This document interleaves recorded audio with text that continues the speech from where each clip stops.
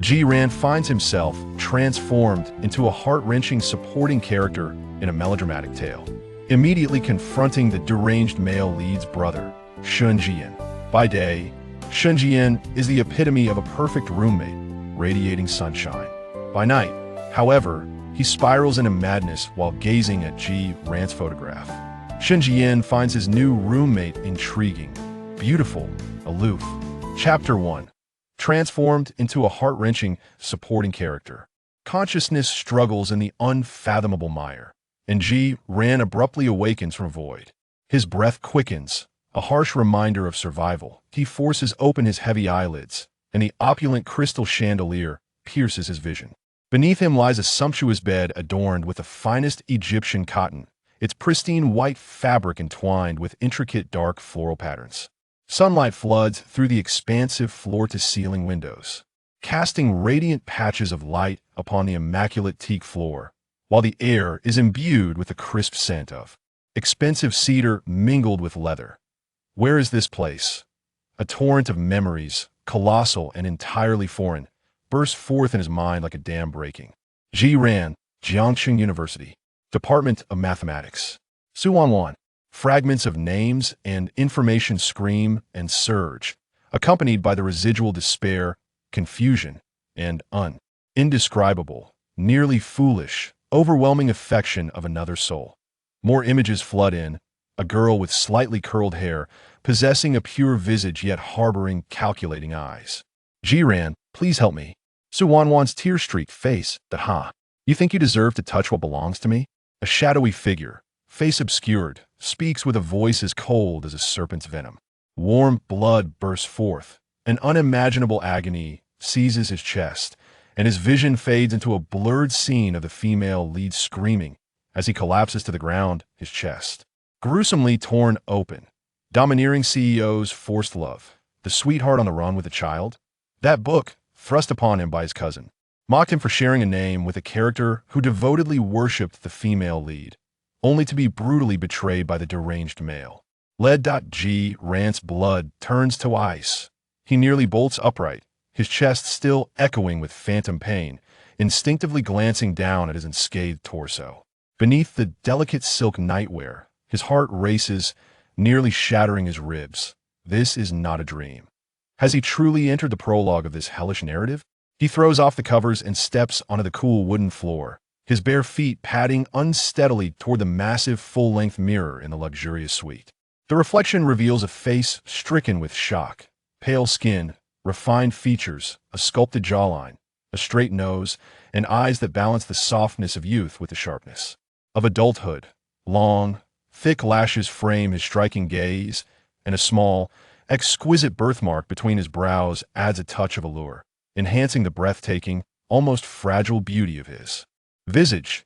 Tall and slender, he possesses broad shoulders tapering to a narrow waist, descending to a firm rear and long, straight legs, his proportions impeccable. Is this the face that fated him to such a tragic destiny? The beauty of this face only brings Ji-ran a chilling dread. The shards of memory continue to reassemble. The original Ji-ran, orphaned at a young age, retains only a hazy outline of happiness captured in childhood photographs. A plane crash during middle school took away his remaining warmth, leaving behind a chillingly vast inheritance. A trust fund meticulously managed, accessible at 18 for a mere 20%, approximately $8 million, to cover his university living expenses at T22. The remaining assets, valued at around $300 million, would be his in full. That girl named Suwanwan had keenly sensed the blend of wealth and solitude emanating from Ji-ran since high school, entwining herself in his life. She cleverly fashioned herself into the only lifeline in Ji-ran's bleak adolescence, exploiting his vast inheritance and his naive, hollowed-out emotions to mold him into the most loyal and useful companion that in the original narrative. This companion even sacrificed his chance at attending the prestigious Yanjing University, opting instead for Jiangxing University's mathematics department, simply because Suwanwan believed Jiangxing was better suited for her elusive dream of stardom. Ji-ran gazes at his reflection, fingertips brushing the small vermilion mark on his brow, its chill sending a shiver through him. His stomach churns. Was that heart-wrenching fate a molten cement forcibly poured into his chest, or were his organs ripped from him? The original text descriptions are vague, yet horrifying, each word exuding a stench of decay and blood. A primal instinct for survival ignites within him, burning fiercely. No, absolutely not. He, Jiran, who struggled through reality, relying on scholarships and working night shifts at a bar to support his studies, who in the dead of winter taught others to snowboard. With fingers frozen and purple, who perished after pushing a frightened girl out of harm's way just before that damn truck struck him. He did not come back to be a mere stepping stone in this melodramatic tale. The screen of his phone lights up, its buzzing sound harsh in the opulent silence of the room. The name that now fills him with intense revulsion flashes on the screen. Su Wanwan. Ji-Ran stares at the name for several seconds, hesitating to answer. His heart continues its chaotic rhythm, yet his resolve quells the initial panic. He strides to the expansive floor-to-ceiling window. The hotel's upper floors offer a splendid view. Outside, Jiangcheng in September unfolds beneath a pale blue autumn sky. The traffic on the main road below crawls slowly. In the distance, a vast area enveloped by lush greenery hints at the blurred outline of the university town. Is today, September 1st? The foolish Ji ran in the book would, brimming with naive affection and an unreserved bank card, eagerly accompany his goddess to Jiangcheng University for registration. There, at the orientation, he would inevitably encounter the sinister man, Shen Zhiyan, who brought his brother to register, igniting the catastrophic plot. The bloody and stormy beginning to Ji Ran clenches the heavy silk curtain tightly. His fingertips lose color from the pressure. In the original narrative, the male lead wields immense power and influence. Challenging him leads to dire consequences. This world favors Shen Zhiyan, the favored child of fate. Crushing an ordinary person is as effortless as squashing an ant. In this world, laws serve the affluent. Here, it is wealth, power, and connections that prevail. Should he flee from Jiangcheng, the epicenter of this melodrama? Given the male lead's vindictiveness and Su Wanwan's perception of his current usefulness, she would never let him go. What if he leaves, only for the forces of the narrative to ensure his demise later? He might not even know when his end would come. What if he stays? Must he follow the plot? In the original story, the first encounter between the male and female leads depicts Shen Zhiyan's intent to eliminate Ji Ran, who accompanies Su Wanwan, but he refrains from doing. So to avoid frightening her, he must delay the registration, evading the pivotal moment of the male and female lead's first meeting, and find a way to sever ties with Su Wanwan, lingering at the fringes of the narrative while waiting for his death scene to pass. Before ultimately fleeing this city, the phone vibrated incessantly, akin to a harbinger of doom. Ji Ran took a deep breath, striving to steady the remnants of tremor in his voice as he pressed the answer button. He could not afford to sever ties just yet, nor could he allow Su Wanwan to harbor any suspicions. Hello? His voice emerged surprisingly calm, deliberately imbued with a hint of drowsiness and distance. Ji Ran, why did you take so long to answer? On the other end, Su Wanwan's tone was intentionally softened, laced with a touch of playful reproach. Didn't you say we would go to school together yesterday? I packed everything. It's nearly noon now. Where are you? Have you left Sioux City yet? Her cheerful words were punctuated by the faint rustling of items being organized in the background. Ji Ran's heart felt as if it had been pierced by an icy shard. He fell silent for a moment before responding in a wearier tone. Wanwan, I'm sorry. Something came up. I'm still in Sioux City, da-da? The buoyancy in her voice instantly froze. Is it serious? Do you need help? If not, it's nothing. Ji Ran swiftly interrupted her, his voice dwindling to a near whisper, bearing a hint of feeble refusal. I can handle it. Myself. He paused briefly before clarifying, I may have to postpone my arrival for a couple of days. I see that Su Wanwan's voice noticeably dimmed, a flicker of impatience and dissatisfaction passing through her. But she quickly suppressed it, morphing her tone into an overly sweet concern. Well, Ji Ran, focus on what you need to do. But she shifted her approach, tentatively inquiring, have you decided when you'll come? If you finish in time, maybe we can meet up afterward? Let's discuss it later. Ji Ran cut her off, his tone conveying an undeniable distance. I'm really quite exhausted. I'll contact you again. Without waiting for her response, he decisively hung up the call. The room was left with only the sound of Ji Ran's heavy breathing. He flung the phone onto the bed as if discarding something tainted. He could envision Su Wanwan's expression on the other end. Shock, displeasure, perhaps a tinge of irritation at the disruption of her plans, along with a fleeting anxiety over the ATM's momentary loss of control. Yet at this moment, none of that mattered. His gaze returned to the expanse outside, where the realm of academia lay, now appearing to him as the center of an invisible, colossal web. Tomorrow, no. The day after, he would report for duty. In the meantime, he needed to devise a plan to sever his ties with Su Wanwan without arousing her suspicion. Chapter 2. The roommate is the male protagonist's brother. On September 3rd, precisely at 4 o'clock in the afternoon, Ji Ran arrived at the main entrance of Jiangxi University, dragging along a 28-inch suitcase containing all his worldly possessions, arriving exactly 2 hours before the registration deadline. The sun still blazed fiercely, yet the air had begun to carry a hint of early autumn's chill. The bustling crowd at the entrance had long since faded from the raucous peak of orientation just days prior, leaving only a few scattered figures hurrying with their luggage. Perhaps fellow fortunate souls like him, arriving just in time. With a clear objective, he made his way directly to the mathematics department's registration area.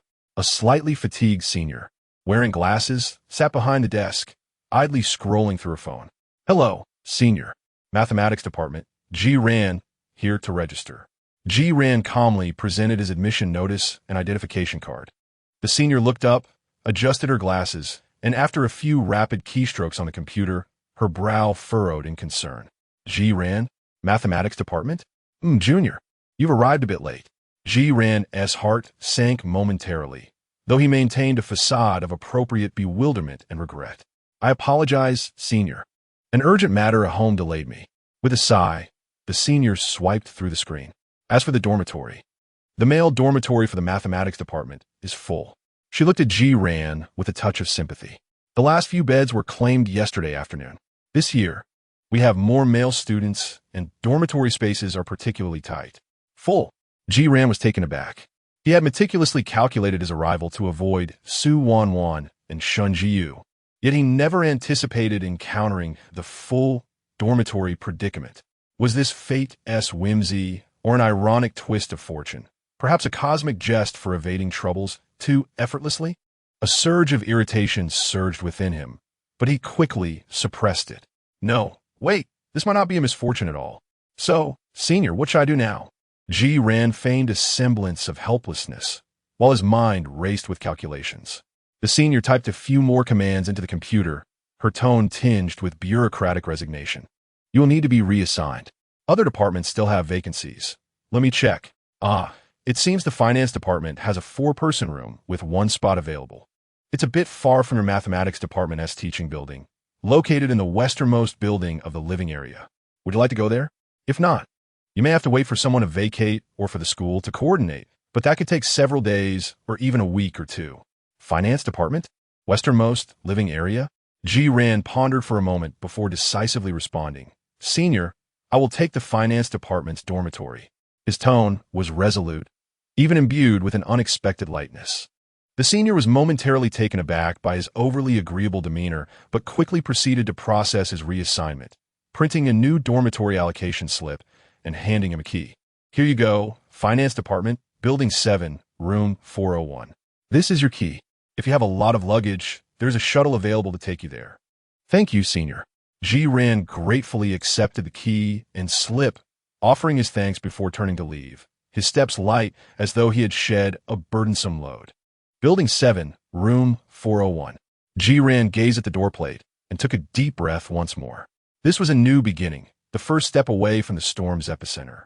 He turned the key and pushed open the door to his new dormitory. A gentle aroma, mingling the subtle scent of laundry detergent with a hint of masculine allure, wafted through the air. The dormitory was a standard 4-person room, featuring raised beds with desks below, an ensuite bathroom, and a small balcony.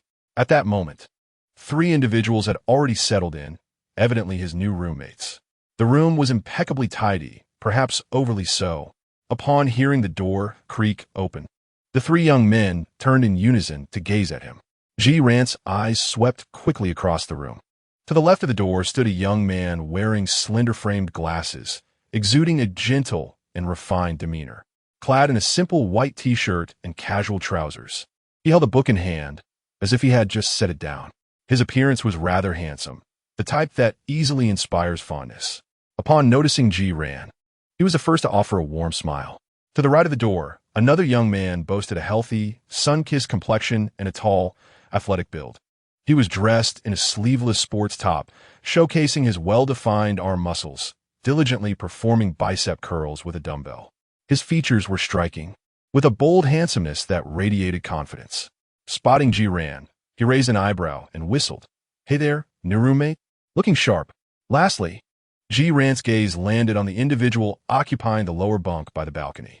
Sunlight streamed in from the balcony, illuminating him as if enveloped in a golden aura. His face was strikingly impactful, with pronounced bone structure, a high nose bridge, and a clean jawline. Most captivating were his eyes, standard almond-shaped, slightly upturned at the corners, with beautiful light brown irises that held a hint of drowsy curiosity. As he turned to look at Zhiyan, a hint of amusement and focus danced in his gaze, evoking an involuntary sense of affinity. His face radiated a bright, unclouded smile, revealing a set of perfectly white teeth. His voice was clear and melodious, imbued with a warmth reminiscent of sunlight.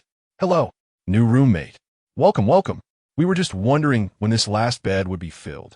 He set down a towel and tousled his half-dry hair with a casual, carefree grace, then approached with enthusiasm, extending his hand. Shen Zhiyan, a freshman in the finance department. Shen Zhiyan? Zhiyan's mind was engulfed in a whirlwind. Shen Zhiyan, the brother of Shen Zhiyan? The background character roommate mentioned only in passing in the original narrative? How could he possibly be here? Finance department? Room 401. The color drained from Zhiyan's face in an instant. His fingers turned icy, and his heart felt as though it were gripped by an invisible hand.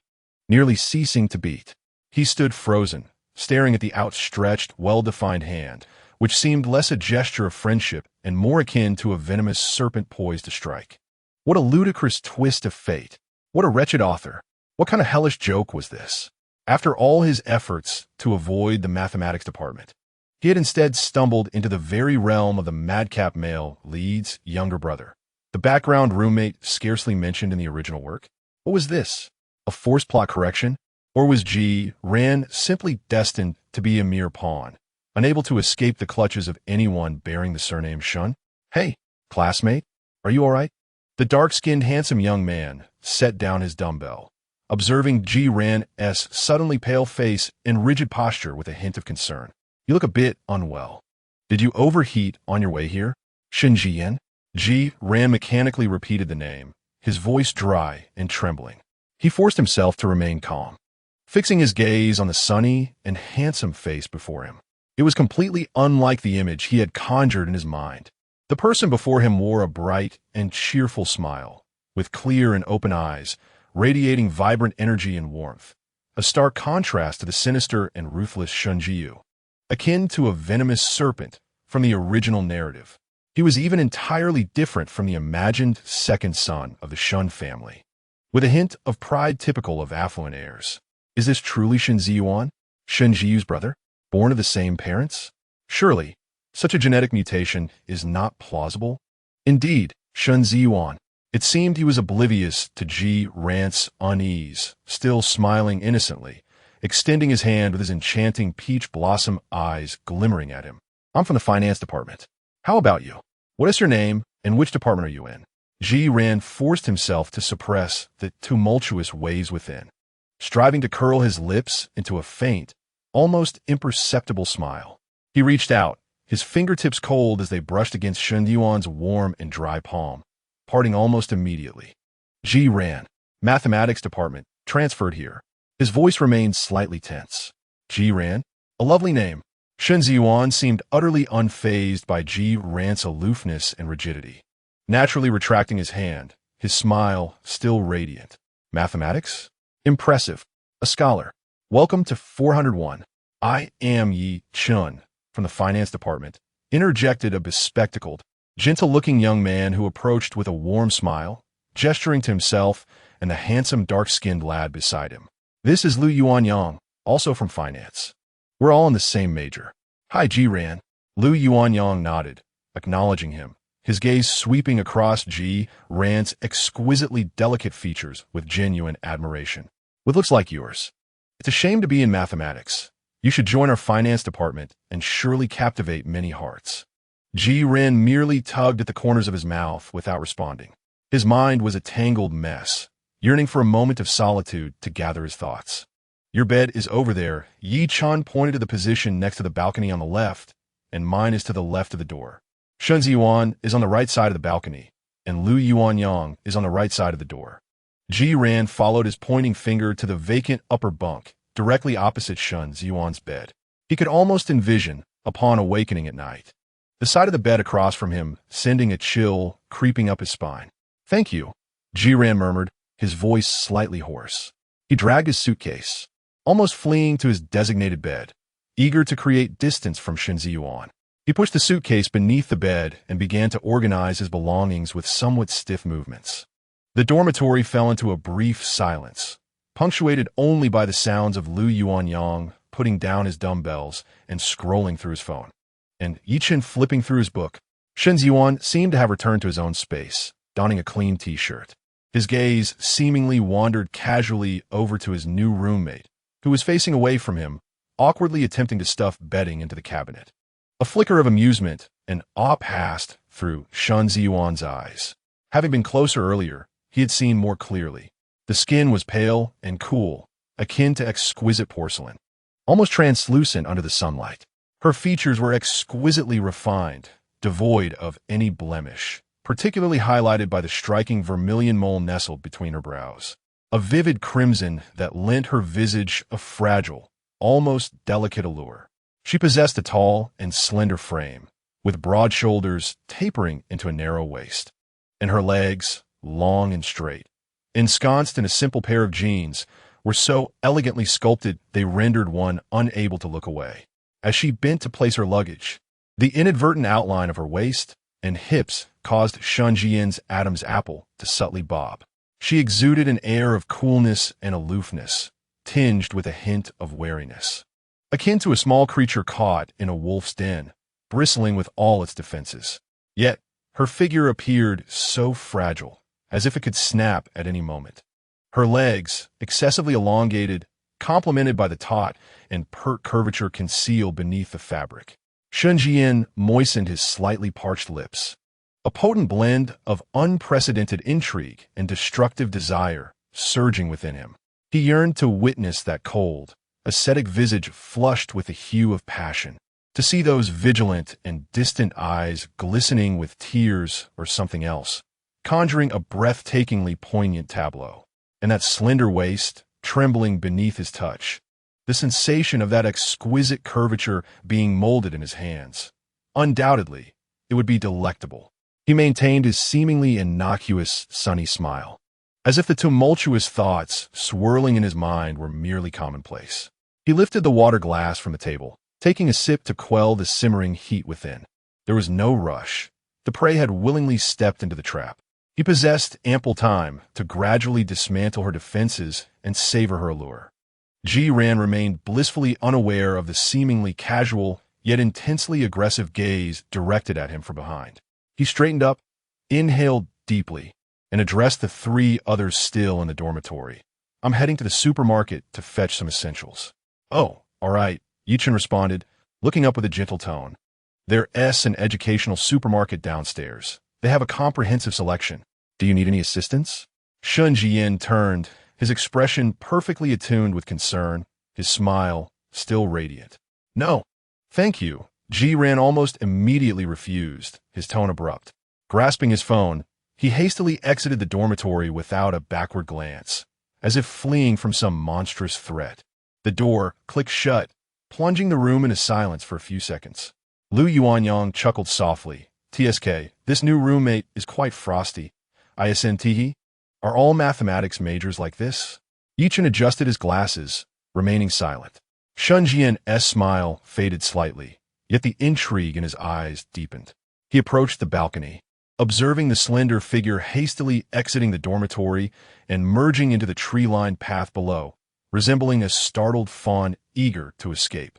He retrieved his phone and casually clicked the shutter, capturing the silhouette against the dappled sunlight filtering through the leaves, outlining a slender yet enticing profile. Gazing at the photograph on his screen, his thumb gently caressed the image as a knowing smile crept across his lips. Zhiyan? How delightfully intriguing. Chapter 3. Distancing from the female protagonist, Zhiyan practically fled from the Lan Yuan Building 7 dormitory. How could Shen Zhiyan be here? How could he be his roommate? This was cliché, utterly ridiculous. The plot twist was absurdly powerful. He exerted great effort to avoid the mathematics department and the orientation day, only to inadvertently collide with the last person he wished to encounter, Shen Zhiyu's younger brother.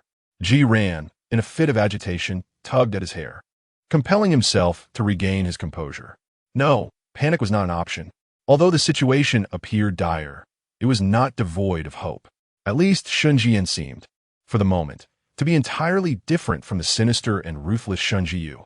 He exuded sunshine, vivacity, and warmth, embodying the essence of a true university student. Perhaps even a tad too radiant. Perhaps, in the original narrative, he was merely a background character, or perhaps the erratic genes of the Shen family had mutated in his case. After all, did not the readers in the comments section bestow upon him the title of the family's conscience? Zhiyan inhaled deeply, attempting to persuade himself. Yes, perhaps it was not so dreadful, as long as he maintained his distance, avoiding Shen Zhiyan's notice, and remained a transparent roommate. He could endure this first year and find a way to apply for off-campus housing. He oriented himself and proceeded towards the educational supermarket that Yi Chun had mentioned. The supermarket, situated at the heart of the living area, was quite sizable and bustling with activity during dinner time. Zhiyan pushed a shopping cart, distractedly tossing in essentials such as toothpaste, toothbrushes, towels, and shampoo. As he reached the snack section and casually picked up a bag of chips, a familiar yet exceedingly unpleasant voice, laced with exaggerated surprise, echoed from behind him. Zhiyan? Zhiyan's body stiffened momentarily before he swiftly adjusted his expression to one of appropriately feigned fatigue and confusion as he turned around. Su Wanwan stood a few steps away, her long hair slightly curled, clad in an exquisitely tailored dress, her face adorned with light makeup that rendered her seemingly pitiful. She too pushed a small shopping cart filled with feminine items. She approached him briskly, her face a blend of concern and grievance. Zhiyan, it's really you. You sounded so distressed on the phone yesterday. I was terrified. Are you all right? Has everything been resolved? Why did you only come to check in today? A barrage of questions flowed from her lips, infused with affectionate reproach and probing curiosity. Her seemingly clear eyes scrutinized Zhiyan's face, attempting to glean information from his subtle expressions. Zhiyan internally scoffed, yet his exterior revealed a hint of bitterness and an awkward embarrassment. He lowered his lashes, their length casting a small shadow over his eyelids, and spoke in a hoarse voice, laden with fatigue and despair. Wanwan, he began, his words a struggle. I am finished. The worry etched on Su Wanwan's face froze momentarily, only to morph into deeper concern. What's wrong? What happened? Please don't scare me, Zhiyan. Zhiyan raised his head, his eyes appearing somewhat reddened. He took a deep breath, as though mustering all his strength, before laboriously uttering those few words. I'm bankrupt. What? Su Wanwan's voice shot up, laced with incredulity and shock, instantly drawing the attention of several nearby students.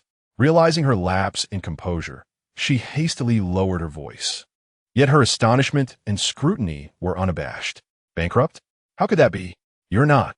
Zhiyan's voice choked with emotion, suffused with self-mockery and despair. The trust fund my parents left me. That damn trust manager absconded with the funds. It's all gone. Not a single cent remains. He painfully closed his eyes, gripping the metallic edge of the shopping cart with such intensity that his knuckles turned white. The police had mentioned that the chances of recovery were exceedingly slim. Upon opening his eyes, he gazed at Su Wanwan, his expression filled with shattered dependence and a hint of humble supplication. Wanwan, I am utterly broke now. Even my tuition comes from student loans. and I have yet to secure living expenses. He paused, lowering his voice to a whisper laced with a shame that was difficult to articulate. Could you possibly lend me some money? Just 2,000 yuan? It's for emergencies. I promise to repay you as soon as I find a part-time job. At that moment, Ji Ran's performance could only be described as Oscar-worthy. The sense of despair, the utter hopelessness, and the abject humility were portrayed with striking authenticity. He even managed to tremble slightly, as if he might collapse at any moment. Su Wanwan's expressions were a tapestry of emotions.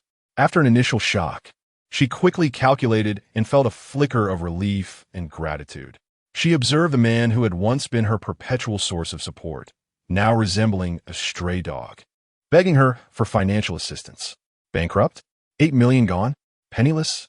Student loans? Overwhelmed by this deluge of information, Su Wanwan's mind raced. She recalled Ji Ran's coldness and aloofness over the phone. This was the reason. Had this immense blow altered his demeanor so drastically? No wonder he had only come to report today. Borrow money? 2,000 yuan? A cold laugh echoed in her heart. What a ridiculous notion. A penniless wretch burdened by student loans. What could he possibly offer in return? His handsome face. Her money was meant for investing in herself, purchasing exquisite clothes, cosmetics, dining at upscale restaurants, maintaining her goddess-like image. How could she squander it on a man destined to yield no returns? Moreover, the visage of Shen Zhiyan flashed in her mind, along with the immense power and wealth he represented. She had finally made a connection, albeit a harrowing journey, with unimaginable rewards. A bankrupt Ji Ran was unworthy even to carry Shen Zhiyan's shoes. Ji Ran's expression instantaneously shifted to one of sorrowful despair. As if on the verge of tears, he stepped forward, seemingly wishing to grasp Ji Ran's hand, but hesitated mid-air, as if reluctant to touch his fragility. How could this happen? My heart is breaking upon hearing this news, she said, her voice choked, eyes reddening rapidly, showcasing her acting prowess. However, I too am in a tight spot financially. I just arrived at school, and I've spent a fortune on essentials. The living expenses from home haven't arrived yet, I fear. She bit her lip, portraying an overwhelming sense of guilt and helplessness. Inside, Ji Ran scoffed coldly. Yet his outward demeanor was one of desolate silence. He struggled to muster a smile that was more painful than tears. It's all right, Wanwan, I understand. He lowered his head, his voice soft as a sigh. I heard about that special man you encountered on orientation day. Su Wanwan's body stiffened, a flicker of panic darting across her eyes, quickly masked by a facade of calmness. Huh? What man? Ji Ran, what are you talking about? There were so many people on orientation day. I only met a few new classmates. Is that so? Ji Ran raised his head, his gaze hollow as he looked at her, as if he could see through everything yet seemed indifferent to it all. Wanwan, stop deceiving me. I already know. He managed a bitter smile. It is those kinds of people who deserve you. I no longer measure up. Taking a deep breath, as if resolved to a certain fate, his voice trembled with determination. Wanwan, I cannot burden you any longer. Let us cease all contact from now on. Ji Ran, please don't do this. Su Wanwan grew anxious, tears welling up and swirling in her eyes. Aren't we good friends? Though I may not be able to help you, we can think of ways together. Don't act impulsively. This is not impulsive. Ji Ran shook his head, his eyes filled with sorrow, yet unwavering. It is I who do not wish for you to suffer alongside me. Wanwan, you deserve a better life, a better person. He emphasized the word person, forget me. Let it be as if we have never known each other. He took out his phone, right before Su Wanwan opened her WeChat profile, his fingers trembling as he pressed the button to delete the contact and subsequently blocked her. The action was executed in one fluid motion, imbued with a near-cruel resolution. Ji Ran, Su Wanwan stared at him in shock, tears finally spilling down her cheeks, her expression one of a heart shattered. Goodbye, Wanwan. Ji Ran cast one last glance at her, his expression inscrutable, filled with pain, reluctance, yet overwhelmingly resolute. He pushed the shopping cart and turned away, his silhouette forlorn and desolate as he swiftly vanished around the corner of the supermarket shelves. Su Wanwan stood rooted in place, watching Ji Ran disappear, her tears quickly drying, replaced by a sense of relief. Bankrupt? Truly, Fortune smiles upon me. With this, she had finally shed this burden, although his visage was somewhat regrettable. What use was a handsome face on a pauper? Perfectly. She could now wholeheartedly pursue Shen Zhiyan, though he was formidable. Capturing him would grant her a life of grandeur within reach. She pulled out her phone, glancing at the notification of being blocked, a smug smile gracing her lips. Well deleted. No more pestering me for loans in the future. In high spirits, she pushed the shopping cart, humming a tune as she headed towards the cosmetics section, as if the earlier scene of parting had never transpired. On the other side of the shelf, Zhiyan leaned against the metal rack, exhaling deeply and silently. His heart still raced slightly from the earlier performance, but the long-suppressed heaviness in his chest seemed to have been expelled with that breath.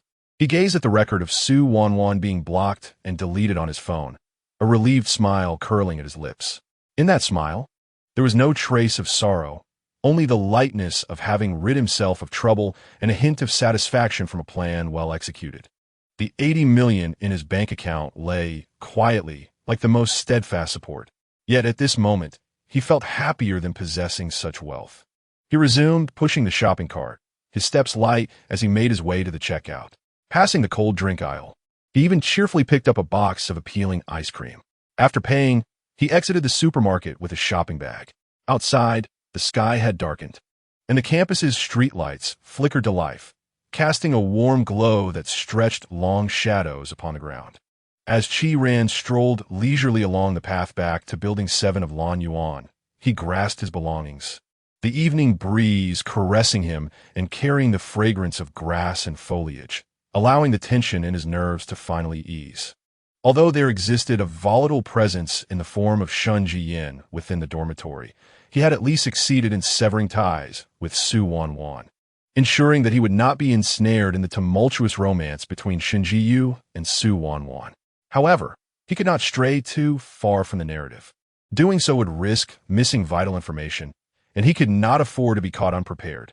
What should he do? Hire a bodyguard? Perhaps not, as the fear of betrayal loomed large. After all, Shen Zhiyan was immensely wealthy and powerful, while Zhiyan's finances were merely a drop in the ocean.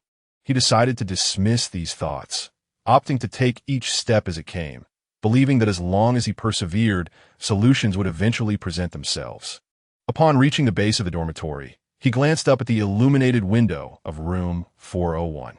In the corridor, he could faintly hear the boisterous shouts of Lu Yuanyang and the intense sound effects of a video game. Zhiyan steadied his resolve and stepped inside.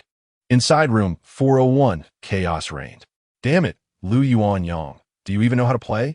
Shen Zhiyan, clad in headphones, his fingers dancing across the keyboard, roared into the microphone, his face displaying the unique blend of fierce concentration and irritation characteristic of gaming. Lu Yuanyang, equally adorned with headphones, retorted, "I'm about to die here. Why are you charging in like a fool?" Meanwhile, Yichun sat at his desk, immersed in a book while donning noise-canceling headphones, blissfully ignoring the cacophony of the two gaming enthusiasts nearby. As Zhiyan entered, he was greeted by this lively tableau, and an inexplicable sense of relief washed over him. At least everything appeared normal. "Oh, you're back?" Lu Yuanyang glanced at him momentarily, offering a casual greeting before diving back into battle. "Shen Zhiyan, there is someone on your left." Shen Zhiyan, with a fleeting glance at Zhiyan, still brimming with the remnants of gaming fervor, replied casually, "You're back? Did you manage to get everything?" His tone was so natural that it felt as if they had been acquainted for ages. "Yes," Zhiyan replied softly, striving to minimize his presence as he made his way toward his bed. He began to unpack his purchases, placing items on the desk and in the cabinet. Though Shen Zhiyan's gaze appeared fixed on the screen, his peripheral vision consistently followed the slender figure of Zhiyan, observing him bend slightly to organize his belongings, the hem of his t-shirt accentuating his supple waistline, and watching him stretch on tiptoe to reach the upper shelf of the cabinet, showcasing the elegant lines of his legs, made Shen Zhiyan's throat involuntarily bob, and his grip on the mouse tightened ever so slightly. TSK. Zhiyan was perpetually testing his self-control. He forced himself to redirect his focus back to the game screen, shouting into the microphone, "Lu Yuanyang, don't hesitate, charge ahead." Yet within, A voice chuckled softly. No rush, there is plenty of time ahead. Chapter 4. The illusion of calm emerging from the bathroom. Zhiyan was enveloped in a veil of steam. Clad only in loose-fitting black athletic shorts, droplets of water clung to his skin, his pale complexion glistening under the dormitory lights. His physique is slender, with a proportionate frame, lightly covered in muscle, allowing the faint outline of abs to be discerned, not the sculpted bulk of a gym enthusiast, but rather the naturally delicate form of youth, exuding an air of fragile elegance. As he carelessly toweled off his damp hair, he made his way to his desk, intending to find a clean tank top to wear. The dormitory was enveloped in tranquility, devoid of the cacophony of gaming sound effects. Upon glancing up, he noticed Lu Yuanyang, Yi Chun, and Shen Zhiyan gathered around Lu Yuanyang's table, seemingly engaged in casual conversation. Oh, all finished? Lu Yuanyang was the first to spot him, whistling softly and allowing his gaze to roam appreciatively over him. You look good, Zhiyan. Though perhaps a tad too slender. You ought to eat more. Zhiyan felt a flicker of discomfort under his scrutiny and murmured a vague acknowledgement, hastily retrieving a pristine white cotton tank top from the drawer to put on. Shen Zhiyan's gaze followed him closely, from the bathroom door to the moment he donned his attire. The sight of his damp black hair clinging to his forehead, with droplets cascading down his neck and disappearing into the neckline of his tank top, caused a slight movement in his throat. He maintained that innocuous smile on his face, as if merely casting a casual glance. Come, Zhiyan, have a seat, Lu Yuanyang warmly beckoned, patting the empty spot beside him. We were just discussing forming a dormitory group chat. Let us add each other on WeChat for easier communication. Zhiyan hesitated for a moment, but eventually approached. He took out his phone, and Lu Yuanyang swiftly leaned in to scan his QR code. I'll add you to the group, Lu Yuanyang said efficiently. Yichen also produced his phone. Let me add you as well, Zhiyan. Sure, Zhiyan nodded, bringing up his QR code. After Yichen scanned it and glanced at his phone screen, he revealed a somewhat perplexed expression. It seems we already have WeChat? Zhiyan's heart sank. Did the original owner add him? He feigned calmness, opening his WeChat contacts, and indeed, he found Yichen's name in the list, with no embellishments, just his full name, lacking even an emoticon, indicating the original owner had not given it much thought. Oh, is that so? Zhiyan played the fool, internally lamenting. How small is this melodramatic world? Yichen? Competitions? What else could the original owner think of besides studying and that foolish Su Wanwan? He quickly recalled Yichen mentioning the mathematics and physics competitions earlier. The original owner had indeed won several awards, but Yichen? Third place? He truly had no recollection of that. The original owner's social circle was far too narrow. Indeed, Yichen smiled, his tone gentle yet tinged with curiosity. In the first semester of senior year, during the National Mathematics Competition Finals, we were both in Yanjing. You placed first. In the physics competition finals, you were first, and I was third. We must have added each other on WeChat back then, but lost contact afterward. He paused, seemingly deliberating his next words. Were you in a relationship during the second semester? Your social media presence seemed quite different during that time. Zhiyan's internal alarm bells rang loudly. Oh no. Had Yichen seen the original owner's cringe-worthy social media posts? He hoped he scrutinized them closely or dismissed them as foolishness and blocked them. Fortunately, he had spent the night before deleting all those embarrassing posts, leaving not a trace behind. Zhiyan's face instantly flushed a deep crimson, a blend of feigned bravado and genuine embarrassment overwhelming him, wishing desperately to vanish into a crevice in the earth. He inhaled deeply, striving to imbue his voice with calmness tinged with a hint of regret. I have not been in a relationship. He resolutely denied it, then offered a highly awkward yet self-deprecating smile, admitting that he had succumbed to a moment of adolescent folly, posting a slew of posts that now made him cringe. He paused, his tone hardening slightly. Honestly, reflecting on that time, I feel an urge to eliminate the version of Zhiyan from those days. This statement was a mix of truth and jest. He truly harbored a desire to obliterate his former self. Yichen was momentarily taken aback by his vehement reaction. then awkwardly chuckled in understanding. I get it, we all have our youthful indiscretions. Clearly, he did not wish to linger on the uncomfortable topic, swiftly changing the subject. We'll be roommates from now on. The atmosphere momentarily thickened. Hey, it's not a big deal. Lu Yuanyang jovially patted Ji Ran on the shoulder, causing him to stumble slightly. Who doesn't have a bit of a dark history on their social media? Just delete it and move on. Come on, let's join the group, he declared. I've even thought of a name for it. The Four Heavenly Kings of Room 401. Ji Ran winced at the force of the slap, quickly rubbing his shoulder, mentally grumbling about his friend's strong grip. He opened WeChat and, as expected, was added to a group named the Four Heavenly Kings of Room 401. The group members included Lu Yuanyang, Yi Chun, Shen Zhiyan, and Ji Ran. Shen Zhiyan also took out his phone, performed a few swift motions, then looked up, revealing his signature sunny smile. I'll add you too, Ji Ran. Oh, sure. Ji Ran hastily brought up the QR code. Once Shen Zhiyan scanned it, he tapped a few times on the screen, seemingly making a note. He then casually inquired, Ji Ran, you're from Sioux City, right? I've heard the gardens there are quite beautiful. Yes, Ji Ran nodded cautiously in response.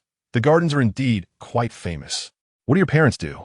You don't seem to hail from an ordinary family, Shen Zhiyan asked with a smile, his tone as light as discussing the weather, his warm, earnest gaze fixated on Ji Ran, brimming with genuine curiosity. Is Shen Zhiyan inquiring about his background? Ji Ran immediately focused intently, maintaining a calm facade.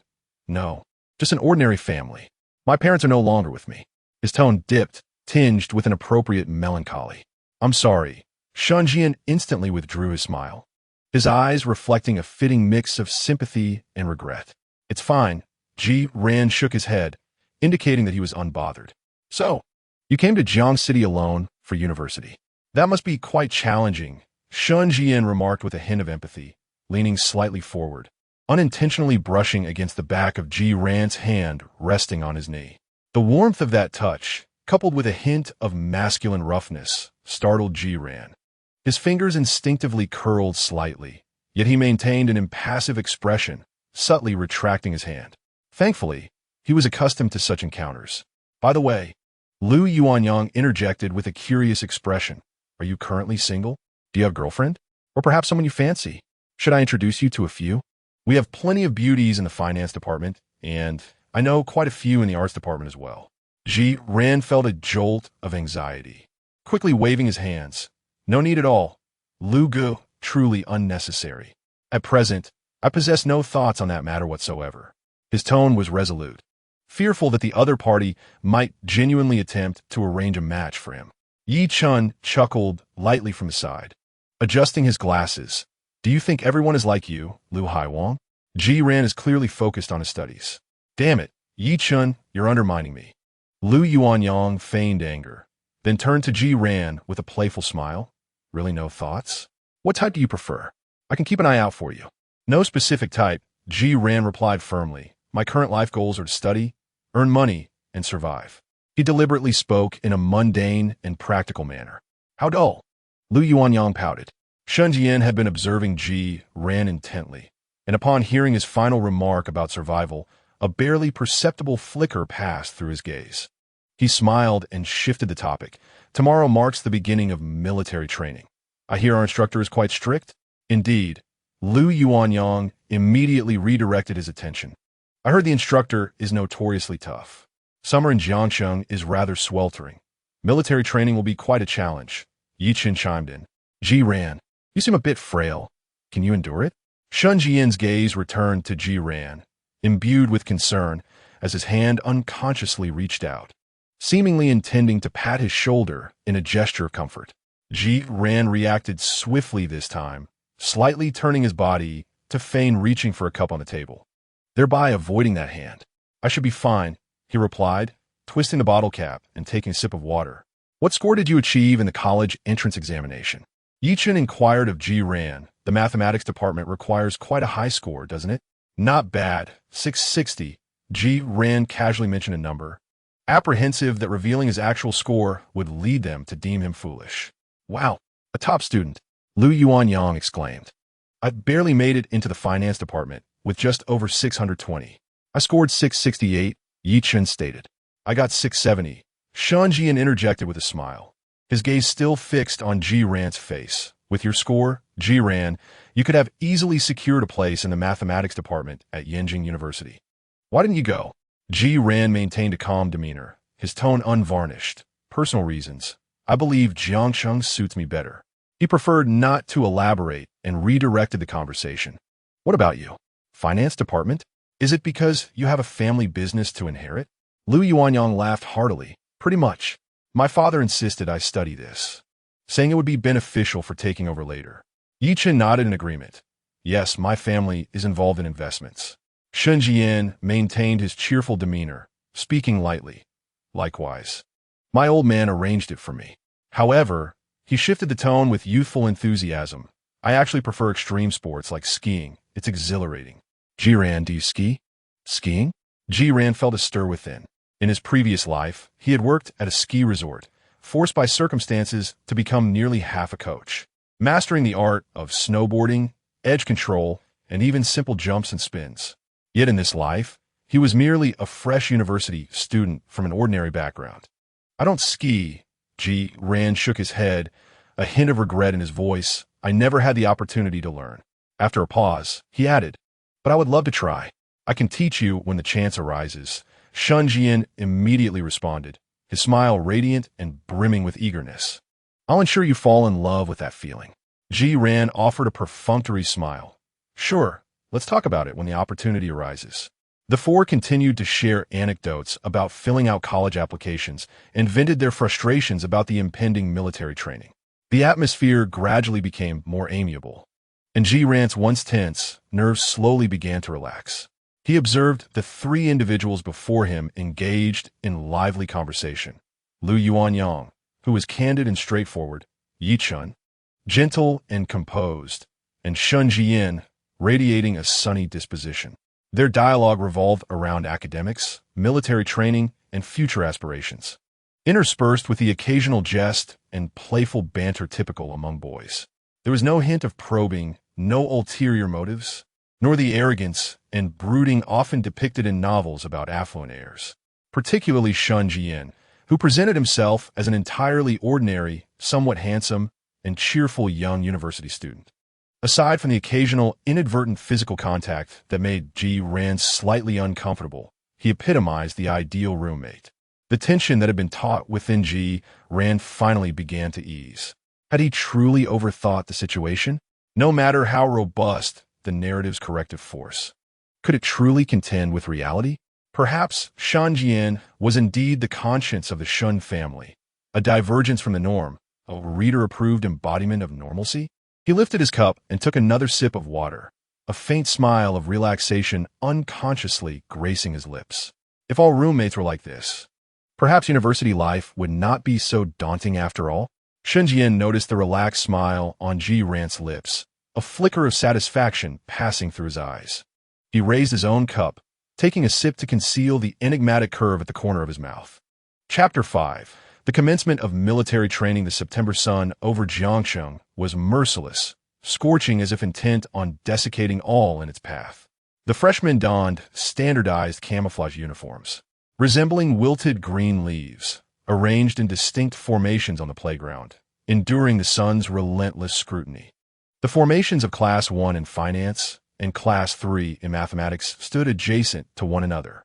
Ji Ran positioned himself at the rear of the mathematics class, striving to conceal himself behind a few taller classmates in search of a modicum of shade. Stand at attention. The instructor's voice boomed like thunder. Ji Ran jolted, quickly straightening his posture and fixing his gaze ahead. Sweat trickled down his forehead, causing an irritating itch, yet he dared not move.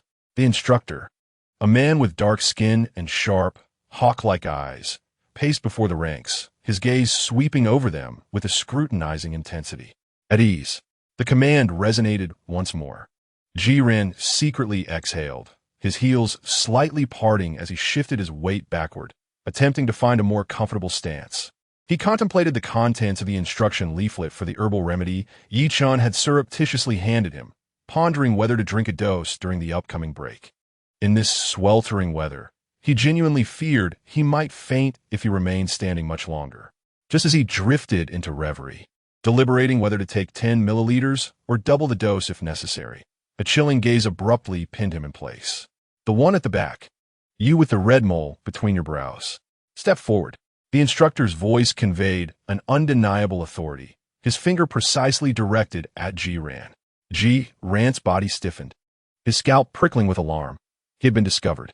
With a resolute demeanor, he jogged out of line under the watchful eyes of over 100 peers, coming to a halt before the instructor, striving to stand tall, reporting to the instructor. The instructor appraised him from head to toe, his gaze sharp as a blade. What were you doing just now? Enjoying yourself, were you? Moving about in the ranks. Do you think I'm blind? Ji-Ran's inner thoughts raced. Help. I promise I won't do it again. Instructor, your insight is unparalleled. He forced a sincere expression of remorse onto his face. Report, instructor. I was wrong. I won't dare do it again. I request a return to the ranks. Return to the ranks?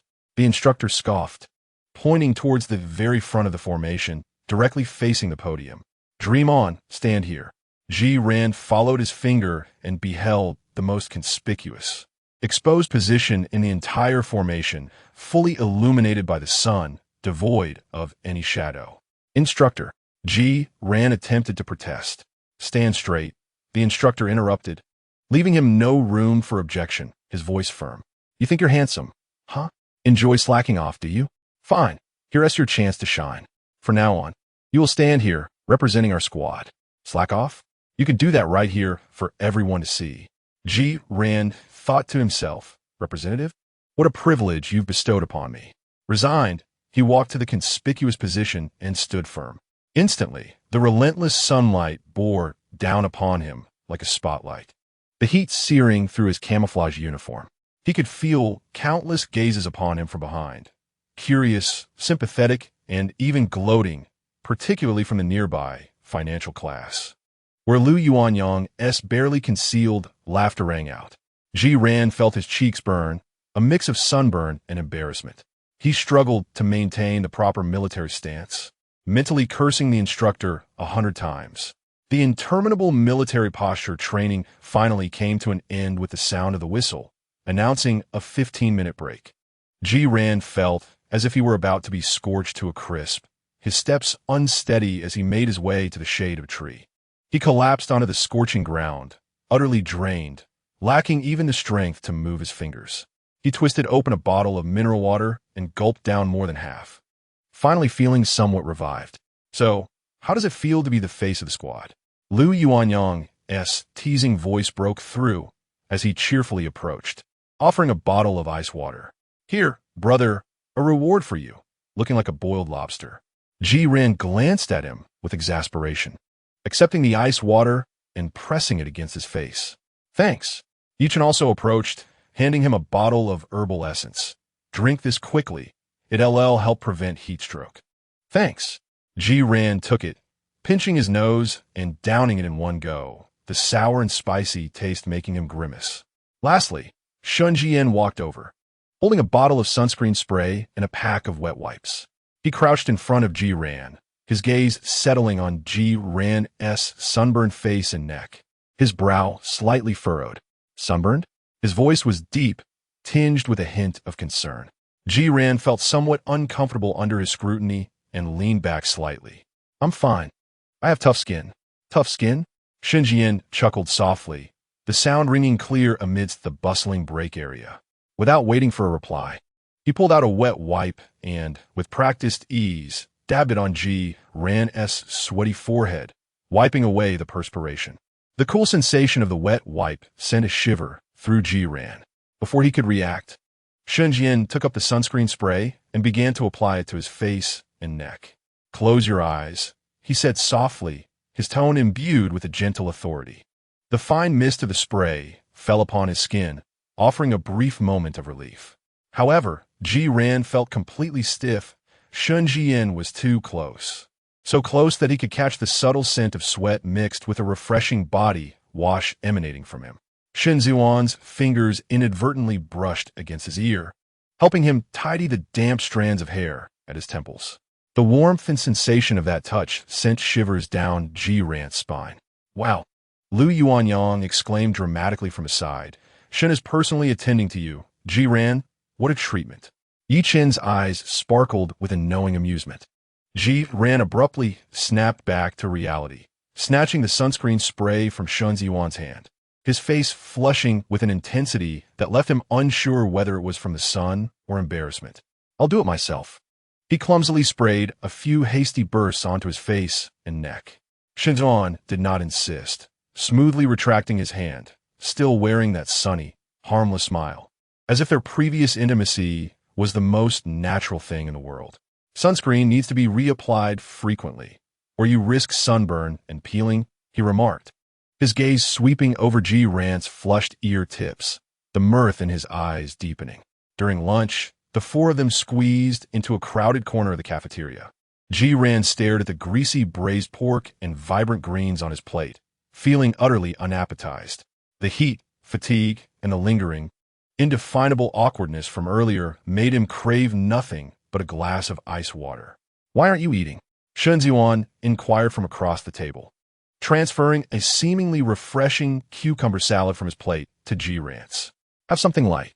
Thank you, but no, Ji Ran replied, placing the cucumber back, burying his head in the bowl of white rice.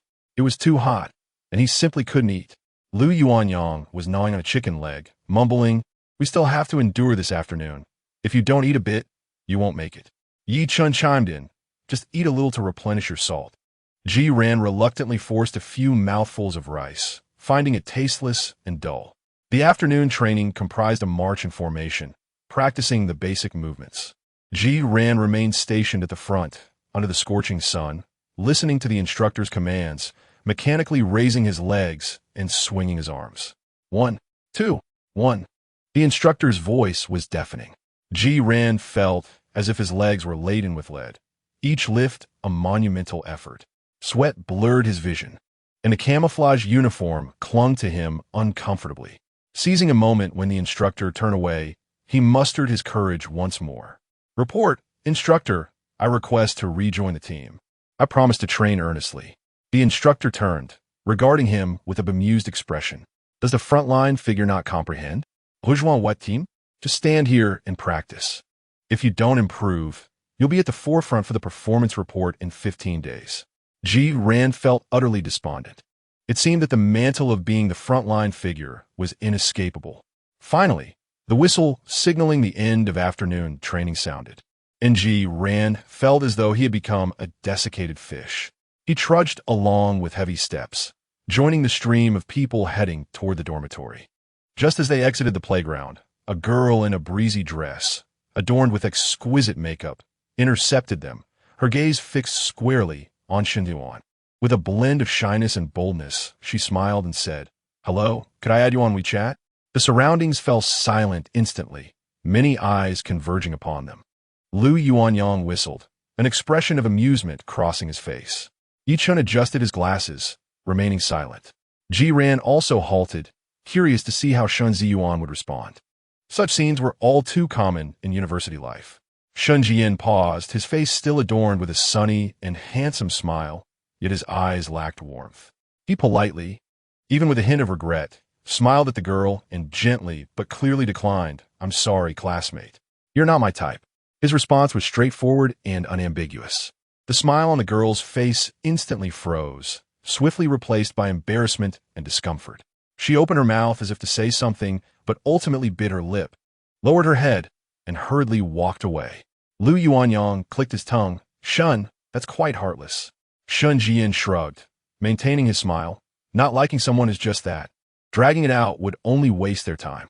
His gaze casually swept over Ji Ran, who wore an expression of indifference, and a fleeting glimmer of darkness flickered in his eyes. Ji Ran silently applauded Shen Zhiyan in his heart. Well done. The rejection was succinct, no fishing for compliments. Affinity level at 1. It seemed that this Shun family heir was quite normal in matters of the heart. He felt a twinge of shame for his earlier overcautiousness. Perhaps he had indeed overthought it. Shen Zhiyan was simply a handsome, cheerful young man who was forthright in his refusals. Ji Ran quickened his pace, eager to return to the dormitory for a refreshing cold shower. Shen Zhiyan observed Rant's visibly relaxed figure departing, a barely perceptible smile curving at the corners of his lips. Not his type. The type he preferred was currently walking unsuspectingly ahead of him. Chapter 6. The mischief in the melon field dragging his seemingly leaden legs back to dorm 401. Ran felt as though every bone in his body was groaning. The soles of his feet felt as if they were treading upon burning coals, both painful and numb. He scarcely wished to utter another word, dashing straight into the bathroom to wash away the sweat and fatigue with icy water. Emerging from the shower, he felt somewhat revived, though the prickling discomfort in his feet persisted. He retrieved a plastic basin bought from the supermarket, filled it with warm water, and added a bit of cool water, cautiously sitting on the floor to soak his sore feet. The warm sensation enveloped his ankles, providing a fleeting comfort, quickly followed by a more pronounced ache. Ran couldn't help but inhale sharply, his brows furrowing tightly. Our star has returned. Lu Yuanyang lounged in his chair, scrolling through his phone while teasing. How does it feel to be in the spotlight? Ran couldn't be bothered to roll his eyes, responding weakly, absolutely delightful. Want to give it a try? Thanks. But no thanks, Lu Yuanyang chuckled, waving his hand. I'll leave the limelight to you. Suddenly, he recalled something and turned to Yi Chun, who was quietly reading. I need to tell you something.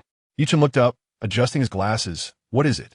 I heard, Lu Yuanyang said with an air of mystery, that a stunning beauty has taken a liking to you and wishes to pursue a romance. Yi Chun's expression remained impassive, even a bit bewildered. How come I don't know about this? Isn't it perfectly normal that you don't? Lu Yuanyang replied confidently. You spend all your time either reading or reading. Oblivious to the world outside, you wouldn't even glance at a beauty walking past you. Yi Chun simply responded, oh. He lowered his head and continued reading, clearly uninterested in the gossip. Lu Yuanyang, however, paid no mind and turned to Shen Zhiyan, who had just emerged from the bathroom, drying his hair with a towel. Shun, have you heard the big news? Shen Zhiyan casually inquired, rubbing his damp, short hair. Your brother, Lu Yuanyang's voice rose with excitement. The esteemed President Shun has found himself a girlfriend. Shen Zhiyan paused for a moment, then resumed his actions, his tone unruffled. Who is she? An art student, a painter, Lu Yuanyang said, his eyes sparkling with enthusiasm. Her name is Su Wanwan. They say she has an incredibly pure appearance, the quintessential innocent type. TSK, your brother has a certain taste. Su Wanwan? Shen Zhiyan echoed the name, his expression betraying no hint of recognition. I don't know her. Hey, you're quite the brother, Lu Yuanyang marveled. While others are busy with military training, your brother simply waved his hand and pulled some strings to whisk her away. And here you are, standing around in the sun, looking like a sunburnt chicken. There's a clear distinction in treatment. Shen Zhiyan continued to dry his hair, his demeanor still warm and composed, though a flicker of coldness passed through his eyes. Yuan, as long as my brother is happy, that's what matters. He is 28. It's perfectly normal for him to date. Finding someone who's 18 is fine too. He paused, his tone laced with deeper meaning. A 10-year difference is not a significant matter as long as he finds joy in it. He is someone who truly cares for others, willing to give his all to those he cherishes. Ran, who had been gazing at his reddened toes in the basin, mused to himself. So soon? The plot is indeed unfolding. Shen Zhiyan has made his move. Upon hearing Shen Zhiyan's remark about the 10-year age gap, Ran internally scoffed. A 10-year difference? Indeed, an 18-year-old can't possibly compete with a 28-year-old mature man. Wealth and power can fulfill any desire, as long as you comply. However, an even more repulsive memory surged forth. But in the original plot, didn't they start as lovers? After they slept together, the protagonist was sent to buy contraceptives, while it was Shen Zhiyan who had been intimate with her, leaving the protagonist to provide comfort. Damn, what a victim, an utterly tragic victim. Yi Chun closed his book and joined the discussion. Lu Yuanyang, ISNT, it quite normal for President Shun to date a younger girl at 28? Why the fuss? Lu Yuanyang replied, I am astonished. The young Master Shun is actually giving her a title.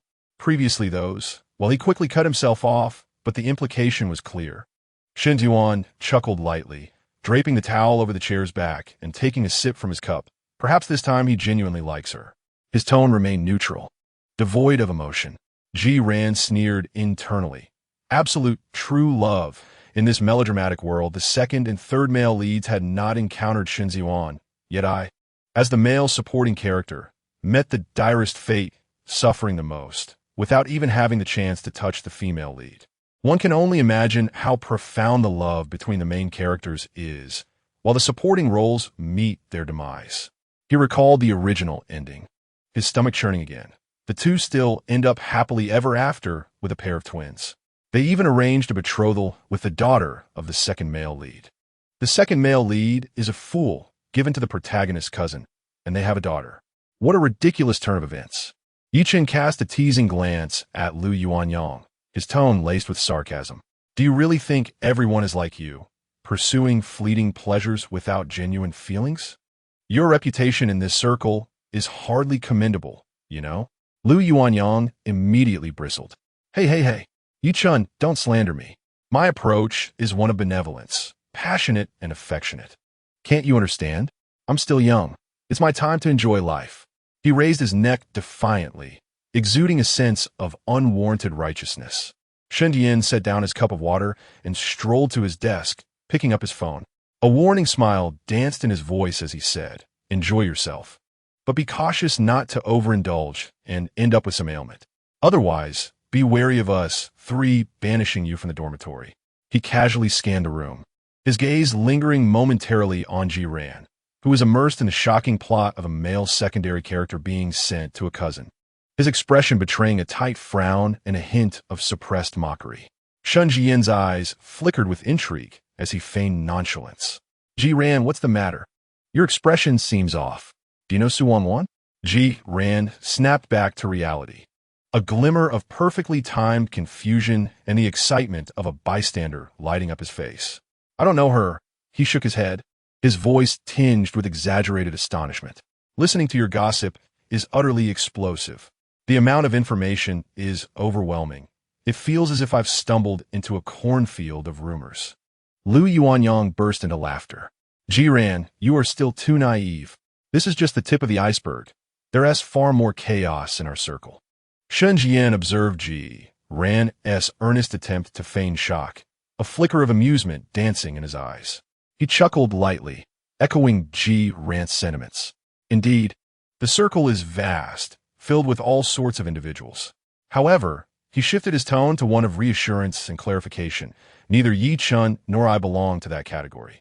As for Lu Yuanyang, he shot a glance at him.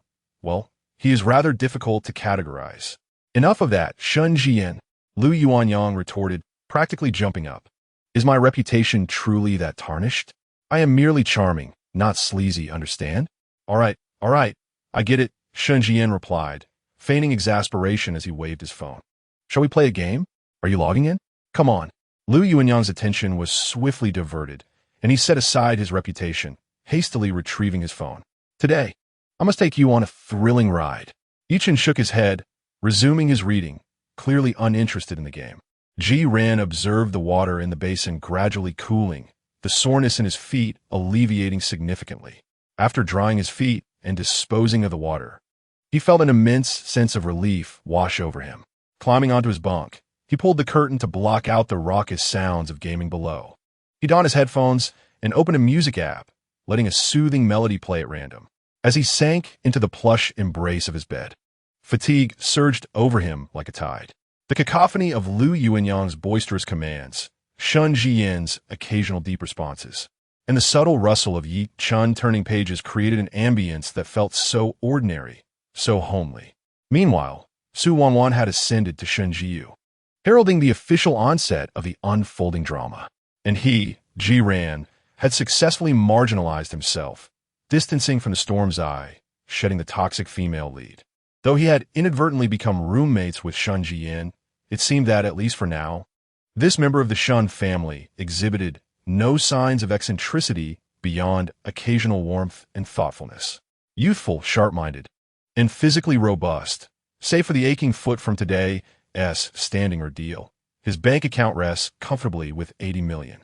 The future indeed appears promising. Zhiyan closes his eyes.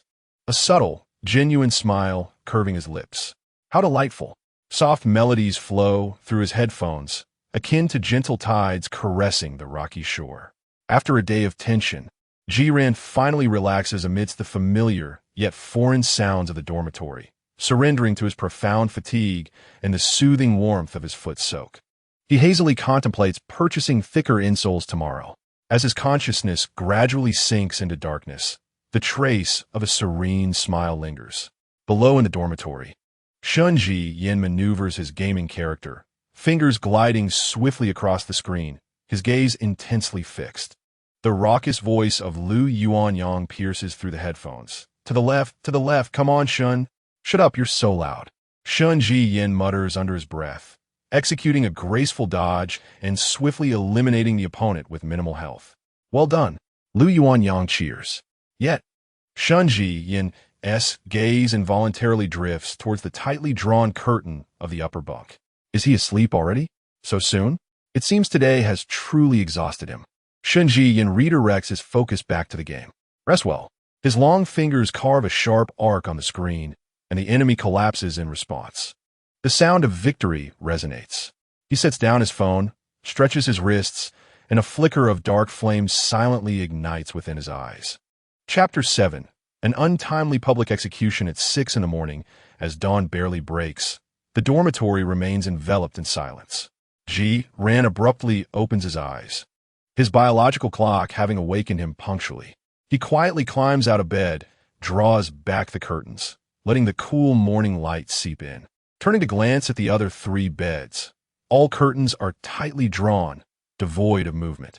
Time to rise, Zhiyan calls softly at 6 o'clock.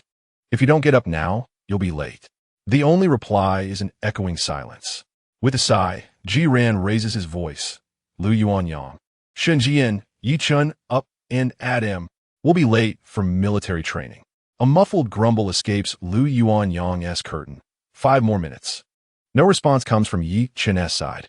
Shen Zhiyan, as a curtain stirs slightly before a gap opens, revealing his sleep-ridden, tousled head. He squints at Zhiyan, his voice thick with sleep and husky. Yeah, got it. Zhiyan breathes a sigh of relief. At least one of them is awake. He strides towards the washroom, ready to freshen up.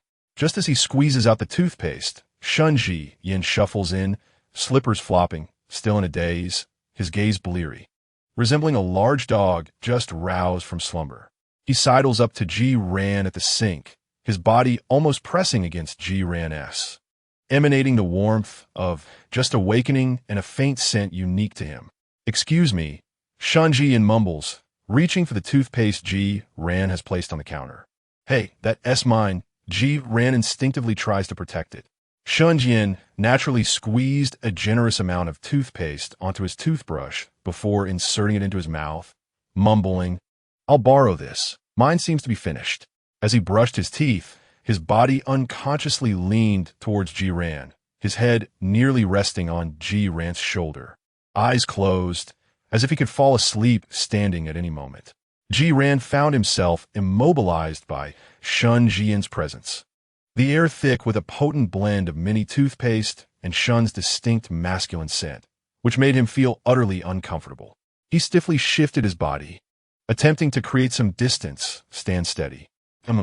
Shen Zhiyan replied indistinctly, his body remaining still leaning against Zhiyan, leisurely brushing his teeth. Zhiyan had no choice but to hasten his own brushing, carelessly finishing up, splashing cold water on his face before hastily escaping the cramped washroom. Under Zhiyan's forceful urging, Lu Yuanyang and Yichun finally struggled to rise. The 4 of them hurriedly washed up and changed clothes, rushing out of the dormitory just as the assembly whistle echoed across the playground. Run, Zhiyan shouted, leading the charge. Unfortunately, they were still late. By the time they breathlessly reached the vicinity of the financial Class 1 formation, a burly chief instructor with gleaming epaulets stood on the podium, microphone in hand, his piercing gaze scanning the crowd, his eyes precisely locked onto the 4 figures dashing toward him. Stop! The chief instructor's authoritative voice boomed through the loudspeaker, resonating across the entire playground. You 4 over there, which company are you from? Running in late? The attention of 1,000 eyes on the playground suddenly converged upon them. Ji ran, and Yi Chun froze in place, wishing they could bury their faces in the ground. In unison, they quickly pulled the brims of their camouflage caps down as low as possible, trying to shield their mortified expressions. Lu Yuanyang, unperturbed albeit having halted, wore an awkward grin on his face and scratched his head. Shen Zhiyan remained the most composed of them all. He stopped, standing upright, his face devoid of any emotion. Even raising a hand to adjust the brim of his cap, his movements calm and unhurried, as if simply pausing to admire the scenery. The four of them, with heads held high despite the scrutiny, made their way to the foot of the podium. Late? The chief instructor looked down at them, his gaze sharp. Report to the chief instructor. Ji Ran attempted to explain. Silence. The chief instructor interrupted him. Being late is being late. Save your excuses for your instructor. Now, get up on the podium and stand straight. On the podium?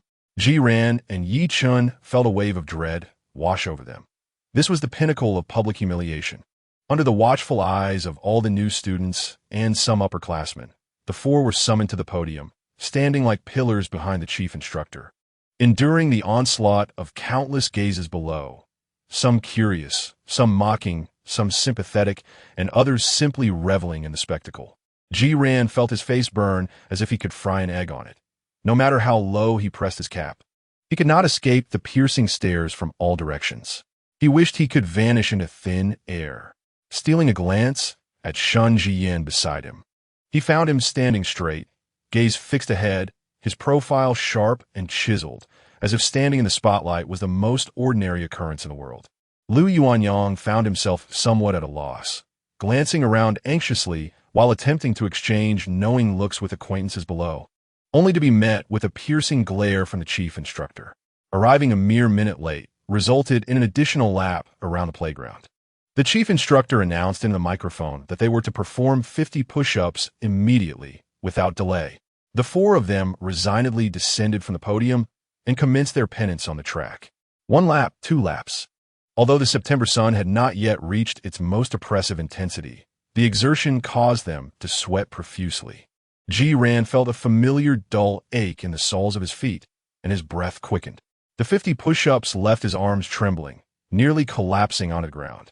After enduring the punishment, the four returned to their ranks, disheveled and weary. The instructor of mathematics class 3, arms crossed, regarded them with a bemused expression, his gaze eventually settling on Ji Ran. Ah, my pride, how splendid you look! Skipping yesterday, arriving late today, and bringing the entire cohort along to admire your grace. How does that feel? Ji Ran lowered his head, his voice muffled. Report, instructor, I was wrong. Wrong? The instructor scoffed. Merely acknowledging your mistake is insufficient. You must learn from it. Here's what we'll do. He pointed to the flag fluttering proudly at the front of the formation. You will carry the flag during training, standing at the forefront, so everyone can witness how spirited our squad's representative is. Ji Ran felt darkness cloud his vision. Carry the flag. That thing was unbearably heavy. Marching with it felt akin to an upgraded form of torture. Yet, what could he say? He could only accept his fate, walking over to take the cumbersome banner upon his shoulder. Instantly, he felt the weight settle heavily. Straightening his back became a challenge. The day's training concluded amidst the aches in Ji Ran's shoulders and the throbbing in his feet. As the sun dipped below the horizon, the four trudged towards their dormitory, resembling 4 sun-drenched fish moving sluggishly. Passing by the convenience store, Lu Yuanyang suggested, I can't take it anymore. We must replenish our sugar levels. Ice cream on me. No one objected. Each of the 4 grabbed a popsicle, tearing open the wrappers and eagerly taking a bite. The icy sweetness slid down their throats, swiftly dispelling a measure of their fatigue and heat. Ah, I feel revitalized, Lu Yuanyang sighed contentedly. Yichen also savored his treat, delicately licking the popsicle. Shen Zhiyan, on the other hand, unwrapped his with deliberate grace. Ji Ran took a large bite, the chill indeed providing him with considerable relief. Just then, Yichen suddenly halted in his tracks, his gaze fixated on something not far ahead. A girl in a pale yellow dress was emerging from the direction of the graduate dormitory, cradling a stack of books. She was petite, with a round face, fair skin, and large, glistening eyes resembling two black grapes, her long eyelashes fluttering. She appeared soft and adorable, reminiscent of a freshly baked cake exuding a sweet aroma. She was not dressed in military training attire, clearly not a newcomer. Yi Chen's eyes lit up instantly. Almost instinctively, he thrust his popsicle into Shen Zhiyan's hands. "Hold this for me." Then, amidst the astonished gazes of Ji Ran, Lu Yuanyang, and Shen Zhiyan, Yi Chen straightened his slightly disheveled collar from training, a gentle yet somewhat aloof smile gracing his face as he strode confidently towards the girl with the small cake. He approached her directly, offering a slight nod, his voice warm and courteous, imbued with the poise and assurance characteristic of a privileged upbringing. "Hello, classmate. May I take a moment of your time? I am Yi Chen, a freshman from the finance department. Could we connect on WeChat?" The girl appeared taken aback by this unexpected advance, retreating a step while clutching her books, her large eyes flickering with a hint of caution and fluster. She quickly scrutinized Yi Chen before lowering her gaze, her voice barely above a whisper, soft and timid. "I'm sorry, but I don't have WeChat." With that, she resembled a startled little rabbit, clutching her books and hastily fleeing without a backward glance, leaving Yi Chen standing frozen in place. The air seemed to thicken with tension. A few seconds later, Lu Yuanyang erupted into uproarious laughter, clutching his stomach, doubling over in mirth. "You've had your day, Yi Chen? Ha ha ha. She said she doesn't have WeChat." Shen Zhiyan, holding the popsicle Yi Chen had offered, glanced at his rigid figure, a smirk creeping across his lips as he added, "Did you hear that, Chen? She really doesn't have WeChat," his tone laced with playful mockery. Ji Ran could no longer suppress a chuckle, quickly covering her mouth, though her shoulders continued to shake with laughter. The contrast between Yi Chen's earlier confident approach and the abrupt "I don't have WeChat" that knocked him speechless was simply too amusing. Struggling to contain his laughter, he reassured, "Haha, Yi Chen, it's all right, keep trying." Yi Chen slowly turned around, the gentle confidence that had adorned his face vanished, replaced by a bewildered expression of disbelief and self-doubt. He adjusted his glasses, furrowing his brow, his tone laced with confusion. "Do I look frightening? Am I unattractive? I didn't even say anything offensive. I didn't mention that she resembled a soft, delicate cake." Lu Yuanyang's laughter grew even louder as he bounded over, throwing an arm around Yi Chen's shoulders and shaking him playfully. "Oh, dear brother Chen, you are undeniably handsome, exuding charm and grace. My admiration for you flows like an unceasing river. How could you possibly be frightening? It must be that the young lady has poor eyesight." Dizzy from the commotion, Yi Chen irritably pushed him away. "Get lost, I'm not interested in that." Lu Yuanyang, undeterred, leaned in closer, teasingly adopting a high-pitched tone. "Let us engage. You refined rascal. Brother Chen, yield to me. Get away." Yi Chen retorted, thoroughly disgusted, raising his foot as if to kick him. Lu Yuanyang nimbly dodged, bursting into laughter. Shen Zhiyan, still chuckling, returned the nearly melted popsicle to Yi Chen. "All right, enough of the antics. She may truly have her reasons, or perhaps she has a boyfriend." Yi Chen accepted the popsicle, gazing at the dribbling green liquid, then glanced in the direction where the girl had vanished, letting out a frustrated sigh before taking a hearty bite of the popsicle. As Ji Ran observed the playful antics of Lu Yuanyang and Yi Chen, alongside the onlooker Shen Zhiyan, an uncontainable smile graced his lips. The vibrant demeanor of his roommates and the lighthearted, albeit slightly absurd atmosphere dulled the frustration that had lingered within him due to his tardiness and the burden of the flag. It seemed that the laughter echoing beneath the setting sun had effectively softened his earlier discontent. Indeed, university life appeared to have truly commenced. Chapter 8. A warning outside the corridor. The four of them returned to dormitory 401, fatigued yet buoyed by their playful exchange. As the doors swung shut, Lu Yuanyang eagerly retrieved his phone, his fingers dancing across the screen with a distinct excitement. Yi Chen, he exclaimed, thrusting the phone screen towards Yi Chen. "Quick, look, I've gathered some intel for you." Yi Chen, towel in hand, wiping the sweat from his brow, cast a glance at the screen, his brows raising slightly. "What is it?" "It's about that little cake from earlier," Lu Yuanyang replied, his enthusiasm palpable. a senior in the graduate program named Wen Chi-Chi, 23 years old. And rumor has it, she's been single since birth. Yichen halted his wiping momentarily, a glimmer of interest flickering in his eyes, though his tone remained nonchalant. Oh, and then, Lu Yuanyang elongated his tone, a mysterious expression adorning his face. This senior is notorious for being an ice queen in the graduate school. Some say she's a lesbian, utterly uninterested in men. Others claim she harbors a disdain for them, viewing all men as mere swine. Moreover, he lowered his voice. Imbued with a hint of gossip-induced excitement, it said that she was once deceived by a scoundrel during her undergraduate years, leaving her heartbroken and vowing never to engage in romance again. Is it truly that exaggerated? Jiran, just having eased the soreness in his shoulders against the cool wall, felt a surge of curiosity and gravitated closer to join the gossiping circle. Unbeknownst to him, Shen Zhiyan had naturally leaned in as well, resting his arm casually against the wall behind Jiran, creating a semi-encircling posture, the warmth of his body subtly penetrating through the thin camouflage fabric. Indeed, Lu Yuanyang, sensing his audience's engagement, grew even more animated. It's rumored that suitors line up from the graduate building to the school gate, including wealthy heirs, academic elites, and artistic souls, all of whom have returned empty-handed. Gifts of flowers? Discarded in the trash. Breakfast deliveries? Rejected on the spot. Dinner invitations? Not a chance. Adding her on WeChat? Well, just like you did a moment ago. No WeChat at all.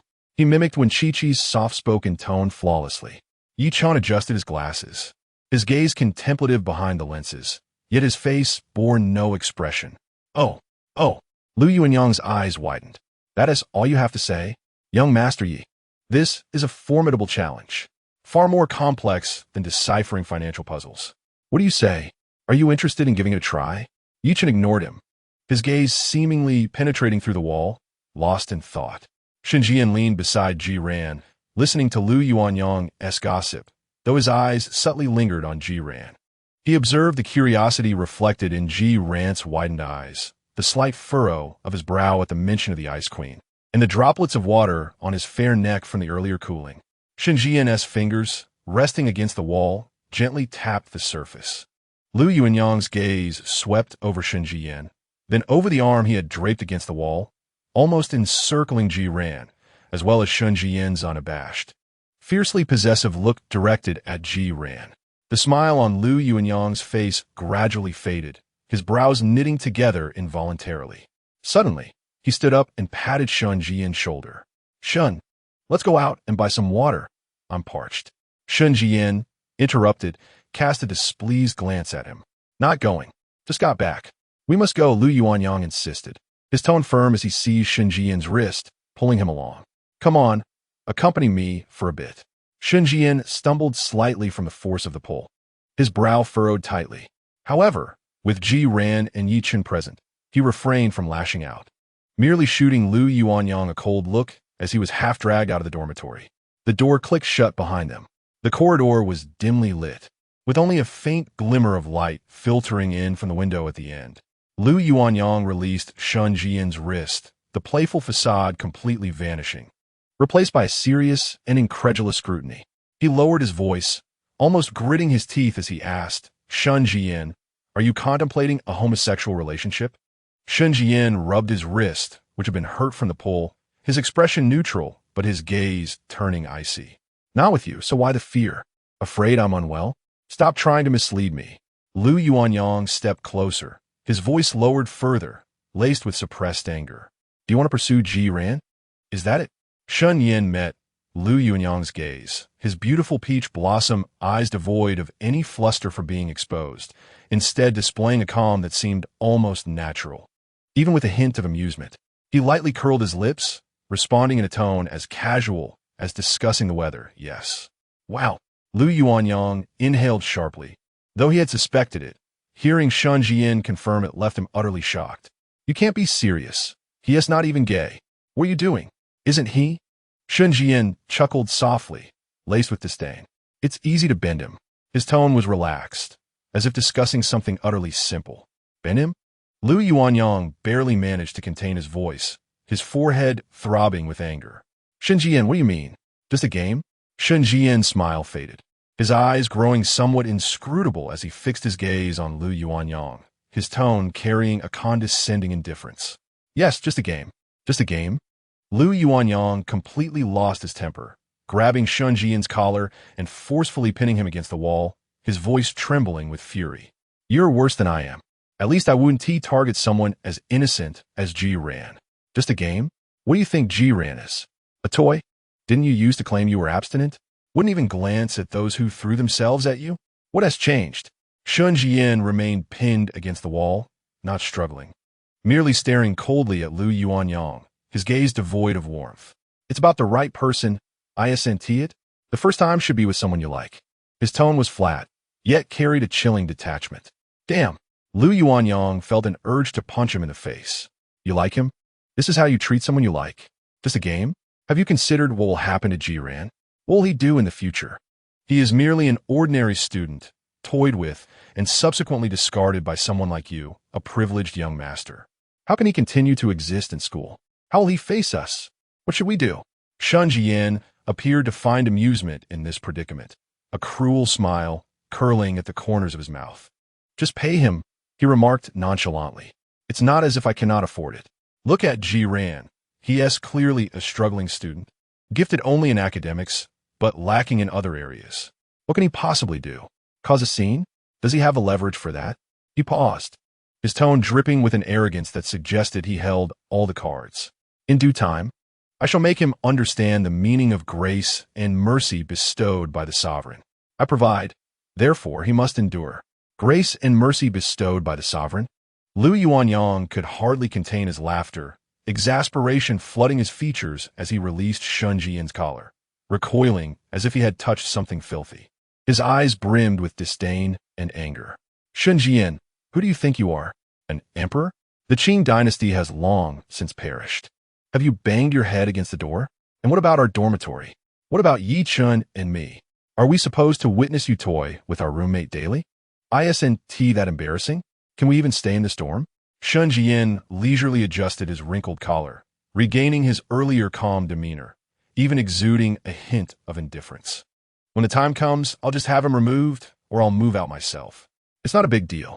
He lifted his gaze to Lu Yuanyang, his eyes suddenly sharp, a warning embedded within them. Yuanyang, I trust this matter remains between us. You would do well to refrain from meddling. Lu Yuanyang felt a chill creep up his spine under Shen Zhiyan's scrutinizing gaze. He had known Shen Zhiyan for many years and was well aware that beneath the cheerful facade lay a decidedly unkind nature. The Shen family's influence was not something he could contend with. He fixed his gaze on Shen Zhiyan, his chest rising and falling rapidly, and after a moment, he managed to force out a response through clenched teeth. Shen Zhiyan, you're something else, truly something else. Shen Zhiyan cracked a cold smile, devoid of warmth. Be normal in return. He turned away, pushing open the dormitory door, once again donning that innocent, sunlit smile, as if the haughty figure that had just stood in the corridor was merely a figment of imagination. Lu Yuanyang spat quietly in frustration and adjusted his expression before stepping inside. In the dormitory, Jiran sat on a chair, rubbing his shoulders, while Yi Chun was engrossed in a thick professional book at the desk, seemingly oblivious to the storm that had just transpired in the hallway. Where's the water? Jiran inquired, noticing their empty hands. The vending machine downstairs is broken, Shen Zhiyan replied, his expression unchanging, his tone casual. He approached Jiran, casually picking up the half-empty bottle of mineral water on the table, unscrewing the cap, and tilting his head back to take a swig. His movements fluid as if he had done this countless times before. Jiran watched the motion of Shen Zhiyan's throat as he drank, the droplets clinging to his lips, momentarily at a loss for words. Why does he always use my water?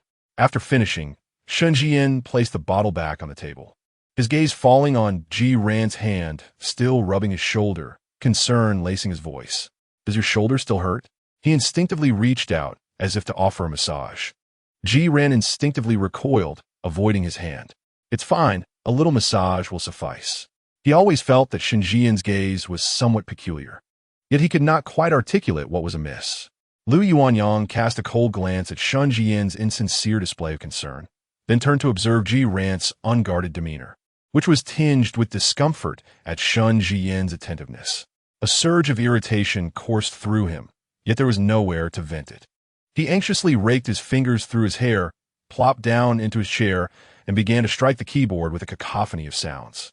Yichen lifted his gaze from his book, adjusted his glasses, and scanned the space between Shen Zhiyan and Ji Ran before finally resting his eyes on the visibly agitated Lu Yuanyang. However, he said nothing, lowering his head to continue reading. The atmosphere in the dormitory had inexplicably grown tense and eerie, with only the sharp clatter of Lu Yuanyang's typing piercing the stillness. Ji Ran massaged his shoulders, feeling an unsettling disquiet in his heart, though he could not pinpoint its source. He glanced at the amiably smiling Shen Zhiyan, then at Yi Chun, who was engrossed in his reading, before ultimately settling his gaze on Lu Yuanyang, who was treating the keyboard as an adversary. Perhaps it was merely a figment of his imagination. He shook his head, attributing it to his own fatigue. Chapter 9. The marching challenge on the 9th day of military training, the true test arrived, a 30-kilometer trek in the wild. With the destination set at the renowned and steep Wanyue Peak in the outskirts of Jiangqing. At 5 in the morning, before dawn broke, the air was imbued with the chill of late autumn. Thousands of new students, clad in heavy camouflage uniforms and shouldering standardized military packs filled with water, energy bars, and first aid kits, gathered on the playground. The atmosphere was solemn, infused with a sense of tragic grandeur akin to a march towards battle. Ji Ran stood amidst the mathematics class 3 line, still bearing the flag that symbolized their collective identity, his complexion slightly pale. He had not slept well the previous night, dreading the 30 kilometers of mountainous terrain, and his feet were already beginning to throb. While his physical fitness was not poor, the relentless intensity of training, coupled with the added burden of carrying the flag, had already depleted his stamina. He genuinely feared he might not be able to endure the 30 kilometers. With a command from the chief instructor, the line surged forth like a green dragon, winding its way out of the school grounds. Finance Class 1 followed closely behind, with Shen Zhiyan, Lu Yuanyang, and Yichen among them. The initial stretch consisted of a flat road, monotonous but manageable. Ji Ran, flag in hand, struggled to maintain the pace of the group. As the sun gradually ascended, so too did the temperature, with sweat saturating the camouflage uniform, adhering to his skin uncomfortably. Upon entering the mountainous region, the true trial began. The path narrowed and became treacherous, strewn with loose stones and exposed tree roots. The incline grew steeper, demanding immense physical exertion with every step. The heavy military pack felt like a boulder pressing down on his back, while the flag on his shoulder had become the proverbial straw that could break the camel's back. Ji Ran's breath quickened, his heart pounding violently within his chest, as if it might leap out. Sweat blurred his vision, and his legs felt as though they were encased in lead. Each lift of his feet was accompanied by muscle soreness and tremors. He felt as if an invisible hand was tightly gripping his lungs, each inhalation a painful struggle. "Hold on, Facade." The instructor's voice rang out from the front, laced with a hint of jest, but predominantly filled with encouragement. Ji Ran gritted his teeth, yearning to respond, yet he found himself devoid of the strength to speak. He could only mechanically place one foot in front of the other, his consciousness beginning to wane. The surroundings began to spin, and all that filled his ears was the sound of his own labored breaths and the thunderous beat of his heart. "Ji Ran, are you all right?" A concerned classmate inquired nearby. Ji Ran struggled to shake his head, attempting to muster a smile that turned out to be more grotesque than a frown. He felt darkness encroaching upon his vision, and as his footing faltered, he nearly stumbled. The flag he held slipped from his grasp, crashing heavily to the ground. "Ouch, my Facade!" The instructor, alerted by the commotion, hurried back, startled by the pallor of Ji Ran's face and his unsteady stance. "What is wrong? You look dreadful." Leaning against a nearby tree trunk, Ji Ran gasped for air, feeling as though a wad of cotton had lodged itself in his throat, rendering each breath a laborious task. He lifted his gaze to the instructor, his eyes unfocused. His voice hoarse and nearly tuneless. "Report, instructor, I feel faint." He genuinely felt on the brink of collapse. His heart raced, vision dimmed, and he was utterly drained, lacking even the strength to stand. Faint? The instructor, caught between amusement and concern, recognized the gravity of Ji Ran's condition. He surveyed the surroundings. The mountain trail was steep, isolated, with no resting point in sight. The support vehicle? That would only be available upon reaching the camp at the summit. Just hold on a little longer. The instructor could only encourage, yet the sight of Zhiyan teetering on the edge of unconsciousness troubled him. At that moment, a tall figure strode purposefully from the financial class 1 line. It was Shen Zhiyan. His expression bore the perfect blend of concern and urgency as he quickly approached Zhiyan. Addressing the instructor, "Instructor, I'm Shen Zhiyan, Zhiyan's roommate from financial class 1. He appears to be in distress. May I assist him?" Upon recognizing Shen Zhiyan, the instructor glanced back at Zhiyan's pitiful state and immediately acquiesced. "All right, you support him, but be careful and hand me the flag." He bent down to retrieve the fallen flag. Shen Zhiyan instantly stepped forward, one hand firmly grasping Zhiyan's arm, while the other naturally encircled his waist. Though his actions seemed merely supportive, the strength in his grip conveyed an undeniable sense of control. "Zhiyan, lean on me." Shen Zhiyan's voice was deep and gentle, imbued with a soothing power. In his current state of dizziness and weakness, Zhiyan disregarded any notion of personal space, instinctively leaning against Shen Zhiyan, transferring much of his weight onto him. The warmth radiating from Shen Zhiyan, accompanied by a faint scent of sweat mingled with a refreshing fragrance, oddly relaxed Zhiyan's taut nerves. The path grew increasingly steep. Shen Zhiyan half encircled, half supported Zhiyan as they ascended slowly, each step a laborious effort. Zhiyan felt as though he were being dragged along, his legs as limp as noodles, nearly slipping several times, relying entirely on Shen Zhiyan's strong arms for support. Take it slow, Zhiyan panted weakly. "Don't worry, I'm here." Shen Zhiyan's voice was a comforting whisper in his ear, brushing against him with an intimacy that sent shivers down his spine. The financial class 1 line passed them by. Lu Yuanyang observed the posture of Shen Zhiyan, who nearly enveloped Zhiyan in his embrace, his gaze laden with complexity, a cold smile playing on his lips. He leaned towards Yichun, lowering his voice to a discreet whisper, audible only to the two of them. "TSK. The weasel wishes the chicken a happy new year, harboring ill intentions." Yichun adjusted his glasses, his expression calm and unruffled behind the lenses, and replied in a similarly hushed tone, "Did you notice?" Lu Yuanyang turned sharply to face him, astonishment etched on his features. "What the hell? You knew?" Yichun maintained his gaze ahead, his tone nonchalant. From the very first day, Shen Zhiyan's eyes when looking at Zhiyan were unusual, like a dog spotting a bone. His eyes shone with a green glint. Lu Yuanyang fell silent for a few moments before exhaling a resigned sigh. "What should we do?" Yichun repeated, "Fin ignoranje." "It's not worth the trouble." Lu Yuanyang nodded in agreement, his voice tinged with self-deprecation and helplessness. "I understand. It's a formidable family. We are both aware of the complexities of the Shen clan. We also have some inkling of the past entanglements."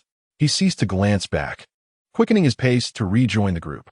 On the rugged mountain path, only Shen Zhiyan and the nearly clinging Zhiyan remained. Shen Zhiyan felt the searing warmth and frail weight of the person in his arms, the scent of Zhiyan's sweat mingling with sunlight wafting around him, alongside a subtle, refreshing fragrance that belonged solely to Zhiyan. He looked down at Zhiyan's tightly closed eyes, the long lashes trembling slightly in pain, the small birthmark between his brows glistening crimson under the moisture of sweat. The waist that he held firmly in his embrace was so slender it seemed it could snap at any moment, and through the drenched camouflage fabric, he could distinctly sense its underlying softness and fragility. An indescribable heat and fierce possessiveness surged within Shen Zhiyan, akin to molten lava churning in his core. His hand around Zhiyan's waist unconsciously tightened, his fingertips grazing the gentle curve beneath. His throat constricted violently, his gaze darkening with a dangerous intensity. Unbidden, vivid images flashed through his mind. Zhiyan pinned beneath him, those cool eyes clouded with desire, the birthmark glimmering seductively in sweat, the delicate waist writhing helplessly beneath his grasp, the pert backside yielding to his every caress, and the broken whimpers of submission. Shen Zhiyan's breathing became increasingly labored, his body responding uncontrollably. He bit down on his tongue, forcing himself to regain composure. Damn it! Were it not for his aversion to coercion and his preference for the willing surrender of his prey, he would have claimed this siren on the very first night. For someone like Ji Ran, with an exterior of coolness yet an inner stubbornness, the greatest fear was mutual destruction. Although such destruction held little consequence for him, he had myriad ways to tidy up the aftermath. The experience would be far from satisfactory. What he desired was for Ji Ran to willingly bloom beneath him, to witness the entranced gaze and broken moans as he succumbed entirely. That would be perfection. Soon, a glimmer of determination gleamed in Shen Zhiyan's eyes. The current dependence and fragility of the person in his arms presented the ideal opportunity. He possessed ample patience to weave his web slowly. Ji Ran, could he still walk? Shen Zhiyan's voice remained gentle, laced with concern. Ji Ran struggled to open his eyes. Shaking his head lightly, his voice barely audible, "I can't go on." Shen Zhiyan observed his pale visage and frail demeanor, his gaze darkening. He halted his steps and crouched down, saying, "Climb on, I shall carry you." Ji Ran was taken aback. "No, it's unnecessary. Don't overexert yourself." Shen Zhiyan's tone brooked no argument. "If you continue like this, you will truly be in danger. Get on." Ji Ran glanced at the steep mountain path and the seemingly endless line ahead, then at Shen Zhiyan's broad and sturdy back. After a moment's hesitation, he ultimately succumbed to the limits of his body. Gritting his teeth, he settled onto Shen Zhiyan's back. Shen Zhiyan securely supported Ji Ran's legs and lifted him up. Ji Ran felt light, yet the arduous path made Shen Zhiyan's breaths grow heavier, perspiration trickling down his brow. Nevertheless, each step he took was steady, as if he bore a priceless treasure upon his back. Ji Ran lay against Shen Zhiyan's broad shoulders, his cheek pressed against the damp nape of his neck. Acutely aware of the taut muscles and powerful heartbeat beneath him, which left him feeling rigid, he could only close his eyes, pretending to have drifted into slumber. Shen Zhiyan, feeling the warmth of the soft body and the shallow breaths behind him, allowed a satisfied smile to grace his lips. He adjusted his posture, ensuring Ji Ran was more comfortable, his fingers inadvertently brushing against the sensitive skin on Ji Ran's inner thigh, eliciting a subtle shiver from the one on his back. The mirth in Shen Zhiyan's eyes deepened. At last, under the scorching midday sun, they reached the summit camp. The support vehicle had been waiting for some time. Shen Zhiyan carefully set Ji Ran down, handing him over to the medical personnel in charge of the camp. As Ji Ran was assisted onto the logistics vehicle, his complexion remained pale, yet some clarity returned to his eyes. He looked at Shen Zhiyan, who was equally drenched in sweat, his camouflage uniform soaked through, and whispered a soft, "Thank you." Shen Zhiyan responded with a sunny yet slightly fatigued smile. "It's nothing, just doing my duty. Rest well." As he watched the logistics vehicle carry Ji Ran away, Shen Zhiyan's smile faded, and the gentleness in his gaze vanished, leaving only an unfathomable darkness. He stretched his sore shoulders and turned back to rejoin his team. Lu Yuanyang and Yi Chun were already waiting at the assembly point. Lu Yuanyang regarded Shen Zhiyan's approach with a complex expression, ultimately merely curling his lip without speaking. Yi Chun adjusted his glasses and remarked in a neutral tone, "Not bad. Your stamina." Shen Zhiyan chuckled, accepting the water bottle handed to him by the instructor, tilting his head back to take a few swigs, sweat cascading down his throat. Exuding a wild charm, "It's manageable." His gaze swept toward the direction Ji Ran had departed, his eyes brimming with unwavering determination. Chapter 10. The ambiguity of Rose's the logistics vehicle jolted down the mountain, with Ji Ran leaning against the window, resting his eyes. The mountain breeze caressed his damp forehead, alleviating some of the heat and fatigue. By the time they reached the base camp, his complexion had improved significantly, although still somewhat weak. He could at least walk on his own. He found a shaded bench in the rest area of the camp, drank a few mouthfuls of mineral water, and felt his strength gradually returning. Approximately an hour later, the majority of the finance class finally arrived at their destination. Although Shen Zhiyan, Lu Yuanyang, and Yi Chun were also sweating profusely, their condition was markedly better than that of Ji Ran. "How are you feeling, Ji Ran?" Lu Yuanyang patted him on the shoulder. Ji Ran winced at the touch. "Easy there, you nearly knocked me apart." "Haha, as long as you're all right," Lu Yuanyang chuckled. "You should have seen how Shen carried you. It was truly touching, a display of deep affection. He deliberately elongated his tone, casting a glance at Shen Zhiyan. Shen Zhiyan ignored him, stepping in front of Ji Ran and naturally reaching out to check his forehead. The gesture so familiar it seemed he had done it 1,000 times before. You still have a bit of sweat, but it's much better than before. Are you hungry? Ji Ran felt somewhat uncomfortable with the sudden touch and slightly turned his head away. Much better, thank you. I'm a bit hungry. Let's go eat. I'm starving. Lu Yuanyang exclaimed. The four of them found a relatively clean small restaurant near the camp, ordered a few home-cooked dishes, and devoured their lunch ravenously. Once satiated, their energy was largely restored. They had the afternoon free, with a gathering plan for the evening. Yichin glanced at his phone notifications. Where shall we wander off to? Nearby, there was a spontaneously formed, bustling little street, lined with stalls selling fruits, mountain goods, snacks, and affordable daily necessities, all brimming with life. Wow, this place is quite lively. Lu Yuanyang's eyes lit up. Having grown up in luxury, this vibrant atmosphere was a refreshing novelty for him. Let's go explore. Yi Chun and Shen Zhiyan also seemed intrigued by the marketplace, their faces reflecting a sense of wonder. Ji Ran, however, remained calm. He had seen such places countless times in his past life. The four of them merged into the crowd and began to stroll leisurely. Lu Yuanyang found everything fascinating, pointing at vibrant baskets of wild fruits and asking questions.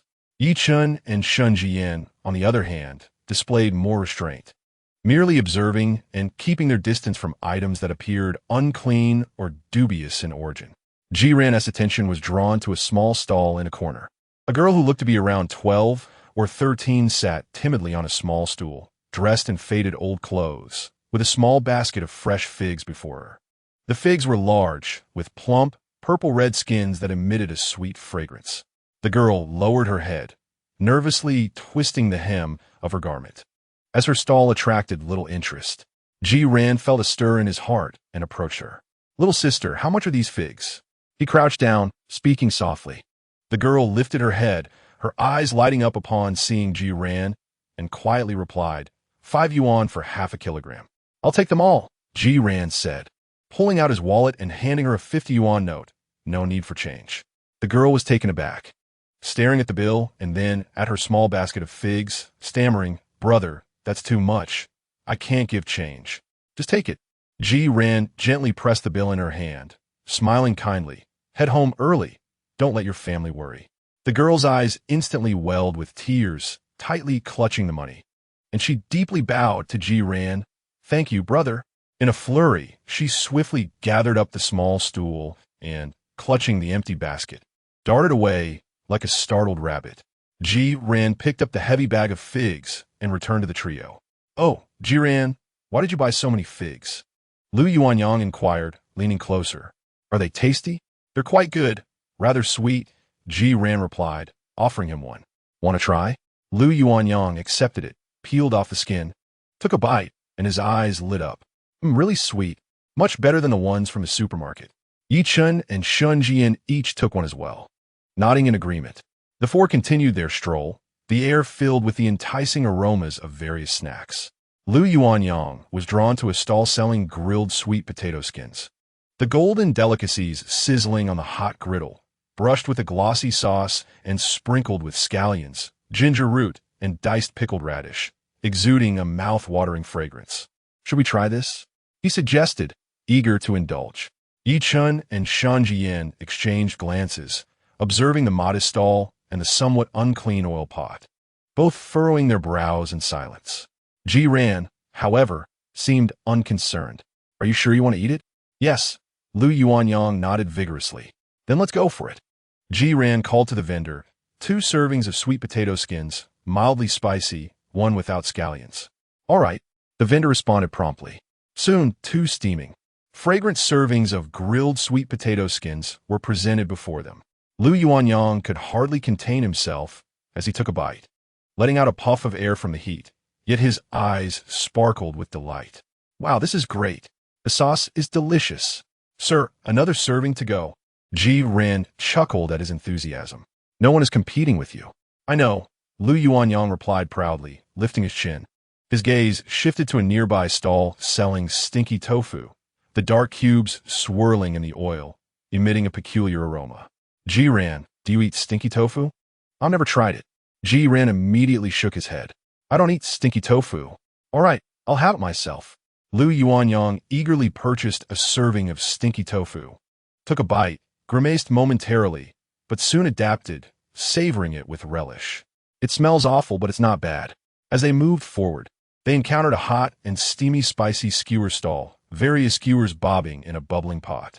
Lu Yuanyang was once again captivated. Spicy skewers? I want some. Yichen couldn't help but facepalm. Lu Yuanyang, is your stomach a bottomless pit? Zhiyan sighed in resignation. You can eat it on your own. I genuinely can't eat anymore. But I don't know how to order. Lu Yuanyang protested. Help me pick the ingredients, will you? Zhiyan resigned, picked up the tongs and bowl, beginning to assist Lu Yuanyang in selecting ingredients. He skillfully chose various meatballs, vegetables, and tofu products while simultaneously teasing. Lu Yuanyang, if only you were a little more devoted. Encountering an ordinary girl would keep your life fresh for a lifetime. Why is that? Lu Yuanyang asked, perplexed. Because there are so many things you haven't experienced. Zhiyan gestured to the surrounding stalls and snacks. Take you to any night market, and you'd be as thrilled as Lu Laolao entering the Grandview Garden. Lu Yuanyang burst into laughter. Then they would feel the same. He pointed at Yi Chun and Shen Zhiyan, who appeared completely uninterested. Zhiyan rolled his eyes. Lu Yuanyang's spicy hot pot was ready. He held a bowl brimming with it, walking and eating simultaneously, gasping at the heat, yet relishing every bite. At a corner ahead, a stall selling chilled rice cakes and icy desserts caught their attention.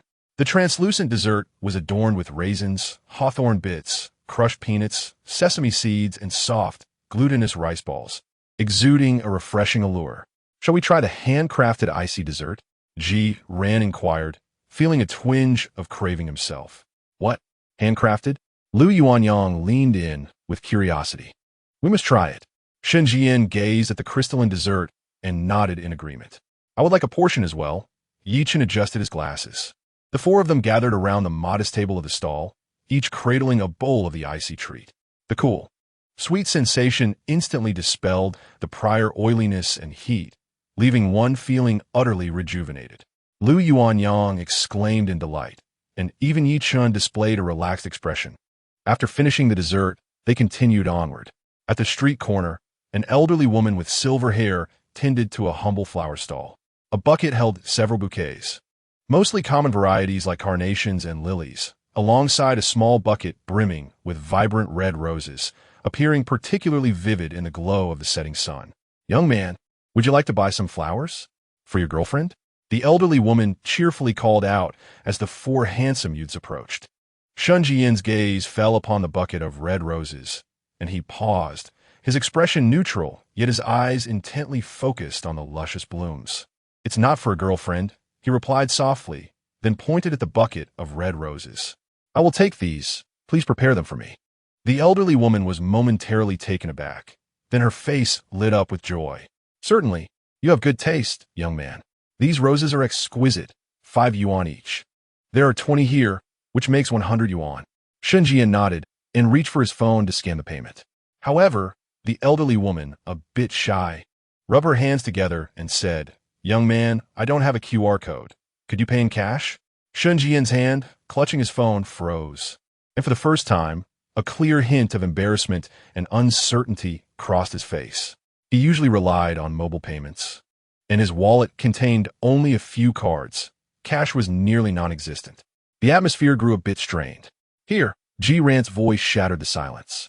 He pulled out his wallet, extracted a crisp 100 yuan bill, and handed it to the elderly woman. She quickly accepted it, thanking him profusely. Shen Zhiyan looked at Zhiyan, his gaze complicated. He pressed his lips together and murmured, I'll reimburse you. Zhiyan waved his hand dismissively, stuffing his wallet back into his pocket. No need. It's just a small amount. Shen Zhiyan observed Zhiyan's nonchalant demeanor and glanced at the bouquet of fiery red roses, hastily arranged yet exuberant, that the elderly woman handed over. His eyes flickered momentarily. Suddenly, he smirked, a knowing smile gracing his lips as he took the roses. his tone infused with a hint of playfulness and undeniable possessiveness. "Well then, let us consider this a gift from you." Ji Ran was momentarily taken aback. "A gift for me?" Lu Yuanyang and Yi Chun, standing nearby, clearly heard this exchange. Lu Yuanyang exaggeratedly rolled his eyes, silently mimicking a gagging motion. Yi Chun adjusted his glasses, a hint of understanding and resignation flickering in his eyes before he averted his gaze. Yet, Shen Zhiyan seemed oblivious to their reactions. He lowered his head and gently inhaled the fragrance of the roses cradled in his arms, the rich floral scent enveloping him. Raising his eyes, he fixed an intense gaze upon Ji Ran, an indescribable emotion surging from the depths of his eyes, his smile deepening. The golden rays of the setting sun bathed him in warmth, casting a luminous glow upon his handsome profile, while the red roses contrasted beautifully with his profound gaze, creating a striking tableau. Ji Ran felt his heart skip a beat under Shen Zhiyan's scrutiny, an inexplicable sensation washing over him. Shen Zhiyan chuckled softly, choosing silence as he continued to hold the bouquet of red roses, which seemed oddly mismatched yet curiously harmonious with his demeanor, before turning and walking ahead. Lu Yuanyang leaned closer to Ji Ran, whispering in a teasing tone, "Goodness, he really has some nerve." Ji Ran watched Shen Zhiyan's retreating figure, his mind swirling with confusion. What did that bouquet of red roses and his words, "Consider this a gift from you," truly signify? He shook his head, attempting to dispel the chaotic thoughts. The four of them continued their stroll along the bustling street, the setting sun casting elongated shadows behind them. In this vibrant world, the evening sun shone perfectly. Chapter 11. A tipsy night at the bar. The 15-day military training finally concluded amidst deafening cheers and a shower of colorful ribbons. The playground buzzed with exuberance as the freshmen shed their heavy camouflage uniforms for their casual attire, as if breaking free from invisible shackles. The air infused with a sense of liberation and excitement. After the formations of Class 1 in finance and Class 3 in mathematics disbanded, Yichin adjusted his glasses and looked at his three roommates, who appeared equally relieved, proposing, "Since it's the weekend, why not gather for dinner tonight? Let us celebrate our escape from this arduous ordeal." "Absolutely." Lu Yuanyang was the first to respond enthusiastically, giving Yi Chun a hearty pat on the shoulder. "Bossy is treating us." Yi Chun shot him a glance. "Split the bill." "How stingy." Lu Yuanyang pouted, yet his smile remained intact. Shen Zhiyan nodded in agreement. "Sound good. Where shall we go?" Ji Ran observed them, feeling a wave of relief wash over him. The end of military training signified that he had successfully navigated the first plot point. Su Wanwan had not reappeared, and Shen Zhiyan seemed to be back to normal. It appeared that university life was indeed settling into a routine. He nodded, saying, "I'm fine with anywhere." The four of them selected a well-reviewed private dining establishment.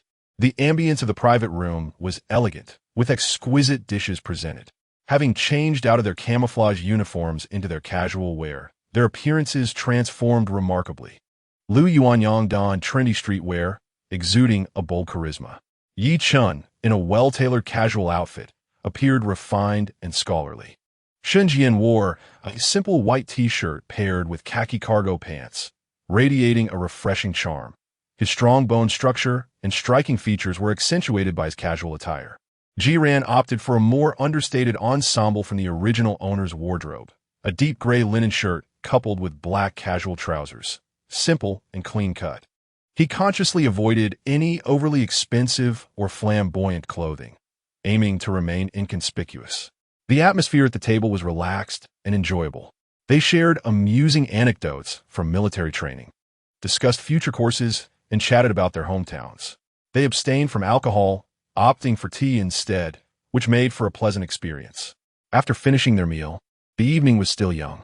As Lu Yuanyang gazed out at the cityscape illuminated by the evening lights, he proposed, "What time is it? Come on, let's head to the bar. We must celebrate in style." Yi Chun frowned. "A bar? Isn't it too loud?" "Oh, come on, bossy, don't be a buzzkill," Lu Yuanyang said, throwing an arm around Yi Chun's shoulders. "We'll just sit and soak in the atmosphere. I won't make you dance. Besides, Ji Ran hasn't been to one yet, has he? Let him see the world." Ji Ran thought to himself, "A bar? having worked in one of my past life. What's there to see? Nevertheless, he glanced at Shen Zhiyan and Yi Chun, nodding in agreement. Fine, let's take a look. I'm curious to see how this melodramatic world S-bar differs. Shen Zhiyan remained silent, merely observing Ji Ran, a faint, elusive smile playing at the corners of his mouth. As he nodded in assent, the four of them took a taxi to a well-known upscale lounge in Jiangqing. The ambience was indeed pleasant. There were no blaring DJs, only the soothing strains of jazz wafting through the air.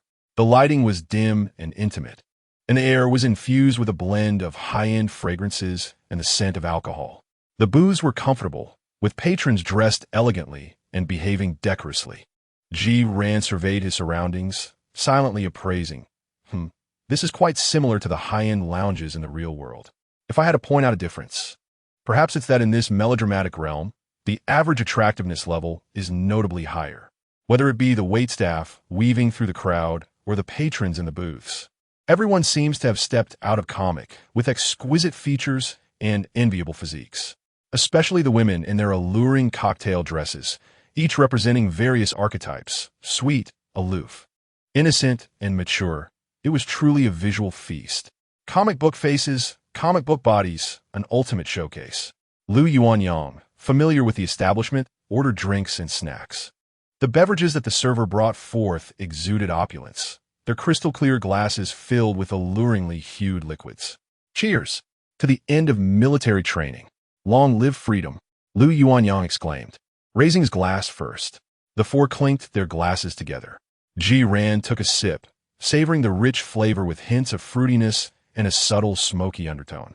It was indeed of high quality. Drinking alone is dull. Come on, let us roll the dice. Lu Yuanyang's enthusiasm heightened as he signaled the server to bring a dice cup. The atmosphere gradually grew lively. They rolled the dice, guessed the numbers, and the losers drank. Shen Zhiyan seemed to possess both luck and skill, winning often and drinking sparingly. While Yi Chun and Lu Yuanyang lost more than they won, their glasses emptied rapidly. Ji Ran also joined in, losing a few times and consuming a fair amount. The alcohol's potency began to take effect. His cheeks gradually flushed, and his gaze became somewhat hazy, drifting into a state of mild intoxication. Shen Zhiyan, seated next to Ji Ran, appeared casually engaged in the game. Yet his gaze frequently lingered on Ji Ran. He observed Ji Ran's ears turning red from the alcohol, the soft, unguarded warmth in his slightly dazed eyes, a departure from his usual cool demeanor, and the slight furrow of his brow from losing. Shen Zhiyan lifted his glass, naturally clinking it against Ji Ran's. Ji Ran, shall we have another drink? To celebrate your successful escape from the facade? Ji Ran, feeling a bit tipsy and not thinking much, raised his glass to clink with his. Sure, to celebrate. Shen Zhiyan watched him tilt his head back to drink, a hint of satisfaction flashing in his eyes. He set down his glass, picked up the bottle, and poured more for Ji Ran. This drink is delightful. Care to try another? As Jun Ran vaguely responded, he took another sip. Lu Yuanyang, having lost a round, tilted his head back to gulp down his drink, but his peripheral vision caught Shen Zhiyan's movements, causing him to furrow his brow. However, he chose not to comment, instead continuing to energetically shake the dice. Yi Chun, having indulged a bit too much, transformed from his usually reticent self into a chatterbox, rambling on about financial issues and market risks, leaving Lu Yuanyang feeling overwhelmed. Yi Chun, you've had too much to drink. Be quiet. Lu Yuanyang couldn't help but interrupt. Yi Chun adjusted his glasses that had slid down his nose, his expression serious. I haven't had too much. I'm analyzing things with you. Analyzing nonsense.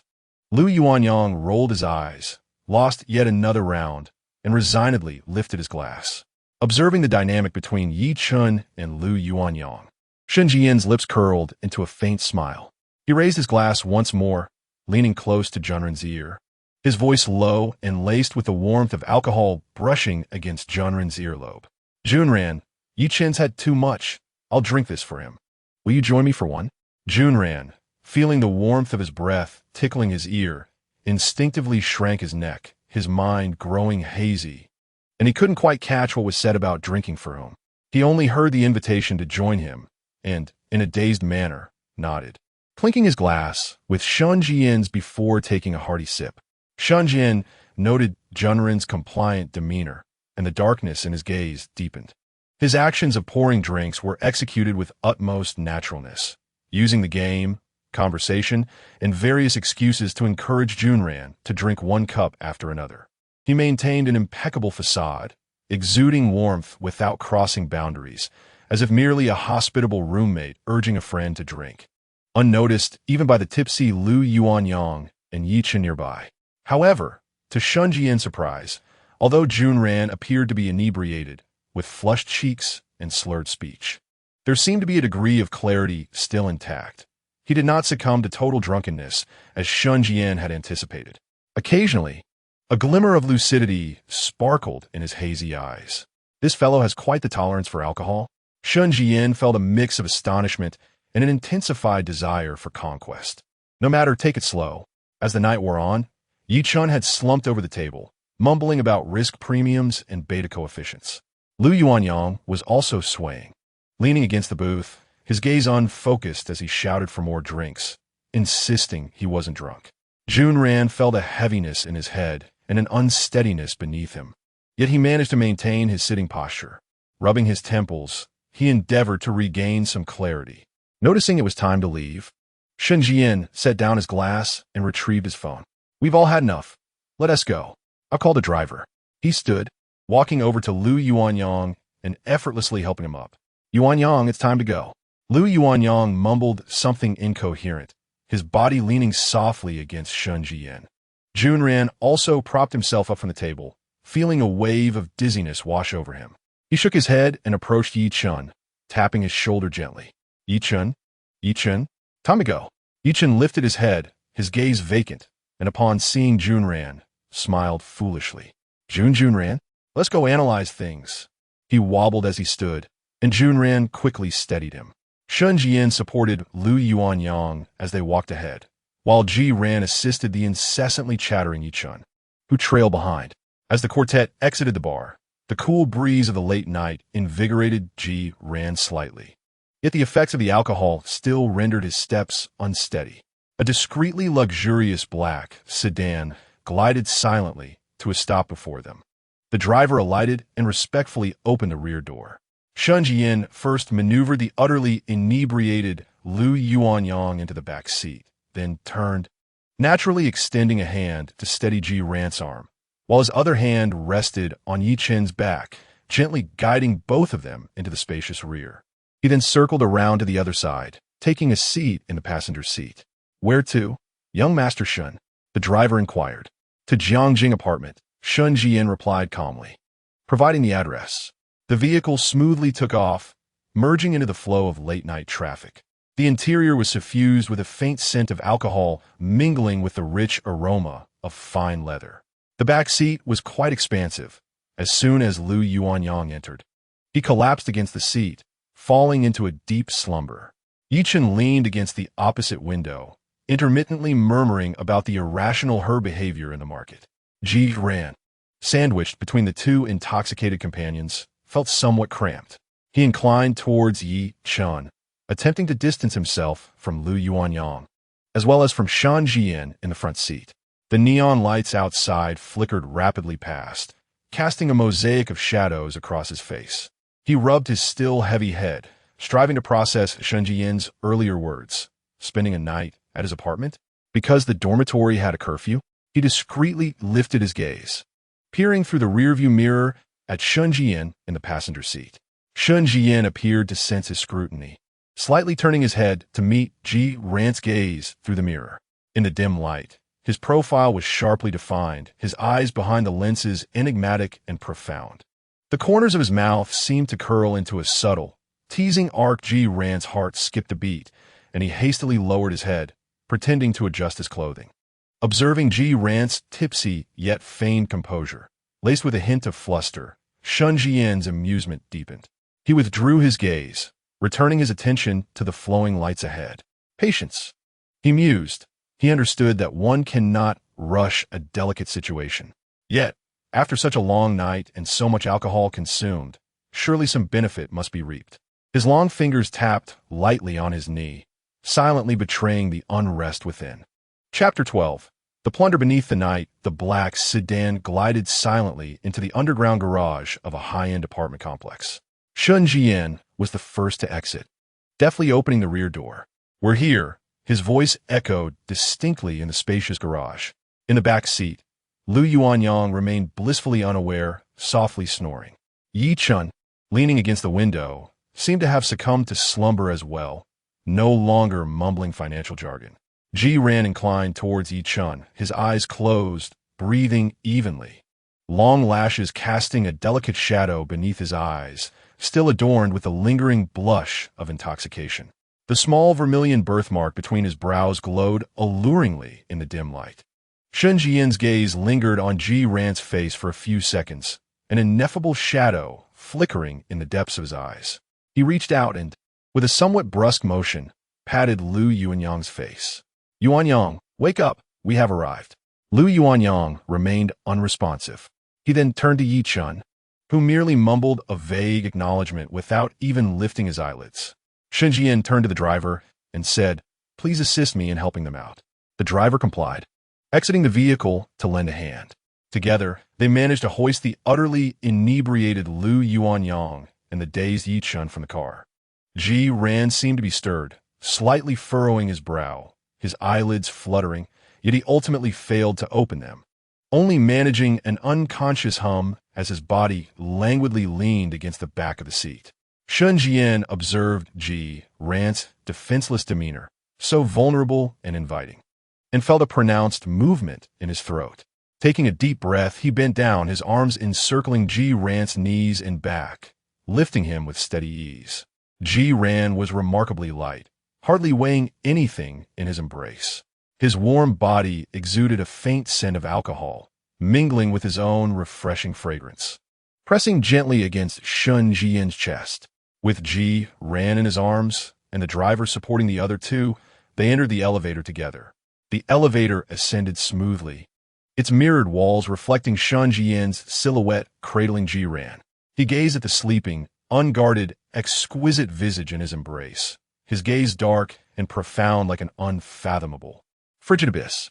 Upon reaching the top floor, Shen Zhiyan entered the code, and the heavy metal door slid open silently.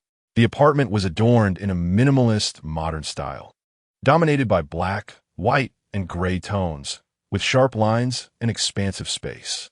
The vast floor-to-ceiling windows offered a breathtaking view of the vibrant cityscape of Jiangsheng, aglow with luxury. "Please place them in the guest room," Shen Zhiyan instructed the driver, while he carried Ji Ran directly to the master bedroom. The master suite was even more spacious, featuring another set of large floor-to-ceiling windows, with a grand black leather bed occupying the center.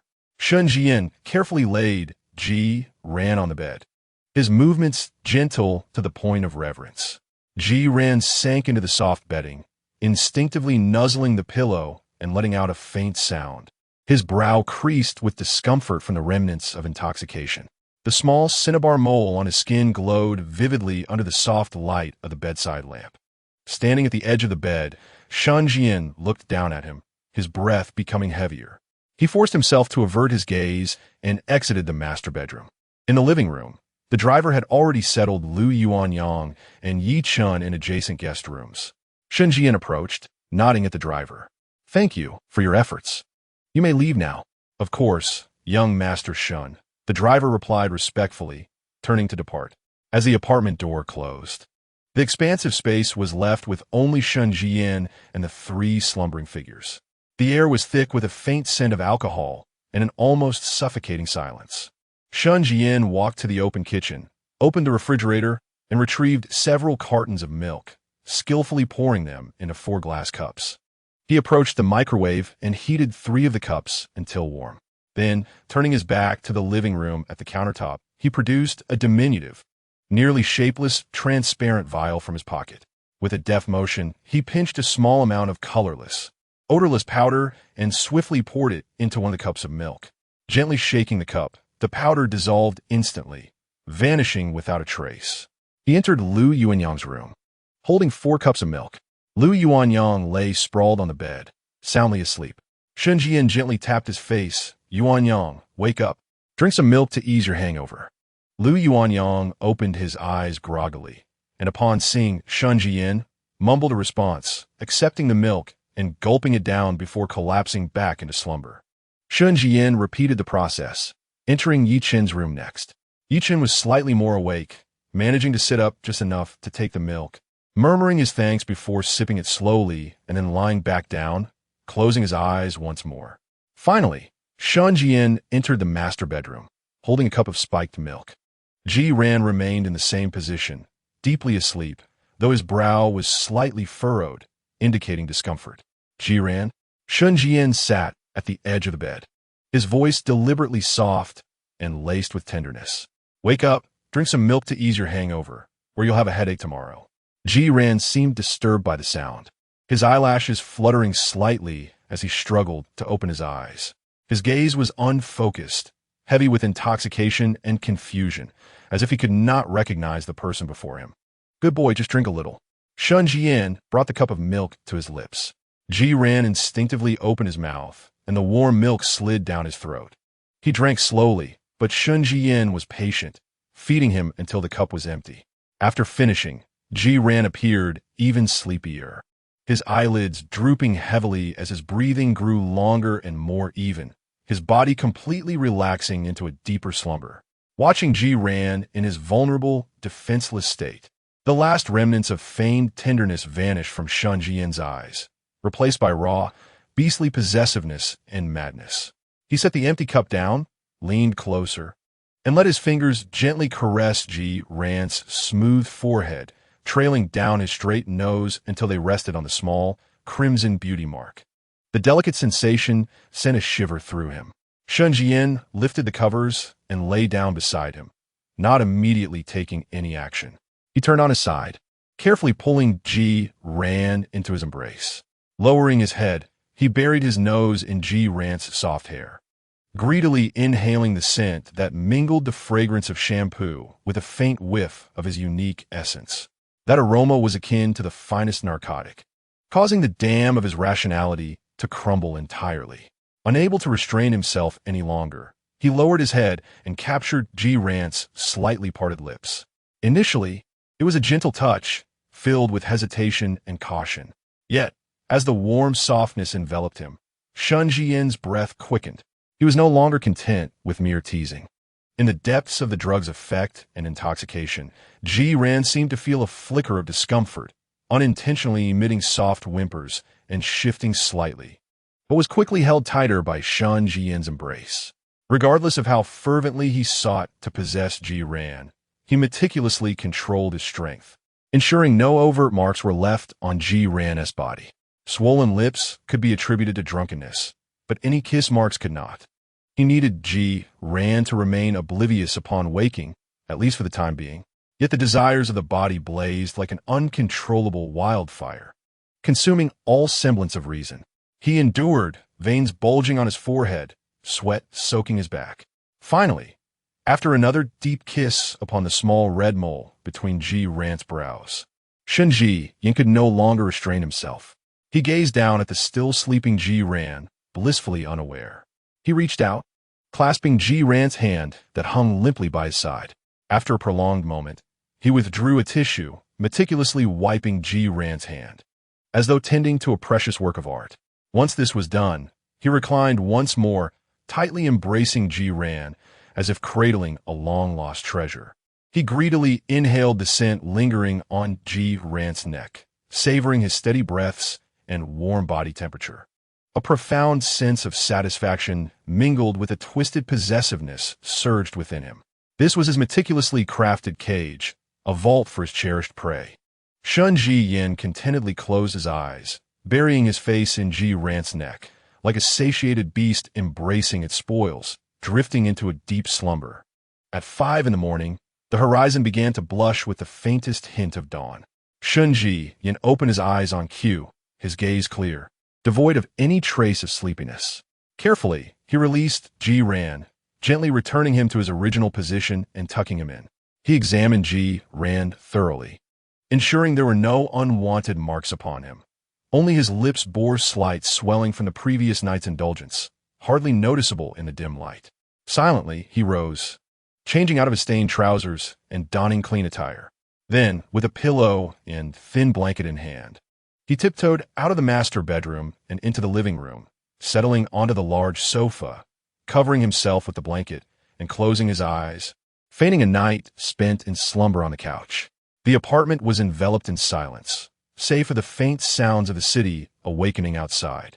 In the master bedroom, Ji-ran remained in slumber under the influence of medication, oblivious to all that had transpired the previous night, unaware of the eyes that had watched him from the shadows, and ignorant of the madness and distortion lurking within the seemingly sunny and harmless roommate beside him. The camera blinked in the soft morning light, a faint red dot silently documenting this facade of tranquility. Chapter 13. Morning doubts. Ji-ran was jolted awake by a sharp headache. His consciousness felt as though it were submerged in a murky quagmire, struggling to surface. His eyelids were heavy, as if laden with lead, each attempt to open them accompanied by a searing throb at his temples. His throat felt parched, and his entire body ached, particularly his right hand, which radiated an indescribable sense of weakness from the wrist, as if he had engaged in some strenuous labor the night before. With great effort, he opened his eyes, revealing a strange ceiling adorned with cold, gray metallic lines. This was not the dormitory. Fragments of memory surged forth like a tide. A post-military training gathering, dice games at a bar, Shen Zhiyan announcing the dormitory curfews, an invitation to stay at his apartment for the night, and then a blank void. He abruptly sat up, surveying his surroundings. This was an exceedingly spacious bedroom, decorated in a starkly modern style. Outside, the vast floor-to-ceiling windows. The dawn light gently outlined the contours of the city skyline.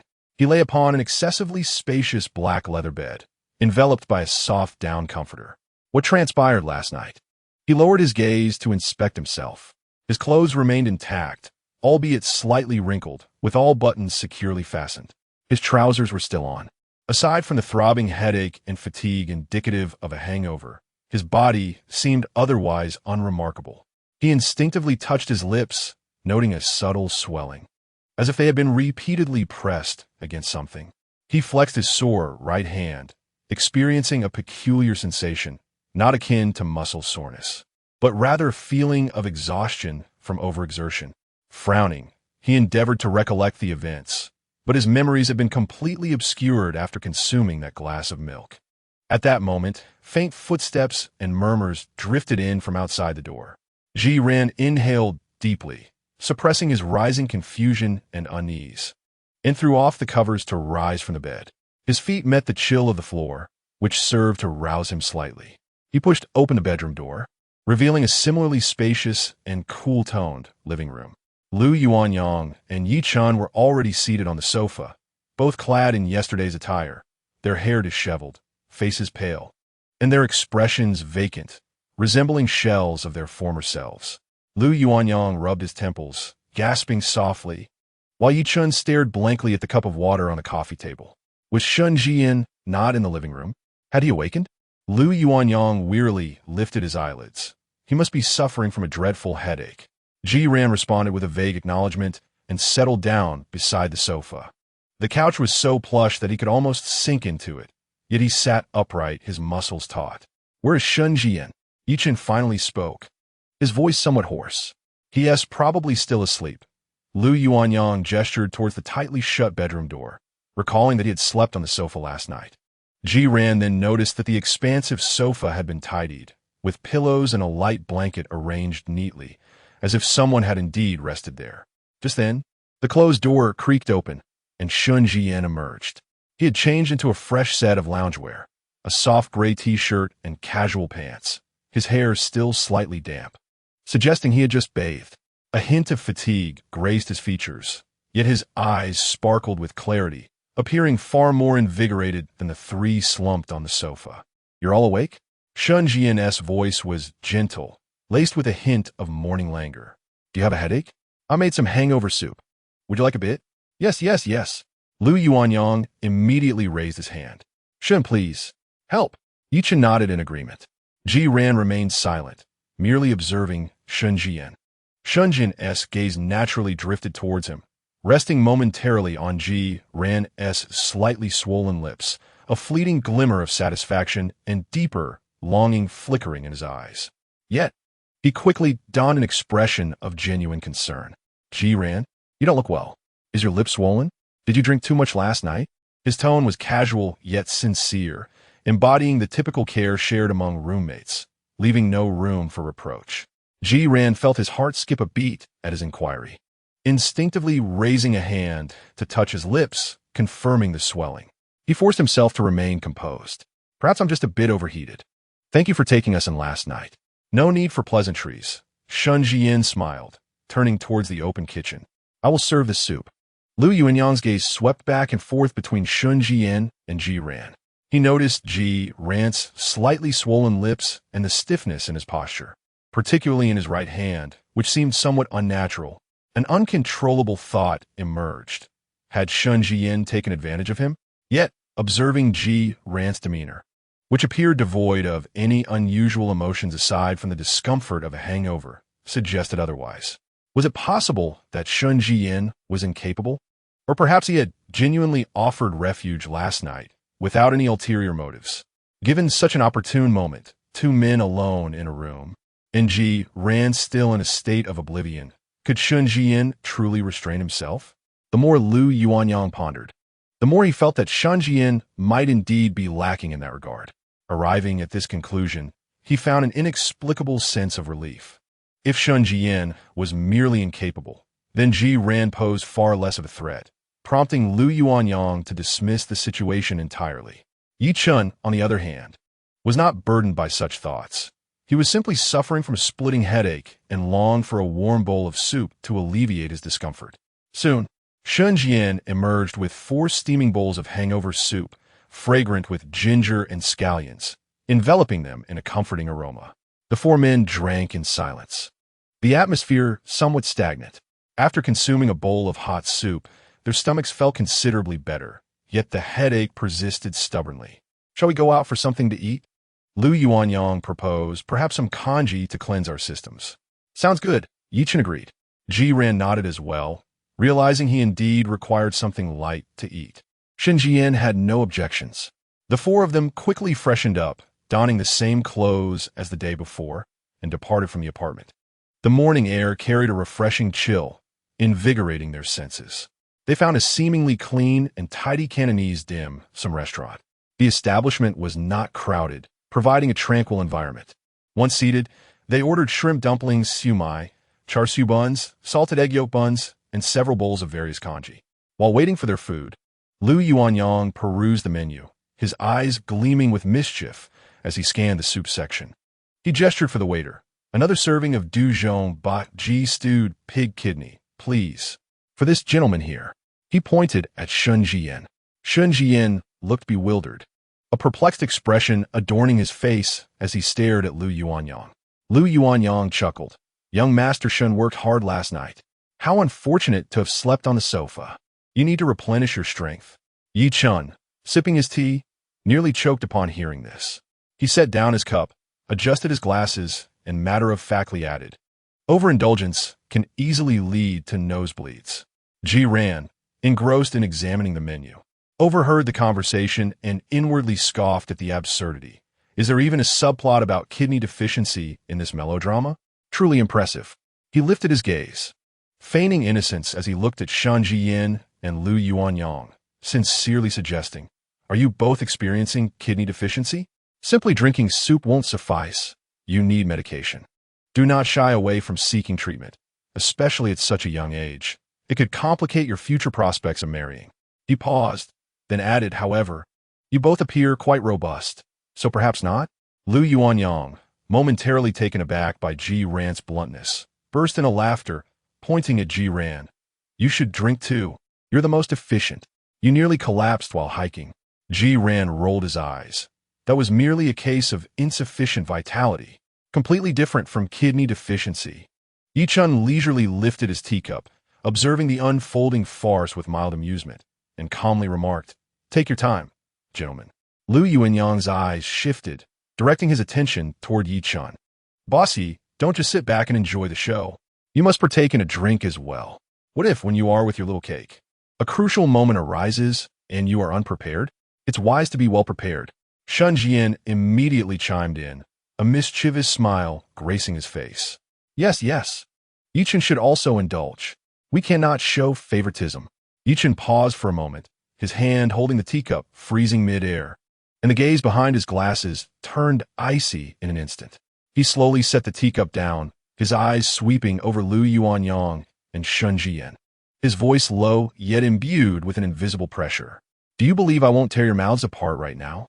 Both Lu Yuanyang and Shen Zhiyan fell silent simultaneously, exchanging glances that conveyed an unspoken understanding. They were not to be trifled with. Lu Yuanyang sheepishly rubbed his nose, while Shen Zhiyan raised his teacup, taking a sip to mask his discomfort. Qi Ran observed the banter among the three, particularly the lethal aura emanating from Yi Chun beneath his cultured exterior, and couldn't help but chuckle softly. The inexplicable doubts and unease that had lingered upon waking in the apartment that morning seemed to dissipate in the relaxed atmosphere of breakfast. The server arrived with steaming dim sum and congee, interrupting the brief tension. The aroma of the food wafted through the air, alleviating the earlier awkwardness. Qi Ran picked up a spoon, scooping a spoonful of light fish porridge into his mouth. The warmth slid down his throat, bringing a comforting sensation.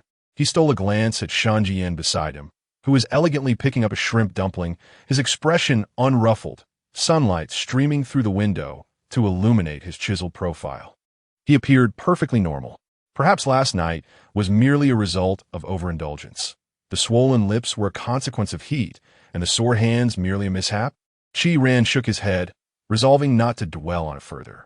He lowered his gaze, focusing intently on his breakfast, striving to ignore the lingering, subtle sense of unease in his heart. Chapter 14. A family feast reveals one's preferences at the entrance of a morning tea shop. The four parted ways. Lu Yuanyang exclaimed his intention to return to the dormitory for a nap, to which Yi Chun nodded in agreement. Qi Ran, observing their weary demeanor coupled with his own lingering headache, decided to join them back to the dormitory. Shen, what about you? Lu Yuanyang casually inquired. Shen Zhiyan pulled out his phone for a quick glance. A message from the housekeeper flashed on the screen. The light-hearted smile on his face faded, replaced by an expression tinged with resignation. There are matters at home. I must return. A family feast. A family feast? Lu Yuanyang raised an eyebrow, his tone laced with a hint of schadenfreude. Well, I wish you luck. Shen Zhiyan smiled faintly, not responding directly, but his gaze seemed to casually drift toward Qi Ran. You two rest well. Qi Ran nodded. Yes, goodbye. As he watched Shen Zhiyan walk toward the waiting black sedan, an inexplicable sense of relief washed over him.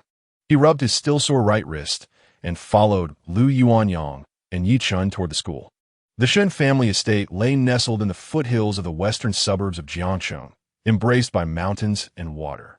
The grand iron gates swung open slowly, allowing the car to enter, traversing meticulously manicured lawns and a fountain garden before halting before an imposing villa, unmistakably adorned in classical European architectural style. Shen Zhiyan alighted from the car, where the butler had long been awaiting at the entrance with the utmost respect. Second young master, the master and madam, along with everyone else, are waiting for you in the dining room. Shen Zhiyan nodded, a radiant, cheerful, an innocuous smile once again gracing his features as he stepped into the brilliantly lit hall. Inside the dining room, a grand rectangular table was adorned with a pristine white tablecloth, while a crystal chandelier refracted a dazzling brilliance. The core members of the Shen family had mostly gathered. At the head of the table sat Shen father, aged 50, with a dignified demeanor and piercing gaze that conveyed the weight of long-held authority. Beside him was Shen mother, aged 46, possessing a gentle grace, yet her brow bore an indelible trace of timidity and dependence, quietly seated next to her husband like an exquisite ornament. To Shen father's left sat Shen uncle, aged 40, Shen father's brother, whose keen eyes glimmered with the shrewdness of a businessman. Beside him was his wife, aunt, aged 34, whose beauty was overshadowed by an empty gaze, reflecting a numbed acquiescence. Next to them was their 17-year-old daughter, Shen Zhiyan, Shen Zhiyuan's cousin, who was now blinking her large eyes, curiously observing the newly arrived Shen Zhiyan. To Shen father's right was Shen aunt, age 28. The youngest sister of Shen father and the cherished daughter of the elder Shen. She bore a noticeable pregnancy, her face marked by weariness and resignation. Beside her sat her husband, a seemingly honest and submissive man, who was now cautiously serving her food. Seated opposite Shen Zhiyan was Shen Zhiyu, clad in a tailored suit, his expression austere and his gaze harboring a hint of gloom and impatience. The space next to him remained unoccupied. Father, mother, uncle, aunt, and uncle-in-law. Shen Zhiyan greeted each with a brilliant smile before taking a seat beside Shen Zhiyu. Brother, whom Shen Zhiyu replied curtly, not lifting his gaze. Yan, please sit down. Shen mother gently urged with a warm smile. As the family banquet commenced, the atmosphere appeared superficially harmonious, yet currents of tension simmered beneath the surface. Shen father set down his knife and fork, wiping the corners of his mouth with a napkin, his penetrating gaze fixed on Shen Zhiyu. Zhiyu, I hear you found a young girlfriend? Her name is Su Wanwan, is it? 18 years of age? Shen Zhiyu hesitated momentarily, raising his eyes to meet his father's. His expression calm and unruffled. Yes, 18, just the right age, Shen father stated with a tone that brooked no argument, a suitable time to bear children. The Shen family requires an heir. The dining table fell abruptly silent. Shen mother cast a worried glance at her son before quickly lowering her head. Shen uncle and aunt remained expressionless. Shen Zhiwei's eyes widened in surprise, her face reflecting a look of intrigue. Shen Zhiyu set down his cutlery, leaning back slightly in his chair, exuding an air of detached indifference. Father, why the rush? I haven't had my fill of fun yet. Shen father frowned. Fun? Is the Shen family business for your amusement? Shen Zhiyu curled his lips into a cold, humorless smile, his gaze shifting to the side where Shen Zhiyan sat. Isn't there still Zhiyuan? He'll soon turn 19. Once he finishes university, he can start working when the child is 3 years old. I can always have my own later. The unexpected turn of events caught everyone off guard, and all eyes swiftly converged on Shen Zhiyan. Shen Zhiyan was leisurely slicing his steak when he paused at the sound of a voice, lifting his gaze to reveal the same sunny, innocent smile he always wore, tinged with a hint of vulnerability. Brother, your calculations are quite astute, he remarked. Setting down his knife and fork, he picked up a napkin to dab at his mouth, then surveyed his family around the dining table, his tone as casual as if discussing the weather. However, you may be disappointed. I cannot have children. Shen father furrowed his brow. Shen Zhiyan smiled faintly and stated clearly, because I am gay. I am attracted to men. Clatter.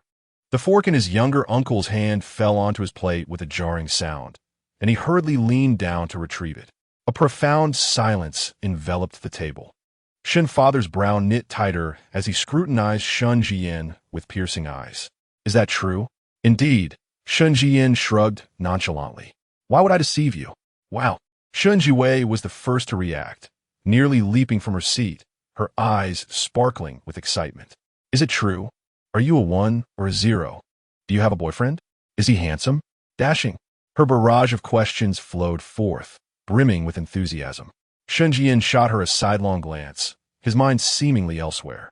He answered calmly, I do not have a boyfriend. I don't believe it. Shen Zhiwei pouted. How could you know you were gay if you haven't had a crush? Surely, there must be someone you fancy, right? Shen Zhiyan lifted his glass, gently swirling the dark red liquid within, a playful smirk gracing his lips. Well, I suppose I've encountered someone who piqued my interest. Someone special? Shen Zhiwei's excitement surged. Shen Zhiyan sipped his drink, his gaze darkened under the lights, his tone casual. Not quite. It's merely a fling. Ugh. Shen Zhiwei immediately wrinkled her nose in disdain. What a cad. The atmosphere at the table lightened somewhat, due to Shen Zhiwei's playful banter. Shen family's younger uncle scoffed, breaking the silence. Just a fling? With a man? Huh. Yan, that's the way to go. No risk of pregnancy, much simpler. Just don't catch anything. Shen family's younger aunt sighed softly, her tone resigned.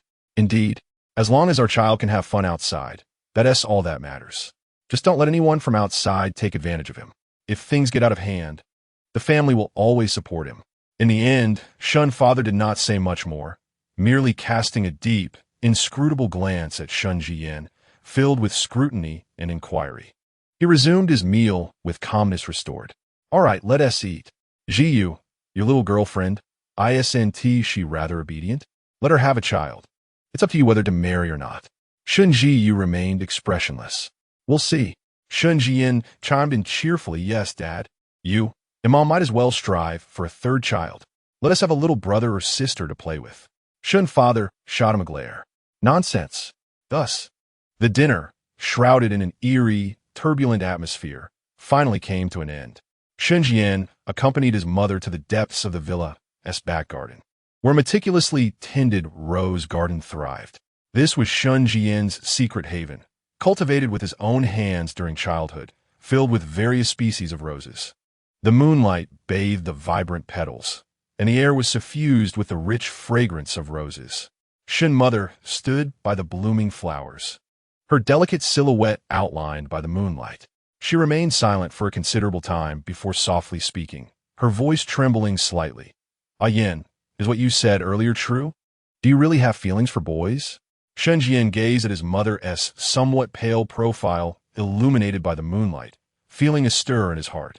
He tucked away the nonchalant smile he had worn during the family banquet and adopted a more serious tone. "Mom, it is true."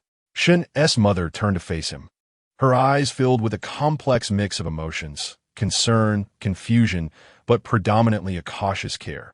"May I see a photograph? I would like to meet the person who captures your heart." After a moment's hesitation, Shen Zhiyan retrieved his phone, unlocked it, and opened his photo album. He scrolled to a picture taken during military training, a candid shot of Jiran. In the photograph, Jiran donned camouflage attire, standing beneath the shade of a tree, sunlight filtering through the leaves and casting a gentle glow upon him. His head was slightly bowed, his profile exquisitely defined, the small birthmark between his brows vivid against his skin, exuding a fragile and ethereal beauty. Shen's mother leaned closer to the screen, scrutinizing the youthful face in the photograph. Her gaze lingered on that handsome visage for a long time, revealing a flicker of astonishment mingled with an indescribable tenderness. "Does he like you?" she asked softly, lifting her eyes to meet her son's. Shen Zhiyan felt his fingers tighten around the phone, the screen's light reflecting in his deep-set eyes, obscured by ambiguity. He remained silent for several seconds before responding in a hushed tone. "I don't know." Shen's mother let out a gentle sigh, reaching out with her cool fingers to caress Shen Zhiyan's cheek, her touch tender and filled with affection. Her voice carried a weariness born from life's trials and a sincere plea. "Yen, if it is genuine, strive to be together. Do not follow the path of your father, your uncle, or your brother. Pain is the only outcome for both parties, with no victors." Shen Zhiyan's body stiffened imperceptibly. He observed the profound sorrow and helplessness in his mother's eyes, a deep understanding of the twisted relationships within the Shen family, a silent indictment of her own fate and that of his aunt. He parted his lips, but his throat felt constricted, rendering him speechless. He wished to say, "Mom, I'm not like them." He longed to assure her, "I will treat him well." He yearned to declare, "I will not let him suffer." Yet, these words struck him as hypocritical and laughable. Wasn't he, at his core, imbued with the same madness, obsession, and possessiveness that coursed through the veins of the Shen family? His meticulously arranged apartment, the hidden cameras, the opportunistic exploits from the previous night, all were testament to the fact that he bore no essential difference from his father and brothers. Ultimately, he averted his gaze from his mother's penetrating eyes, allowing his eyelids to fall, responding with a low murmur of acknowledgement. Shen's mother seemed to harbor no expectations for him to make any promises. She merely patted his arm gently once more, her expression filled with worry and helplessness. "It's chilly outside. Let us return." Shen Zhiyan nodded, accompanying his mother as they slowly made their way back. Beneath the moonlight, their silhouettes stretched long across the ground. Chapter 15. The midnight assault. The night at the Shen family estate was so quiet that one could hear the wind rustling through the rose garden outside. Shen Zhiyan lay in his long-absent luxurious room, tossing and turning restlessly. After a refreshing shower, draped in soft silk pajamas, his body remained uncomfortably warm. The earnest words of his mother echoed in his mind, along with her sorrowful, concerned gaze that seemed to pierce his very soul. If you truly care for him, cherish your time together. Do not follow in the footsteps of your father or uncle, for in the end, both suffer, and there are no victors. Those 5 words, cherish your time together, clung to him like a spell, imbued with a weight and allure he had never experienced before. He closed his eyes, attempting to dispel the tumult of thoughts swirling within him. Yet, in the darkness, another figure emerged with startling clarity, Zhiyan. Not the Zhiyan who lay unconscious on the apartment bed the previous night, but a vibrant, warm, and even affectionate Zhiyan. Within Shen Zhiyan's chaotic and fervent dreams, Zhiyan was transformed from the cool, distant roommate who always regarded him with caution into someone filled with tenderness and admiration. The wariness and aloofness in his eyes were replaced by gentle smiles and fondness. In the dream, Zhiyan approached him with a bright smile, radiating the unique shyness and enthusiasm of youth. He reached out, wrapping his arms around Shen Zhiyan's waist, burying his face in his neck, softly calling out, "Zhiyan." Shen Zhiyan's heart raced uncontrollably. Trembling, he extended his arms, embracing the warm figure before him. Dream Zhiyan lifted his head, his beautiful eyes shimmering like stars, and on tiptoe, he leaned in to kiss Shen Zhiyan's lips. "Zhiyan, I like you," Dream Zhiyan whispered in his ear, his breath warm and intoxicating. A wave of immense joy and fulfillment washed over Shen Zhiyan, overwhelming him. He held Zhiyan tightly, as if trying to merge him into his very being, his precious treasure. Dream Zhiyan offered no resistance, pressing closer, hands climbing to Shen Zhiyan's shoulders. Clothes fell away, skin met skin. Suddenly, Shen Zhiyan jolted awake.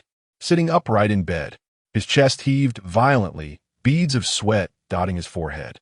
He gasped for air, his heart pounding furiously in his chest, as if it might leap out. Looking down, he realized the truth. He had experienced it in a dream. An overwhelming sense of shame and indescribable disappointment engulfed him, not due to the dream itself, but because it was merely that, a dream, an illusory, unattainable dream. The Zhiyan in his dream, the one who embraced him, kissed him, and professed his affection, was nothing but a fabrication, a phantom that could never exist. The Zhiyan of reality, the awake Zhiyan, would only regard him with those cold, wary eyes, carefully avoiding his touch, responding with a polite yet distant demeanor. "Damn it," Shen Zhiyan muttered under his breath, agitatedly raking his fingers through his hair. He threw back the covers and leapt from the bed, rushing into the bathroom, turning on the cold water and forcefully dousing his overheated body. The icy stream cascaded over his burning skin, bringing a jarring chill, yet it could not extinguish the fierce flame that blazed within him. His mind was filled with thoughts of Zhiyan. He yearned to see him. Now, immediately, the thoughts surged within him like a rampant vine, ensnaring all remnants of his rationality in an instant. He could no longer endure the desolate expanse of the room, nor the bone-deep ache of longing and the torment of unfulfilled desire. Shen Zhiyan turned off the tap, hastily dried his body, and donned a simple t-shirt and long trousers. He paid no heed to drying his hair, the damp tips still dripping. Seizing the car keys from the table, he burst forth from the room like a gust of wind, racing down the stairs and out through the heavy doors of the Shen family estate. At 3 in the morning in Jiangcheng, the streets lay deserted and silent. The yellow glow of the streetlights cast elongated shadows upon the empty road. As Shen Zhiyan revved the engine, the black sports car shot forward like an arrow released from a bow, the roar of the engine piercing the stillness of the night. He sped recklessly, disregarding speed limits, his mind fixated solely on one thought: returning to school, to the dormitory, to see Zhiyan. The car came to a halt outside a secluded wall at the back entrance of Jiangxing University. Shen Zhiyan turned off the engine and glanced up at the modestly high wall. He took a few steps back, gathered momentum, and with agile movements scaled the wall, landing gracefully on the other side. His actions were swift and decisive, infused with a reckless abandon. The campus was enveloped in silence, the only sounds being the glow of streetlights and the occasional beam of a patrolling security guard's flashlight. Shen Zhiyan deftly navigated around surveillance cameras and guards, moving like a silent shadow between the dormitory buildings. Finally, he stood before the door of room 401. Holding his breath, he retrieved the key, cautiously inserted it into the lock, and turned it gently. With a soft click, the door opened. The dormitory was engulfed in darkness, save for the faint moonlight filtering through the window. The air was tinged with a subtle, masculine scent, mingled with the fresh aroma of laundry detergent. Shen Zhiyan's heart raced as he tread lightly inside, akin to a wraith. His gaze was immediately drawn to Ji Ran's bed by the balcony. The bed curtains were not entirely drawn, revealing a narrow gap. Bathed in moonlight, he could distinctly see Ji Ran's serene profile as he lay sleeping. He lay on his side, breathing steadily and deeply. The moonlight caressed his fair face, delineating its gentle contours. His long eyelashes cast a delicate shadow beneath his eyelids, exuding an air of tranquility and innocence. Shen Zhiyan stood by the bedside, gazing hungrily at the face that haunted his dreams. The proximity was so intimate that he could inhale Ji Ran's familiar, crisp scent. An overwhelming impulse surged within him. He longed to reach out and caress his cheek, to touch that small red mole, to feel the warmth of his skin. His fingers involuntarily lifted, trembling as they hovered in mid-air, mere centimeters away from Ji Ran's cheek. To be together, his mother's voice thundered in his mind like a clap of thunder. He clenched his fist tightly, his nails digging painfully into his palm, bringing a sharp sting. He forced himself to retract his hand, as if scalded. No, he could not touch him.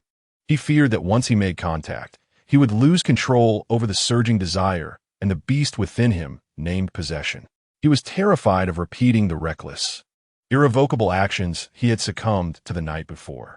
He stood still, like a silent statue, greedily and silently gazing into the darkness.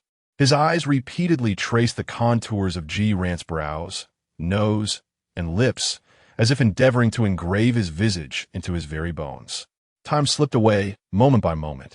Outside the window, the sky transitioned from deep blue to pale gray. Within the dormitory, Lu Yuanyang's snoring persisted, while Yi Chen's bed creaked softly as he turned. Shen Zhiyan remained standing for quite some time, long enough for his legs to grow somewhat numb. At last, he stirred his stiff body, sighed silently, and turned towards his own bed. He climbed onto the bed with utmost care, drawing the curtain to isolate himself within that small space. Lying there in the dark, Shen Zhiyan kept his eyes wide open, devoid of any inclination to sleep. His mind churned with his mother's words, the enchanting dreams, and the image of Ji Ran's serene face in the shadows. Could they truly be together, as he longed for? He tried to envision what it would be like if he and Ji Ran were in a romantic relationship. Would Ji Ran embrace him willingly, as in his dreams? Would he initiate a kiss? Would he gaze at him with those cool, yet affectionate eyes? Would he display that emotional and dependent expression beneath him? Shen Zhiyan found himself utterly unable to imagine it. Ji Ran did not seem like the type to sacrifice everything for love, to throw himself into the flames. Though he had only recently met Ji Ran, the clarity of his rationality, his fervent will to survive, his dedication to his studies, and his protection of personal space all clearly indicated that love likely ranked low on Ji Ran's list of priorities, or perhaps was entirely absent from his plans. He was kind, yet that kindness bore an air of distance. He was rational, and this rationality almost coldly safeguarded his own being. Would he be capable of loving? Would he, like ordinary people, fall into a passionate romance and become infatuated?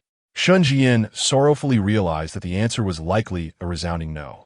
What if, as his mother suggested, he relinquished those twisted methods and pursued Ji Ran as a normal person would? If he were to be honest about his feelings, respect Ji Ran's wishes, and grant him space and time, would Ji Ran agree? Shen Zhiyan hardly needed to ponder. The answer crystallized in his mind. No, never. From the very beginning, Ji Ran's eyes bore a wariness and detachment towards him, even though that wariness seemed to have faded somewhat due to military training and dormitory life. The sense of alienation had never vanished. He could not fathom what it would be like for Ji Ran to love someone, let alone to love him, Shen Zhiyan. Such a vision felt as distant as a fable. But what if he chose to give up?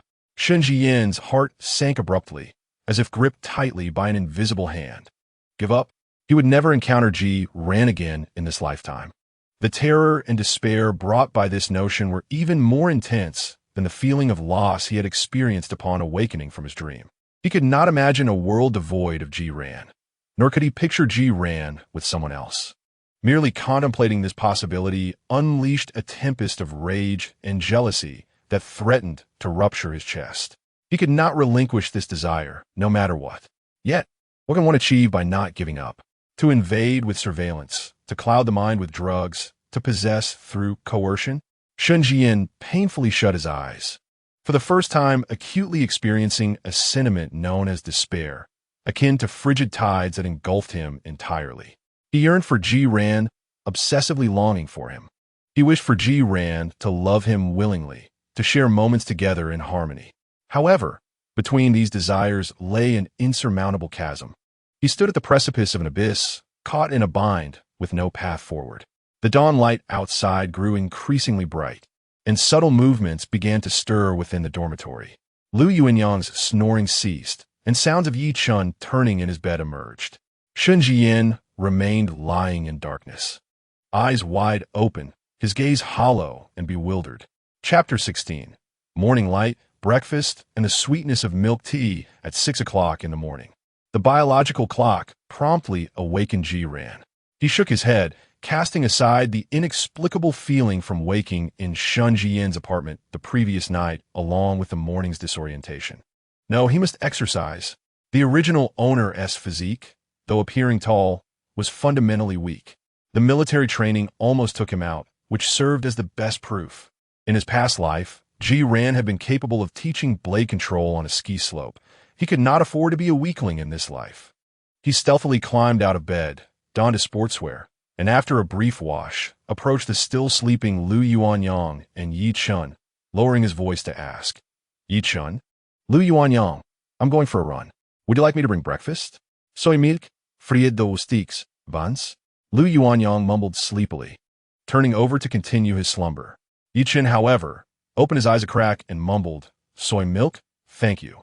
Ji Ran nodded, his gaze instinctively drifting towards Shen Zhiyan's bed. Last night, Shen Zhiyan mentioned attending a family banquet. He should not have returned yet, right? Just as he was about to turn away, he suddenly halted.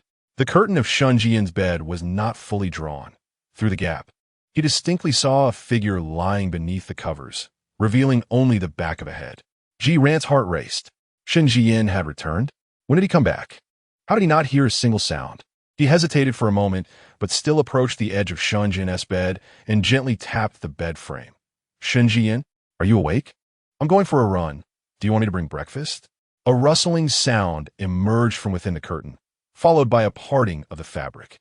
Shen Zhiyan poked his head out, his face bearing the remnants of sleepiness. Yet swiftly, that weariness was replaced by his characteristic, radiant smile. Ji Ran, so early? Your voice has that delightful morning rasp. It sounds particularly captivating. Running? Can I join? Ji Ran gazed at him, the confusion in his heart deepening. Shen Zhiyan had returned from a family banquet last night and should have been quite late. Why was he back so early and still asleep in the dormitory? When did you come back? Ji Ran could not resist asking. Shen Zhiyan's eyes flickered momentarily before he offered a resigned smile. Don't mention it. The family banquet ended late, and my father kept me for a lecture. By the time I got home, it was already past midnight. I truly did not want to stay at home, so I drove back. I arrived at the dormitory around 3 or 4 in the morning, and fearing I would wake you all, I climbed over the wall to come in, intending to catch a bit more sleep. 3 or 4 in the morning, climbing over the wall? Ji Ran's lips twitched. The young master truly exudes boundless energy. However, it sounds quite reasonable. Oh, Ji Ran nodded, not probing further. What about breakfast? Should I bring some? Yes. Shen Zhiyan immediately responded, his smile bright and cheerful, just like yours. Thanks. Sure, Ji Ran replied, turning to leave the dormitory. On this early autumn morning, the air was slightly cool, infused with the fresh scent of grass and trees.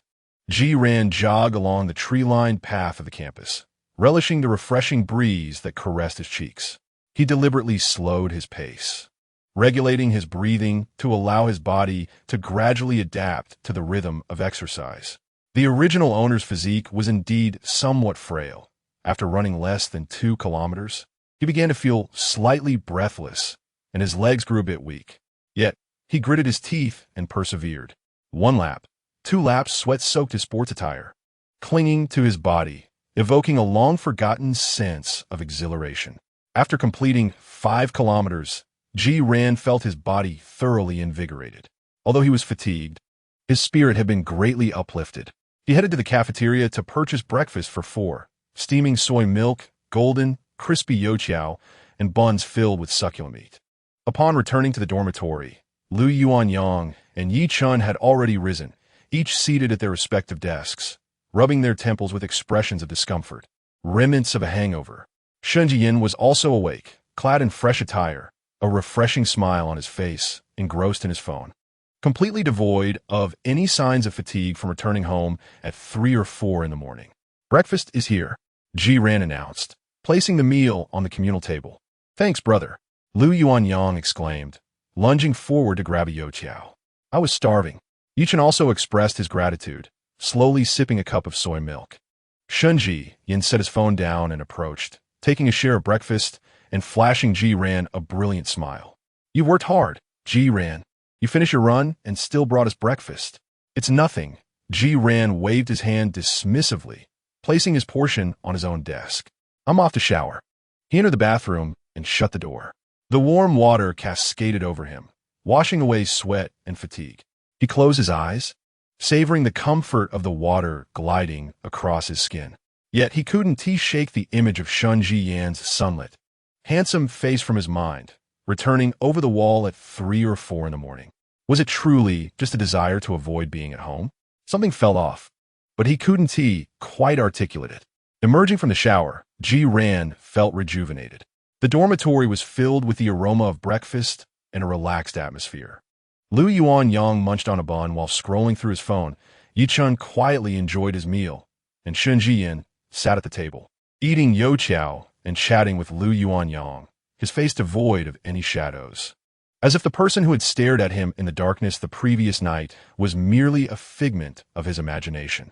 Zhiyan shook his head, convincing himself that perhaps he was overthinking.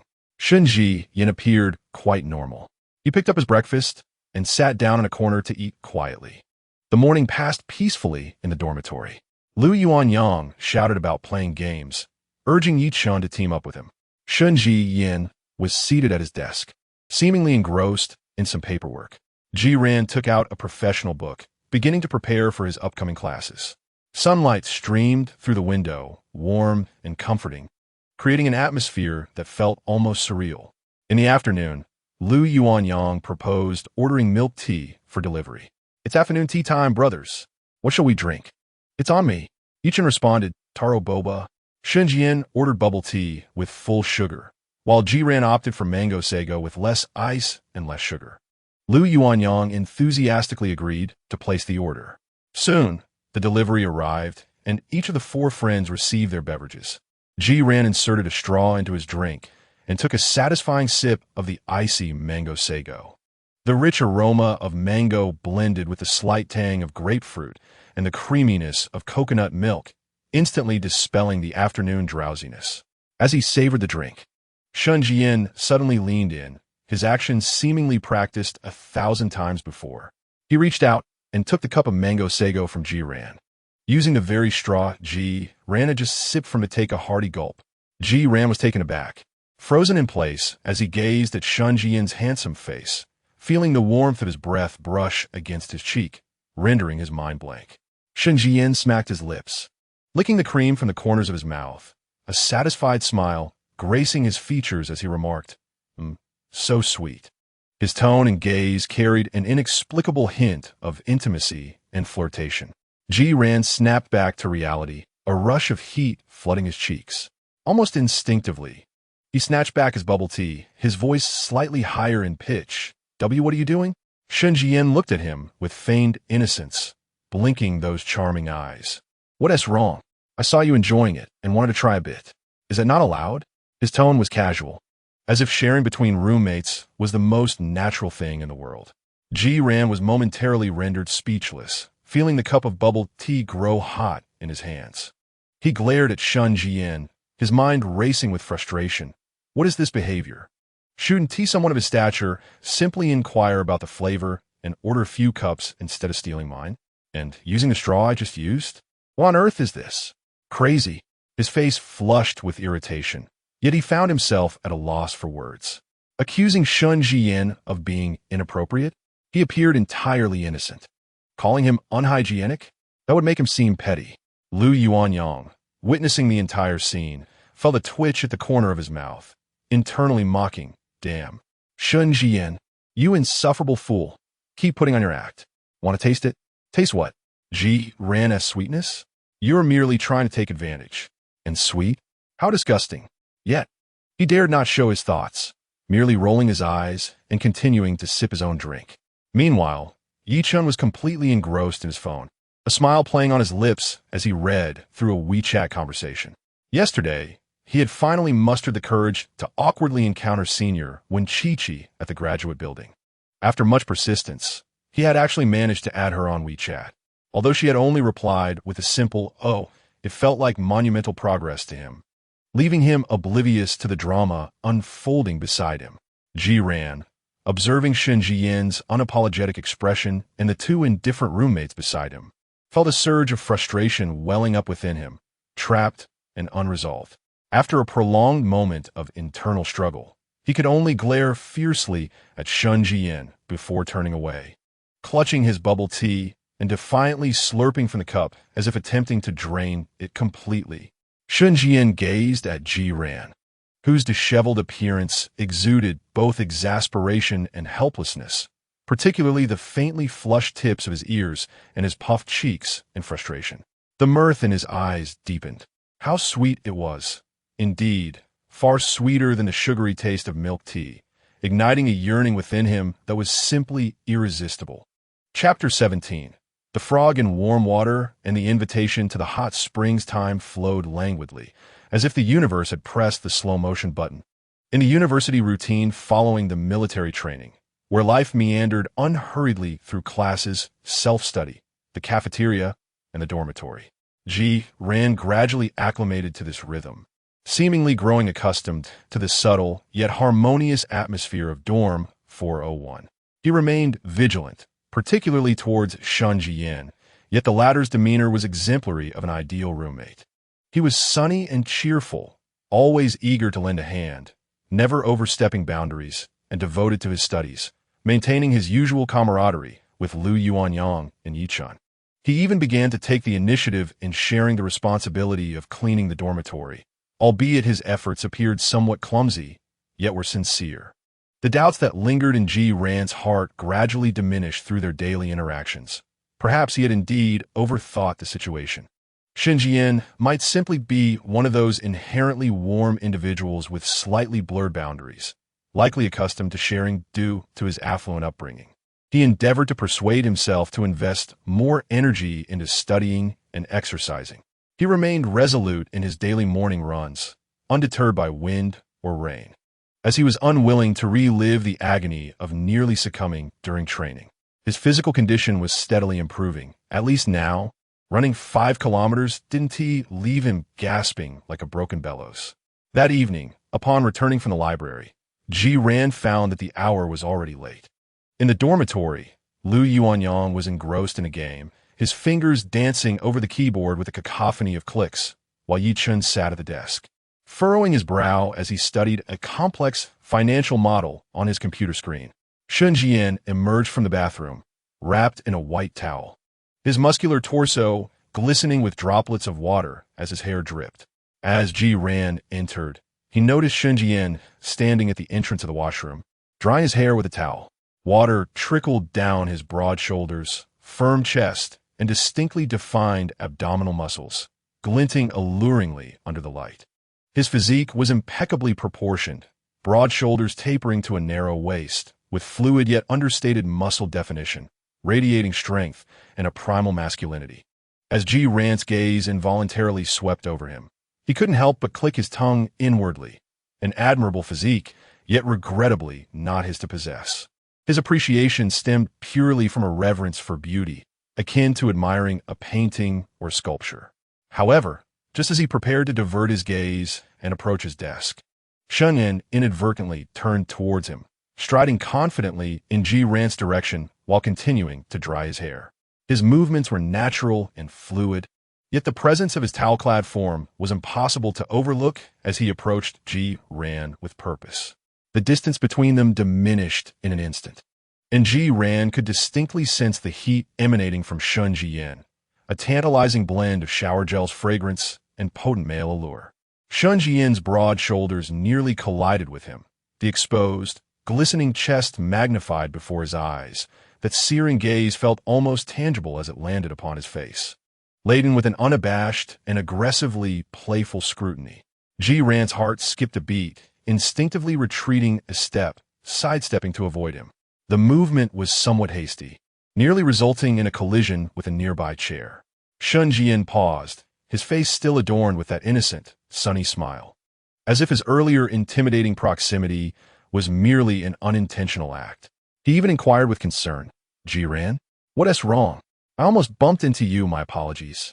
Ji Ran, peering beneath Shen's damp hair into those playful, peach blossom eyes, sensed an elusive depth to that smile. He steadied himself, shaking his head. "It's nothing."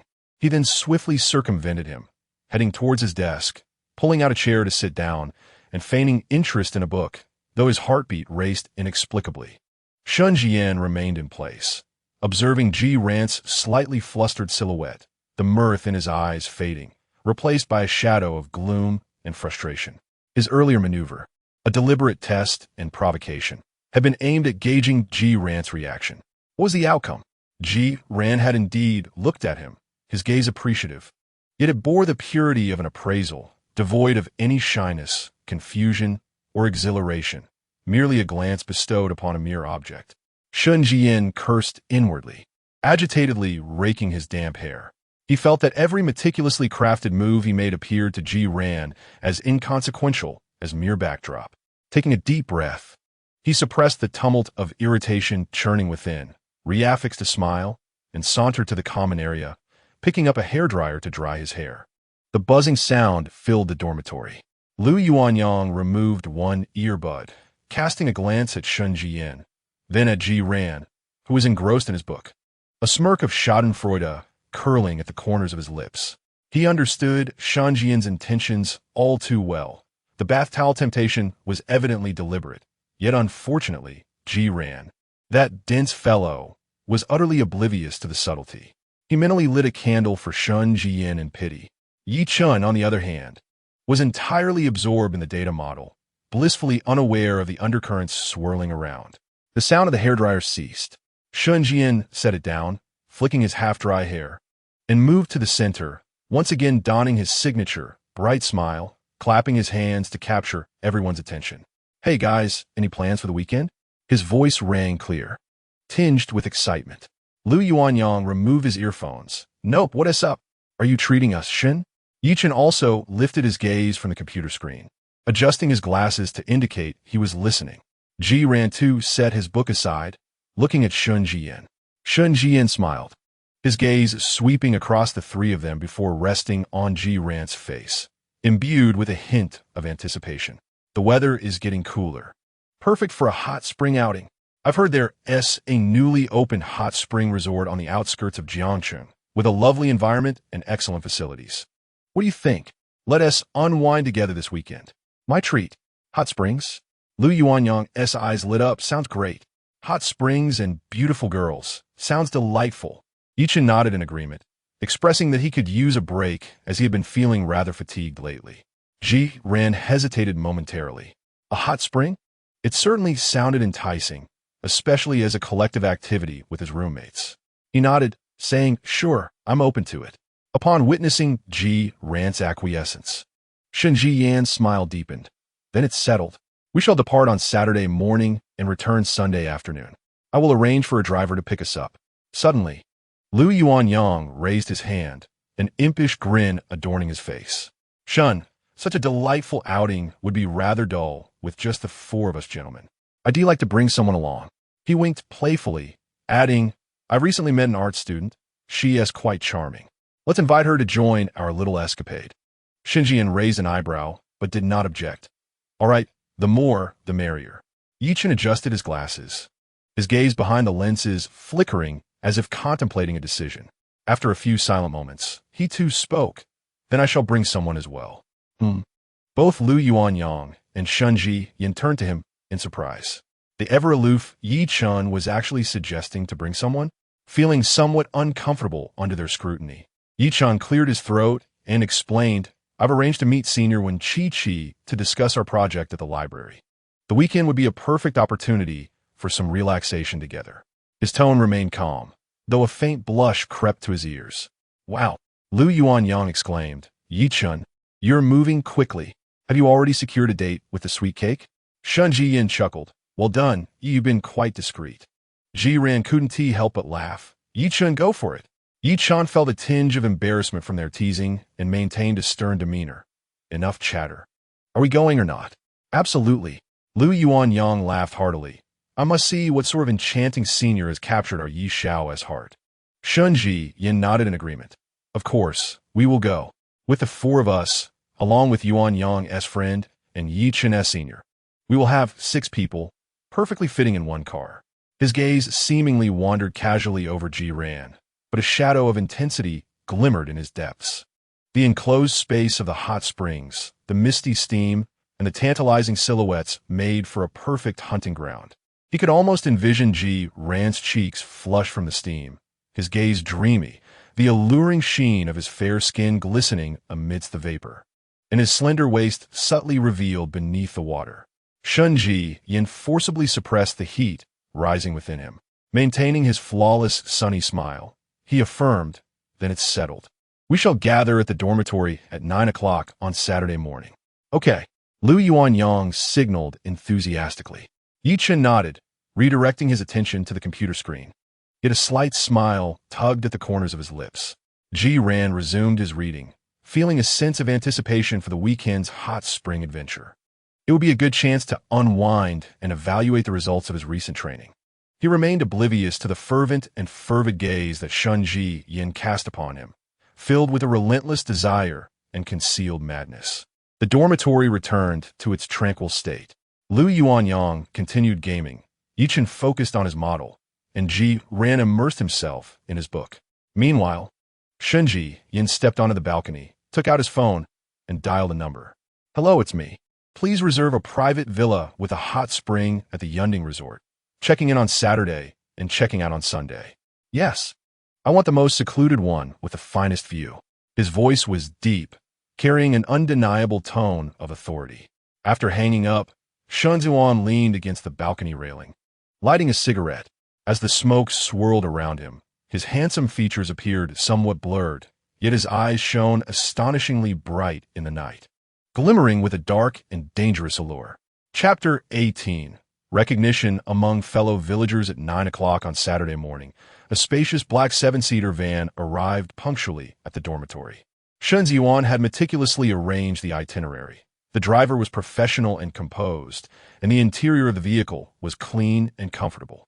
Lu Yuanyang indeed brought along an art student named Lin Wei, who was sweet in appearance and vivacious in personality, chattering incessantly with Lu Yuanyang throughout the journey.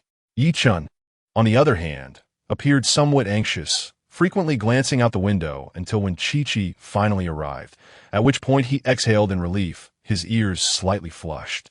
When Chi still maintained her adorable, soft demeanor, dressed simply in a knitted top and a long skirt, carrying a canvas bag that lent her an air of quietude and obedience. Upon boarding, she politely greeted everyone, her gaze lingering on Ji Ran's face for a few extra seconds. Ji Ran noticed her gaze and found it curious, yet he did not dwell on it. The vehicle glided smoothly towards the outskirts. Initially, the atmosphere within the car was a bit restrained. Lu Yuanyang attempted to lighten the mood with some rather unamusing jokes, to which Lin Wei responded with laughter. Yi Chen struggled to engage when Chi in conversation, but his efforts bore little fruit. She mostly nodded or offered brief responses. Shen Zhiyan occupied the front passenger seat, occasionally turning to join the conversation, his smile as radiant as ever. Yet Ji Ran sensed an unusually cheerful disposition from him that day.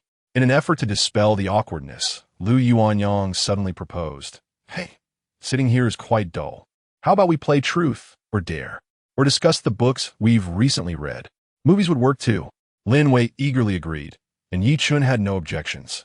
Shen Zhiyan chuckled, "I'm fine with anything." However, at that moment, when Chi-Chi unexpectedly spoke up, her voice soft yet like a stone cast into a tranquil lake. "Have you all read a book called The Overbearing CEO's Compulsory Love, Sweetheart Running with a Baby?"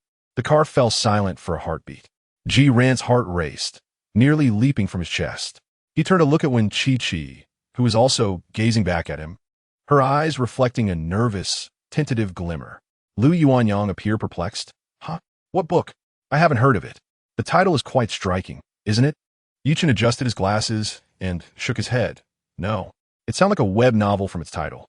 Shen Zhiyan turned from the front seat, his expression a mix of curiosity and a hint of mockery. "The Overbearing CEO's Compulsory Love? That title is rather straightforward. I haven't read it. I'm not particularly interested in that genre."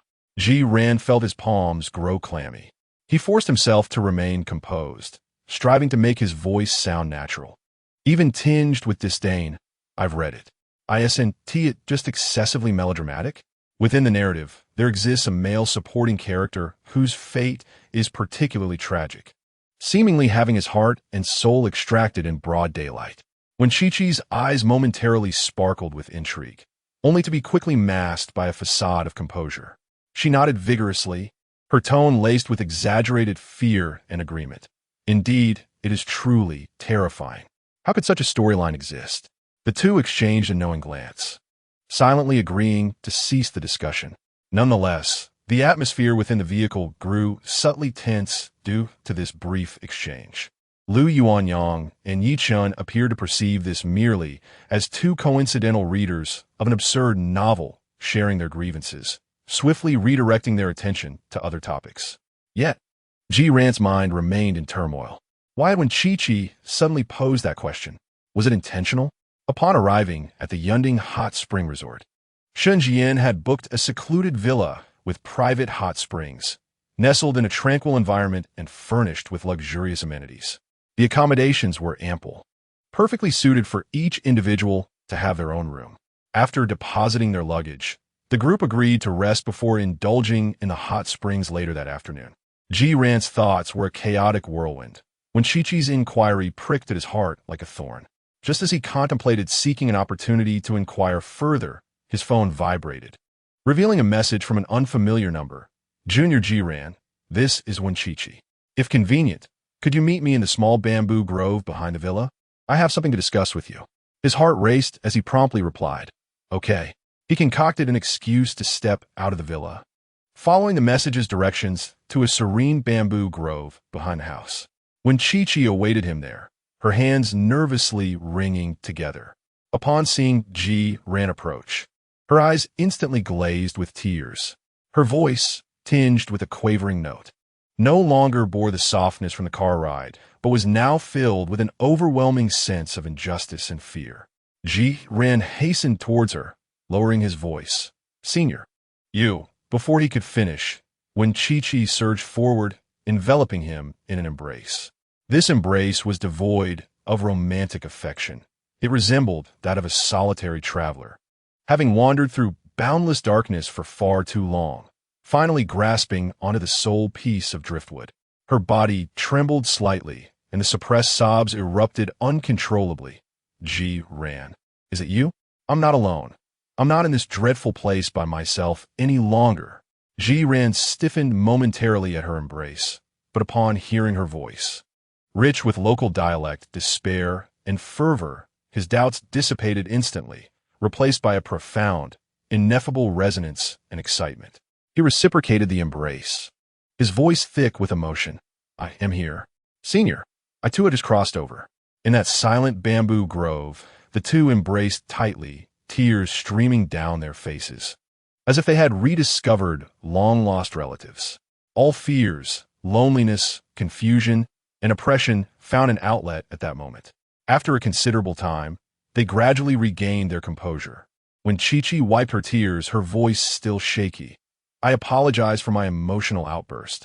I have been here for 5 years. 5 years. I have guarded this secret alone and am on the verge of madness. 5 years. Ji-ran gazed at her in astonishment. When Chi-Chi nodded, her eyes reflecting both horror and relief. When I arrived, it was precisely when the original host was in her first year of college. Do you know? The original when Chi-Chi was Shen Zhiyu's little lover before Su Wanwan.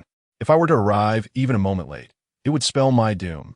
Her voice trembled as I desperately immersed myself in my studies, avoiding all individuals and matters that might intertwine with the plot. After much effort, I succeeded in gaining admission to graduate school. The female protagonist made her entrance at the age of 18, gazing at Ji-ran. But Ji-ran, the narrative between you and Su Wanwan is misaligned. Aren't you supposed to be utterly devoted to her, clinging to her until the bitter end? How is it that I've heard Su Wanwan claims not to know you? You haven't continued to pursue her? You haven't followed the storyline? Ji-ran offered a bitter smile. How could I possibly adhere to such a narrative? From the very beginning, I was aware of the impending outcome. I could scarcely evade it. I feigned bankruptcy to frighten her away. When Chi-Chi's eyes widened, and then she burst into laughter, tears glistening. Impressive. Well done. However, her expression soon turned grave. Ji-ran, you must exercise caution. Be wary of Shen Zhiyan. A sense of dread gripped Ji-ran. Shen Zhiyan? Isn't he the only rational person in the Shen family? Reader certified? Well, load of nonsense. When Chi-Chi interrupted, her voice lowered and tinged with fear. That is the original narrative. I have read all the side stories.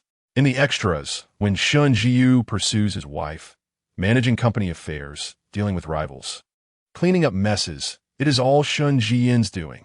He plays both sides with ruthless cunning. Those rivals. Bankruptcy is the least of their worries.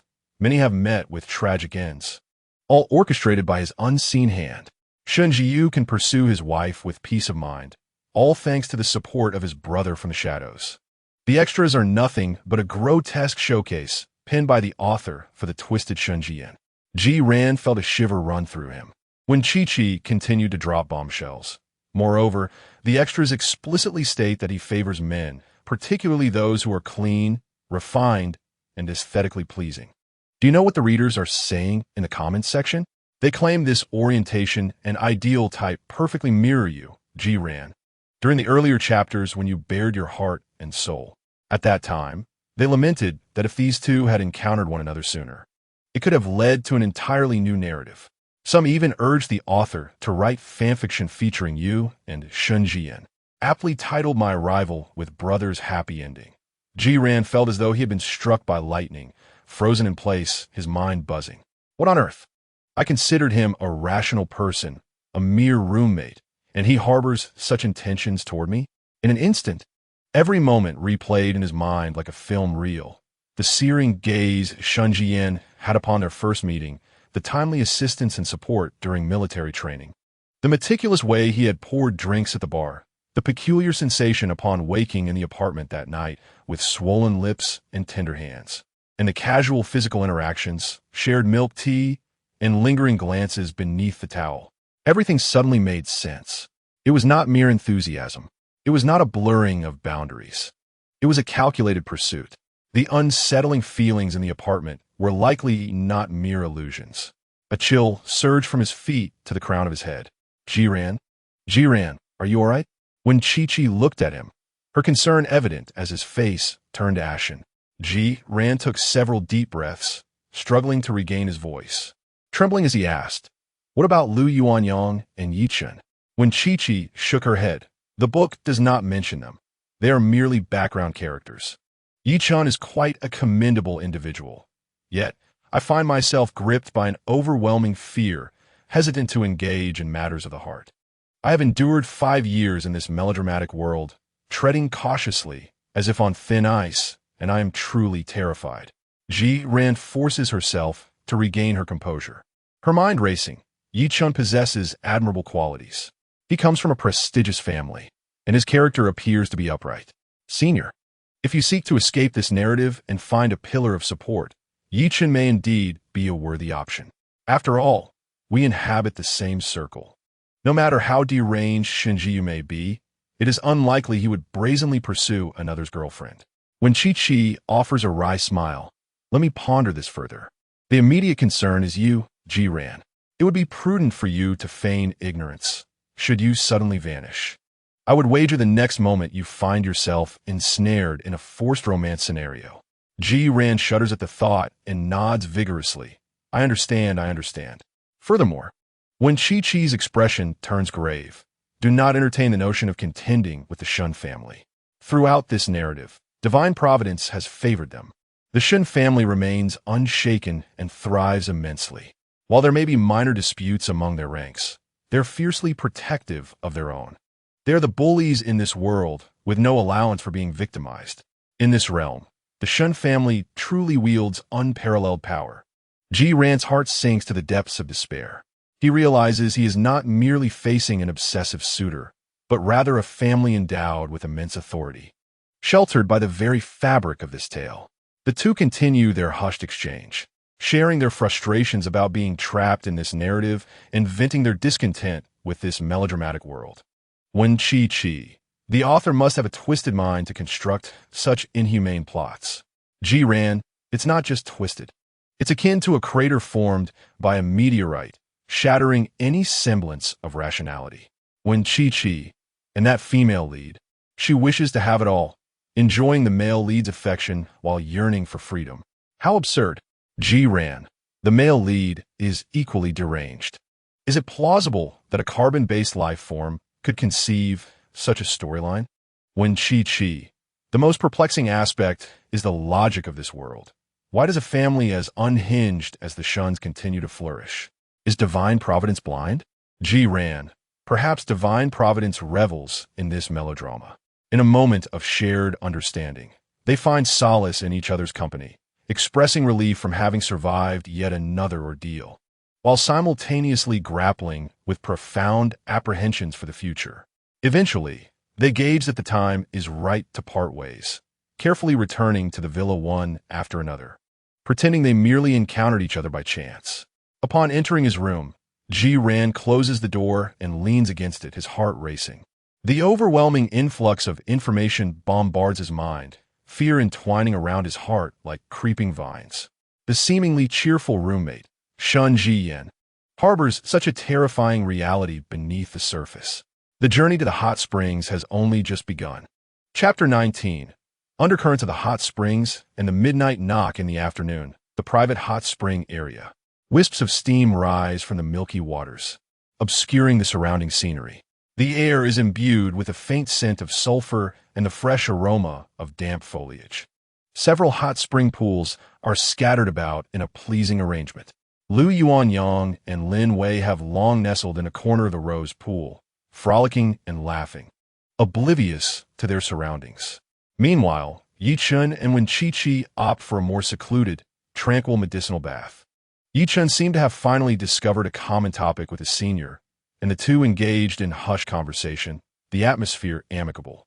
The flush on Yichen's ears lingered, suffused with warmth.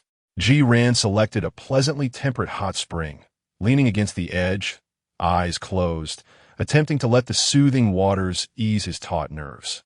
However, the words of Wen Chi-Chi echoed in his mind like a spell, preventing him from attaining relaxation. He could distinctly feel a searing gaze, almost palpable, affixed upon him.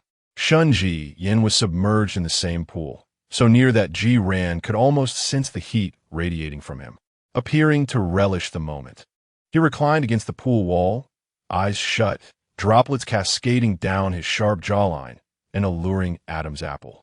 Yet his languid and contented demeanor struck Jiran as overtly aggressive. Suddenly, Shen Zhiyan shifted slightly, seemingly unconsciously edging closer to Jiran, then tilted his head, resting it directly on Jiran's shoulder. The warmth, laden with moisture, abruptly pressed down, causing Jiran's entire body to stiffen. His muscles tensed instinctively, nearly pushing the other away. Yet, he managed to suppress the urge. His fingernails dug deeply into his palm, delivering a sharp sting that compelled him to maintain an outward semblance of composure. Ji Ran remained rigid, his body akin to a stone, too apprehensive to move. He could detect the faint, fragrant aroma of Shen Zhiyan's shampoo mingling with the steam of the springs, creating a heart-pounding atmosphere of intimacy. The even cadence of Shen Zhiyan's breath brushed against Ji Ran's neck, eliciting a tingling sensation. Shen Zhiyan, with eyes closed, appeared to be truly asleep. Yet, only he knew the tempest of excitement and desire raging within him. The sensation of Ji Ran's shoulder beneath him, the firmness of the slender bone structure, and the delicate warmth of his skin were all stimuli to his senses. In the hazy steam, Ji Ran's exquisitely cool profile flickered into view, the red mole between his brows glistening vividly in the water's reflection. Shen Zhiyan's mind spiraled uncontrollably through various explicit fantasies involving the hot springs, envisioning pinning Ji Ran against the edge, indulging in his desires under the veil of steam. He had to exert all his strength to suppress the overwhelming impulse. Time seemed to stretch interminably as Ji Ran counted each second like an eternity, feeling as though he might suffocate. Fortunately, not long after, Shen Zhiyan appeared to awaken, naturally lifting his head, rubbing his eyes, and offering Ji Ran a slightly apologetic, sunny smile. My apologies, Ji Ran, I almost dozed off. Did I hurt you? His expression was remarkably casual, as if it were merely an inadvertent act. Ji Ran forced a stiff smile. It's fine. He then quickly shifted aside, creating a safe distance. Shen Zhiyan observed the subtle movement of avoidance, a flicker of displeasure crossing his gaze, though his smile remained unchanged. In the evening, everyone gathered in the villa's dining room for a meal. The dishes were exquisite, and the atmosphere appeared light-hearted and enjoyable. Lu Yuanyang remained lively, incessantly teasing Yi Chun, and when Yi Chun blushed at the banter, while when Chi kept his head down, taking small bites of food. Shen Zhiyan was the most composed individual in the room. He engaged in light-hearted banter, tending to the emotions of those around him. Yet his attention was evidently more focused on Ji Ran. He would casually serve Ji Ran his favorite dishes, unhesitatingly sip from the glass that Ji Ran had just used, and lean slightly towards him while he spoke, his gaze intently fixed upon him, a gentle smile gracing his lips, creating an atmosphere that others might perceive as almost intimate. Ji Ran felt as if he were sitting on needles, each moment an agonizing trial. He had to muster all his strength to endure Shen Zhiyan's warmth and consideration, striving to play the part of an oblivious and even somewhat flabbergasted ordinary roommate. He felt like a dancer on the edge of a precipice, at risk of falling into oblivion with the slightest misstep. After dinner, everyone retreated to their respective rooms. Ji Ran locked his door, leaning against it and exhaling deeply, feeling as though all his strength had been siphoned away. He took a shower, attempting to wash away the fatigue and the invisible pressure that Shen Zhiyan exerted upon him. Lying in bed, he found sleep elusive, staring at the ceiling with a heightened awareness of every sound around him. Time passed, and just as he began to relax his tense nerves, a soft knock echoed from outside his door. Knock, knock, knock. Ji Ran's heart lurched. Every muscle in his body tensed immediately. Ji Ran, are you asleep? Shen Zhiyan's voice came from the other side, deep and gentle, tinged with a barely perceptible urgency. Ji Ran held his breath, refraining from an immediate response. Ji Ran? Shen Zhiyan knocked again, his tone now laced with a hint of vulnerability and pleading. I know you might be asleep, but Ji Ran took a deep breath, striving to make his voice sound calm and natural. No, what is it? There was a brief silence before Shen Zhiyan's voice returned, tinged with an awkward shyness. May I come into your room to sleep? Ji Ran's mind reeled. Sleep together? The impulse to retort with a vehement no nearly escaped his lips. He suppressed his tumultuous emotions, asking as calmly as he could, why? Shen Zhiyan's voice dropped lower, as if embarrassed. Lu Yuanyang's room is a bit noisy. Noisy about what? Ji Ran pressed. They're both a bit loud. Shen Zhiyan's response was hesitant, filled with implication, as if he truly were disturbed by the raucous happenings next door, yet found it difficult to articulate. Ji Ran felt a wave of incredulity wash over him. Lu Yuanyang and Lin Wei? Even if something were indeed happening, the villa's soundproofing was extraordinary. How could he possibly hear anything? Was this excuse any more ludicrous? It's not convenient for me. Ji Ran flatly refused, his tone cold. Silence reigned outside for a few seconds. Just as Ji Ran believed Shen Zhiyan had relented, his voice returned, almost pleading and pitiful. Ji Ran, I beg you. Really? All the other rooms are locked. I have no other choice. Just for one night, I can even sleep on the floor. The sincerity and helplessness in his tone could soften the heart of anyone who heard it. Yet Ji Ran felt a chill run down his spine. He knew he could not refuse too harshly, lest it arouse suspicion. Clenching his teeth, he wrestled with his inner turmoil.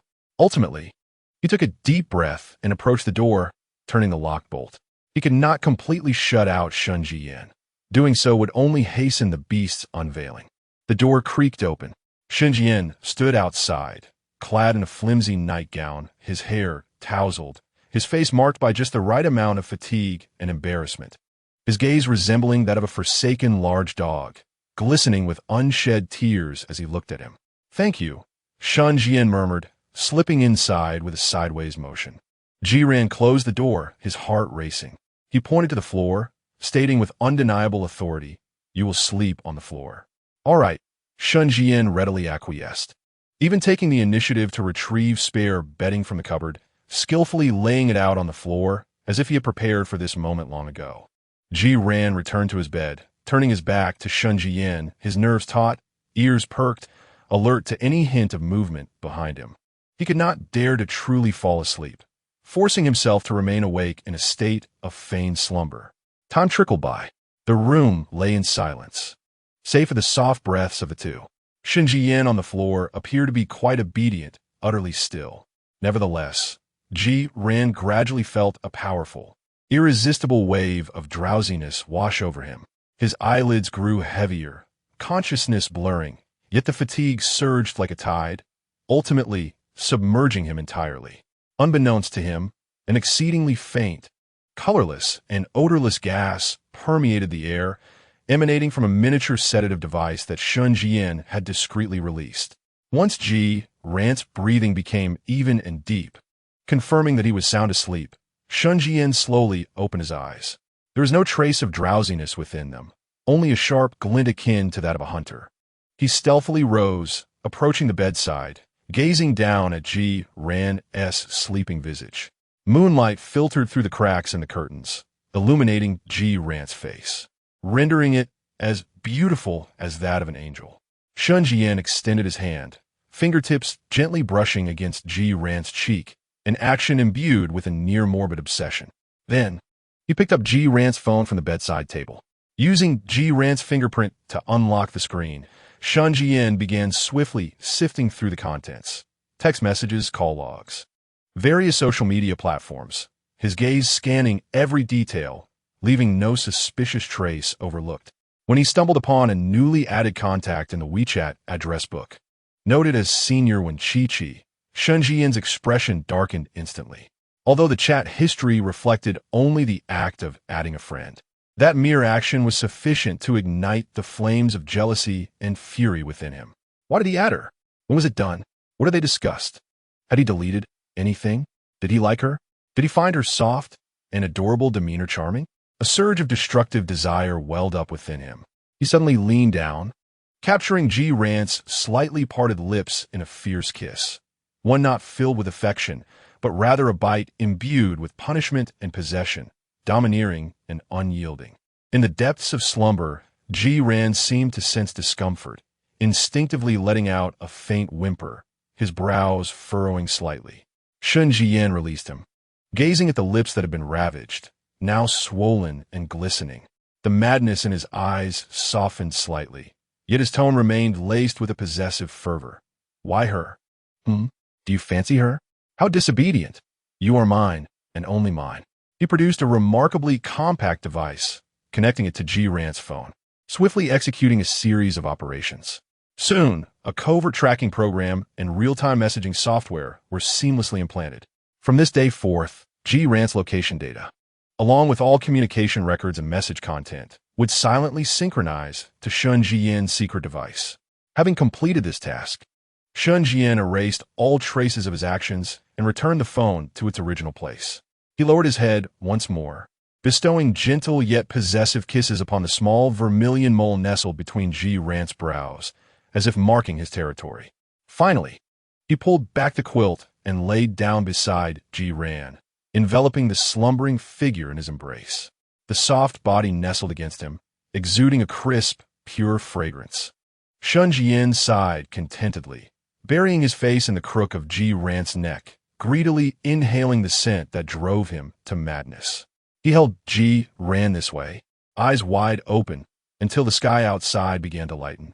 At 5 in the morning, he carefully released Ji Ran, tucked him under the covers, and silently returned to the floor mat, lying down, closing his eyes, feigning that he had never left. The room fell silent once more, as if nothing had transpired. Chapter 20. The return journey. Ji Ran awoke to the gentle caress of sunlight. Golden rays streamed through the loosely drawn curtains, landing squarely on his eyelids. Blinking in confusion, he took 3 seconds to comprehend his surroundings. The lavish bedroom of the hot spring resort. Memories gradually returned, and he suddenly sat up, glancing warily towards the floor mat. There lay Shen Zhiyan, cocooned in a blanket, sleeping soundly. His hair tousled over his forehead, breath steady, his profile softened by the morning light. Utterly devoid of the obsessive madness from the previous night, Ji Ran furrowed his brow, cautiously assessing his own body. There was no discomfort. His lips felt normal. Could it be that he had merely overthought everything? Had Shen Zhiyan truly been disturbed by noise last night, taking to the floor mat and sleeping peacefully thereafter? He tiptoed out of bed, striving to make no sound, and slipped into the bathroom with his toiletries. The warm water cascaded over him, clearing the chaos in his mind somewhat. When he emerged, Shen Zhiyan was still asleep, even emitting soft snores. Ji Ran cast a glance at him, musing. He seems quite deep in slumber, off on a midnight escapade, perhaps. He chose not to rouse Shen Zhiyan, opting instead to head downstairs first. In the dining area, Lu Yuanyang and Lin Wei were already present, indulging in a sweet breakfast together, which made Ji Ran's teeth ache with envy. Yi Chun and Wen Qiqi occupied another table, their atmosphere markedly more subdued. They dined quietly, exchanging hushed words from time to time. Ji Ran collected his breakfast, hesitating momentarily before settling at Yi Chen's table. The mere sight of Shen Zhiyan sent shivers down his spine. It was best to keep his distance. "Good morning," Yi Chen greeted. "Morning," Ji Ran replied. When Qiqi lifted her head and offered a faint smile to Ji Ran, her eyes imbued with curiosity. Ji Ran subtly shook his head, indicating that everything was fine. As noon approached, young Master Shen arrived with a leisurely demeanor, his tousled hair a testament to his recent slumber, yawning as he entered the dining hall, exuding an air of grogginess. "Good morning, everyone," he said lazily, naturally taking a seat beside Ji Ran and casually tearing into a slice of bread. Ji Ran instinctively shifted slightly away. After the meal, they gathered their belongings and embarked on their return journey, once again boarding the spacious business vehicle. The atmosphere on the way back was notably more vibrant than it had been on the way there, likely due to their relaxing soak in the hot springs.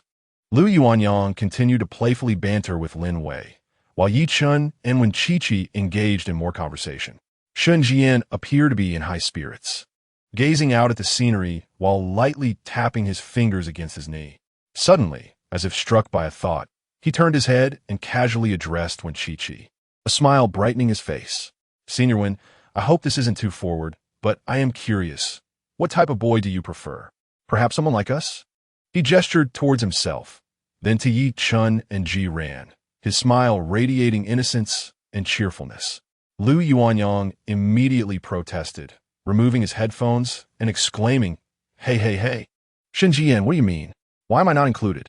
Am I not a man? Am I not handsome?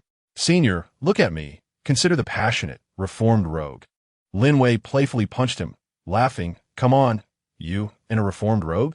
A dog cannot change its habit of eating excrement." Shen Zhiyan shot Lu Yuanyang a glare, retorting, "You can take a hike, having a girlfriend, and still trying to stir up trouble? Senior, don't mind him." "Lin Wei, Take care of your own. And give him a couple of slaps to make him remember. In jest, Lin Wei lifted her hand, and Lu Yuanyang quickly dodged, grinning. When Chi-Chi was momentarily taken aback by the commotion, then displayed a bemused expression, softly responding, "Am I really such a celestial being? Is it my turn to choose?" She deftly deflected the question, avoiding offense while revealing no useful information.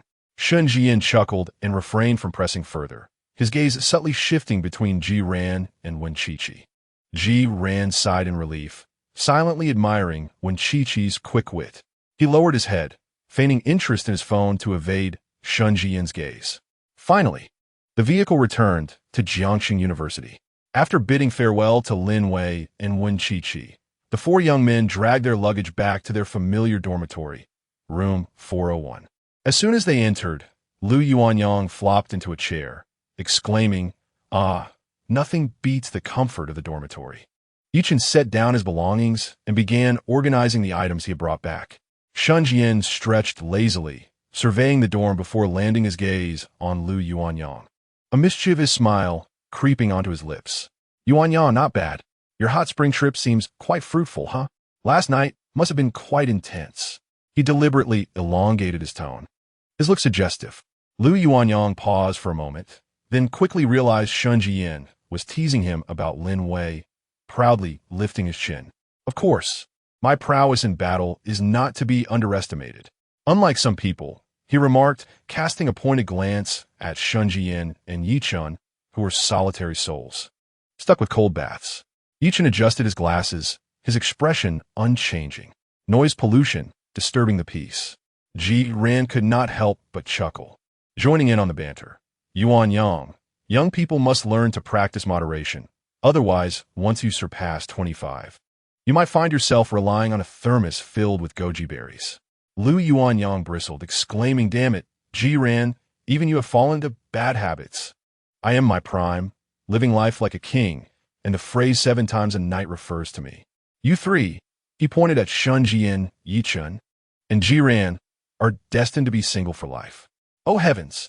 He dramatically raised both hands, declaring, "I wish to exchange my roommate's lifetime of romantic fortune and happiness for my own ability to remain vigorous at 80, reveling in nightly festivities." Ji Ran nearly spat out the water he had just sipped.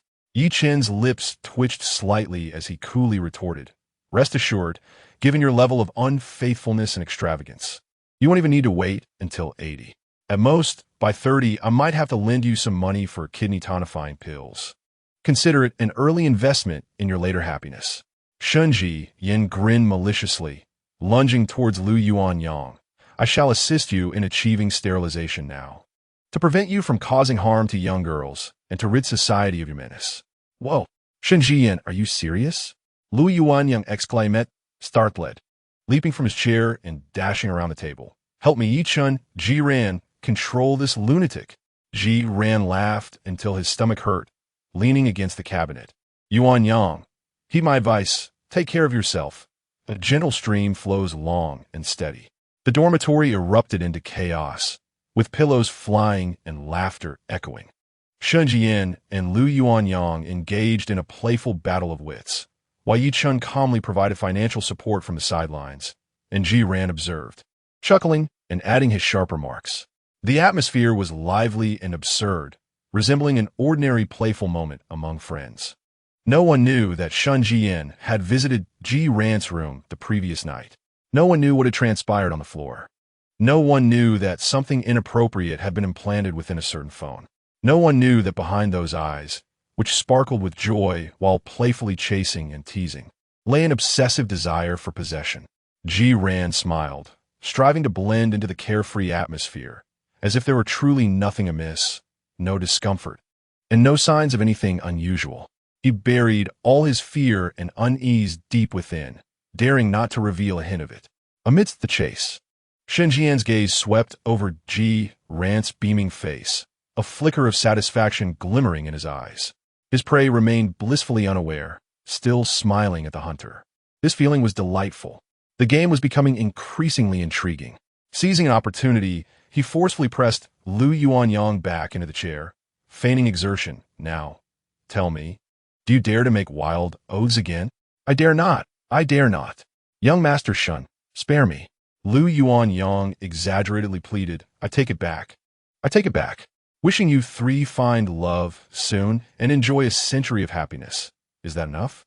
Shen Zhiyan released him, clapping his hands and flashing a sunlit smile. That is more like it.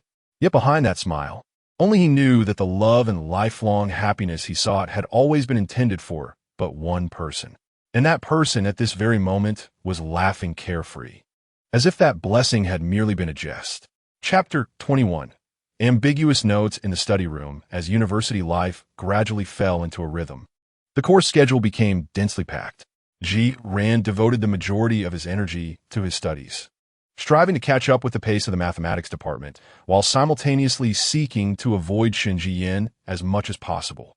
The library became his sanctuary, second only to his dormitory, where he cherished the serene and solemn atmosphere that allowed him to momentarily forget the lurking dangers surrounding him and immerse himself in his own world. He typically chose a secluded spot by the window, where he would remain for most of the day. On this particular afternoon, with no classes to attend, Zhiyan made his way to his usual spot in the library, his backpack slung over his shoulder. Sunlight streamed through the expansive glass windows, casting warm patches of light upon the table. He spread open his thick mathematical analysis textbook and notebook, donned his headphones to block out the cacophony of the outside world, and soon became engrossed in the ocean of Taylor's theorem and Lagrange remainders. Time slipped away unnoticed. After an indeterminate period, Zhiyan felt a pang of thirst. He removed his headphones, prepared to reach for the water cup beside him, when a sudden movement in his peripheral vision caught his attention. He glanced over to discover that someone had taken the seat next to him. The individual, with their head bowed, appeared to be diligently studying, their profile sharply defined in the sunlight. The white earphone wire draped down beside their face, enhancing their youthful and refreshing demeanor. It was Shen Zhiyan. Zhiyan's heart skipped a beat, a chill racing up his spine. How could he be here? This area was typically devoid of people, a place Zhiyan had deliberately chosen. What were the odds of Shen Zhiyan sitting beside him? As if sensing Zhiyan's gaze, Shen Zhiyan turned his head, a perfectly timed, pleasantly surprised smile gracing his face. In a hushed voice, as if to avoid disturbing others, he spoke. Zhiyan, what a coincidence. Are you here to study as well? His expression was effortlessly natural, his eyes clear, devoid of any pretense. Zhiyan forced a stiff smile and nodded yes. Quite a coincidence. However, alarm bells rang in his mind. Coincidence? How could there be so many coincidences in this world? He replaced his headphones, attempting to ignore Shen Zhiyan's presence, but his focus was irrevocably shattered. Shen Zhiyan's aura was overwhelmingly potent, even in silence. Zhiyan could keenly perceive the subtle sounds of page turning and feel the faint warmth emanating from him. Zhiyan felt restless, unable to pen a single word. He cast a furtive glance at Shen Zhiyan, who seemed genuinely engrossed in his studies, brows slightly furrowed, his gaze fixed intently on the finance textbook before him. His profile both serious and captivating. Could it truly be mere coincidence? A flicker of doubt crossed Zhiyan's mind. Perhaps Shen Zhiyan had fortuitously chosen to study here. In this sparsely populated area, was he being overly sensitive? Just as he was attempting to reassure himself, Shen Zhiyan unexpectedly leaned in, seemingly grappling with a challenging problem, his body tilting slightly towards Zhiyan. An intoxicating blend of faint laundry detergent and masculine cologne enveloped Zhiyan's senses. As Shen Zhiyan was now so close that Zhiyan could discern the curve of his eyelashes and feel the warmth of his breath gently brushing against his ear. Zhiyan's entire body stiffened abruptly, as if his blood had frozen in an instant. Shen Zhiyan appeared utterly oblivious. He extended his finger and pointed to a specific section of the mathematical analysis textbook that lay open before Zhiyan. Leaning in so close that his lips nearly brushed Zhiyan's ear, he whispered in an almost inaudible tone, imbued with warmth, Zhiyan, I don't quite understand this part. Could you explain it to me? That deep, magnetic voice, mingled with warm breath, grazed Zhiyan's most sensitive ear and nerves like a feather, causing a tingling sensation to race across his scalp. His ears flushed instantly, and half his face burned with heat. He recoiled as if electrocuted, his back colliding heavily against the chair, producing a dull thud. Nearby classmates, engrossed in their studies, looked up in surprise, their expressions tinged with annoyance. Ji-ran's face flushed crimson, his heart pounding violently within his chest, nearly leaping out.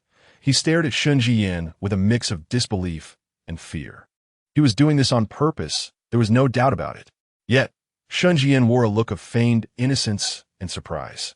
He blinked his enchanting peach blossom eyes and lowered his voice to apologize. "I'm so sorry, I didn't mean to scare you." Ji-ran clenched his fists tightly, his nails digging painfully into his palms, barely suppressing a scream that almost escaped his lips. "It's nothing," Ji-ran managed to force out in a hoarse, dry voice. He abruptly lowered his head, snatching a pen from the table and scribbling haphazardly in his notebook, too afraid to glance at Shen Zhiyan again. Observing Ji-ran's flustered demeanor, his ears flushed with embarrassment, a glimmer of satisfaction, almost cruel, flitted across Shen Zhiyan's gaze. The startled reaction of his prey always delighted the hunter. He refrained from further inquiries, straightening his posture as if the previous moment had merely been a trivial accident. However, he did not let Ji-ran off the hook. After a while, Ji-ran felt a gentle brush against his arm. His body tensed, and he looked down to find a small, folded note being pushed toward him by Shen Zhiyan's long fingers from across the table. Ji-ran's heart raced once more. What did the note signify? He hesitated, raising his gaze to Shen Zhiyan, who remained focused on his book, his profile calm, as if the note had not originated from him at all. Yet, the faintest hint of a playful smirk lingered at the corner of his mouth. Ji-ran's fingers trembled slightly as he fixed his gaze on the note, treating it as if it were a ferocious beast. He was reluctant to look at it, utterly unwilling, yet feared that ignoring it might provoke Shen Zhiyan into more audacious actions. Under the immense psychological pressure, he ultimately extended his hand, trembling and with great reluctance. Picked up the note. The paper felt icy against his fingertips, yet it burned his skin. Taking a deep breath and mentally preparing himself, he cautiously unfolded the note. The handwriting was elegant and forceful, carrying an undeniable assertiveness. Reading, "The way your ears turn red is far more interesting than any formula." In an instant, Ji-ran felt his blood rush through his head. The heat radiating from his cheeks felt as if one could fry an egg upon them. It was not merely shame, but a profound anger and an insidious fear that gripped him. This pervert, this lunatic, was deliberately toying with him. Ji-ran clenched the note tightly, nearly crushing it in his grasp. He lifted his gaze, glaring fiercely at Shen Zhiyan, his eyes almost ablaze with fury. Shen Zhiyan seemed to sense his burning stare and finally turned to meet his gaze. Rather than exhibiting any remorse in the face of Ji-ran's wrath, he merely smirked, revealing a smile that was not only radiant but also laced with a hint of provocation. He even went so far as to wink deliberately, as if to taunt. "What do you think? Have I captivated you?" Ji-ran trembled with rage, abruptly rising from his seat, the legs of the chair screeching against the floor, drawing the displeased attention of his fellow students. He could no longer maintain any facade of composure. He snatched up the books and water bottle from the table, haphazardly shoving them into his backpack, not daring to cast another glance at Shen Zhiyan, and fled the study area as if chased by demons. His steps faltered, his heart raced to the point of suffocation, and his mind was flooded with memories of Shen Zhiyan's warm breath as he drew near, that ambiguous note, and the taunting wink. Fear surged like a tidal wave, completely engulfing him. He ran wildly until he burst through the library doors and into the sunlight, where he leaned against his knees, gasping for breath. The air filled his lungs, but could not quell the tempest raging within him. Why? How did he know he was there? That spot was so secluded. How could he have coincidentally appeared? And that note, that brazen flirtation, an ominous thought struck him like lightning. Tracking? Surveillance? Had Shen Zhiyan planted something on him? Or perhaps on his phone? Ji-ran abruptly pulled out his phone, regarding it as if it were a ticking time bomb, frantically scouring through every application and setting in search of any suspicious trace. Yet, his knowledge in this domain was nearly non-existent. He flipped through the screens repeatedly, but everything remained as pristine as ever, devoid of any anomalies. A profound sense of powerlessness and despair washed over him.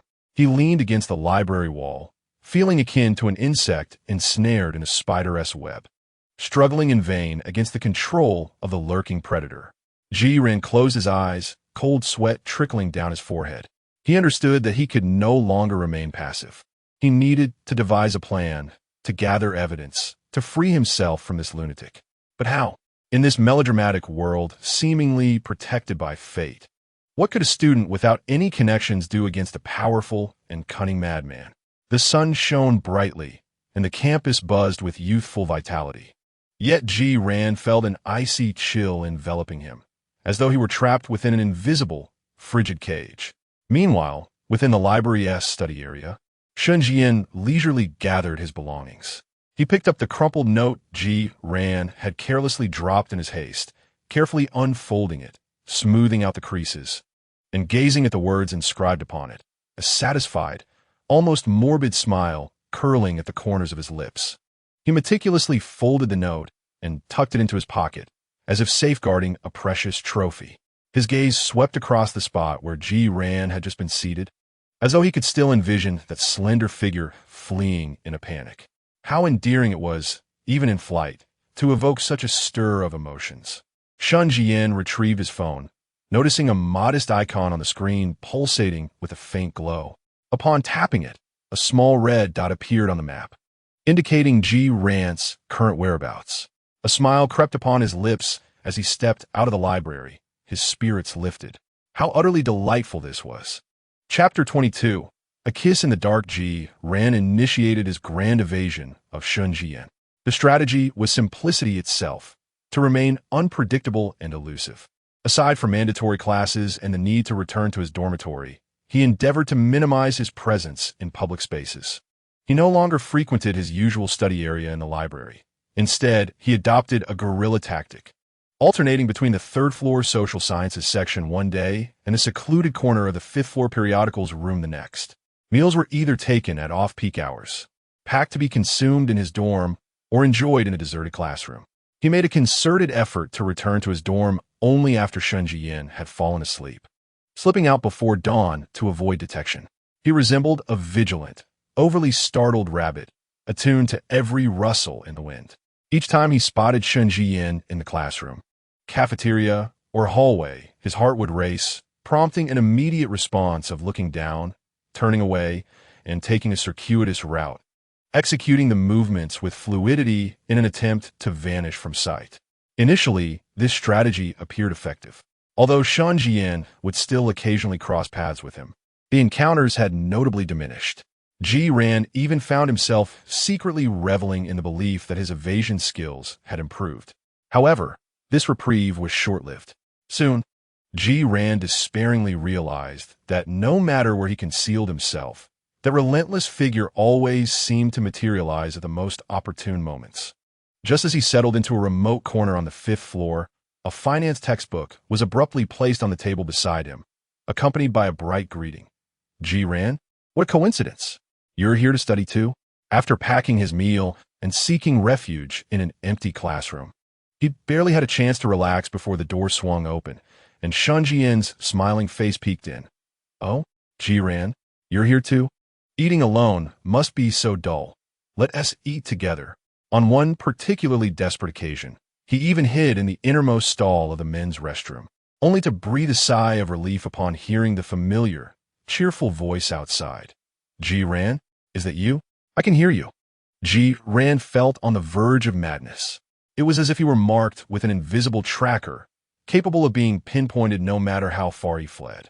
The mounting fear and helplessness gnawed at him, leading him to the unsettling conclusion that Shen Zhiyan must be following him, employing some form of advanced technology or otherworldly means that he could not comprehend.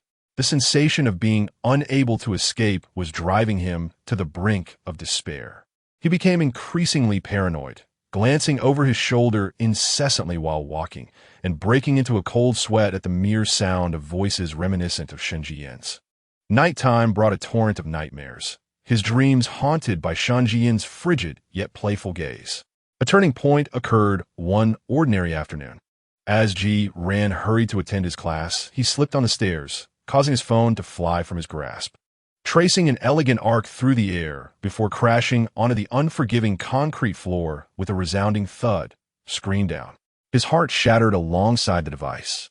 He rushed down to retrieve it, only to find the screen marred with a spiderweb of cracks, an impenetrable darkness enveloping it. Unresponsive to the power button despite his desperate attempts. Cursing under his breath, Ji Ran felt a pang of anguish. This phone had barely served him for long.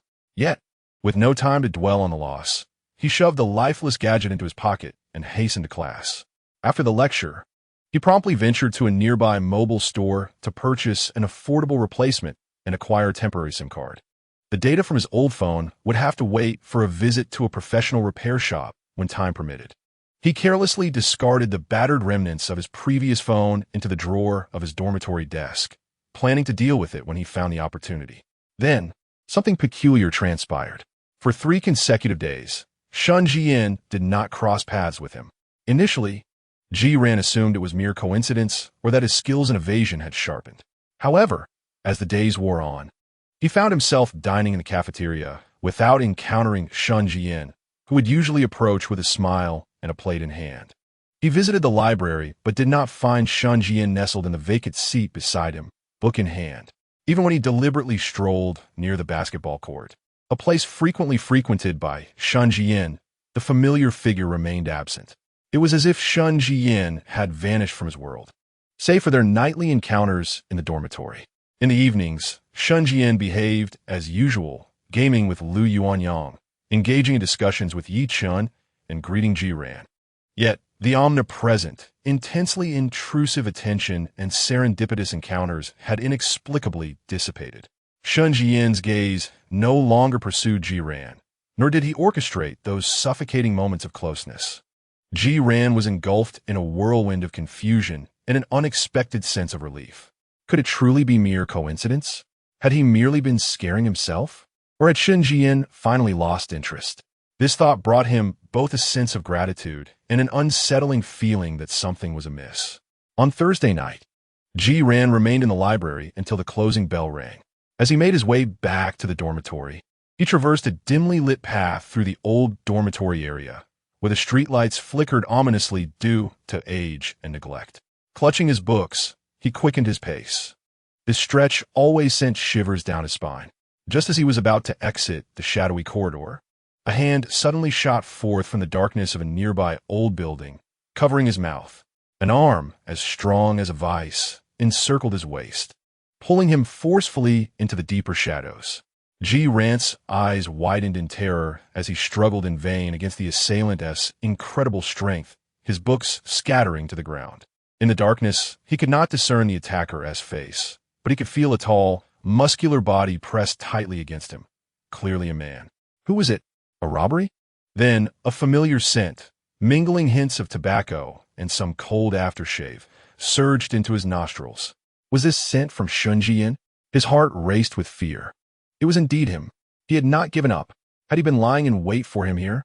Just as he despaired, believing that Shen Zhiyan intended to inflict something even more dreadful upon him, the latter suddenly bowed his head and fiercely captured his lips in a kiss.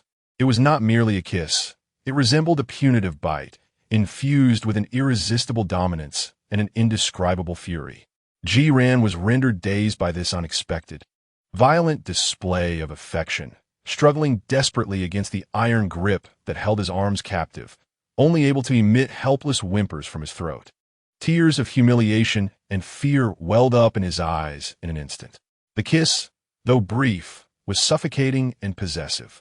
Just as Ji Ran felt on the verge of losing consciousness from lack of air, Shen Zhiyan abruptly released him. And before Ji Ran could comprehend the situation or catch a glimpse of his expression, he was forcefully pushed backward.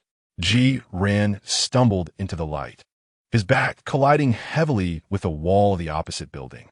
He covered his lips, which throbbed painfully from the kiss, gazing in terror at the encroaching darkness, his heart racing as if it might leap from his chest. In the shadows, That figure seemed to pause momentarily before turning without hesitation and swiftly disappearing into the other end of the corridor, footsteps quick and barely audible, fading away in no time. The entire episode unfolded like a nightmare.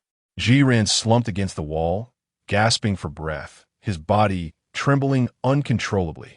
His lips were numb and painful, tasting of rust and blood evidently torn.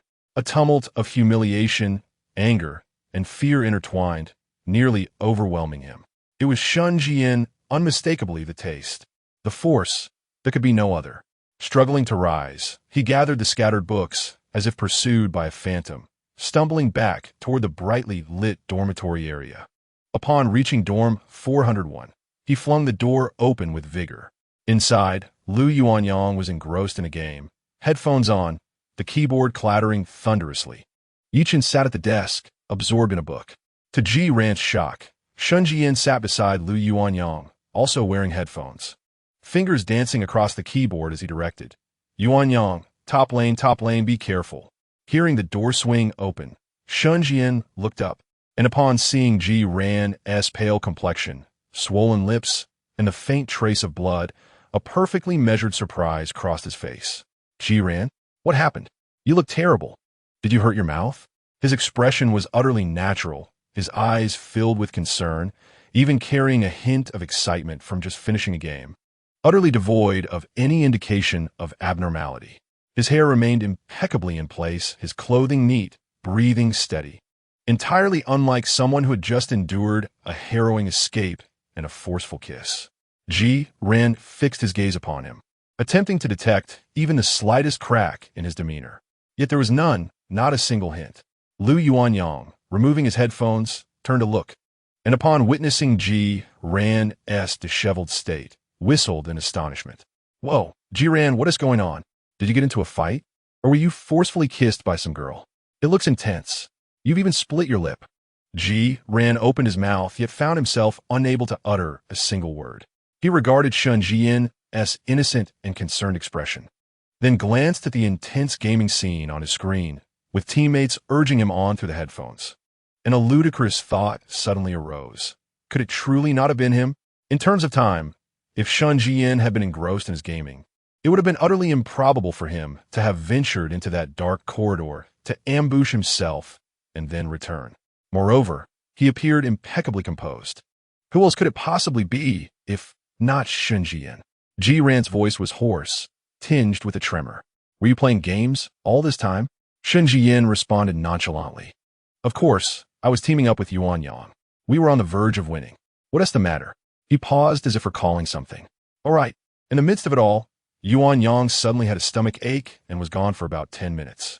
It nearly cost us the game, but I managed to turn the tide. He complained, his tone natural and fluid. Lu Yuanyang scratched his head, feeling a bit sheepish. I must have eaten something wrong last night. Zhiyan, what is going on with you? Have you really found someone? Did you go for a passionate kiss? Which girl from which dorm is so bold? Zhiyan observed their banter, his mind a chaotic swirl. If it wasn't Shen Zhiyan, then who could it be? Were there other perverts in this melodramatic world? Or were there methods beyond his comprehension? A wave of immense confusion and fear gripped him once more. He shook his head, his voice weary. No, it's nothing. I just tripped and hurt my mouth. He conjured a clumsy excuse and hastily retreated to his desk, daring not to glance at Shen Zhiyan again. He needed to uncover the truth. He must. In his heart, Zhiyan made a resolute decision. Tomorrow, he would check the surveillance. Although the old dormitory corridor was dimly lit, there should be surveillance cameras at the entrance. He had to ascertain who the perverse individual that had forcefully kissed him that night truly was. If it wasn't Shen Zhiyan, then this absurd world was far more terrifying than he had imagined. Shen Zhiyan watched Zhiyan's anxious retreat, a barely perceptible, cold smile flickering in his depths. He donned his headphones once more, his fingers dancing lightly across the keyboard, as if the brief interruption had never occurred. The glow of the game screen illuminated his face, casting a flickering light that outlined an unsettling tranquility and an air of complete control. Starting to doubt, are we? How delightful. The seed of suspicion sown will yield a far sweeter fruit known as despair. Chapter 23. the veil of surveillance, and the little sister-in-law. Early the next morning, Ji ran, sporting dark circles under his eyes, made a beeline for the school security office. He fabricated a story, claiming he had lost an important notebook near the old dormitory corridor the previous night and wished to review the surveillance footage to see if someone had picked it up. The security officer did not press him further and retrieve the footage for that time frame and area. However, the outcome plunged Ji Ran's heart into despair. It was a cruel twist of fate that the surveillance camera at that intersection had malfunctioned since the previous afternoon, displaying nothing but static and revealing naught. The neighboring cameras either had an incorrect angle, failing to capture that shadowy corner, or were positioned too far away, rendering the images indistinct, making it impossible to discern any figures. I'm truly sorry, but as you can see, it's indeed broken and hasn't been repaired yet, the security officer remarked helplessly. Raising his hands in resignation, Ji Ran stood there, staring at the flickering static on the screen, overwhelmed by a profound sense of powerlessness and absurdity. Once again, he was unable to uncover the truth. Every time he believed he had grasped a fragment of Shen Zhiyan's vulnerability, he would invariably fail due to a series of coincidences. Is it truly mere chance? Or is even the school surveillance aiding that lunatic? He stumbled out of the security office, the sunlight blinding. Yet he felt an inexplicable chill enveloping him. His final glimmer of hope had extinguished. He remained uncertain whether the person from last night was indeed Shen Zhiyan. This unresolved dread tormented him far more than a definitive confirmation would. Lost in thought, he returned to the dormitory, just in time to encounter Yi Chun returning from outside, breakfast in hand. To his astonishment, Yi Chun appeared strikingly different today. While maintaining his usual genteel demeanor, there was an unmistakable air of triumph in his expression, his lips curving slightly upwards. Yi Chun? Ji Ran paused, noticing that Yi Chun was clad in different attire from the previous day, and it seemed he hadn't returned to the dormitory at all last night. Lu Yuanyang was also roused, peering from his bed. Upon seeing Yi Chun, his eyes widened in disbelief, fully awake. What the hell, bossy, you spent the night out? Spill it. Where did you go? Did you hit a home run with your little cake senior? Yi Chen's ears flushed crimson, and he shot Lu Yuanyang a glare, though his tone betrayed a hint of uncharacteristic delight. Shut up. Don't spread rumors. We merely discussed our project too late, and I found a place to rest. He hesitated before adding, a hotel, 2 rooms. Cut it out.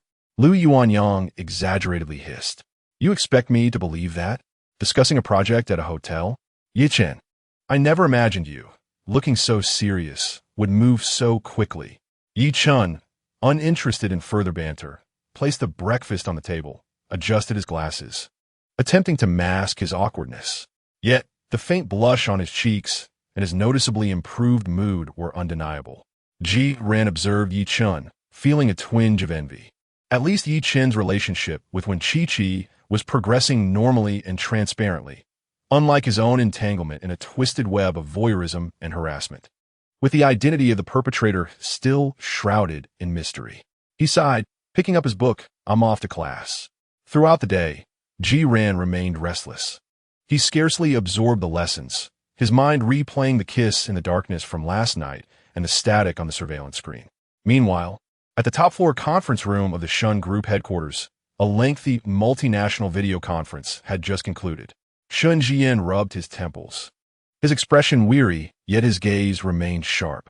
He stood, issuing a few instructions to his assistant, preparing to leave the conference room for a brief respite in his office before returning to the school. As he reached the conference room door, he was halted by the muffled sounds of a heated argument from the corridor, punctuated by the sound of a woman's muffled sobs. Shen Zhiyan paused, his brow furrowing. He pushed open the door to the conference room, revealing the scene before him. His elder brother, Shen Zhiyu, stood impatiently in the hallway, impeccably dressed, yet exuding an aura of low pressure. Before him stood a young girl in a white dress, her slightly curled hair framing her face. It was Su Wanwan. At this moment, Su Wanwan bowed her head, her shoulders trembling slightly as she sobbed quietly, tears cascading down like pearls that had slipped from their string, evoking a deep sense of pity. She clutched a small handkerchief tightly in her grasp, her voice choked with emotion and laden with a profound sense of grievance. "Brother Zhiyu, why didn't you come home last night? I called you so many times, yet you did not answer. Upon your return this morning, you carried such a heavy scent of perfume. Is it because I have done something wrong once more, causing you to be upset? Please tell me I can change. I truly can." Shen Zhiyu's expression darkened, his eyes filled with irritation and impatience, his tone icy. "Social engagements. I have told you countless times. My affairs are not for you to concern yourself with. As for the perfume scent, it was merely the secretary of a client brushing against me. Why make such a fuss over it?" But Su Wanwan raised her tear-filled eyes, which resembled black grapes washed by rain, imbued with endless sorrow and dependency. "I worry about you. I feel so scared being home alone, and the smell of that perfume is so strong, it doesn't seem like an accident." As she spoke, she lowered her head once more, her voice dwindling, laced with self-doubt and humility.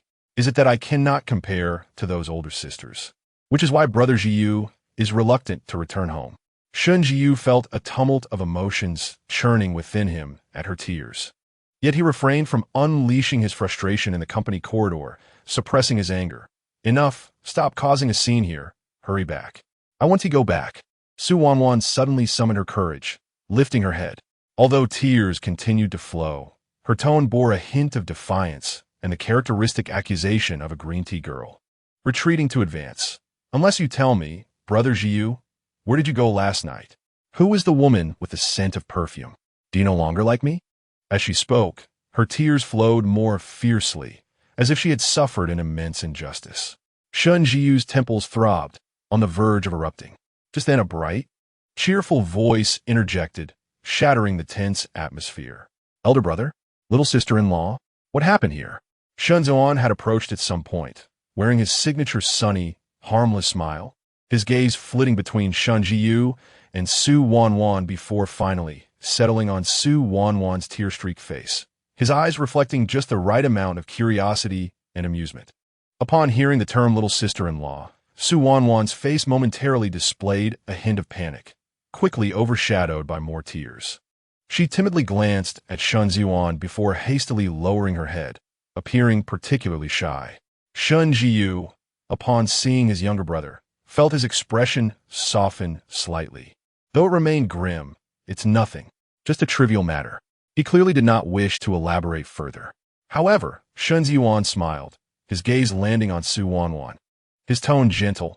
"Why is my little sister-in-law crying so sorrowfully? Did my brother bully you? Tell me, and I will help you reprimand him." Although his words seemed playful, the title little sister-in-law rang particularly clear. Su Wanwan felt somewhat uneasy under his gaze, clutching her handkerchief tightly, her voice barely above a whisper, tinged with a sob. No, it's just that I was inconsiderate, interrupting Brother Zhiyu's work. I will leave now." As she spoke, she turned to depart, her figure appearing solitary and pitiful, embodying the delicate helplessness of a white lotus flower. Shen Zhiyu watched her departing figure with furrowed brows, ultimately refraining from chasing after her, instead loosening his tie in agitation. Shen Zhiyan observed Su Wanwan vanish at the elevator entrance, the smile on his lips deepening, though his eyes lacked warmth. He turned to Shen Zhiyu, speaking casually, "Brother, your little girlfriend is rather intriguing." Chapter 24. The Trap of Mixed Drinks. Yi Qin's celebration for shedding his single status was scheduled for Saturday evening. The venue chosen was a well-regarded private dining establishment, boasting an elegant ambience and excellent privacy in its private rooms. A total of 5 individuals were present: the protagonist Yi Qin, Wen Qiqi, and the forcibly invited third wheels Lu Yuanyang and Ji Ran, along with Shen Ziyuan. Yi Qin had initially intended to discreetly invite Wen Qiqi out for a meal, but somehow the news reached Lu Yuanyang, who immediately clamored to treat everyone, insisting on including the entire dormitory to share in the joy. Inside the private room, the atmosphere was somewhat delicate, though Yi Qin remained relatively quiet. His eyes sparkled with evident delight as he attentively catered to Wen Qiqi, serving her dishes and pouring her drinks. Wen Qiqi appeared a bit shy still. Yet compared to her previous aloofness, she seemed considerably more relaxed, occasionally engaging in soft conversation with Yi Qin. Lu Yuanyang, on the other hand, was the most animated of the group, his mouth never ceasing to chatter as he indulged in the feast while playfully teasing Yichun. Bossy, impressive, quietly winning over our senior from the first year. Hurry, share some tips. Senior, what do you see in Yichun? Is it his honest demeanor? Let me tell you, that's all a facade. He's quite the reserved flirt. What are you treating us to a wedding feast? I've already prepared my share of the expenses. Yichun found himself both amused and exasperated by his antics, helplessly urging him to eat more and talk less. When Chi-Chi, blushing from the teasing, kept her head down, nibbling her food, though the corners of her mouth were subtly lifted, Ji-Ran sat quietly to the side, consuming his meal while striving to minimize his presence.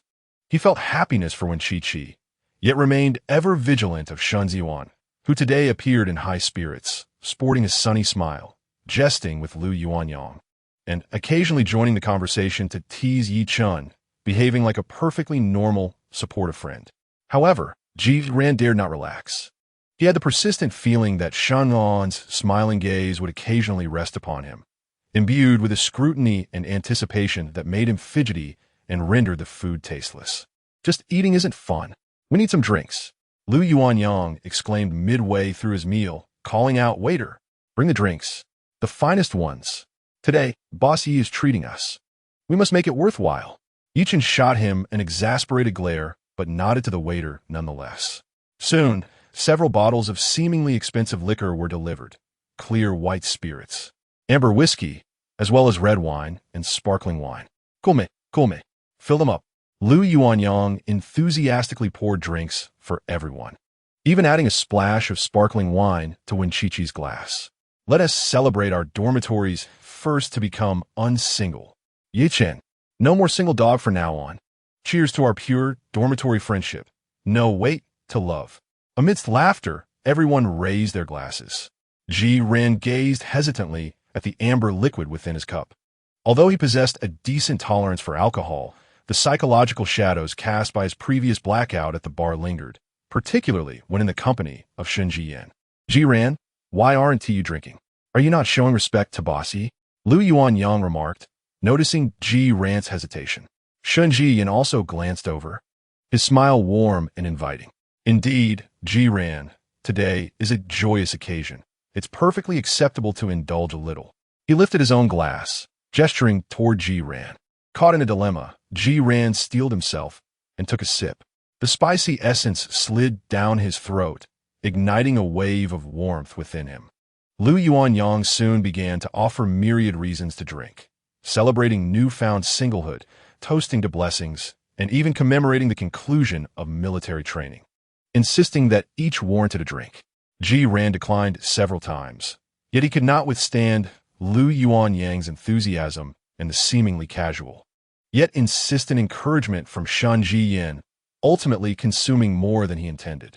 As the evening progressed, Ji-Ran felt a dizziness creeping in, his cheeks flushed with heat. Aware that he was nearing his limit, he set down his glass, resolute in his decision to cease drinking. I can't anymore. I truly cannot drink. If I do, I will be intoxicated. He waved his hand, his voice slightly slurred. Observing his flushed face, Lu Yuanyang relented and turned to pour for Yichun instead. Leaning back against his chair, Ji-Ran perceived the surroundings beginning to spin gently. He endeavored to maintain his composure, sipping on the tea before him to dilute the effects of the alcohol. At that moment, Shen Zhiyan discreetly seized the glass Ji-Ran had set on the table. As Ji-Ran turned to converse with Wen Chi-Chi beside him, and the other's attention drifted to Yichun and Lu Yuanyang, Shen Zhiyan swiftly and surreptitiously infused his own potent liquor into the remaining low-alcohol beverage in Ji-Ran's cup, ensuring a seamless blend that left no trace. Having completed this act, he casually returned the glass to Ji-Ran's side, his expression still exuding innocence, as if nothing had transpired. After a while, Shen Zhiyan lifted his glass, smiling at Ji-Ran. Ji-Ran, let us raise our final toast to the friendship of our 401 group. Who knows what the future holds for us? It is rare for us to gather in such numbers. With the effects of alcohol beginning to take hold, Ji-Ran's guard diminished significantly. Glancing at the seemingly harmless mixed drink before him and hearing Shen Zhiyan's words, he felt a flicker of emotion and, without further contemplation, lifted his glass to clink with Shen Zhiyan's, then tilted it back, taking a generous gulp. The infused liquid tasted even stronger than before, though the sweetness of the pre-mixed drink masked much of the intensity. As he swallowed, a surge of heat erupted from his stomach, racing upward with alarming speed. Almost immediately, he felt his vision blurring, the world around him doubling, and he struggled to maintain his seat. I can't, he murmured weakly, clutching his forehead. I feel so dizzy. Lu Yuanyang chuckled heartily at his state. Ji Ran, you really need to work on your tolerance. This is just the beginning. Yi Chun, concerned, inquired, are you all right? Do you want to lie down on the sofa for a bit? When Chi-Chi gazed at the sudden flush on Ji Ran's face and the haze in his eyes, a slight frown creasing her brow, she recalled that Ji Ran had been perfectly fine just moments ago. How had he become so inebriated so swiftly? Instinctively, she glanced at the glass of liquor Ji Ran had consumed, then cast a sidelong look at the seemingly unaffected Shen Zhiyan, a sense of foreboding blossoming within her. At that moment, Shen Zhiyan rose with impeccable timing, moving to Ji Ran's side to steady his swaying form, his tone laced with just the right amount of concern. It appears he is truly intoxicated. Allow me to escort him home. You all may continue your revelry. Ji Ran, at this juncture, had nearly lost all capacity for rational thought, his body limp and reliant solely on Shen Zhiyan to remain upright. In a daze, he heard Shen Zhiyan's intention to take him home, wanting to protest, but lacking the strength to utter a word. When Chi-Chi immediately stood, her voice tinged with urgency. Wait. Given Ji Ran's state, it would be imprudent for him to go alone. Shouldn't we accompany him? Or perhaps I could stay and help him recover with some sobering medicine. She endeavored to keep her voice steady and natural. Shen Zhiyan turned his gaze to Chi-Chi, his smile unwavering, even more gentle. There is no need to trouble you. Senior, I can manage alone. Please, do carry on with your festivities. Don't let this dampen your spirits. His tone was casual, yet imbued with a resolute finality, asserting that he would simply escort Ji Ran back to the dormitory to rest, a task he deemed quite convenient. His words sounded entirely reasonable, presenting himself as the quintessential considerate roommate. Lu Yuanyang waved dismissively. Indeed, senior, with Shen around, there is no cause for concern. Let him take care of it. We'll continue drinking and celebrating. Although Yi Chun found Ji Ran's rapid intoxication somewhat peculiar, he observed Shen Zhiyan's insistence and thought little of it. Nodding in agreement.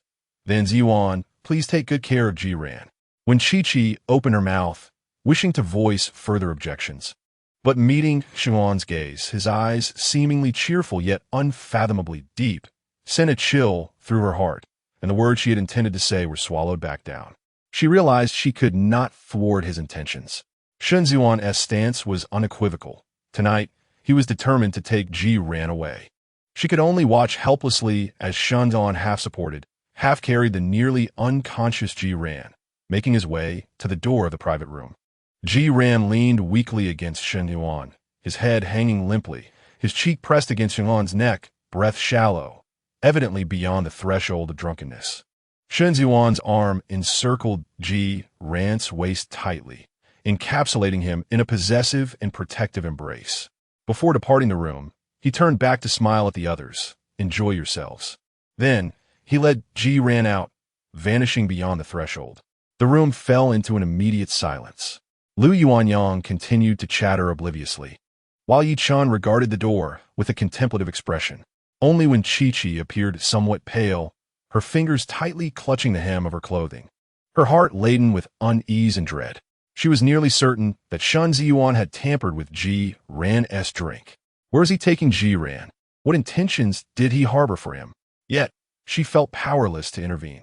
In this world overshadowed by the Shen family, her strength felt pitifully insignificant. All she could do was pray for Ji Ran's safety, and hope that her suspicions were unfounded. Meanwhile, in the corridor, Shen Zhiyan nearly cradled Ji Ran as they made their way towards the elevator. Ji Ran's body was as pliable as a puddle of mud, entirely reliant on his strength for mobility. His heated breath wafted against Shen's neck, infused with a potent aroma of alcohol, mingled with a unique, refreshing scent that belonged solely to Ji Ran. Shen lowered his gaze, observing the inebriated figure in his arms, whose eyes were clouded with intoxication and whose cheeks blushed a vibrant red, exuding a defenseless fragility.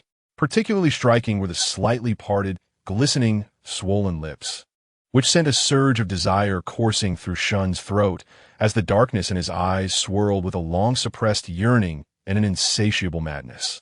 He tightened his embrace, pulling Ji Ran closer, savoring the delicate curve of his waist and the warmth that seeped through the fabric of their clothes.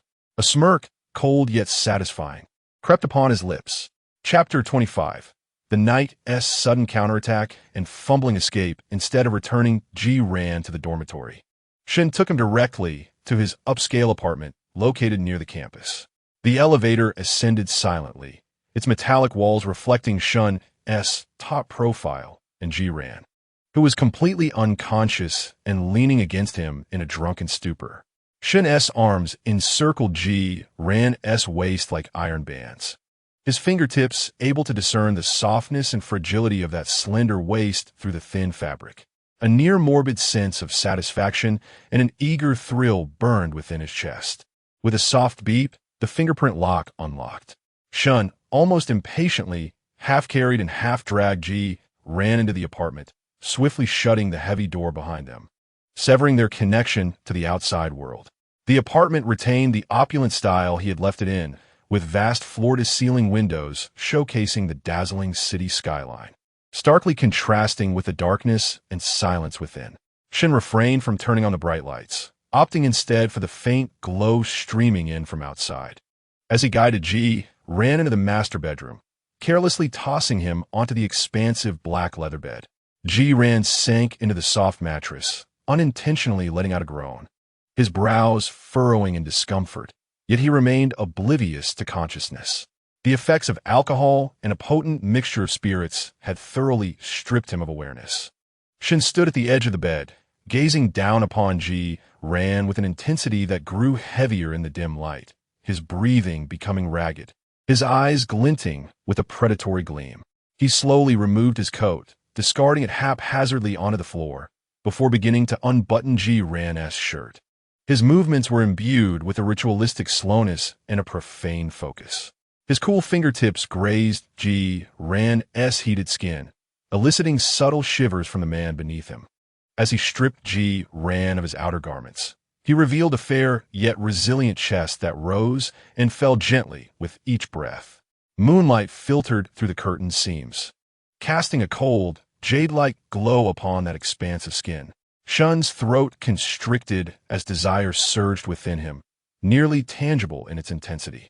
He leaned down, just as he had before, inhaling the intoxicating blend of alcohol and Ji Ran's innate freshness with an almost greedy fervor. Then his lips descended, tracing the contours of Ji Ran's neck, trailing downward, leaving warm, damp kisses upon the exquisite collarbone and flat chest. He yearned to replicate the success of their previous encounter, even craving more. This time, Ji Ran was more thoroughly intoxicated, granting him the freedom to act as he pleased. One hand pressed against Ji Ran's ear, while the other began to unfasten his belt.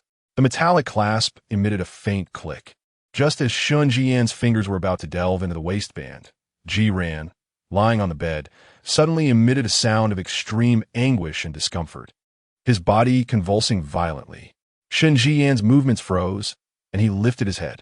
He beheld Ji Ran's eyelashes quivering intensely, his brows tightly knitted, as if resisting some immense pain. Ji Ran abruptly opened his eyes. In those eyes, the usual coolness and detachment were absent, as were the hazy remnants of inebriation. Instead, there was a raw, seething rage, fear, and profound betrayal. His gaze locked onto Shen Zhiyan's, which was filled with shock and lingering desire. In that moment, the air became thick with tension. Shen Zhiyan had not anticipated Ji Ran's sudden awakening at this juncture. He remained in a posture of dominance, one hand still braced against Ji Ran's ear, the other lingering at his waist. Ji Ran's pupils dilated. All doubt and uncertainty were brutally confirmed in that instant. Shen Zhiyan, A hoarse, fury-laden roar erupted from Ji Ran's throat, filled with unbridled anger and humiliation.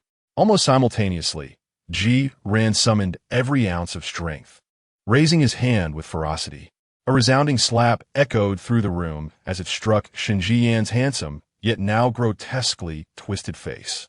The force of the blow sent Shen Zhiyan's head snapping to the side, a clear imprint of 5 fingers appearing on his cheek.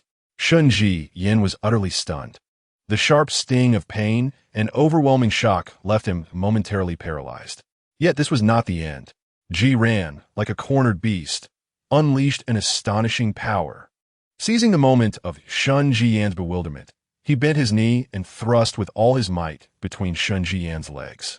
A suppressed, agonized scream escaped Shen Zhiyan's throat, his face contorting in an expression of sheer agony, color draining from his features, cold sweat erupting from his skin, a pain beyond description. Heart-wrenching and excruciating. He curled his body instinctively, hands clutching the area that had suffered the brunt of the assault. Rolling off the bed with a heavy thud onto the floor, his form curling into a shrimp-like position, writhing in pain, unable to emit a sound. Ji Ran, having successfully struck, hesitated not for a moment. He tumbled off the bed, his legs still quaking, the aftereffects of alcohol and sheer terror causing his body to tremble incessantly. Yet the instinct to survive overpowered all. Without casting even a glance at the writhing Shen Zhiyan on the ground, he hastily grabbed his torn shirt, neglecting to fasten the buttons, stumbling towards the exit. He forgot about his belt, his trousers hanging loosely at his waist. Bursting out of the bedroom, racing through the living room, he flung open the apartment door as if pursued by a vengeful spirit. He dashed into the safety corridor, descending the stairs in a frenzy, scarcely daring to wait for the elevator. The night breeze rushed into his open shirt, caressing his feverish skin and sending a shiver through him. Yet he felt no chill, only an overwhelming tide of fear and humiliation. He ran with abandon, not daring to glance back, until he finally burst forth from the confines of the apartment building, spilling onto the bustling street, blending into the sparse crowd of the late hour. Only then did he slow his pace, leaning against a nearby wall, gasping for breath, his heart racing as if it might explode. He could not return to the dormitory. He could never go back. Scanning his surroundings, he spotted a seemingly ordinary, somewhat dilapidated inn across the street, its sign flickering with an ambiguous pink light. Without a moment's hesitation, he rushed over and pushed open the glass door. The front desk was manned by a yawning middle-aged man, who, upon seeing Ji Ran's disheveled appearance, pale visage, and trembling frame, seemed unfazed, lazily handing him a registration form and a key, an identification card, and a deposit of 100. Flustered, Ji Ran fumbled for his wallet, hastily producing his ID and cash, scarcely glancing at the change, before seizing the key and bolting toward the stairs. His room was at the far end of the second floor. He opened the door, locked it, and secured the chain. Leaning against the door, Ji Ran's body gradually slid down until he collapsed onto the floor. A tidal wave of immense fear and regret engulfed him, and he could no longer contain himself. His body trembled violently, tears mingling with humiliation and rage, silently surging forth. At that moment, his phone, which he had carelessly tossed into his pocket, began to vibrate uncontrollably. Shaking, he retrieved the device, its screen illuminating with a barrage of WeChat messages and missed calls, all from Shen Zhiyan. Ji Ran, where have you gone? Come back. I was wrong earlier. I had too much to drink. I didn't mean it. Answer the phone. Let me explain. It's dangerous outside. Hurry back. Pick up, Ji Ran. How dare you kick me? Just wait. The messages, beginning with feigned apologies and concern, swiftly morphed into frantic threats and unmasked fury. As he watched the messages flood in, his stomach churned violently, nausea surging within him, and he violently smashed the phone against the ground. The screen shattered instantly.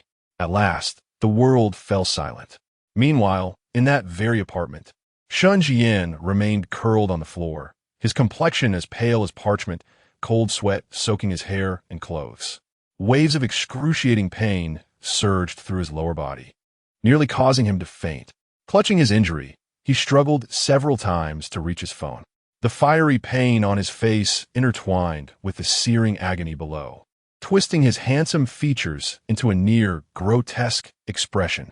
His enchanting eyes brimmed with disbelief, an ocean of rage, and a hint of regret. If only he had known, he would have still drugged him. He screamed silently within himself.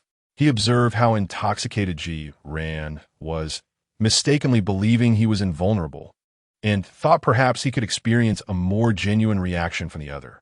However, he was caught off guard, finding himself in a predicament, as the drunken rabbit bit him fiercely and nearly incapacitated him with a kick. Enduring the excruciating pain, he managed to dial a number with trembling fingers, his voice hoarse and distorted. "Come to the apartment and take me to the hospital."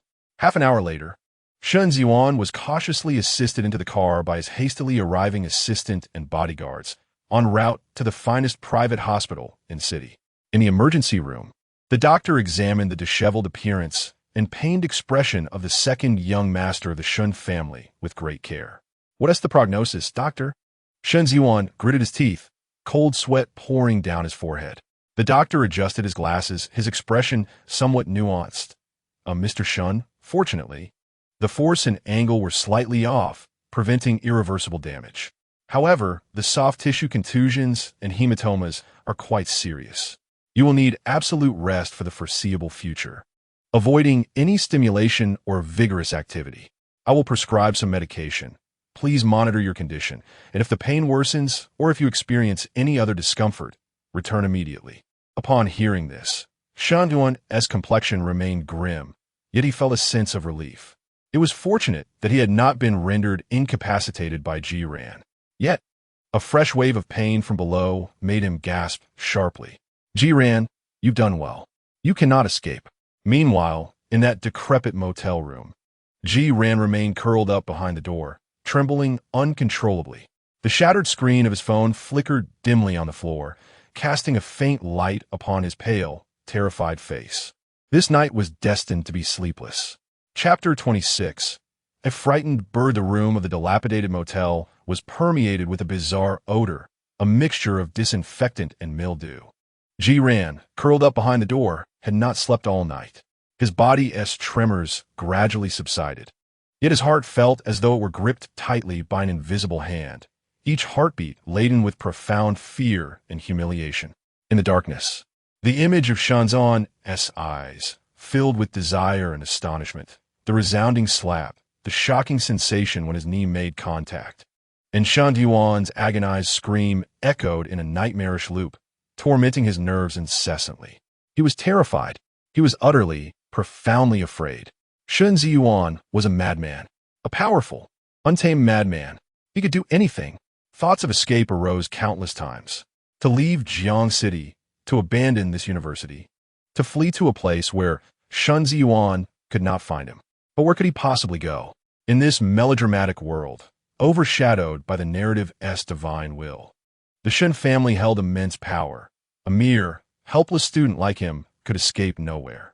Moreover, the original protagonist's pivotal moment had yet to arrive, and currently, even more terrifying than Shen Zhiyan was his brother, Shen Zhiyu, the chosen one of this melodramatic narrative. What if he suddenly went mad and sought to deal with him? A profound sense of helplessness and despair surged like a cold tide, nearly drowning him. Just as dawn approached, a faint light began to filter through the window. Zhiyan finally stirred his stiffened body, reaching out to retrieve his phone from the icy floor. Upon pressing the power button, a multitude of message alerts and missed call notifications erupted in a cacophony, their buzzing vibrations piercing the silence of the room. Most of these notifications were from Shen Zhiyan. Each one struck Zhiyan's heart like a poisoned icicle. His fingers trembled, instinctively yearning to erase all these messages, as if such an act could obliterate the existence of that madman. Yet, apart from Shen Zhiyan, there were messages from others. Lu Yuanyang. "Zhiyan, are you all right? Shen said you drank too much and went back. How do you feel? Is your head still aching? Yichun. Zhiyan, have you returned to the dorm? Do you need any hangover remedy? Wenqiqi. Junior Zhiyan, how are you? Did Shen Zhiyan do anything to you? Please reply quickly. I'm really worried about you." As he read the concerned messages from his roommates and Wenqiqi, Jiran's frozen heart felt a flicker of warmth, swiftly followed by a deeper pang of sorrow and injustice. He could not reveal the truth. Yi Chun and Lu Yuanyang would not believe him, and he could not provoke Shen Zhiyan. When Chi-Chi was aware, yet helpless, he took a deep breath, striving to calm his tumultuous emotions, and began to respond to the messages. He first replied to Lu Yuanyang and Yi Chun, attempting to maintain a calm and natural tone. "I'm fine. I drank too much yesterday. My head is still a bit dizzy. Thank you for your concern. I've already returned to the dorm." He lied. He was not in the dorm at all. Then he opened the chat with Wen Chi-Chi, hesitating for a long moment before slowly typing, "Senior, I'm okay. Thank you." He dared not say more, fearing it would implicate her. After sending the replies, he set his phone down, curled up with his knees hugged to his chest, burying his face within them. In the stillness of the room, only the sound of his heavy, suppressed breathing filled the air. To return? Or not to return? Going back to the dorm meant getting closer to Shen Zhiyan, returning under the watchful gaze of that madman. The risks were immense. But what if he chose not to return? Would he remain hidden in this small hotel? Would Shen Zhiyan take out his wrath on others if he could not find him? Furthermore, out here, he was alone, vulnerable. If Shen Zhiyan truly intended to harm him, he would have no chance to seek help, at least in the school, within the dormitory, surrounded by people. Shen Zhiyan would likely refrain from acting brazenly as he had the previous night. In the public eye, he must uphold the facade of a cheerful and amiable roommate. It was a desperate calculation to return to the known peril or to confront the unknown, potentially greater dangers. Ultimately, the instinct for survival and a flicker of remaining reason urged him. Return to the crowd. Return to the relatively familiar environment. At least there, he would be temporarily safe. After all, there were a couple of professors in the mathematics department who favored him and paid him attention. As dawn broke, sounds of vehicles and pedestrians began to filter into the streets. Jiran slowly rose to his feet, his legs weak from prolonged curling and previous fright. He walked to the stained mirror in the room, gazing at his reflection. His complexion was as pale as a ghost, his eyes deeply sunken, and his lips bore the remnants of scabs from last night's biting. His shirt hung loosely, revealing a faint, barely discernible red mark on his collarbone, presenting an image of dishevelment and fragility. He twisted the faucet, splashing icy water onto his face in a desperate attempt to awaken himself and wash away the nauseating sense of humiliation. Carefully, he fastened the buttons of his shirt and tidied his attire, striving to appear less dreadful. Taking a deep breath, as if heading to the gallows, he resolutely pulled open the door and exited the dingy, run-down inn. The morning air was crisp against his face.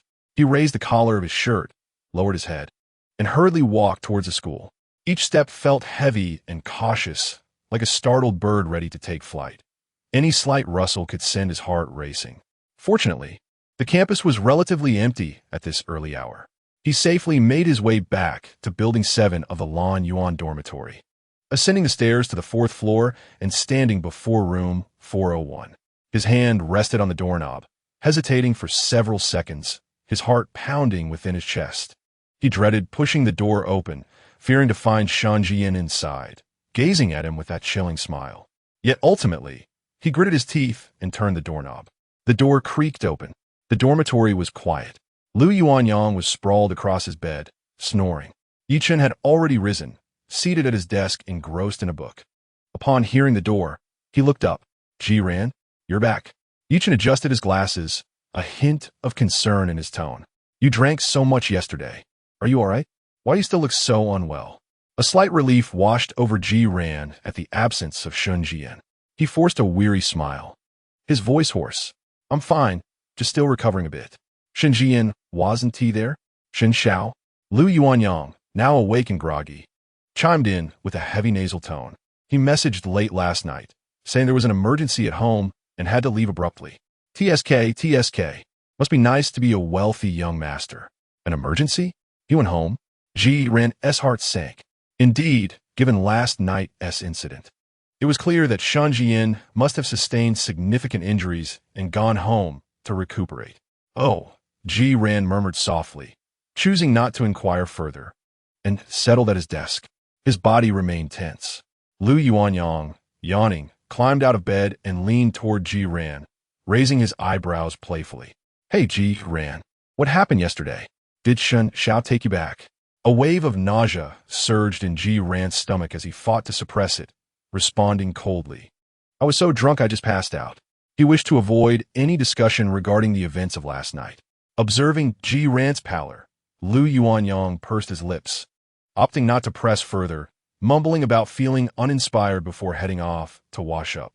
Yichen set his book aside, scrutinizing Ji Ran's pale face and evident unease, his brow furrowing slightly, but ultimately he remained silent, merely offering him a bottle of mineral water.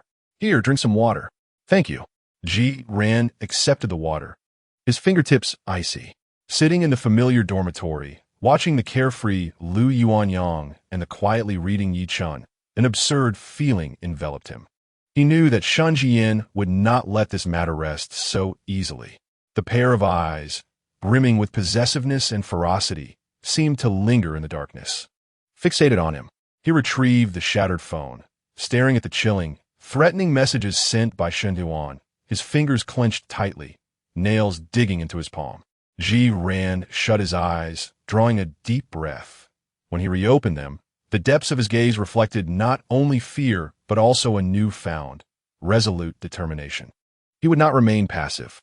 Meanwhile, in the Shen family's ancestral home, Shen Zhiyan leaned against the opulent bed in his room, his expression darkened. Pain still throbbed in his lower body, a lingering reminder of the humiliation he suffered the previous night. Although the distinct imprint of fingers on his face had faded considerably, traces remained visible upon closer inspection. His private physician had just completed another examination, advising him to rest. The thought that all of this was orchestrated by Ji Ran ignited a tempest of violent rage and a twisted excitement within him. Excellent.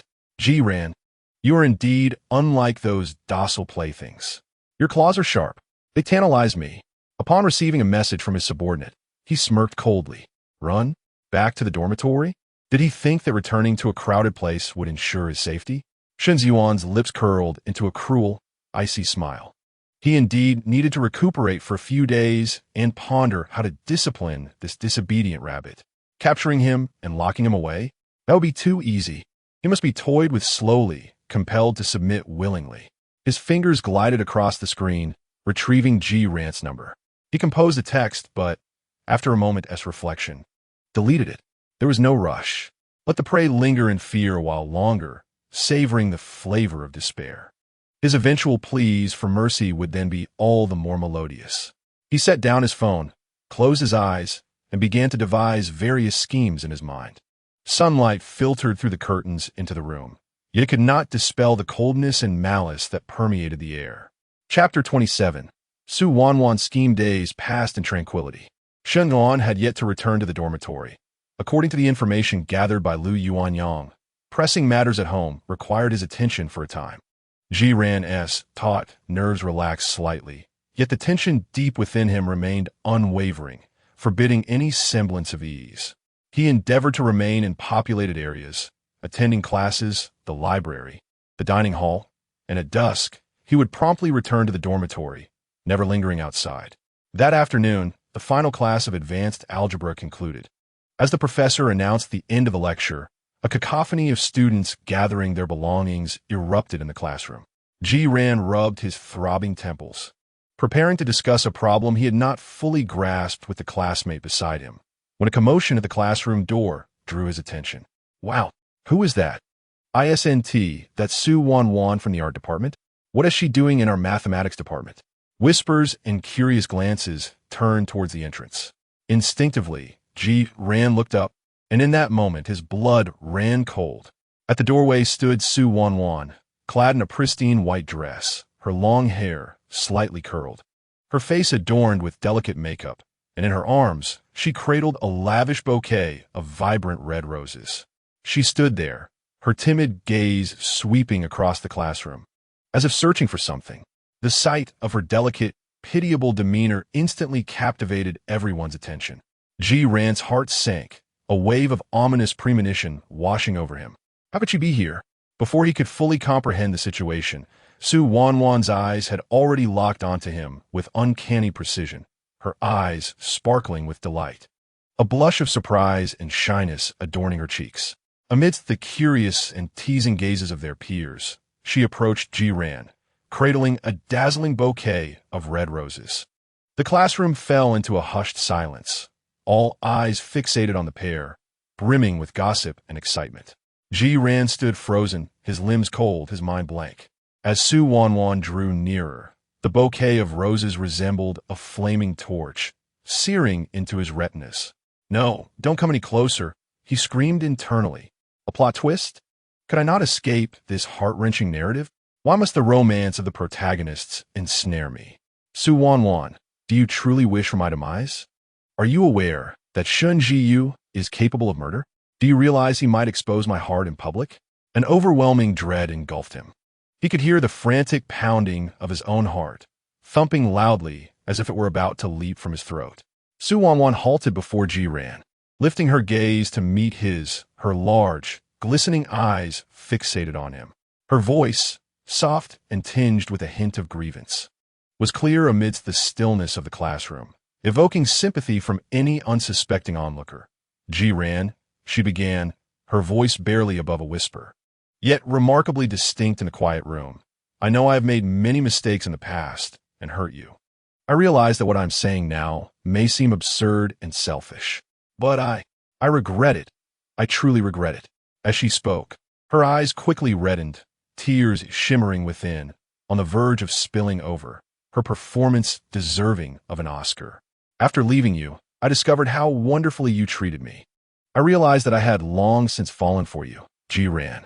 I'm so sorry, truly sorry. Could you possibly grant me another chance? Shall we start anew?" She extended the massive bouquet of red roses towards him, nearly pressing it into his embrace, her face radiating sincere remorse and hope. The surrounding crowd erupted into louder cheers and whistles. "Wow, just say yes to her.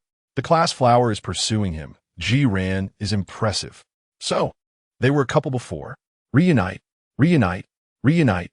Jiran, witnessing this absurd spectacle, observing Su Wanwan's hypocritical performance, and listening to the ignorant cheers around him, felt a wave of nausea rising within him. He was not a fool. In an instant, he grasped Su Wanwan's intentions. She was not truly remorseful. She was exploiting him. Embroiled in a conflict with Shen Zhiyan, she was using this ploy to provoke Shen Zhiyan. She sought a backup, a tool to display her defiance to him. And she had chosen him, the one she once viewed as utterly devoted and readily available. In the depths of her heart, Su Wanwan thought, "Shen Zhiyan, can't you indulge in socializing and playing with women outside? I am not without suitors. I can find a man too. Although Jiran is currently bankrupt and lacks funds, he is intelligent and possesses a handsome appearance that would certainly reflect well on me, perfectly designed to provoke your jealousy and gauge your reaction." Jiran felt a tumultuous blend of immense anger and fear surging within him, almost tearing him apart. He opened his mouth, intending to reprimand her fiercely, to command her to leave, to expose the truth to everyone.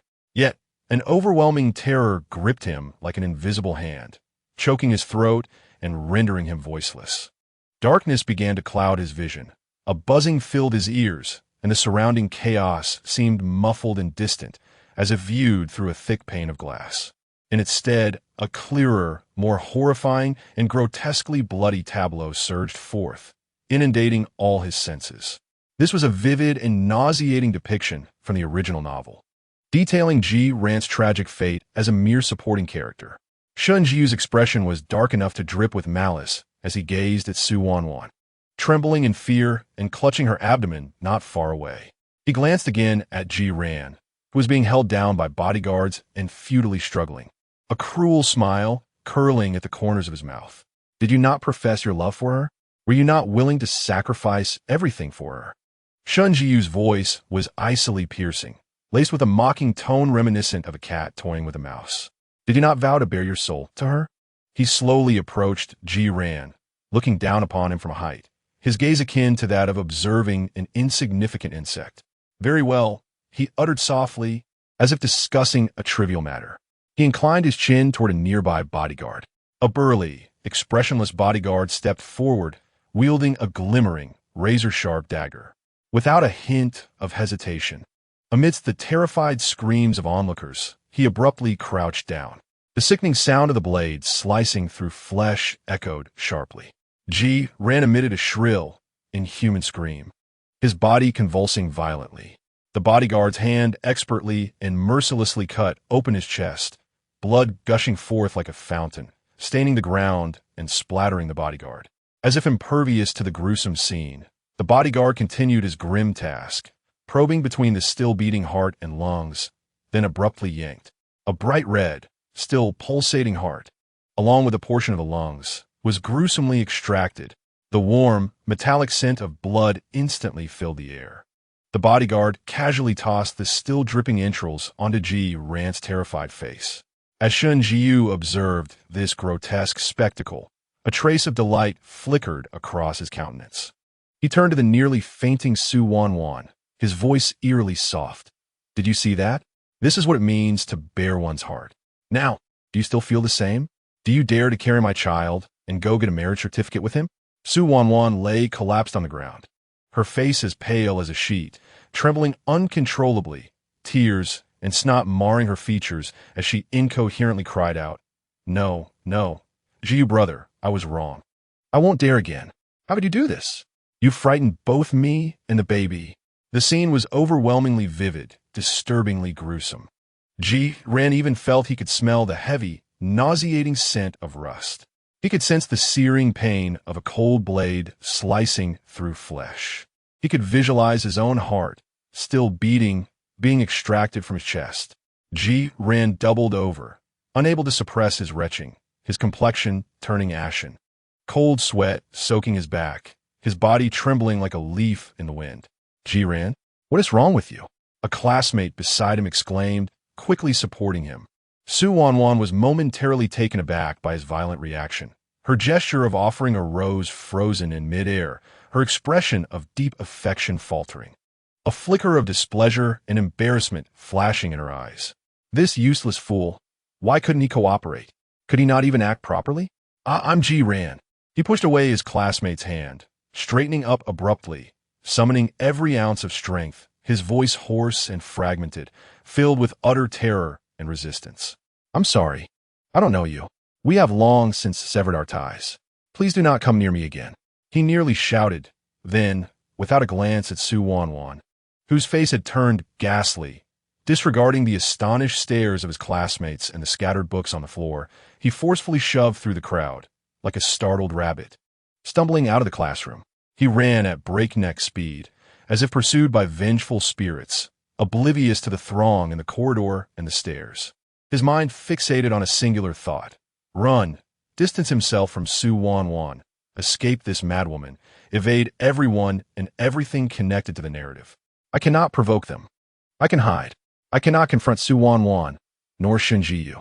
In this damned, melodramatic world, I cannot confront anyone. I just wish to live, to survive. He dashed out of the teaching building, onto the bustling campus path, still too frightened to stop, until a tearing pain in his lungs forced him to lean against a tree, bending over, gasping for air, tears uncontrollably streaming down his face, mingling with cold sweat and fear, utterly disheveled. Meanwhile, at the entrance of the classroom he had just fled, the crowd of onlookers began to disperse. Su Wanwan, clutching the ridiculous bouquet of roses, stood rooted to the spot, her complexion alternating between green and white, acutely aware of the peculiar gazes from those around her, feeling an overwhelming sense of humiliation and fury.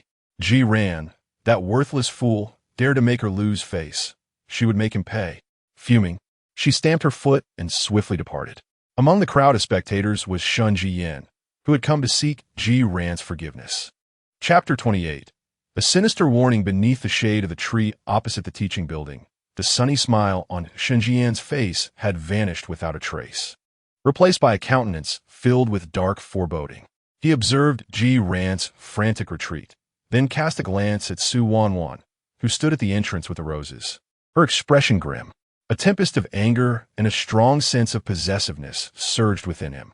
He retrieved his phone and directly located his older brother Shen Zhiyu's number, dialing it without hesitation.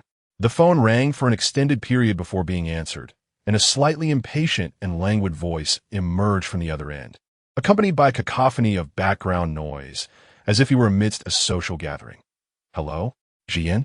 What is the matter?" Shen Zhiyan's voice was frigid, devoid of warmth, even tinged with undisguised hostility. "Shen Zhiyu, manage your people." There was a brief silence from the other end before Shen Zhiyu's tone grew grave. "What do you mean? Who has offended you?" "Subang Wan." Shen Zhiyan nearly spat the name through clenched teeth, demanding her immediate disappearance from his sight, forbidding her presence at Jiangxing University, and insisting she keep her distance from him.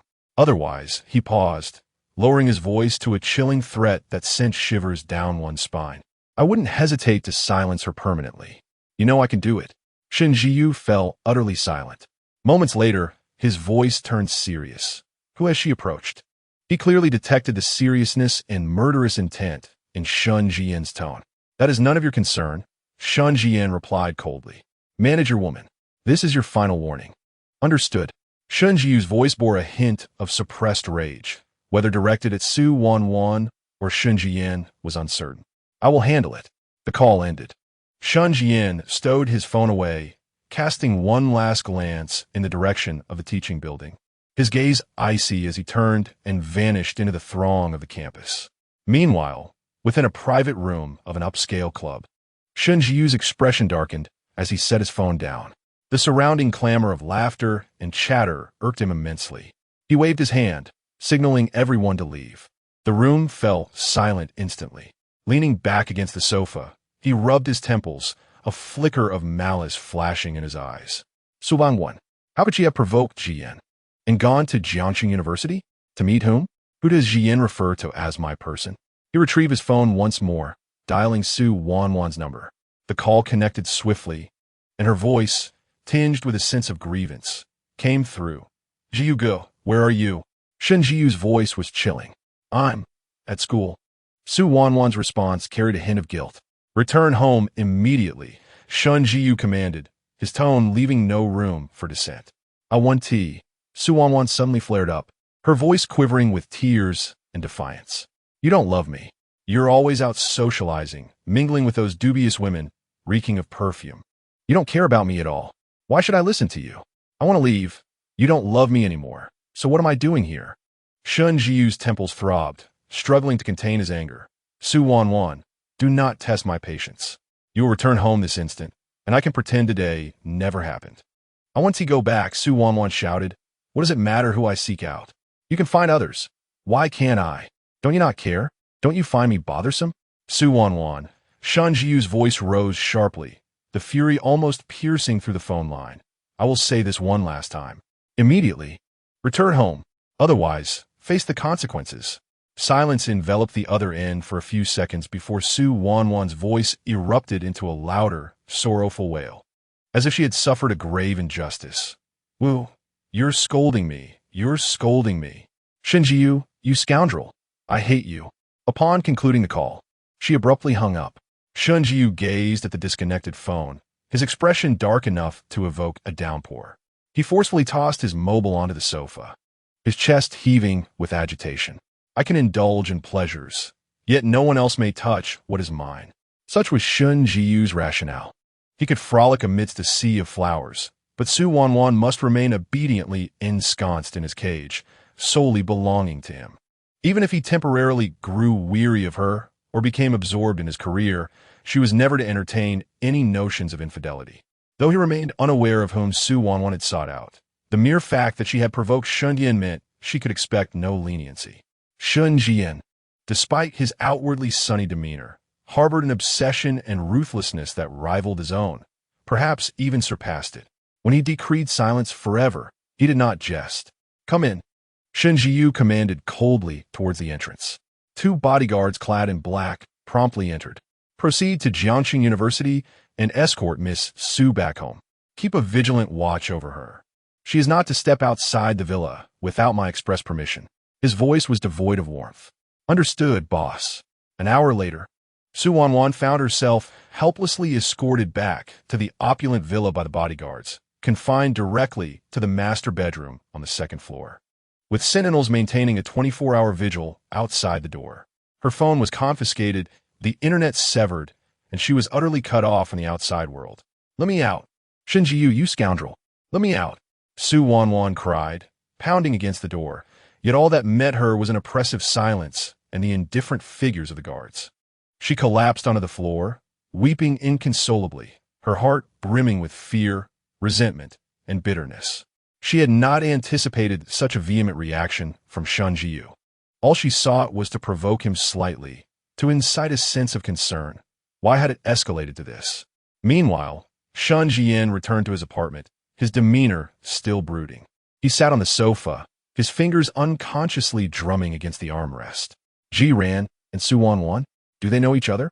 Moreover, their previous connection seemed far from ordinary. Su Wanwan's earnest declarations, albeit clumsy, clearly bore substance. He recalled Jiran's reaction upon hearing Su Wanwan's name, and his firm denial of any acquaintance. A liar. Shen Zhiyan's gaze sharpened instantaneously. He had actually believed him, naively thinking Jiran was merely an innocent bystander, curious and detached. A tempest of betrayal and concealed fury intertwined with an overwhelmingly intense, sour jealousy gnawed at his heart like a venomous serpent. Jiran entangled with such a woman? That hypocritical, pretentious parasite, possessing nothing but beauty and reliance solely on men?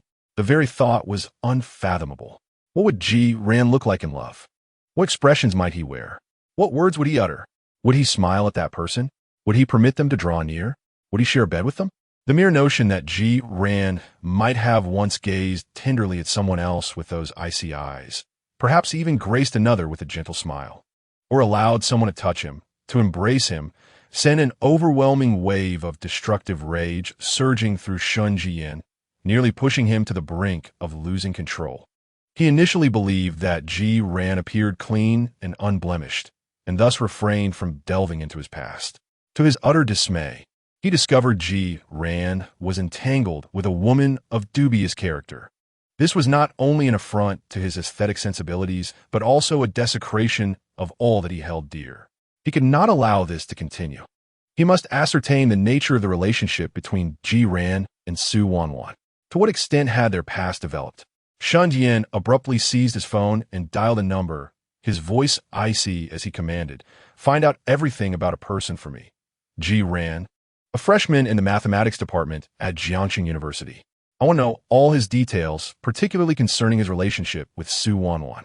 The sooner, the better." After terminating the call, Shen Zhiyan leaned back against the sofa, closed his eyes, and pressed his fingers firmly against his throbbing temples. His mind involuntarily replayed the haunting image of Su Wanwan approaching Jiran, clutching a bouquet of roses, accompanied by Jiran's expression of sheer terror, as if he had seen a ghost. Why was he so frightened? Suddenly, Shen Zhiyan pondered this notion. If it were merely an ex-girlfriend seeking reconciliation, would he truly be so petrified? Unless he was aware of Su Wanwan's current affiliations. Did he comprehend the consequences of approaching her? Was he aware of the formidable nature of Shen Zhiyan? Shen Zhiyan's eyes flew open, a flicker of inscrutable light flashing within them. If Jiran understood the dreadfulness of Shen Zhiyan, he should have been avoiding Su Wanwan at all costs. Why then was he still entangled with her? Or did he harbor lingering affections for Su Wanwan, willing to risk his life for her? This thought darkened Shen Zhiyan's mood further. He needed the information urgently. He had to discern the true character of Jiran. Meanwhile, in the most secluded corner of the Jiangxing University library, Jiran curled up in his seat, his hands tightly clasped around himself, his body still trembling slightly. He attempted to read, yet the letters and formulas before him warped into the pitiful visage of Su Wanwan and the cruel, twisted smile of Shen Zhiyan. He was finished. He had been dragged down by this madwoman, and Shen Zhiyan surely knew. Would he come to settle the score with him? Would it unfold as depicted in the books? No, he could no longer remain here. Jiangcheng was perilous. Shen Zhiyan, Su Wanwan, and that more terrifying Shen Zhiyan, who would return at any moment. He must leave immediately Without delay, a frantic thought took root in his mind. Taking a leave of absence. Yes, applying for a hiatus. Leaving Jiangsheng. Escaping to a place where no one knew him. Hiding away. But what about Shen Zhiyan? What would his reaction be if he discovered Ji Ran's plans to flee? Ji Ran dared not imagine. Yet, at this moment, the threats posed by Su Wanwan and Shen Zhiyu were evidently more immediate and lethal. While Shen Zhiyan remained unaware of the day's events, he resolved to depart swiftly. Ji Ran sprang to his feet, disregarding his books, and hurriedly exited the library, racing towards the academic affairs office. He needed to inquire about the procedures for a leave of absence. The sooner, the better. Just as Ji Ran rushed to secure his escape, Shen Zhiyan's phone chimed with a new email notification. The sender was one of his subordinates, dispatched to investigate. The subject line read, Subject, Ji Ran Preliminary Background Investigation Report. Shen Zhiyan gazed at the screen of his mobile phone, his finger hovering above it. Yet he refrained from pressing it immediately. He required a moment of psychological preparation to confront the potentially distressing revelations concerning Ji Ran's dismal past. Chapter 29. Jealousy and resentment seated upon a leather sofa. Shen Zhiyan's fingertip finally descended, tapping the screen. The email content meticulously outlined every detail about Ji Ran from an objective perspective. It traced his origins in Sioux City, his once illustrious yet now faded family background, sustained only by a trust fund, and his remarkable academic achievements, including dual medals in national mathematics and physics competitions, and an astonishing score exceeding 700 in the college entrance examination. As Shen Zhiyan perused this information, a flicker of surprise and deeper intrigue passed through his gaze. Indeed, his query was far from being as straightforward as he initially presumed. This intellect and innate talent rendered Ji Ran a figure worthy of admiration. However, the subsequent content caused the color to drain from Shen Zhiyan's face, his expression transforming into one of ominous intensity. The report explicitly indicated that Ji Ran had forsaken offers from all prestigious institutions, opting instead for a university renowned for its business and arts programs, where the mathematics department was notably less esteemed. The reason? An investigation revealed a profound connection to a girl named Su Wanwan, an art student. Following this revelation was a startling account of financial transactions.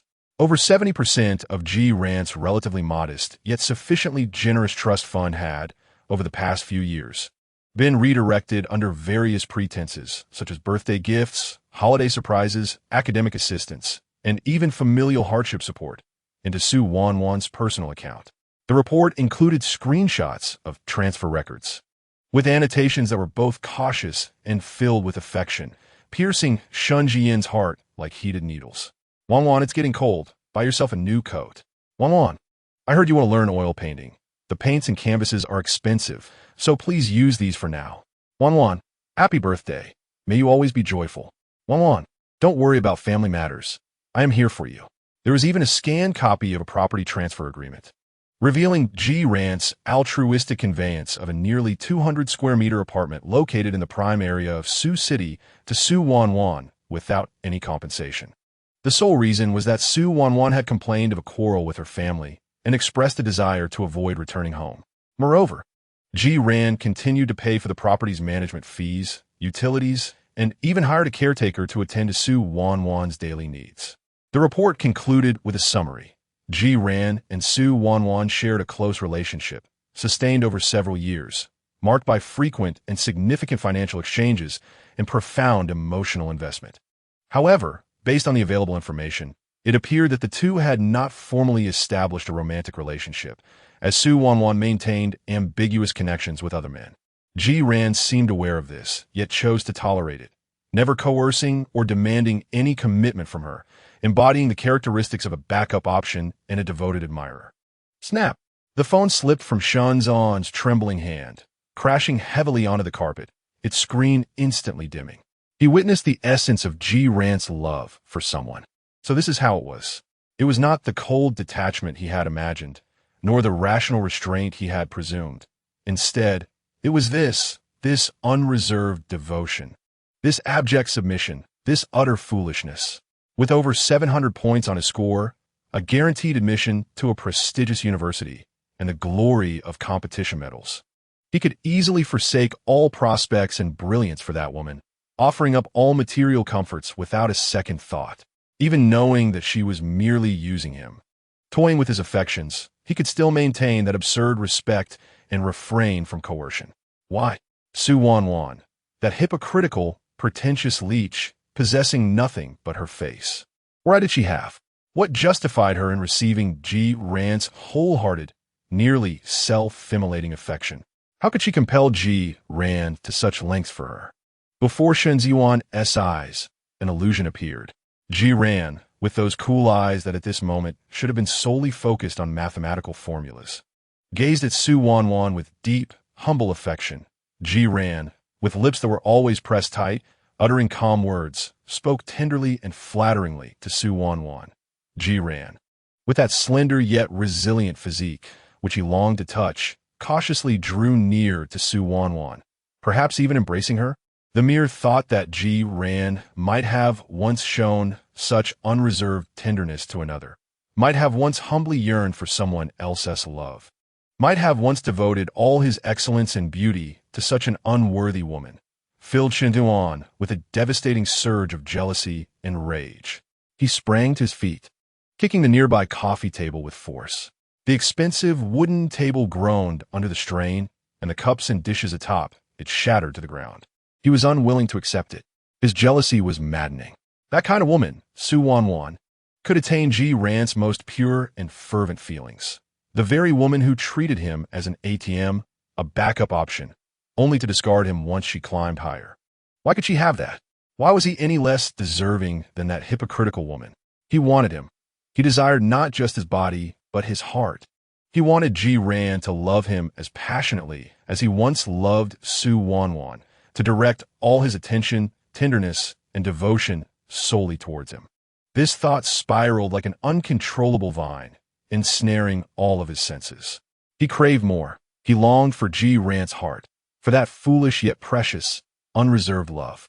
After all, Ji Ran had poor judgment, Shen Zhiyan twistedly mused. Neither he nor Su Wanwan were exemplary individuals. If Ji Ran could fall for someone like Su Wanwan, then loving someone stronger, more capable, and protective like himself was only natural. Wasn't it? A fierce possessiveness intertwined with a distorted affection surged within him. He had to see Ji Ran immediately right now. He needed to look into Ji Ran's eyes and confirm that this person belonged to him. Shen Zhiyan seized the car keys and burst forth from the door like a whirlwind, racing back to Jiangxing University. He ascended directly to the 4th floor of Building 7 in Lanyuan, forcefully flinging open the door to Dormitory 401. Inside, only Yi Chun was present. Adjusting his collar before a mirror, seemingly preparing to step out, a subtle blend of anticipation and nervousness etched on his face. Upon witnessing Shen Zhiyan's abrupt entrance, he momentarily froze. "Where's Ji Ran?" Shen Zhiyan's voice was hoarse and urgent, tinged with an unmistakable restlessness and agitation. Yi Chun, startled by his demeanor, adjusted his glasses and suggested, "The library, perhaps? He seems to be quite diligent lately. Are you all right?" Noticing Shen Zhiyan's pallid complexion and unsettling gaze, he felt a twinge of concern. Shen Zhiyan had no intention of responding. He turned to leave. "I have plans tonight, might not be back." Yi Chun added hesitantly from behind. Shen Zhiyan paused briefly, muttering an absent without turning back, and then dashed out of the dormitory once more. He sprinted to the library, frantically searching each floor and section, his eyes scanning every corner like a vigilant scanner, leaving no similar figure overlooked. His presence drew the attention of many, yet he remained oblivious, consumed by a singular thought, to find Ji Ran. However, his search proved fruitless. He scoured from the top floor to the ground, traversing the social sciences section to the natural sciences area, even venturing into the most obscure corner of the outdated journal room, yet the slender figure eluded him. Ji Ran was not in the library.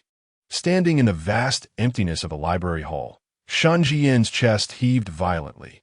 The frustration of being unable to locate him intertwined with the jealous flames ignited by the investigative report, nearly driving him to madness. He returned to Dormitory 401, where solitude reigned, Lu Yuanyang had vanished to some unknown escapade, and Yi Chun had already departed for his date. In the silence of the dormitory, only he remained. His gaze involuntarily drifted toward the bed by the balcony, the very bed of Ji Ran. Neatly arranged and meticulously made, the quilt was folded with precision. A few mathematics textbooks and notes resting on the desk, exuding an aura of coolness and focus. Under some inexplicable enchantment, Shen Zhiyan approached step by step. He extended his hand, his fingertips gently brushing against the neatly stacked quilt, before he slowly sat down, ultimately lying back. Turning to the side, he buried his face in a Ji Ran's pillow. A faint, crisp scent immediately flooded his nostrils, a fragrance uniquely belonging to Ji Ran, infused with the essence of sunlight and laundry detergent. Unlike the mixed aroma of alcohol that lingered in his memory from that night in the apartment, this scent was purer, more alluring. This fragrance soothed the tumultuous jealousy in his heart, if only slightly. It was soon replaced by an overwhelming desire and an indescribable sense of grievance and reluctance. Why? Why did you once devote everything to such a person? Why could it not be me? He closed his eyes, greedily inhaling the essence of the pillow, his body trembling slightly from this clandestine closeness. In his mind, the words from the investigative report flickered uncontrollably, along with the tender smile that Ji Ran might have once shown to Su Wanwan, and the imagined visage of Ji Ran in a moment of passion. Jealousy and desire intertwined to form a colossal web, ensnaring him completely. On Ji Ran's bed, inhaling his scent and fantasizing about the essence of Ji Ran, this nearly sacrilegious act, steeped in possessiveness, brought forth a profoundly distorted pleasure. He lay languidly on Ji Ran's bed, gasping for breath, his gaze hollow as it fixated on the ceiling, with the crisp aroma still lingering at the tip of his nose. Weariness and a morbid sense of satisfaction gradually enveloped him. He was utterly exhausted, having endured a tumultuous emotional roller coaster that day. As he reclined on Ji Ran's bed, clutching the blanket imbued with Ji Ran's essence, it felt like the only solace he had, and he unexpectedly drifted into slumber. In his dreams, his brow furrowed tightly, as if still ensnared by jealousy and unease. The last rays of the setting sun streamed through the window, casting light upon his sleeping face, yet failing to dispel the shadow of gloom and obsession that lingered in his features. The dormitory was enveloped in silence, save for the sound of his steady breathing. Meanwhile, the person he sought was not in the library or any corner of the campus. Ji Ran stood outside the academic affairs office, anxiously awaiting the process to submit his leave of absence application, hoping that with tomorrow's stamp, he could finally leave. He clutched several forms tightly in his hands, his complexion pale, his eyes filled with determination and a flicker of hope. He yearned to escape this nightmarish place. Chapter 30. Interrogation. As Ji Ran exited the academic affairs office, the sky had completely darkened. He tightly grasped the stamped leave of absence form, his knuckles turning white from the pressure. The process had unfolded smoothly, almost disorientingly so.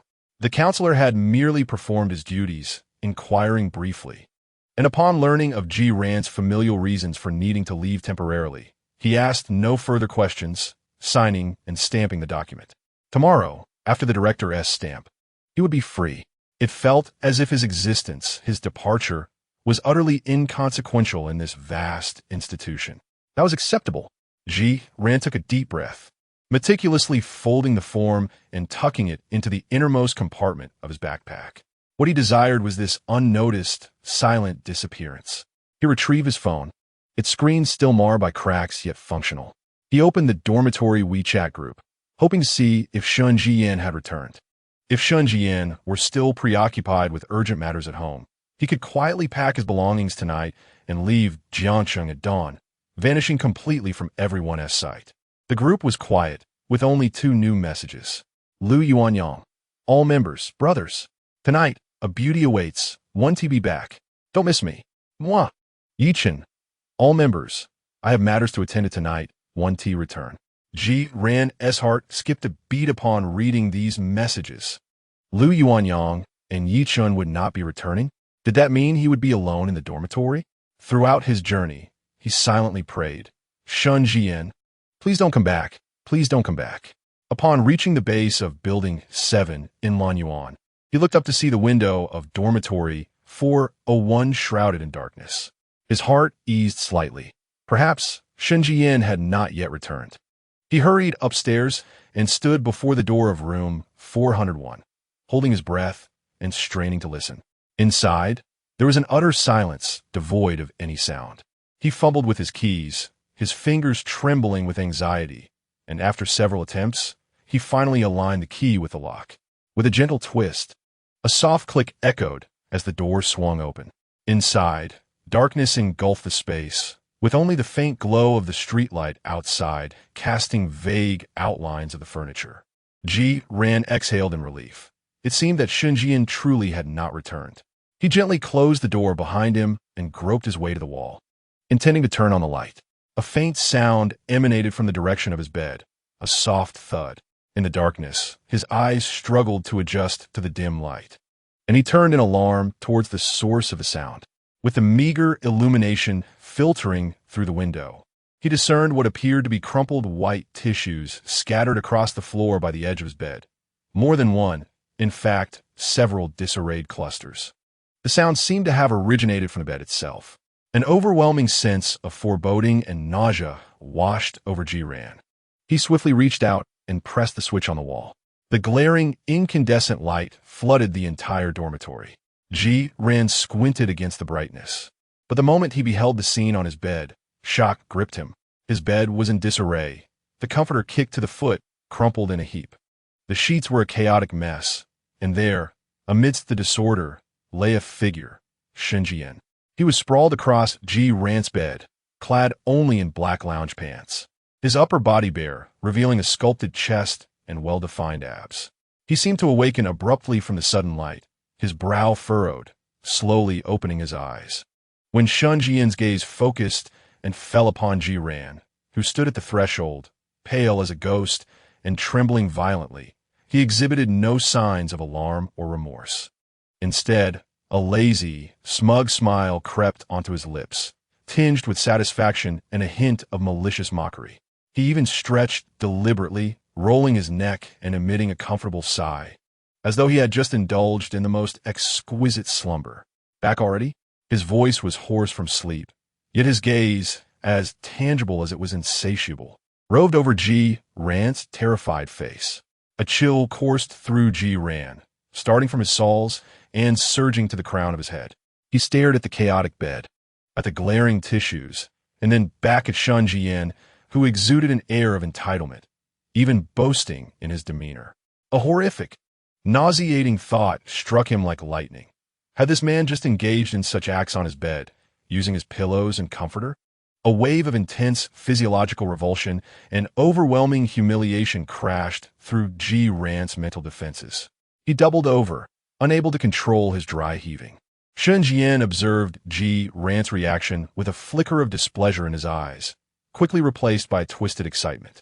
He leisurely propped himself up against the headboard, his gaze unfocused yet fixated on Ran, his tone laced with a chilling semblance of apology. "I'm sorry, Ran."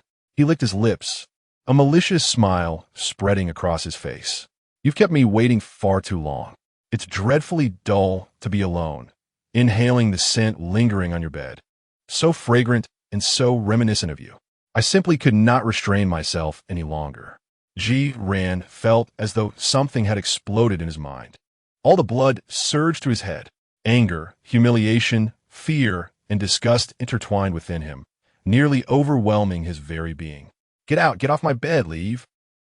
Ran shouted hoarsely, his voice trembling violently with extreme anger and revulsion as he pointed toward the door. Yet, Shen Zhiyan seemed oblivious to his outcry. Instead, he tossed aside the covers, stepped out of bed barefoot, and approached Ran with deliberate strides, his gaze fixed intently upon Ran, imbued with an undeniable and aggressive determination.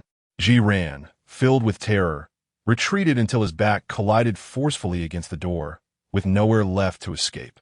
Shen Zhiyan halted before him, his towering figure almost completely overshadowing Ran. He lowered his head, his piercing gaze fixed on Ran's pallid face.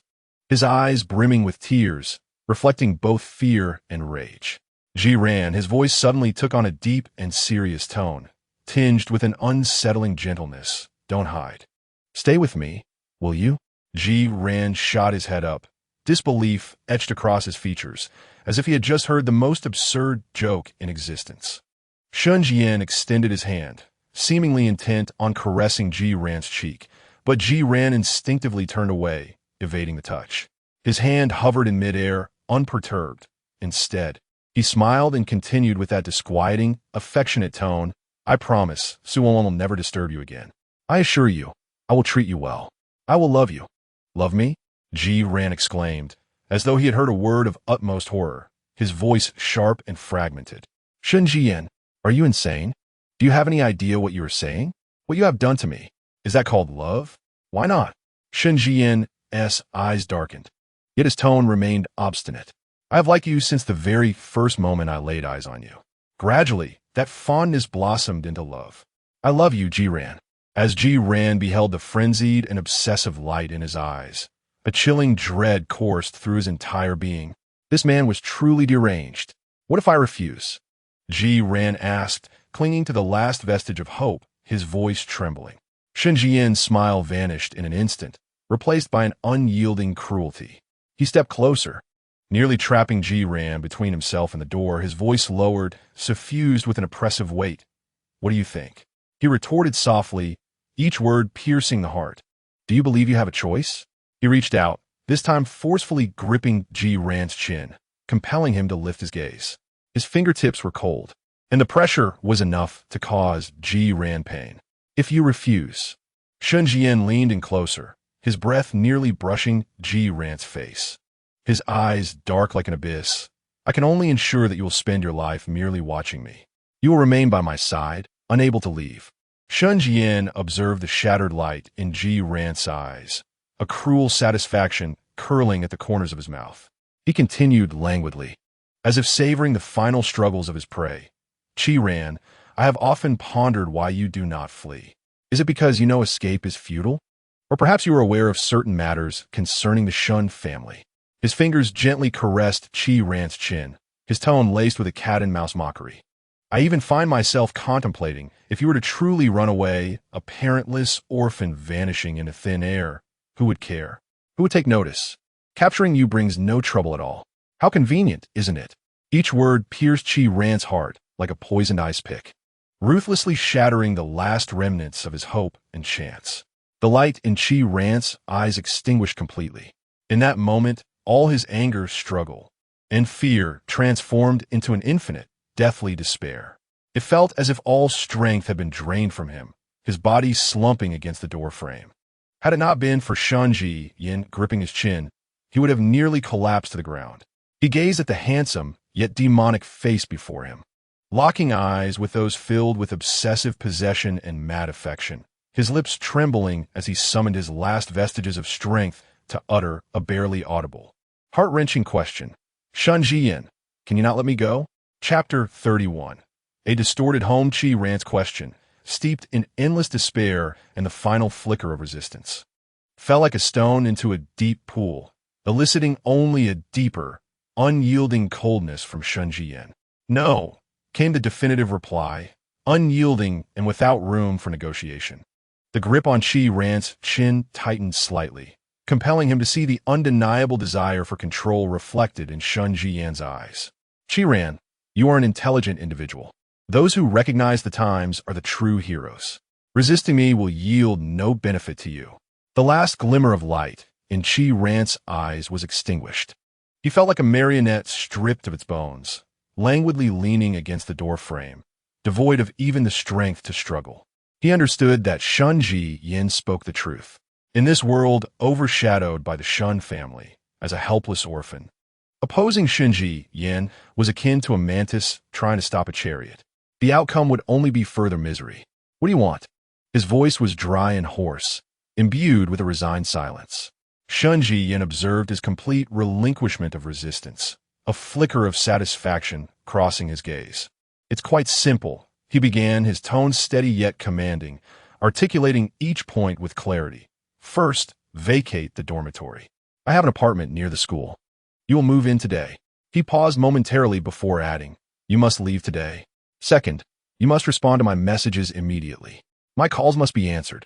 You must be available when I need you. Third, sever all ties with Su Wanwan and anyone else who harbors inappropriate intentions toward you. In your world, there can only be me. Leaning slightly closer, he whispered into Chi Ran's ear, his warm breath sending a chill down Chi Ran's spine. Stay obediently by my side. Try to accept me, and come to love me. His tone bore an indomitable command, intertwined with a twisted, urgent longing that even he had yet to fully recognize. As Ji Ran listened to the 4 rules that felt like shackles, he closed his eyes and took a deep breath. When he opened them again, only a hollow numbness remained in his gaze. Whatever, he uttered softly, his voice barely above a sigh, infused with a profound weariness. What other choice did he have but to accept? Flee? As Shen Zhiyan remarked, who would care about the disappearance of an orphan? Shen Zhiyan seemed quite pleased with Ji Ran's compliant demeanor, a slight curve of satisfaction gracing his lips. Yet, he was evidently not entirely reassured. Very well. He straightened his posture, dismissing any thoughts of deception or escape. His tone turned cold and unyielding. You cannot run away. From this day forth, there will always be someone shadowing you. I will know where you go, whom you meet, and when you leave the school. Do you understand? A heavy weight sank in Ji Ran's heart. Surveillance? He felt his last shred of pitiful freedom and privacy ruthlessly stripped away. Clenching his fists, his nails dug painfully into his palms, yet he felt no pain, only an overwhelming sense of numbness. Let us go. Shen Zhiyan, seemingly oblivious to the despair in Ji Ran's eyes, cheerfully seized his wrist with an implacable grip. We're going home. I've arranged for your clothes and essentials. There is no need for you to pack in the dormitory. Home. The word pierced Ji Ran's heart, causing it to contract painfully, and his lips twisted into a sardonic smile that was more mournful than a cry. However, Shen Zhiyan appeared to misinterpret his tone and nodded earnestly. Yes, our home. Thus, he half-forced Ji Ran to leave dormitory 401, departing from the building he had once thought could provide temporary refuge. Downstairs, a black sedan awaited silently. The driver respectfully opened the door. Ji Ran was shoved in the car by Shen Zhiyan like a mere automaton. He gazed out at the swiftly retreating campus nightscape, feeling an emptiness within. The application for a leave of absence lay quietly in his backpack, now resembling a ludicrous and self-deceptive dream. The vehicle soon entered an upscale residential area, halting beneath an apartment building. The elevator ascended directly to the top floor. Shen Zhiyan unlocked the door with his fingerprint and ushered Ji Ran inside. The apartment was spacious, adorned in an extremely minimalist modern style, dominated by black, white, and gray hues, with stark lines and expansive views. The enormous floor-to-ceiling windows revealed the resplendent skyline of Jiangcheng at night. Yet, this lavishness exuded an air of lifeless opulence, resembling a meticulously crafted showroom rather than a home. You will live here from now on. Shen Zhiyan released him and, without a hint of hesitation, walked to the bar in the living room to pour himself a glass of water. The bedroom is over there. The wardrobe contains clothes prepared for you, and all daily necessities are complete. Let me know if anything is lacking. Ji Ran remained rooted in place, unmoving. He surveyed this splendid prison, feeling no stirring within. Go take a shower. Shen Zhiyan set down the glass and approached, instinctively reaching to embrace Ji Ran's waist. Ji Ran's body stiffened abruptly, instinctively recoiling. Shen Zhiyan's hand met empty air, his expression dimming momentarily before returning to normal, though his tone took on an undeniable firmness. It's getting late. Shower and then sleep. Ji Ran silently made his way toward the bathroom. The bathroom was spacious, featuring a distinct separation of wet and dry areas. On the vanity sat an array of brand-new, complete toiletry items, with towels and bathrobes readily available, and even unopened skincare products from luxurious brands. Shen Zhiyan's preparations were indeed meticulous. He mechanically shed his clothing and turned on the shower. The warm water cascaded over him, yet it failed to wash away the humiliation festering within. He lingered in the shower, as if to delay the impending suffocating intimacy that awaited him. After nearly an hour, he emerged from the bathroom clad in a prepared bathrobe, moving at a lethargic pace. Shen Zhiyan had already finished bathing, draped in a silk robe, reclining on the vast double bed in the master bedroom while engrossed in his tablet. Upon seeing Zhiyan emerge, he set aside the device and patted the vacant space beside him, beckoning him to come closer. Zhiyan froze in place, his feet feeling as leaden as if anchored to the ground. "Do you need me to carry you over?" Shen Zhiyan arched an eyebrow, his tone laced with a hint of menace. Gritting his teeth, Zhiyan finally took a step, moving to the opposite side of the bed, attempting to distance himself from Shen Zhiyan before pulling back the covers and lying down, his body taut and pressed against the edge of the bed, observing Zhiyan's demeanor. As though he were facing a formidable adversary, Shen Zhiyan felt a flicker of displeasure in his eyes, although he refrained from reacting immediately. He dimmed the main lights, leaving only the soft glow of a bedside lamp. The room fell into an eerie silence, punctuated solely by their soft breaths. In the darkness, the senses were magnified. Zhiyan could distinctly detect the familiar scent of the same shower gel emanating from Shen Zhiyan, which made him feel exceedingly uncomfortable, his nerves taut to the breaking point. After a prolonged silence, Zhiyan could no longer contain himself, his voice resonating with clarity in the stillness, imbued with confusion and a barely perceptible tremor. "Shen Zhiyan, what is it that you truly like about me? What do you wish to obtain from me?" Shen Zhiyan turned to face him, his gaze inscrutable in the dim light. With an unsettling frankness, he responded, his fingers tracing Zhiyan's outline in the air. "From the moment I laid eyes on you, I desired you." He paused, his tone laced with a blend of coaxing and veiled threat. "Zhiyan, be good and obedient. Only then will our days be bearable. Do you understand?" Zhiyan's heart sank. Was it truly just that? A superficial possessiveness and a distorted desire for conquest? At that moment, Shen Zhiyan seemed to recall something, his tone becoming casual, yet underscored by an undeniable authority. "By the way, how much money do you have left in your account? Hand over that 80 million. I will safeguard it for you." Zhiyan was taken aback, instantly on high alert. "No need." His voice betrayed a clear resistance. That 80 million was his lifeline, his sole hope for escaping this entanglement.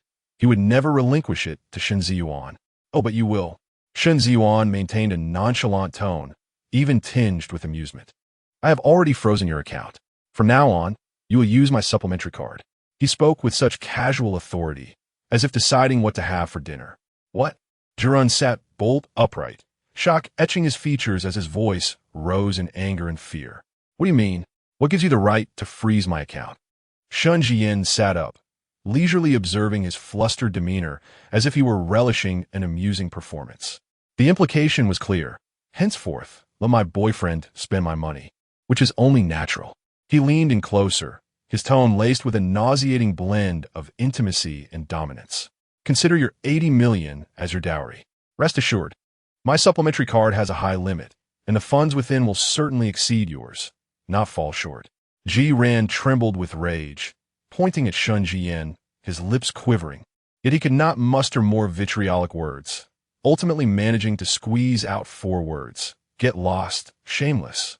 Shen Zhiyan not only remained unfazed, but chuckled softly, as if he relished Zhiyan's extreme frustration, which left him with no recourse but to hurl insults. Suddenly, he reached out and pulled Zhiyan into his embrace, holding him tightly. "Let go of me." Zhiyan struggled violently. However, Shen Zhiyan's arms were as unyielding as iron, resolutely holding him in place. He buried his face in Zhiyan's neck, inhaling deeply, and sighed in delight. "Ran, you smell so good. Using my shower gel has made you carry my scent, which is truly delightful, and I adore it." His warm breath brushed against Zhiyan's sensitive neck, sending shivers through him. He ceased to struggle, his body rigid, allowing Shen Zhiyan to hold him. What should he do in this world with this madman? Meanwhile, Shen Zhiyan, embracing the now compliant body, savored the crisp scent and the delicate touch of Zhiyan's waist, a satisfied smirk gracing his lips. The time for gradual taming had arrived. He believed that one day, Zhiyan would love him as fervently as he once adored Su Wanwan, if not more. Chapter 32. Companionship in class the following morning. Ji Ran awoke feeling an intense sense of awkwardness and suffocation. He realized that Shen Zhiyan had him firmly held from behind.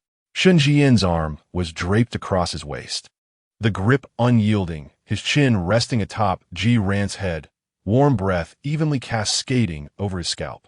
Their bodies were pressed closely together, and through the thin fabric of his sleepwear, Ji Ran could distinctly feel the rise and fall of Shen Zhiyan's chest and some inevitable physiological response of the morning.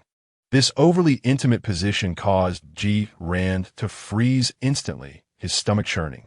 He cautiously attempted to shift away, hoping to escape this suffocating embrace. However, the moment he moved, the man behind him tightened his grip, pulling him back even closer, a lazy, husky murmur escaping his throat. Don't move. Ji Ran's body went completely rigid, paralyzed by fear of making another move. He sensed that Shen Zhiyan was awake, but did not release him immediately. Instead, he rubbed his cheek against Ji Ran's hair, inhaling deeply as if affirming his presence. This display of possessiveness and dependence left Ji Ran feeling absurd and terrified. He could not comprehend Shen Zhiyan's twisted manner of emotional expression. After what felt like an eternity, Shen Zhiyan finally released him and sat up.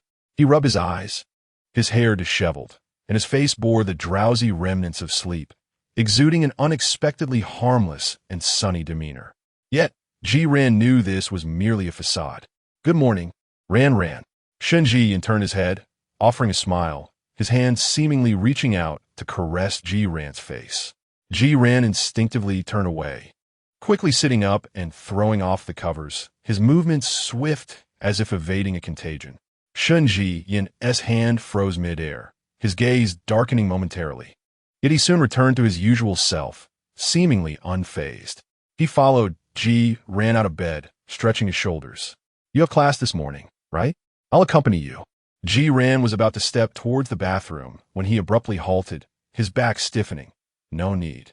Yes, you do, Shen Zhiyan replied, his tone leaving no room for argument. Laced with a hint of pleasure, it was only natural for a boyfriend to accompany his partner to class. Hurry and wash up. Breakfast should have arrived. Ji Ran clenched his fists, his nails digging deeply into his palms. Aware of the futility of resistance, he could only silently retreat into the bathroom, slamming the door behind him. Breakfast, delivered by Shen Zhiyan's assistant, was a delicate fusion of Eastern and Western cuisine, filling the dining table. Shen Zhiyan, in high spirits, ate heartily, even taking the initiative to serve Ji Ran a shrimp dumpling. Ji Ran found the food tasteless, as if chewing wax, wishing only to expedite this suffocating meal. Before leaving, Shen Zhiyan effortlessly wrapped an arm around Ji Ran's waist, pulling him close.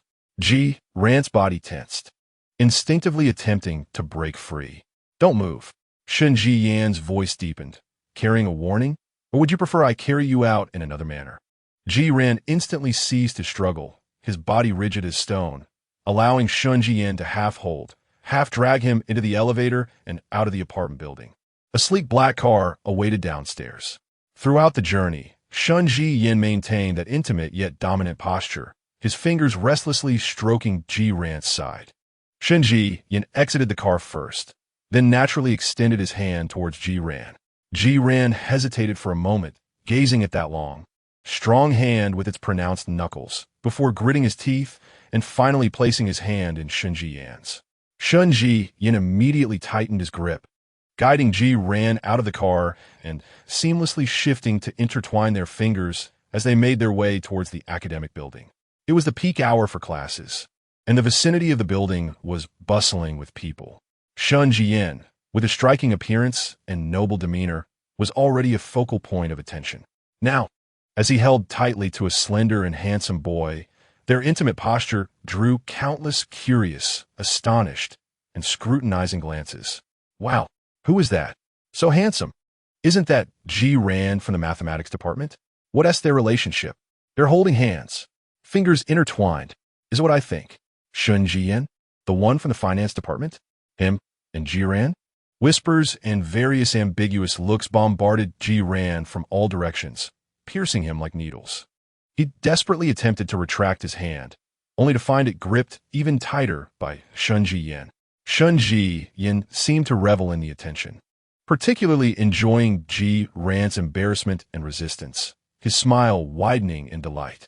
He even purposefully raised their clasped hands to his lips, gently kissing the back of Ji Ran's hand. Ji Ran felt a surge of blood rush to his head. An oppressive gasp and a murmur of astonishment rippled through the crowd. Shen Zhiyan. Ji Ran could no longer contain himself. His voice low and gritted. He growled. Shen Zhiyan turned his head, his smile radiant yet innocent, asking, "What's wrong? Is it not permissible for my boyfriend to steal a kiss?" His voice was neither too loud nor too soft, just perfect for the nearby eavesdroppers to catch every word. The gazes around them instantly transformed into something more intense and intricate. Ji Ran trembled with anger, yet found himself at a loss for words. He understood that Shen Zhiyan was doing this intentionally, deliberately asserting his claim in front of everyone, intentionally embarrassing him, intentionally binding him completely. He ceased to struggle or speak, merely following Shen Zhiyan like a soulless puppet as they walked into the academic building, entering the lecture hall where he would soon attend class. They arrived not too early, as the classroom was already populated with numerous students. When Shen Zhiyan led Ji Ran through the doorway, the previously noisy classroom fell silent in an instant. All eyes converged upon them, particularly on their tightly intertwined hands. A medley of astonishment, curiosity, confusion, and even a hint of excitement mingled in the atmosphere. Ji Ran felt his face burn with embarrassment, desperately attempting to retract his hand. But Shen Zhiyan tightened his grip, leading him through the sea of gazes directly to a relatively empty spot in the back row. Seated inside, Ji Ran sat stiffly, retrieving his textbook, striving to ignore the palpable stares and whispers around him, burying his head low. The class bell rang as the elderly professor entered with handouts in hand. The class commenced in earnest. Ji Ran forced himself to concentrate, attempting to treat Shen Zhiyan's presence as if it were mere air. Yet, Shen Zhiyan's aura was undeniably potent. He first took out his phone, seemingly engrossed in some messages, his fingers dancing swiftly across the screen. However, it wasn't too long before Ji Ran felt a searing gaze fixed upon his profile. He stiffly turned his head and, as expected, locked eyes with Shen Zhiyan's profound gaze. Unbeknownst to him, Shen Zhiyan had set aside his phone, resting his chin on one hand, unabashedly and intently staring at him. The look was direct and fervent, brimming with unabashed possessiveness and admiration, as if he were cherishing a rare and exclusive treasure. Ji Ran felt an unsettling sensation wash over him, his scalp prickling under Shen Zhiyan's scrutiny. Just when Ji Ran was on the verge of turning to glare at him again, the old professor at the podium suddenly paused, adjusting his reading glasses, his gaze sweeping across the classroom. "We shall invite a student to answer this question," the professor said slowly, his eyes searching for a suitable candidate. Many students instinctively lowered their heads, avoiding eye contact with the professor. The professor's gaze scanned the back row and abruptly halted on Shen Zhiyan. Clearly, Shen Zhiyan's unfamiliar yet striking visage stood out conspicuously in the mathematics department, akin to a beacon in a monastery. The student appeared rather unfamiliar, and the amiable professor smiled gently, suggesting, "Why don't you take a shot at answering? Share your understanding of the application of Lagrange multipliers in constrained optimization problems." In an instant, the focus of the entire class shifted back to Shen Zhiyan. He seemed momentarily taken aback, evidently not anticipating that the professor would call on him. As a finance major attending an advanced mathematics class to accompany his boyfriend, how could he possibly comprehend such esoteric mathematical derivations? A suppressed wave of laughter rippled through the classroom, as everyone eagerly awaited the handsome newcomer's potential blunder. However, Shen Zhiyan's response defied all expectations. Rather than exhibiting any embarrassment, he stood up with remarkable composure, wearing a bright smile laced with a hint of apology. His tone was both sincere and unpretentious. "Professor, I'm afraid I don't know the answer." The classroom fell into an immediate silence, everyone stunned. Such a candid admission of ignorance? And With such confidence? The old professor was momentarily taken aback, adjusting his glasses. You don't know? Then you are Shen Zhiyan, maintained a smile. Naturally placing a hand on the shoulder of his companion, Ji ran, his tone imbued with pride and nonchalance. I'm here accompanying my boyfriend to class. He is a mathematics major and excels at it. Perhaps he could help me answer?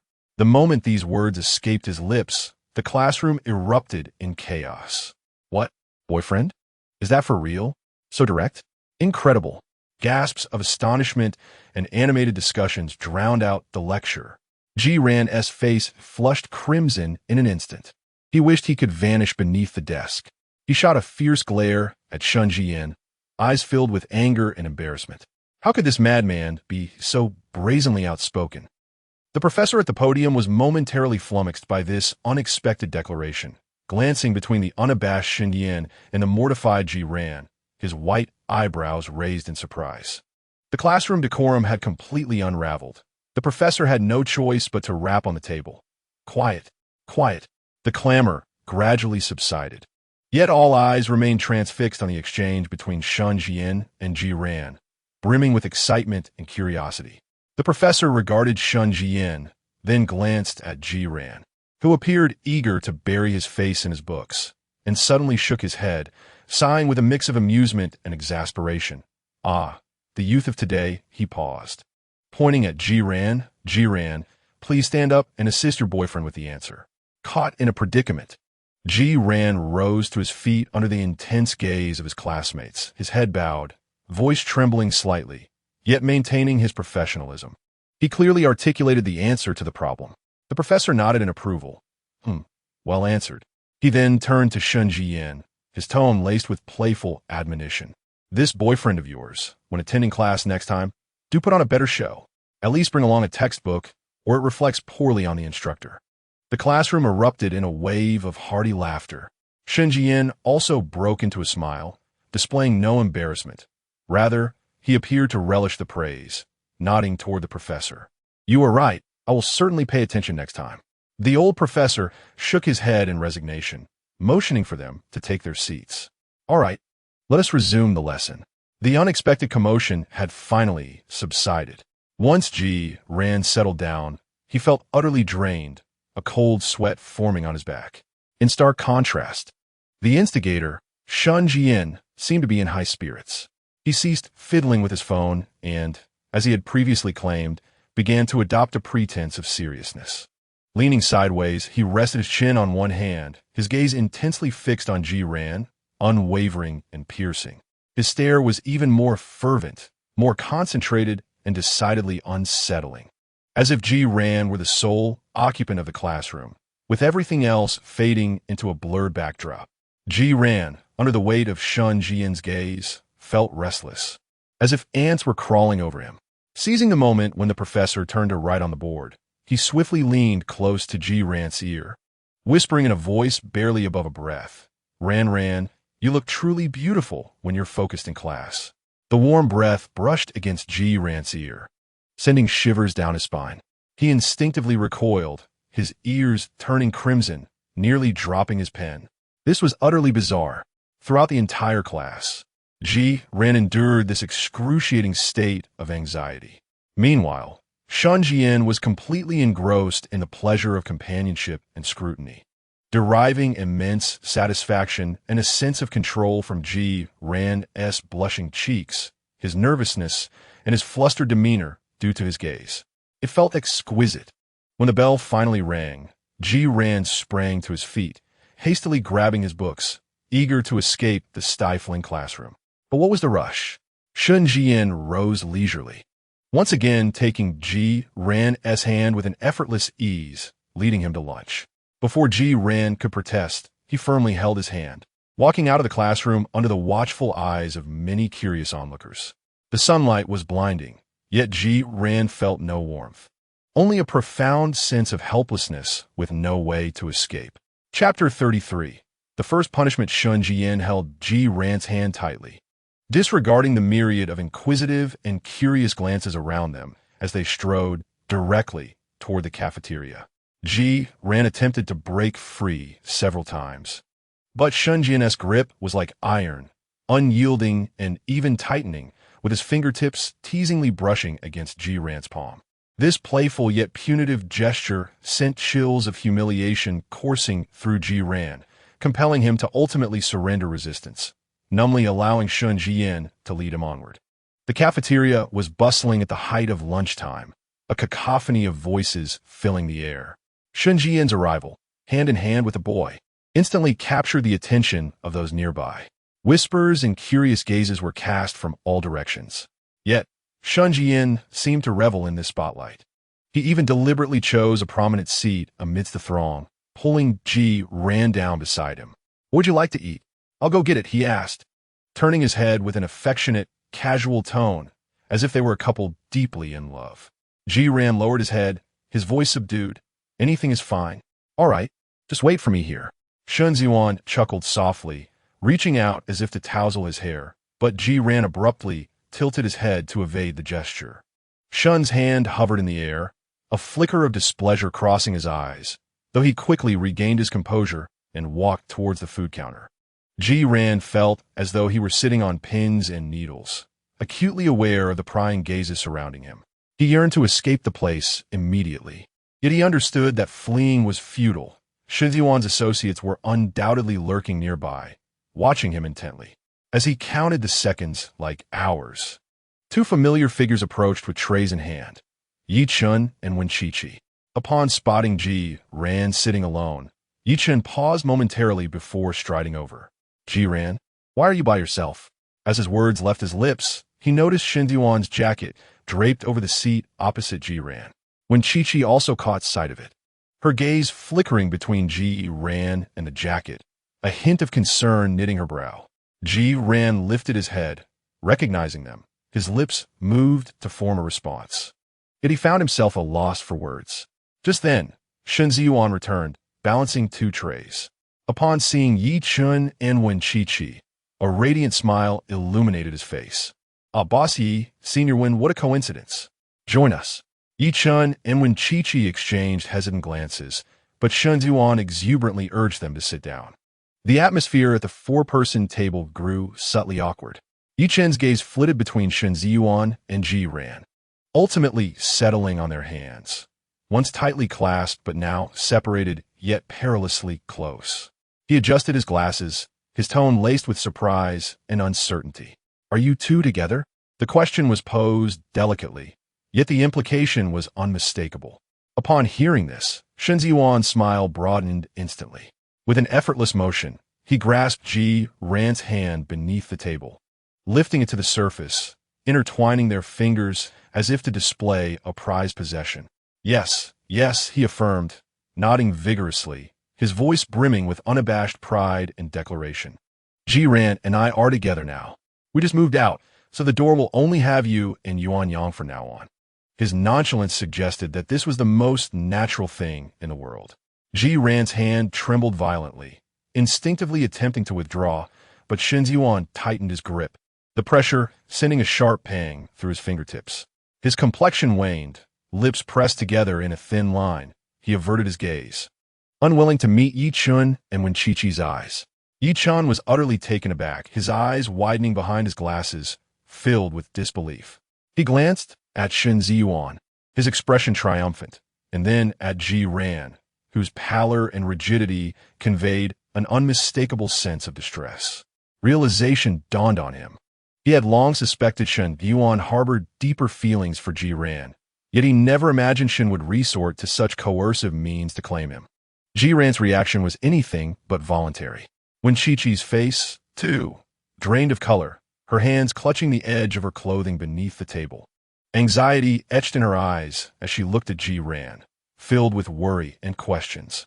Shen Zhiyan observed their reactions with keen interest, the smile on his lips deepening, tinged with a subtle warning. He was intent on making it abundantly clear to everyone that Ji-Ran belonged to him. No one else was permitted to entertain notions of interference.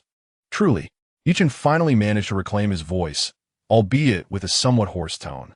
The congratulatory words felt awkward even to him. "Thank you." Shen Zhiyan accepted it with nonchalance, then picked up his chopsticks, placing a piece of rib into Ji-Ran's bowl. his tone imbued with a gentleness that could almost drip with warmth. Ran, do eat more. You're far too thin. Ran gazed at the rib in his bowl, a churn of nausea rising in his stomach, devoid of appetite. The meal unfolded in a stifling and awkward atmosphere. Throughout, Shen Zhiyan behaved like the quintessential considerate boyfriend, continually serving Ran, inquiring after his well-being. Yet, Ran kept his head lowered, chewing his food as if it were flavorless, scarcely uttering a word. Yi Chun and Wen Chi also found the meal tasteless, hastily eating a few bites before excusing themselves to leave. Upon returning to the apartment, Shen Zhiyan appeared to be in high spirits, even humming a discordant tune. Ran, however, made a beeline for the bedroom, shutting the door behind him and leaning against it, his heart racing. A message from Wen Chi arrived. Ran, are you all right? Is he forcing you? Do you need help? Contact me anytime. Be extremely careful. Reading the words filled with concern, Ran felt a bittersweet warmth wash over him, but more so a profound fear. He could not involve Wen Chi. Shen Zhiyan was unhinged, and if he discovered, he quickly typed a reply. I'm fine. Thank you, senior, but you need not worry. Please do not contact me again. It's not good for you. He had to draw a line with Wen Chi. He could not drag her into this quagmire. Just as he prepared to send the message, the doorknob of the bedroom suddenly turned. Ran's heart leapt into his throat. His finger trembled, and the message was sent in an instant. In a flurry, he attempted to delete the chat history, but it was too late. Shen Zhiyan pushed the door open, a smile still adorning his face. Ran, what are you hiding in here for? His words trailed off abruptly. His sharp gaze had caught the fleeting panic on Ran's face and the phone he was attempting to conceal. The smile on the Shen Zhiyan's face vanished in an instant, his eyes turning piercingly sharp as he strode forward and snatched Ran's phone from his grasp. Ran's heart plummeted, his face paling to a ghostly hue. Shen Zhiyan looked down. The screen was still lit with Wen Chi's chat page, but devoid of any message history. The atmosphere grew tense. Shen Zhiyan raised his head slowly, his gaze akin to a poison blade, fixed intently on Ran. His voice low and ominous as he inquired, what were you discussing? Tell me. Ran found himself at a loss for words. A scoff escaped Shen Zhiyan's lips, the storm in his eyes intensifying. Ran, you're not being obedient. He set the phone down and advanced towards Ran, who retreated in terror until his back met the cold wall, leaving him with no escape. I was just replying to let her know not to worry, Ran stammered, attempting to quell Shen Zhiyan's rising fury. Not to worry. Shen Zhiyan suddenly reached out, gripping Ran's chin with such force that it felt as though he might crush his bones. Have I not told you to sever all ties with anyone who harbors inappropriate intentions toward you? In your world, there's only room for me. His voice suppressed a tempest of rage, each word seemingly forced through clenched teeth. I felt a sharp pain, tears nearly spilling from my eyes as I struggled in vain. No? Shen Zhiyan's gaze was chillingly sinister. Private contact? Deleting records? Ran, do you dismiss my words as mere whispers in the wind? No, please let me explain. Ran was utterly panicked, fear engulfing him. Explain? Shen Zhiyan suddenly bowed his head, violently crashing his lips against Ran's. It was not merely a kiss, but a brutal act of punishment and conquest. Ran whimpered in agony, pushing against Shen Zhiyan's chest with all his might. Yet it was as futile as an ant trying to shake a tree. Shen Zhiyan's arms, like iron bands, tightly constrained him, while one hand viciously gripped his chin, leaving him no chance of evasion. It was only when he tasted a faint metallic tang that Shen Zhiyan abruptly released him. Ran's lips were torn, crimson droplets oozing forth, staining his pale lips in a shocking display. He leaned against the wall, gasping for breath, his eyes brimming with terror and humiliating tears. Shen Zhiyan wiped the blood from the corner of his mouth with his finger, his gaze remaining cold and terrifying. He fixed his eyes on Ran, his voice deep and merciless. This is just the beginning. Chapter 34. Physiological aversion. Following that first punishment, the atmosphere in the apartment grew increasingly oppressive and bizarre. Shen Zhiyan seemed to have completely moved past Ran's disobedience, reverting to the demeanor of a devoted boyfriend, escorting Ran to and from classes, sharing meals. and sleeping side by side each night. Yet, his gaze towards Ji Ran was more inscrutable than ever, filled with a tumultuous mix of possessiveness and an oppressive, restless anguish that threatened to manifest physically. Ji Ran, on the other hand, became increasingly silent and numb. He resembled a puppet devoid of spirit, mechanically responding to Shen Zhiyan's every arrangement. He ceased to resist or display any emotion. Instead, he enveloped himself in a thick shell, isolating himself from the world, especially from Shen Zhiyan.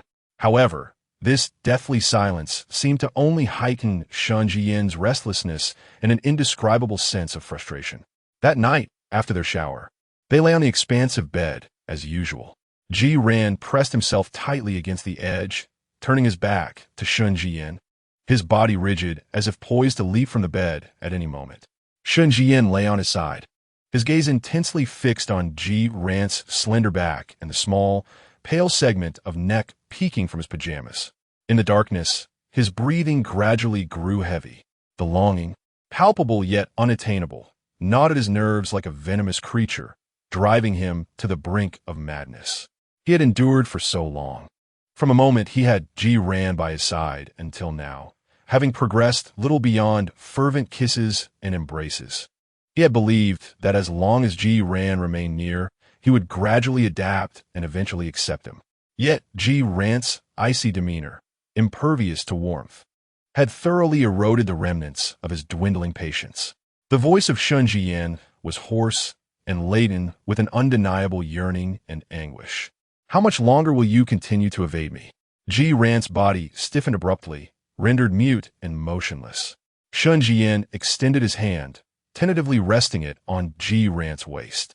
Startled, Ji Ran recoiled as if scalded, retreating to the edge of the bed, his voice laced with palpable resistance.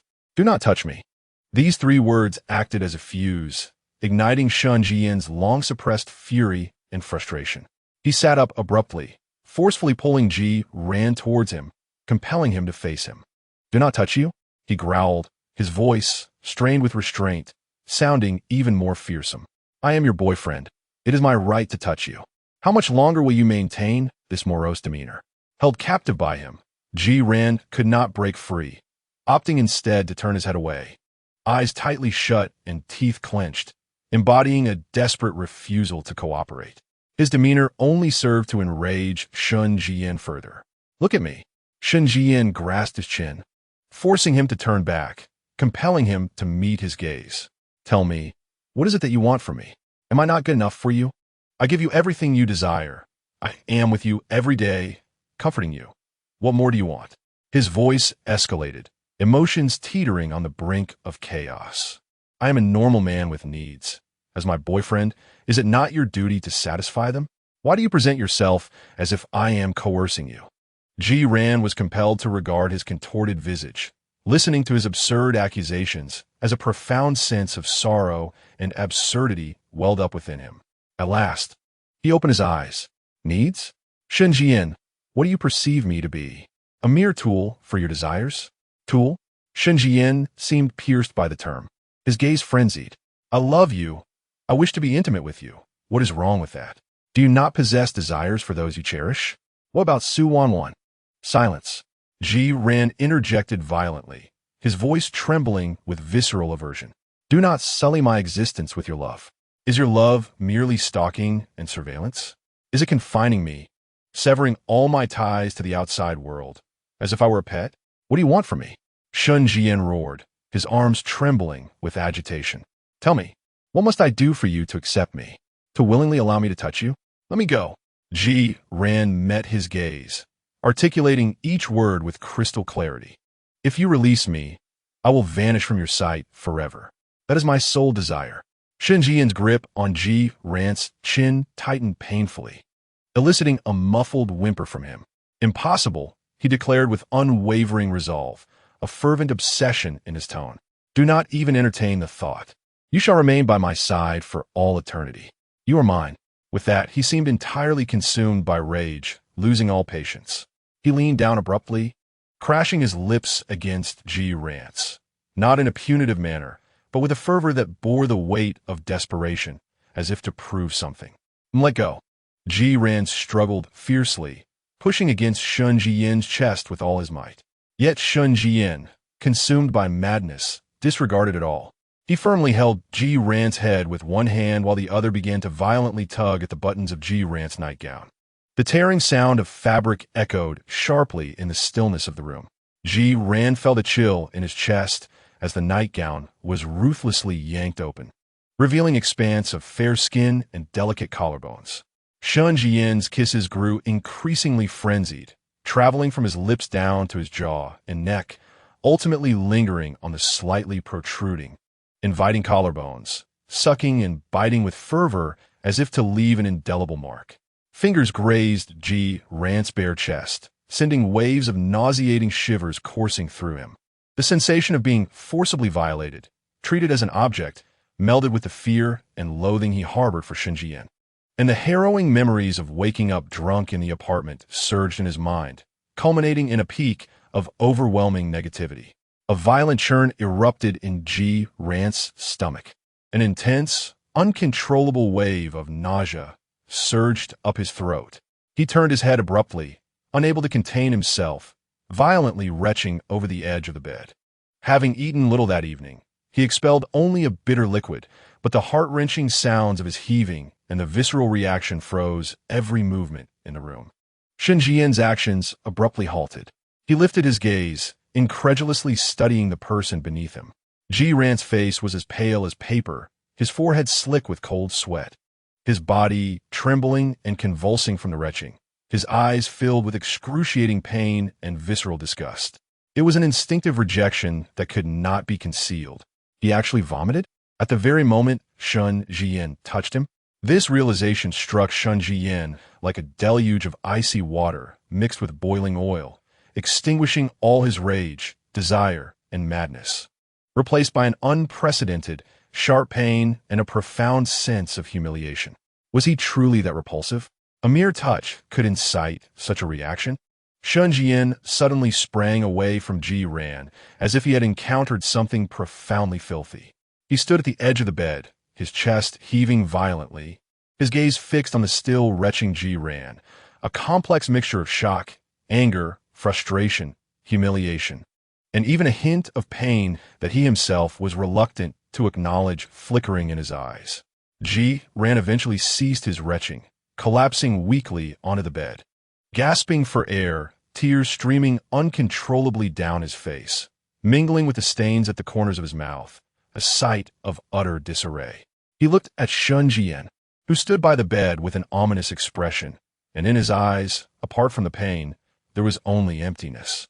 A profound silence enveloped them, the air thick with the acrid scent of vomit and an suffocating sense of awkwardness and despair. After what felt like an eternity, Shen Zhiyan finally seemed to reclaim his voice, his tone gravelly and terrifyingly subdued, carrying an oppressive calmness. "Do you truly despise me so?" Ran shut his eyes, turned his head away, and uttered not a word. His silent acquiescence was more devastating than any words could convey. Shen Zhiyan gazed at the figure who wouldn't even deign to cast a glance in his direction, and his heart felt as though it were being crushed by an invisible hand, wrenching him with a pain that rendered him nearly breathless. A tempest of destructive fury intertwined with a profound sense of helplessness threatened to tear him apart. In a sudden frenzy, he whirled around, seized his jacket from the bed, and fled the bedroom as if in flight, slamming the door behind him with a resounding bang that reverberated throughout the apartment, sending chills coursing through the air. Ran lay alone on the disheveled bed, listening to the tumultuous sound of the apartment door being flung open and then forcefully shut. He curled up slowly, burying his face in the pillow that still bore the acrid scent of vomit, his shoulders shaking violently. Meanwhile, Shen Zhiyan sped away in a frenzy, barreling through an unknown number of red lights, until he finally came to a halt in front of a discreet private medical center. His complexion was ashen, his gaze dark and menacing, as he stormed into the office of the center's head, a seasoned private physician who had served the Shen family for many years. The elderly doctor, preparing to leave for the day, was startled by Shen Zhiyan's sudden and distressing appearance. "Second young master, what brings you here?" Shen Zhiyan slammed his fist onto the desk with a thunderous crash, his eyes bloodshot and trembling with suppressed rage and an indescribable humiliation. Uncle Wang, let me ask you. If you touch someone and that person is so repulsed that they vomit, what in the world does that signify? Chapter 35. An intractable dilemma on the top floor of the private medical center. The lights shone brightly, yet an oppressive atmosphere lingered. Shen Zhiyan paced like a caged beast in the lavish yet frigidly decorated office, his polished shoes echoing with a dull and rapid clatter against the marble floor, each sound striking the elderly doctor's frayed nerves. Dr. Wang, who had served the Shen family for nearly 3 decades and witnessed countless secrets and sorrows, dabbed at the fine beads of cold sweat forming on his brow with a handkerchief. Observing the almost water-dripping visage of the Shen family's second young master, along with the bloodshot eyes that flickered with a terrifying madness, he sighed heavily within. Here we go again. The younger generation of the Shen family, with their damned, seemingly genetic obsession and desire for control. Dr. Wang lamented internally, yet he maintained an outward composure of absolute respect and professionalism. Second young master, please. Take a seat and speak slowly, he urged, striving to keep his tone steady. You mentioned that touching someone caused them to vomit? Could you describe the specifics of the situation in detail? Shen Zhiyan abruptly halted, turning to face Dr. Wang, his crimson eyes fixed intensely upon him, his chest heaving as if he were a predator poised to strike. He opened his mouth, seemingly on the verge of a roar. But the overwhelming sense of humiliation and a sharp pain he could not articulate forced him to suppress his fury. With a hoarse voice, he struggled to articulate. He is mine. Shen Zhiyan's declaration carried an undeniable assertion of possession. I touch him, embrace him, kiss him. It is only right, he emphasized, as if seeking to convince himself of the truth of his words. However, he stiffens at the slightest touch and recoils at a kiss, as if confronted with something utterly repugnant. His tone becomes agitated, laced with an uncontrollable fury and a sense of injustice. This evening, I merely sought to draw closer to him. I removed his clothing and kissed his neck and collarbone. Then his voice faltered, a look of profound embarrassment flitting across his face, as if he were reluctant to revisit that moment of utter defeat and humiliation. He suddenly shoved me away and leaned over the bed, retching violently as if he might expel his very insides. After uttering his last word, he seemed to expend every ounce of his strength, delivering a forceful punch to the nearby leather sofa, producing a muffled thud as the expensive armrest instantly caved in. Dr. Wang felt a chill run down his spine, cold sweat breaking out on his back. He could easily imagine how excruciatingly humiliating and devastating that scene must have been. Young master, Dr. Wang carefully considered his words, his tone growing more cautious. Are the touches and intimacy you speak of consensual? He posed the most critical and potentially devastating question. Shen Zhiyan's pupils dilated sharply, his expression darkening further. Like a cat whose tail had been stepped on, he raised his voice, filled with a sense of offended rage. What do you mean? He is undoubtedly mine. He must consent. He can only consent. Dr. Wang silently wiped his brow, realizing that further inquiry was unnecessary. The answer was glaringly evident. It was yet another instance of coercion, forcing someone into a corner, a well-worn strategy of the Shen family men. Calm down, young master. That is not what I meant, doctor. Wang quickly reassured him. What I intended to convey from both a medical and psychological perspective is that an individual, particularly someone who may have previously experienced certain traumas or stimuli, is highly susceptible to intense physiological rejection responses when confronted with non-consensual, coercive intimate contact. He endeavored to explain, using professional terminology delicately. This reaction is often beyond conscious control. It is an extreme defensive mechanism of the body. It manifests as rapid heartbeat, shortness of breath, nausea, vomiting, or even fainting. This does not necessarily indicate a personal aversion to you. It might more accurately reflect a distaste for the feelings and situations of coercion and violation. Zhiyan's brow furrowed tightly, his gaze darkening. I care not for the reasons. I ask you, what means exist to resolve this? I want him to accept me. I want him to cease resisting me. I desire him to willingly permit my touch. Dr. Wang gazed into his eyes, where unmasked possessiveness and a hint of anguish from frustration resided, and sighed inwardly. He understood that reasoning with this young master, discussing respect or empathy, would be akin to playing music to a cow. Thus, he could only analyze from the most pragmatic and potentially acceptable perspective. He adjusted his glasses, his expression turning more grave. Young master, from a professional standpoint, there are typically two methods of intervention. Shen Zhiyan immediately fixed his gaze upon him, his eyes sharp as blades. Speak. Dr. Wang inhaled deeply and slowly articulated. The first method is forced desensitization. The weight of the term hung in the air as he spoke. In simpler terms, it entails prolonged, intensive exposure, employing coercive methods to acclimatize him to your touch, using physiological stimuli to overshadow psychological resistance until his body becomes numb and ceases to exhibit vehement repulsion. Shen Zhiyan's gaze flickered momentarily, seemingly contemplating the feasibility of this approach. However, Dr. Wang swiftly shifted the tone of the conversation, his demeanor turning exceedingly grave. Yet, young master, I must caution you. This method bears immense risk and is profoundly perilous. His voice involuntarily rose a notch. The individual you refer to has exhibited such intense aversion that he has reached the point of vomiting. This indicates that his psychological defenses are on the brink of collapse. In such circumstances, persisting forcefully could yield uncontrollable consequences. He fixed his gaze upon Shen Zhiyan's eyes, articulating each word with crystal clarity. It is highly likely to inflict irreparable psychological trauma. At best, he may transform into a numb, soulless shell, akin to your mother or your aunt. At worst, his psyche may shatter entirely, leading to severe depression, self-harm, or even suicidal tendencies. In that eventuality, all you may receive is a cold, lifeless corpse. The phrase cold corpse struck Shen Zhiyan's heart like a heavy hammer, causing his body to tremble abruptly, his complexion turning pallid. Uncontrollably, he envisioned Ji Ran's eyes, filled with terror and despair, and the agonizing sight of him retching violently by the bedside. The thought of such a vibrant individual becoming a cold, lifeless body was unbearable.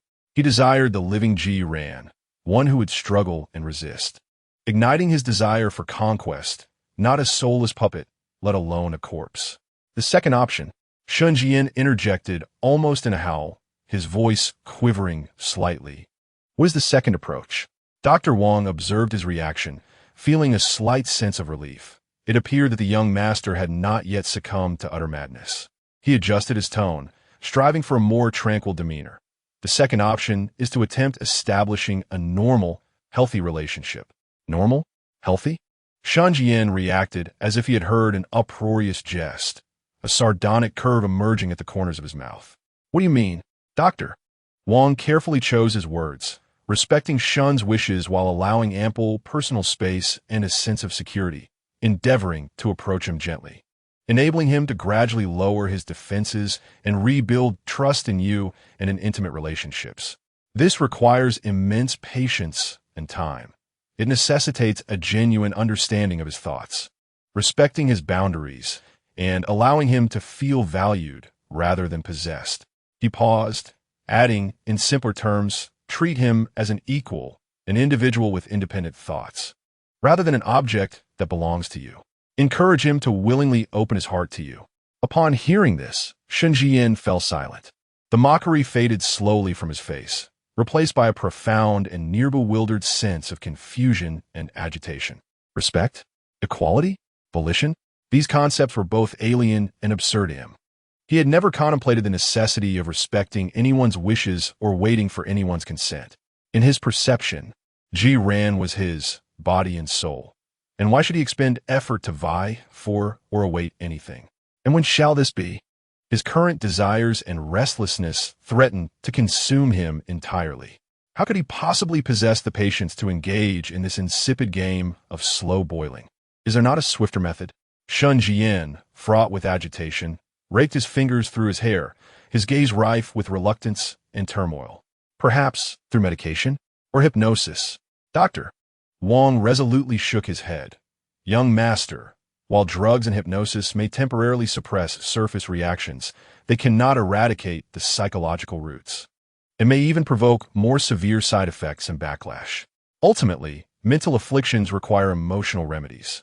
Coercive methods yield only coercive outcomes, potentially worse. The office once again fell into a profound silence. Shen Zhiyan stood still, his complexion shifting unpredictably. Two choices lay before him, akin to two starkly divergent paths. One was familiar, assertive, potentially offering rapid gratification of his possessiveness, yet its end could lead to utter destruction and loss. The other was unfamiliar, demanding he suppress his nature, requiring prolonged waiting and uncertain outcomes, a path in which he had no experience, instinctively feeling repulsion and a tinge of fear. Fear of his inability, fear that even if he succeeded, Ji-ran would still not love him. What was he to do? A potent yearning for possession and an inexplicable panic of complete loss toward his heart, causing him immense suffering. After a lengthy pause, he abruptly lifted his head, his gaze still shadowy, yet that frenzied agitation seemed to have been forcibly subdued to an extent. He fixed his stare on Dr. Wang, his voice hoarse as he inquired, "If I were to take the second option, how long might it take for him to accept me?" Dr. Wang offered a wry smile. "Young master, I cannot provide you with a definitive timeline. It depends on the severity of his psychological trauma and, more importantly, on your actions and attitude. It could be swift, or it could take ages, perhaps even never fully dispelling that sense of repulsion." Shen Zhiyan's fist clenched tightly once more, his knuckles turning white. Forever? He could not fathom eternity. Yet he could not bear the thought of Ji-ran becoming a mere shell of a person or a cold corpse. It was an insurmountable dilemma, a deadlock of his own making that ensnared both him and Ji-ran. He inhaled deeply, exhaling slowly, as if attempting to forcibly repress the violent agitation and pent-up desires within his chest. He refrained from uttering another word, abruptly turning on his heel and striding purposefully towards the office door. "Young master," Dr. Wang called after him urgently. "You?"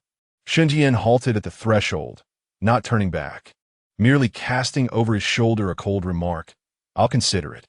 With that, he swung the door open and vanished swiftly down the corridor. Dr. Wang watched him depart, exhaling a long, weary sigh as he removed his glasses and rubbed his brow vigorously. Consider? Would those of the Shen family truly contemplate the feelings of others? Settled in his car, yet did not immediately start the engine.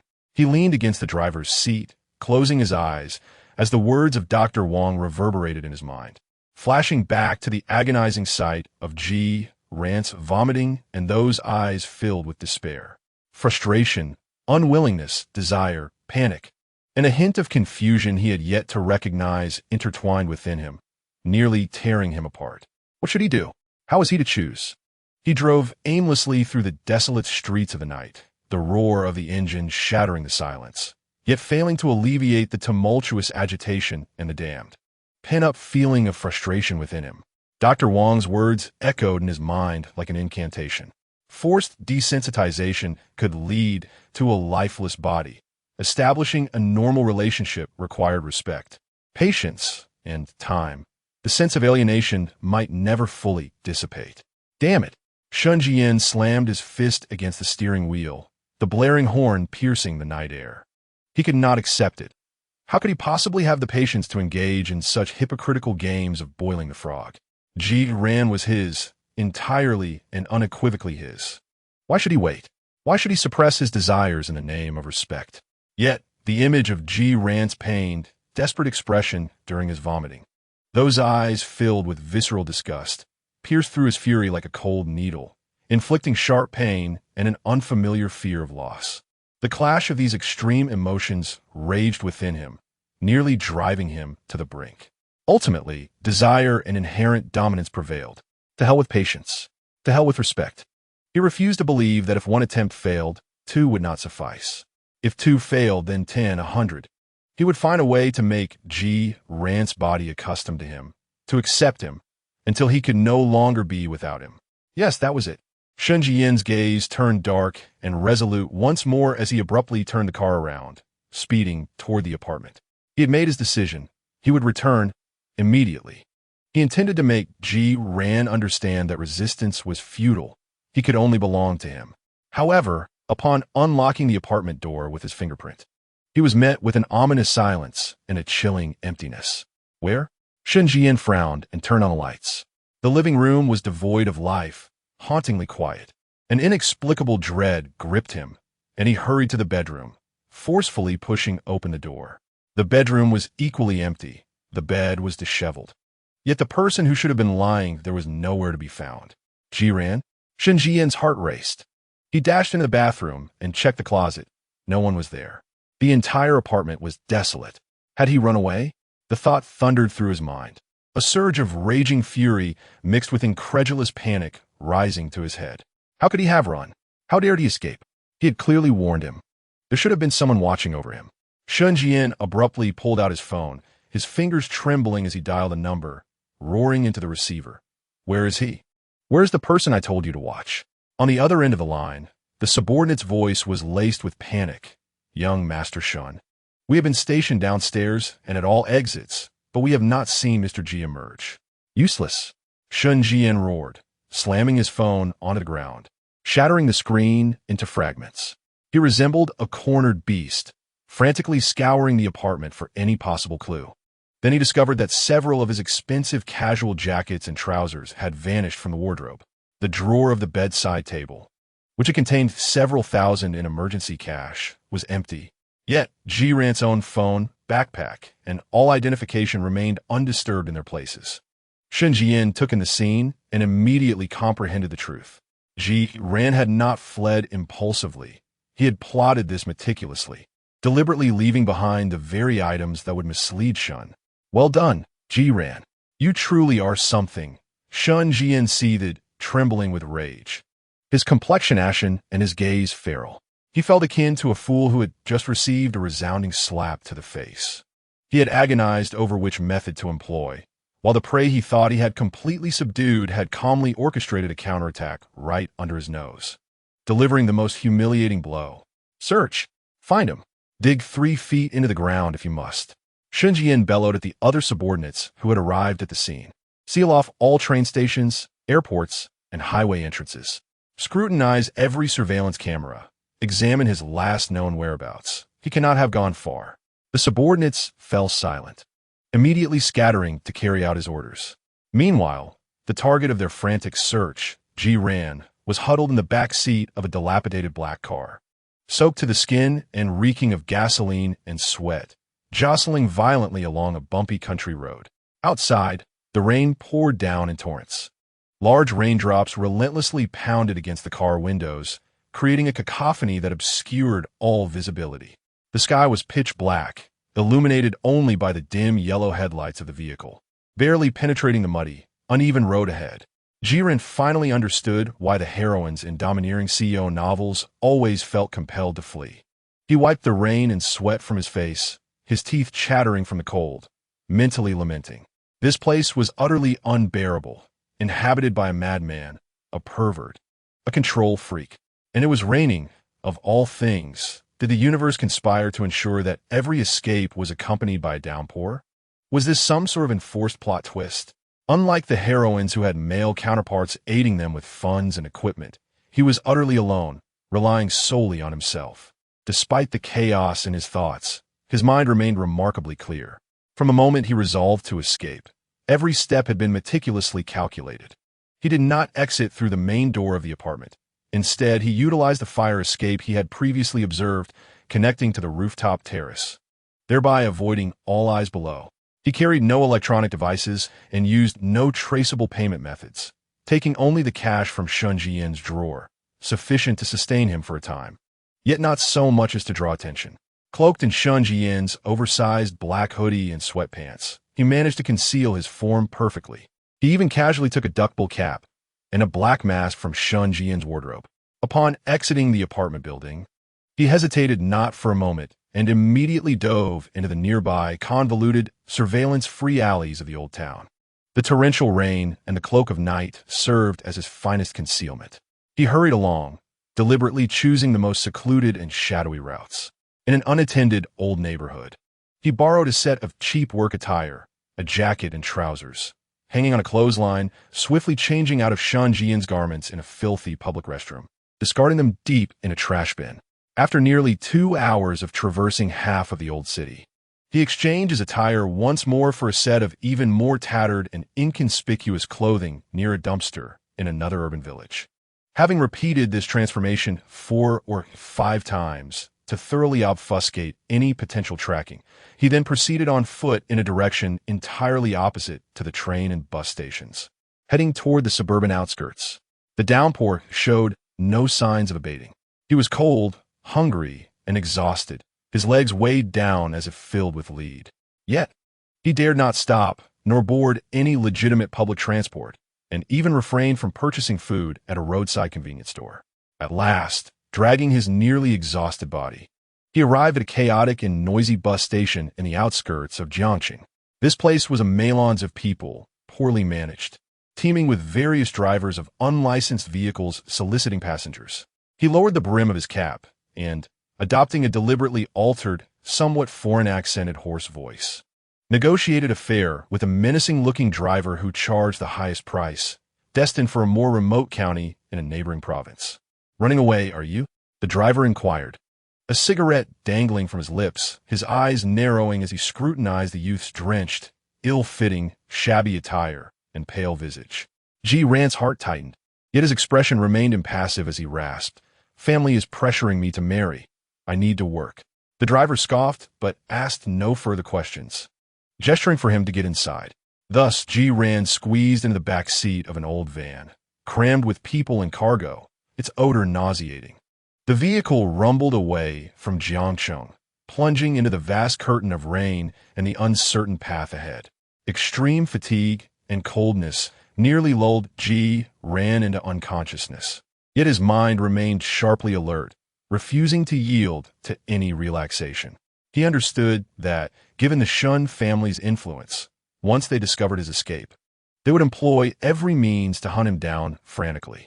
The bus stations, airports, and highways would undoubtedly be primary focus areas.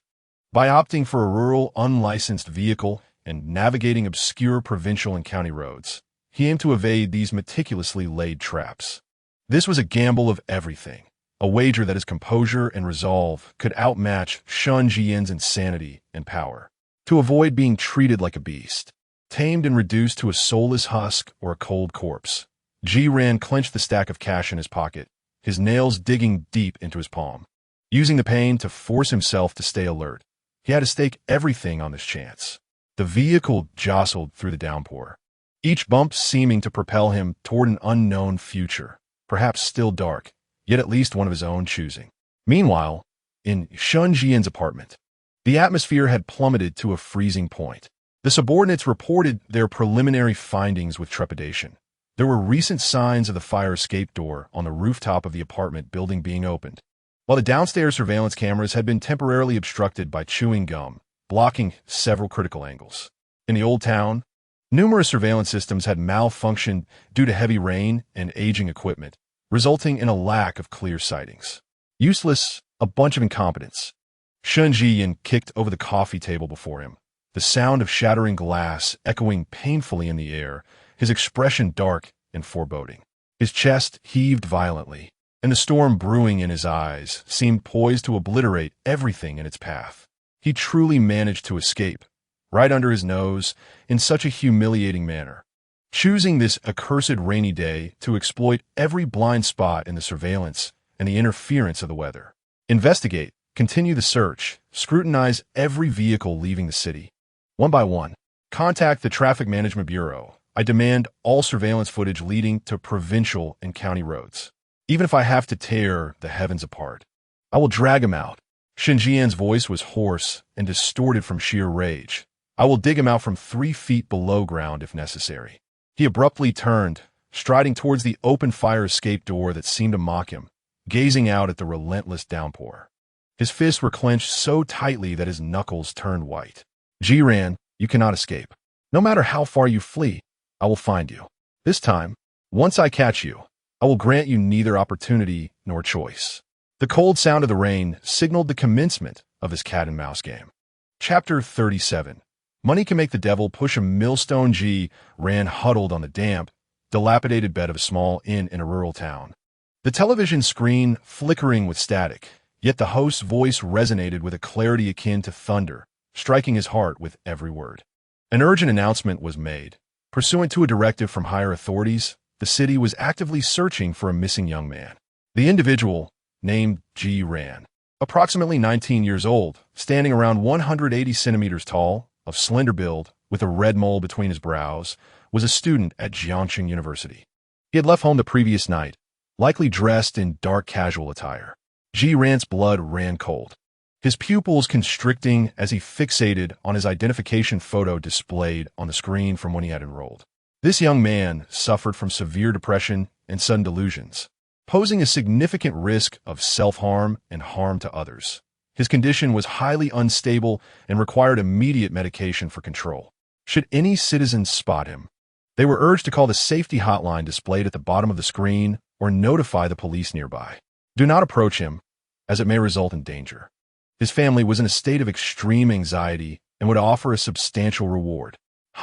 Zhiyan gazed at the scrolling safety hotline, evidently a private number belonging to the Shen family, and could not suppress a low laugh, filled with a desperate absurdity and icy mockery.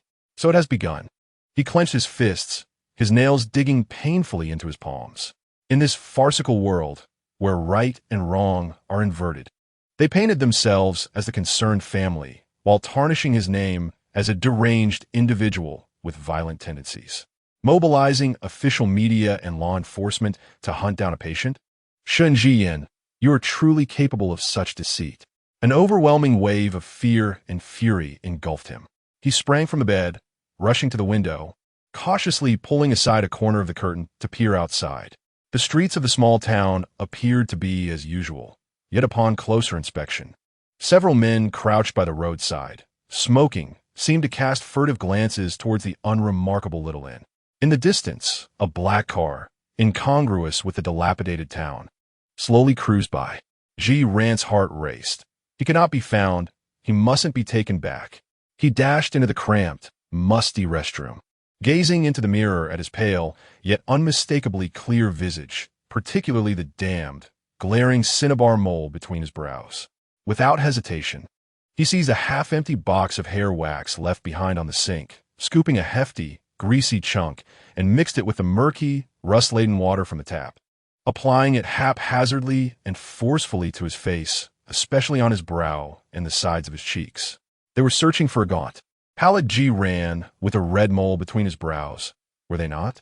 He rubbed vigorously until the reflection in the mirror transformed into a darkened, greasy, unkempt visage.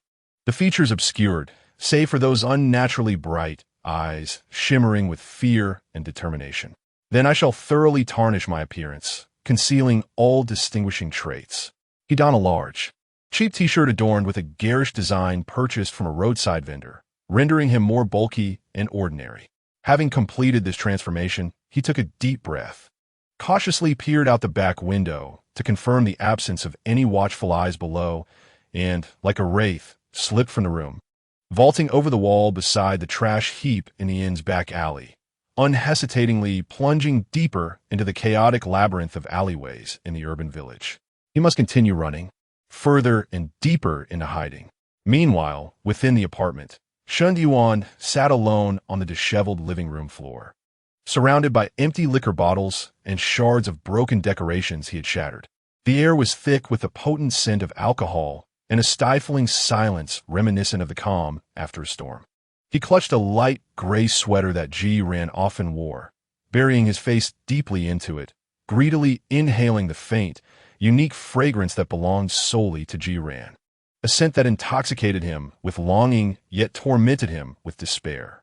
Zhiyan, please come back, he whispered, his voice hoarse and broken, tinged with a heavy nasal quality, as if he were both weeping and cursing. Just then, his personal phone rang. The distinctive ringtone indicated an incoming call from Shen Zhiyan. Shen Zhiyan abruptly lifted his head, the fragility in his eyes instantly replaced by a cold, menacing intensity. He inhaled sharply, answered the call, his voice icy and detached. Hello, Zhiyan? What is going on? I just saw the news. Shen Zhiyu's voice on the other end was laced with surprise and a hint of amusement. The one you were keeping has run away? And it's causing quite a stir? Severe depression? Delusions? Violent tendencies? You really have a flair for dramatics. Shen Ziyuan's gaze darkened. His tone sharp. What else should I say? Should I inform the entire city that my Jiran fled because he couldn't bear me any longer? Or let those waiting for a spectacle revel in the chaos? Shen Zhiyu chuckled softly on the other end. All right. You're impressive. Do you need my assistance? My connections on the streets could locate him faster than your bounty. No need. Both the underworld and the law are searching. Private detectives are on the case as well. Shen Zhiyan resolutely declined, his voice laced with an undeniable obstinacy. My belongings, I will retrieve them myself. No one shall interfere. TSK, very well. Take your time. By the way, Wan has been quite compliant lately. Thanks for that. Shen Zhiyan uttered an ambiguous remark before abruptly ending the call. He tossed aside his phone, burying his face once more in his sweater, his shoulders trembling slightly. It was not regret that consumed him, but rather an intense agitation and an impending sense of panic that teetered on the brink of chaos. Suddenly, his phone rang again. It was one of his subordinates, tasked with the investigation. Speak. Shen Zhiyan answered immediately, his voice taut with tension. We have a lead. His subordinate's voice crackled with excitement. A convenience store owner near the old bus station in the western part of a rural town reported that about an hour ago, a young man matching the description, albeit with a dirty and greasy face, purchased a large quantity of compressed biscuits and bottled water, paying in cash, and his behavior was rather suspicious. Shen Ziyuan sprang to his feet. What's the address? Has the surveillance footage been reviewed? We're currently accessing it. Additionally, we've received a dozen or so calls providing leads. Some claim to have seen a young man resembling Mr. G attempting to flag down a black car at the intersection of National Highway 318 leading to the neighboring province. Others reported seeing him rummaging through a truck in the Southern Logistics Park, seemingly trying to stow away. There's also a call from a local health clinic, stating that a person with similar features bought iodine and gauze, but he appeared uninjured, likely disguising himself. The leads poured in, chaotic, fragmented, and even contradictory. Yet, Shen Zhiyan's mind functioned like a finely tuned machine, swiftly sifting through, filtering, and cross-referencing the information. He hastened to his study, forcefully pushing aside a wall to reveal a vast electronic screen that instantly displayed a detailed map of Jiangxing. His long fingers, now pale from exertion, swiftly marked several coordinates on the map. The convenience store is a diversion. He deliberately revealed himself to mislead us towards the west. National Highway 318? Too obvious. That is not his style. The logistics park? Too risky. He wouldn't take such a chance. The health clinic? Iodine and gauze. He's not injured. It's a disguise to alter his appearance. Shen Ziyuan's gaze brightened with realization. His finger traced a convoluted, reverse trajectory on the map, bypassing the cacophony of leads and directing towards a seemingly unrelated, somewhat backward agricultural county. He had no intention of fleeing to a bustling area or immediately leaving the province. Instead, he was taking the path less traveled towards the most remote, impoverished region with minimal surveillance. Buying iodine and gauze was not for treating wounds, but rather to further alter his skin tone and appearance, perhaps even to fabricate false abrasions to confuse those in pursuit. Clever, my dear Ran. So clever it excites me. Shen Zhiyan chuckled softly, his eyes brimming with a twisted admiration and a deeper possessiveness. Alas, no matter how astute you are, you cannot escape my grasp. He picked up his phone, dialing a number, his voice returning to its customary coldness, imbued with an air of control. The target is likely heading towards Qingyuan County. Mobilize everyone immediately. Seal off all exits from Qingyuan County, especially those leading to the mountains and backroads. Double the reward. Inform them that whoever provides the precise location first will receive triple the bounty. Understood, young Master Shen. After hanging up, Shen Zhiyan approached the floor-to-ceiling window, gazing down upon the city beneath him. Countless phones rang incessantly, driven by the doubled bounty he had placed upon his quarry, while myriad eyes scoured the city's corners, lured by the tantalizing prospect of wealth in search of a slender youth. Money, indeed, could make even the most stubborn spirit yield. A cold smile deepened at the corner of Shen Zhiyan's lips. In this world, dominated by capital and power, he wielded absolute authority.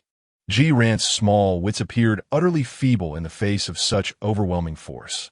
Nevertheless, he relished this sensation of the hunt, delighting in watching his prey struggle desperately, falsely believing in their escape, only to ultimately sink into despair upon realizing that everything lay firmly within the hunter's grasp. Especially when that prey was Ji Ran. The thrill of conquest reached its zenith. Soon, fresh leads, as anticipated, flooded in, precisely pinpointing a location, a nearly untraceable, long-abandoned ranger's cabin deep within the forest. A mere shadow on the map of Qingyuan County. They had found him. The report from his subordinate was laden with suppressed excitement and a fervent desire for the substantial bounty. According to an elderly farmer who had ventured into the mountains for herbs, a young man with a somewhat disheveled appearance and ill-fitting clothes had indeed been seen heading towards that forsaken cabin at noon. Shen Zhiyan inhaled deeply, the burning flame of anticipation within him finally supplanted by a sense of inevitable fulfillment. He turned and entered the cloakroom, methodically donning a perfectly tailored black suit, fastening his tie with an elegance befitting a grand banquet. He meticulously adjusted his cuffs and collar, and the reflection in the mirror revealed a handsome, aristocratic man, impeccably groomed, though his deep-set eyes betrayed an unsettling blend of obsession and madness. He picked up Ji Ran's sweater, gently placing it against his nose, inhaling deeply as if drawing strength before the impending conquest. Then he retrieved his phone, dispatching one final directive: prepare the helicopter. Inform the team in Qingyuan to encircle the mountain. No one is to act without my command. Ensure he remains undisturbed. Setting down the phone, a triumphant smile graced his lips. Let us proceed, he instructed his subordinates, his voice calm, yet imbued with undeniable authority. We're going to bring my patient home. Chapter 38. Confrontation in the cave in a remote, nameless deep mountain of Qingyuan County. The rain pattered softly against the dense foliage, producing a rustling sound that added to the already desolate and chilling atmosphere of the forest. The air was thick with the scent of damp earth and decaying leaves. Within a concealed, vine-covered crevice in the mountainside, faint flickers of firelight danced uncertainly.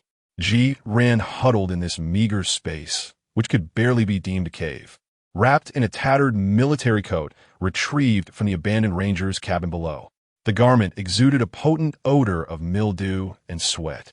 His face, smeared with a mixture of wax, dirt, and deliberately applied ash, had long since dried into a crusty mass, rendering his once handsome features nearly unrecognizable. More conspicuously, he had haphazardly wrapped several layers of gauze, purchased from a medical facility, around his forehead and one cheek. This was done not only to further conceal his visage, especially that wretched vermilion birthmark, but also to fabricate a semblance of injury, thereby confounding any potential pursuers. Before him, a small pile of scavenged twigs and leaves crackled in a feeble campfire, dispelling the chill and dampness that permeated the cave. Over the fire, 2 sweet potatoes, their skins charred to a crisp, emitted an enticingly sweet aroma as they were skewered on branches. Ji Ran focused intently on turning the sweet potatoes, surprisingly adept in his movements. The fragrance of the tubers intensified, causing his empty stomach to convulse in hunger. It had been more than a day since he had consumed anything substantial, subsisting solely on compressed biscuits and cold water. Ji Ran gazed into the flickering flames, his expression somewhat vacant as he pondered. Fortunately, the original owner of this body had been an orphan, devoid of family ties. Otherwise, given Shen Zhiyan's erratic and unhinged behavior, he would undoubtedly have resorted to threatening his family, a predicament truly devoid of hope, though his current state was somewhat grim, resembling that of a wild man. At least he was, for the time being, unshackled. He inhaled deeply, the earthy aroma of the mountain air filling his lungs, bringing a fleeting sense of clarity and tranquility. If he could continue to evade capture in this manner, perhaps it wouldn't be so bad. The sweet potatoes were ready. Ji Ran carefully extracted them from the fire, wincing as the heat made him grimace drawing in sharp breaths. With nimble fingers, he swiftly peeled the charred skin away to reveal the golden, tender flesh within. He eagerly took a bite, the scorching temperature and sweet flavor flooding his mouth, imparting a primal, uncomplicated sense of satisfaction. He devoured the sweet potato voraciously, tears nearly spilling from his eyes from the heat, yet he found it to be the most delectable and comforting meal he had experienced in days. At the foot of the mountain, several black SUVs quietly idled by the muddy roadside. The doors swung open, and Shen Zhiyan stepped out, clad in the impeccably tailored, expensive black suit he had worn upon his arrival. Young Master Shen, the last area where the signal vanished is within this mountain range. The expanse is too vast, and drones and thermal imaging perform poorly in rainy and densely wooded environments. Our team has dispersed a search, but it will require time. His subordinate, holding an umbrella, reported cautiously, avoiding the gaze of Shen Zhiyan, whose bloodshot eyes glinted with the ferocity of a cornered beast. Time? Shen Zhiyan's voice was hoarse. I cannot wait.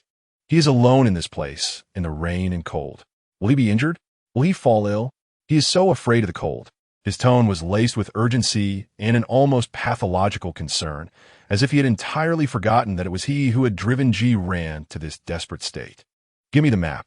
He snatched the electronic map from his subordinate's hands, swiftly gliding his fingers across its surface, his gaze keenly scanning every contour line, every potential valley and rock face where Ji Ran might be concealed. He was clever. He would not choose an obvious location, would avoid water sources and open spaces. He would surely seek out the most clandestine, sheltered spots from the rain. His eyes finally fixated on several extremely concealed areas on the map, marked as abandoned mining sites or natural crevices. Focus the search on these areas immediately, he commanded, pointing decisively at the map. Understood. His subordinates immediately dispersed, lunging toward the area designated by Shen Zhiyan like hunting hounds. Yet, Shen Zhiyan did not wait. He forcefully pushed aside the subordinate attempting to guide him and, with uneven steps, made his way towards the direction he deemed most promising. Rain soaked his suit, mud splattered his trousers, and thorns grazed the back of his hand. Yet he remained oblivious to his own discomfort. A singular thought echoed in his mind like an incantation. Find him. I must find him. I cannot lose him. He is mine, and solely mine. An overwhelming sense of panic, nearly consuming him, propelled him forward. He feared that a moment's delay would see Ji Ran vanish into the vast mountains, potentially encountering dangers unknown, and that if he hesitated, he might lose him forever. The mere possibility of such a loss instilled a profound dread within him, one he could scarcely accept. He stumbled through the dense forest, breath quickening, his gaze darting frantically around. His suit, in the face of the muddy mountain paths and persistent drizzle, appeared utterly disheveled and absurd. His expensive custom-made shoes were caked in mud, and his trousers bore several tears from the encroaching thorns. Rain plastered his hair to his forehead, a few damp strands creating an unusual, fierce disarray that contrasted sharply with his typically refined demeanor, revealing an infrequent, menacing desperation and a reckless madness. Time slipped away, each second stretching painfully. The mountains were silent, save for the sound of rain and the occasional distant shouts from his subordinates. Shen Zhiyan's heart sank gradually. Had he misjudged? Was it possible Ji Ran had already departed from this area? Just as despair began to engulf him, a faint scent, nearly drowned out by the rain, wafted into his nostrils, a burnt sweetness that was not the smell of burning foliage, but that of charred food. In this desolate, rain-soaked wilderness, his heart skipped a beat, and a fierce glimmer ignited in his eyes. He abruptly turned towards the source of the aroma, which emanated from a denser area of the mountainside, almost entirely cloaked in vines. He pushed aside the damp tendrils and charged recklessly in that direction, nearly slipping on the muddy ground and loose stones several times. Yet he surged forward with astonishing speed and determination until he reached the face of the cliff. There, he beheld a concealed indentation partially obscured by vines and rubble. A flickering flame casting a dim light, alongside a familiar figure curled up in a tattered military coat, their face painted in vibrant colors and wrapped in bandages. Found. At last, he had found him. An overwhelming ecstasy and a violent surge of relief washed over Shen Zhiyan, obliterating all remnants of rationality and fatigue. He stood at the cave's entrance, rain cascading down his disheveled cheeks, his chest heaving as he gasped for air. His bloodshot eyes fixated intently on the figure within the cave, now frozen in shock at his sudden appearance. Their eyes met, and in that moment, the air seemed to solidify. Zhiyan held half of a steaming roasted sweet potato, his mouth slightly agape, the entirety of his being appearing as if encased in ice. He gazed at the cave's entrance, where Shen Zhiyan emerged, drenched and disheveled, yet with a gaze that was both frenzied and terrifying. His mind was a blank slate, consumed by an overwhelming sense of fear and absurdity. How had he found this place? So swiftly? So precisely? Shen Zhiyan's eyes fixated on Zhiyan, who stood speechless, his face a cacophony of colors, wrapped in a tattered overcoat, absurdly clutching a roasted sweet potato. A pang of emotion struck Zhiyan's heart, a tumultuous blend of bitterness, rage, relief, and an all-consuming love and possessiveness. These extreme sentiments intertwined, nearly tearing him apart. He parted his lips, yearning to voice something, to shout, to question why he had run, to pull him close and envelop him in an embrace. Yet before he could utter a single word, the Zhiyan within the cave, seemingly driven to madness by immense fear and despair, hurled the half-hot, steaming sweet potato with all his might towards Shen Zhiyan's face. "Get away!" The golden, still warm, sweet potato traced a brief arc in the air before striking Shen Zhiyan's handsome, yet presently bewildered face with startling precision. The soft, steaming flesh of the sweet potato exploded upon impact, leaving a sticky, warm residue all over him, some even splattering into his eyes.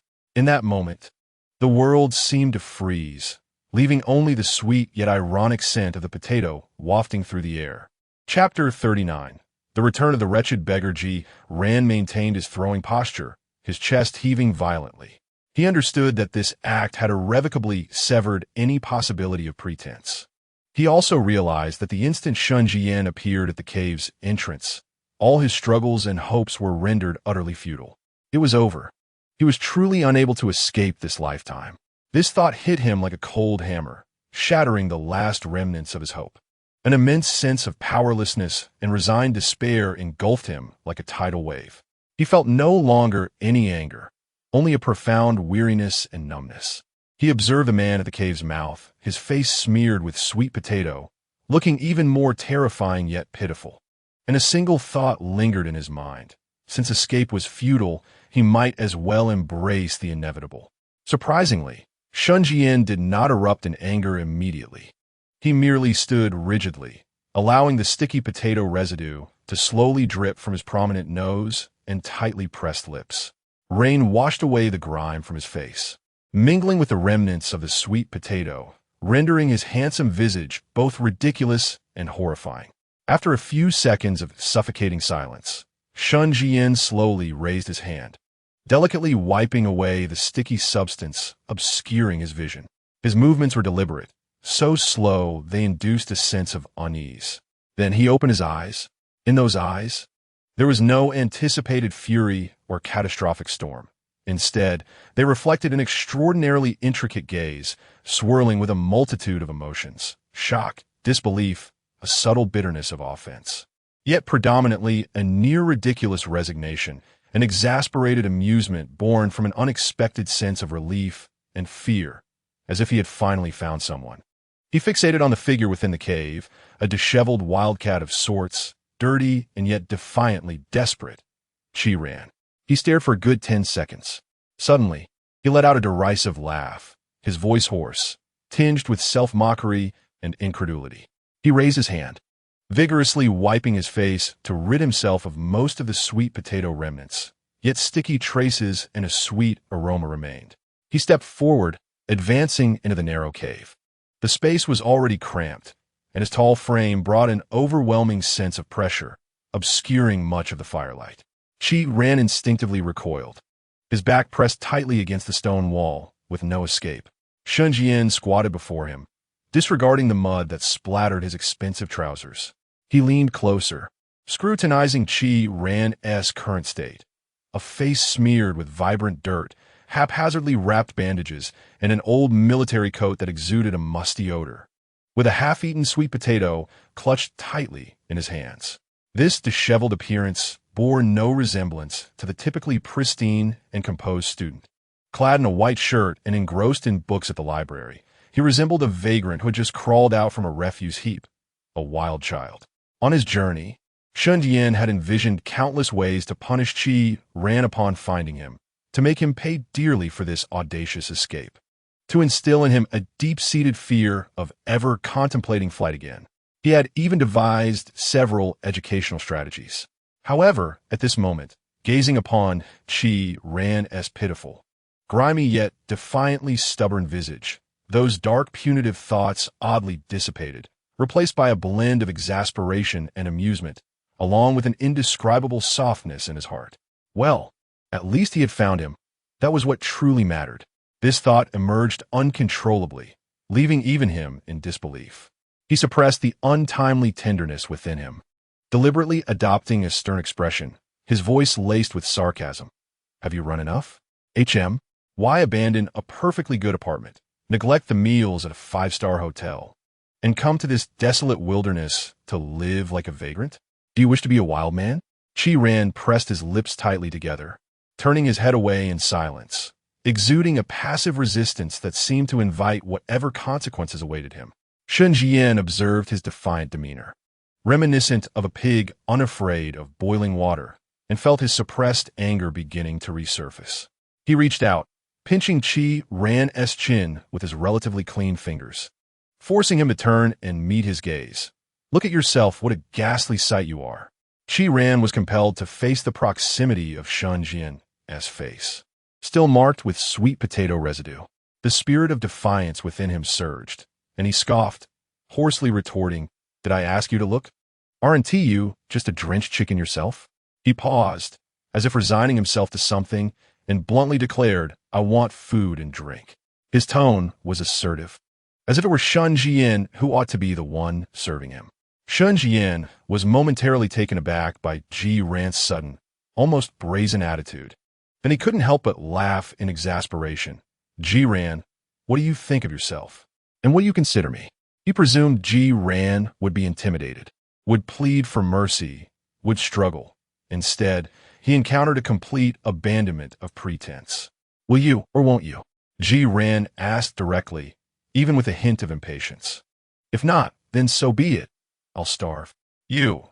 Shen Zhiyan seethed with frustration, wishing he could seize Zhiyan and deliver a sound reprimand. Gritting his teeth, he retorted, If you don't want to, then starve. It serves you right, you heartless wretch. Zhiyan rolled his eyes, scoffed, and truly ignored him, lowering his head to continue gnawing on the remaining half of a roasted sweet potato, as if Shen Zhiyan were non-existent. Shen Zhiyan felt as though all his anger had struck against cotton, leaving him breathless with indignation. He stared at Zhiyan's dirt-streaked profile for a long moment. Ultimately, all his ire and thoughts of punishment morphed into a resigned, somewhat gritted teeth sigh. Engaging in a quarrel with this heartless rogue would only lead to his own demise. He abruptly stood up and yanked Zhiyan off the ground. The action was rough, yet he carefully avoided any areas where Zhiyan might be injured and bandaged. Let us go back, he stated tersely, his arm firmly encircling Zhiyan's waist, half carrying, half dragging him along. The musty odor and sweat emanating from Zhiyan's tattered army coat hid him like a wave. Shen Zhiyan furrowed his brows, instinctively turning his head away, disdainfully muttering, Stinky beggar. However, his arm around Zhiyan's waist did not loosen. In fact, it tightened a bit more. Lowering his head, his nose almost brushing against Zhiyan's grimy hair, he took a deep breath. The smell was indeed unpleasant, yet he resigned himself to it, murmuring softly, almost inaudibly, Even if it stinks, I still like it. Zhiyan's body stiffened suddenly, his stomach churning, nearly causing him to retch the sweet potato he had just swallowed. He struggled fiercely. Get off me. Your taste is truly repugnant. He simply could not comprehend the workings of this madman's mind. Shen Zhiyan disregarded Zhiyan's struggles, forcibly holding him as they exited the cave. The rain outside had lessened, but the mountain path remained muddy and treacherous. "How did you find me?" Ji-ran couldn't help but inquire. It was the greatest mystery in his mind. He believed he had concealed himself quite effectively and unconventionally. Shen Zhiyan turned his head, raindrops cascading down his sharply defined jawline. He gazed at Ji-ran, the corners of his mouth curving into a cryptic smile tinged with a hint of morbid satisfaction. A meeting of minds. "Disgusting," Ji-ran retorted. "Indeed," Shen Zhiyan surprisingly concurred, his gaze sweeping over Ji-ran's colorful face. "You're a truly repulsive, stinky beggar." He paused, suddenly leaning closer, a malicious chuckle escaping him. "But I still want to kiss you." "Get away." Ji-ran reacted like a cat whose tail had been stepped on, abruptly thrusting his elbow forcefully into Shen Zhiyan's chest. The impact so strong that it elicited a muted grunt from Shen Zhiyan. Shen Zhiyan winced in pain, yet did not exhibit anger. Instead, he chuckled softly, seemingly reveling in Ji-ran's flustered reaction. He ceased to tease him and merely held him tighter, trudging down the mountain in a staggered manner. The descent proved far more treacherous than the ascent. Shen Zhiyan almost shielded Ji-ran from the branches and thorns along the way with his own body, causing his expensive suit to become increasingly tattered, appearing as though he had returned from a harrowing escape. Ji-ran, in a state of numbness, allowed himself to be led, no longer struggling or speaking, resembling a soulless marionette. Shen Zhiyan roughly shoved Ji-ran into the back seat, following suit himself, and coldly instructed the driver to return to the apartment. As the car door shut, it sealed them off from the tumultuous elements outside. The confined space within the vehicle felt even more oppressive. Shen Zhiyan grabbed a few tissues and hastily wiped away the dried remnants of sweet potato and rain from his face, then turned his gaze towards Ji-ran, who huddled in the corner, attempting to distance himself. Observing Ji-ran's still garish and distressing visage, Shen Zhiyan's brow furrowed deeper. Suddenly, he reached into the car's mini-fridge, retrieving a bottle of purified water and a pack of wet wipes. "Come here," he commanded, his tone harsh. Ji-ran watched him warily, remaining motionless. Losing patience, Shen Zhiyan leaned in, one hand firmly gripping the back of Ji-ran's head to prevent him from moving, while the other hand applied a wet wipe soaked in water, vigorously scrubbing the dirt from Ji-ran's face. His motions were not gentle, bordering on roughness, imbued with frustration. Ji-ran gasped in pain, the coarse wipe and the caked grime causing a stinging sensation upon his skin. "Get off me, don't touch me," he protested. "Shut up, you look hideous," Shen Zhiyan growled, though his grip involuntarily softened a tad. He meticulously wiped away the grime, gradually revealing Ji-ran's originally fair skin. However, beneath the filth, the exposed skin was alarmingly red and swollen, with fine, distressing rashes emerging. Shen Zhiyan's actions abruptly halted. He gazed at the glaring redness and the rashes, his expression darkening ominously, an inexplicable fury igniting within him. Not directed at Ji-ran, but the wretched circumstances that led to this.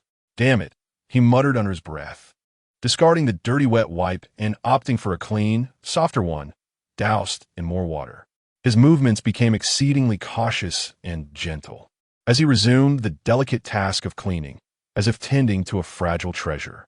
He even lowered his head, softly breathing over the inflamed skin, attempting to alleviate the burning pain. The warmth of his breath brushed against Ji-ran's sensitive cheek, inducing an inexplicable shiver. Ji-ran's body stiffened, finding this sudden, strange tenderness utterly disconcerting. He turned his head to evade it. "What are you doing? I said don't touch me." Yet, Shen Zhiyan stubbornly held his face in place, continuing his eerily gentle ministrations, his gaze fixed with unsettling intensity. He offered no response to Ji-ran's words, his tightly pressed lips betraying his profound displeasure. The car was enveloped in silence, punctuated only by the sound of the wet wipe against skin and the slightly hurried breaths of the two. After a considerable time had passed, as the grime on Ji-ran's face was largely cleansed, leaving only the swollen patches and rashes, Shen Zhiyan finally ceased his actions. He gazed at Ji-ran's face for several moments, his expression inscrutable and shadowy. Subsequently, he released his grip, returned to his seat, and retrieved his phone. dialing with a frosty demeanor as he commanded the person on the other end. Have Dr. Wong wait at the apartment immediately. Prepare the antihistamines and topical treatments. Once he concluded the call, his gaze returned to Ji Ran's face, his eyes reflecting a complexity that Ji Ran found utterly confounding. I will settle this with you later, he coldly uttered, before turning his attention to the rain-soaked scenery outside, lapsing into silence. Chapter 40. A morbid obsession amidst the mist. The sleek black car glided swiftly through the curtain of rain, yet within its confines, a stifling and taut silence prevailed, far more oppressive than the tempest outside. Shen Zhiyan reclined against the leather seat, his head tilted towards the blurred landscape retreating outside the window, his jaw clenched tightly. The anger that had momentarily subsided upon locating Ji Ran surged uncontrollably within the confined space, ignited further by the faint mildew scent clinging to Ji Ran and the lingering sweetness of sweet potato on his own skin, boiling more fervently with each passing moment. Settle the score. These words echoed relentlessly in his mind. How was he to account for this transgression? This audacious scoundrel. How dare he flee? How dare he hurl sweet potatoes at him, leading him in circles like a fool, forcing him to brave the torrential rain in the depths of the mountains, leaving him anxious and distressed, rendering him utterly disheveled at this very moment. He must impart a lesson that would be seared into Ji Ran's memory, one that would forever extinguish any thought of escape. He abruptly turned back, his menacing gaze piercing towards Ji Ran, who had shrunk into the corner, attempting to minimize his presence. The tempestuous fury in Shen Zhiyan's eyes threatened to erupt. Ji Ran, his voice dripped with barely restrained fury. But just as the harsh words were about to spill forth, he halted abruptly. In the dim light of the car, Ji Ran slightly turned his face, revealing the half of his cheek that had been roughly cleansed. The skin remained painfully swollen, dotted with alarming, fine red rashes, some areas exacerbated by prior friction, creating a sight that was truly distressing. At that moment, Ji Ran's expression conveyed a near-numb fatigue and despair. His long lashes drooped, casting a small shadow upon his eyelids, concealing all emotions beneath. His pale lips were pressed together, exuding a fragility and stubbornness that suggested a delicate existence, as if a mere touch could shatter him entirely. In an instant, Shen Zhiyan's fervent anger and all his intended harsh reprimands were doused like a bucket of ice water over him, evaporating into a mist of frustration that choked him, leaving him breathless and on the verge of madness. Damn it, he muttered under his breath. A suffocating sensation lodged in his chest, trapped and unyielding, rendering him nearly insane with discomfort. He yearned to teach him a harsh lesson, to inflict pain and instill fear. Yet, upon beholding his wretched and sickly visage, particularly the glaring red rashes, all his cruel intentions faltered. This sense of impotence only served to amplify his agitation. He irritably loosened his collar and, in a sudden burst of frustration, reached into the inner pocket of his suit, retrieving a cigarette case and lighter. The movement was imbued with unmistakable exasperation. With a sharp click, a cerulean flame flickered to life. Shen Zhiyan placed a cigarette between his lips, leaning closer to the flame, inhaling deeply before exhaling slowly. The ashen smoke curled upward, momentarily dispelling the suffocating silence and awkwardness within the vehicle, while providing a slight reprieve from the pent-up frustration in his chest. The taste of nicotine invaded his nostrils, offering a familiar, mildly relaxing stimulation. At that moment, Ji Ran, who had remained silent and seemingly resigned, suddenly stirred. He turned his head, his gaze settling on the glowing cigarette between Shen Zhiyan's fingers, observing it for several seconds. Then, he extended his hand, his voice hoarse yet calm. Give me one. Shen Zhiyan's fingers, which held the cigarette, froze momentarily, nearly doubting his ears. He turned to Ji Ran, incredulous. What did you say? Ji Ran met his gaze, his expression devoid of emotion, and reiterated, a cigarette. Give me one.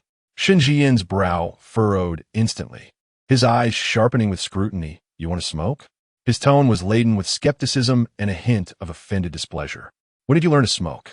He recalled the investigative reports indicating Ji Ran led a disciplined life, free from any vices.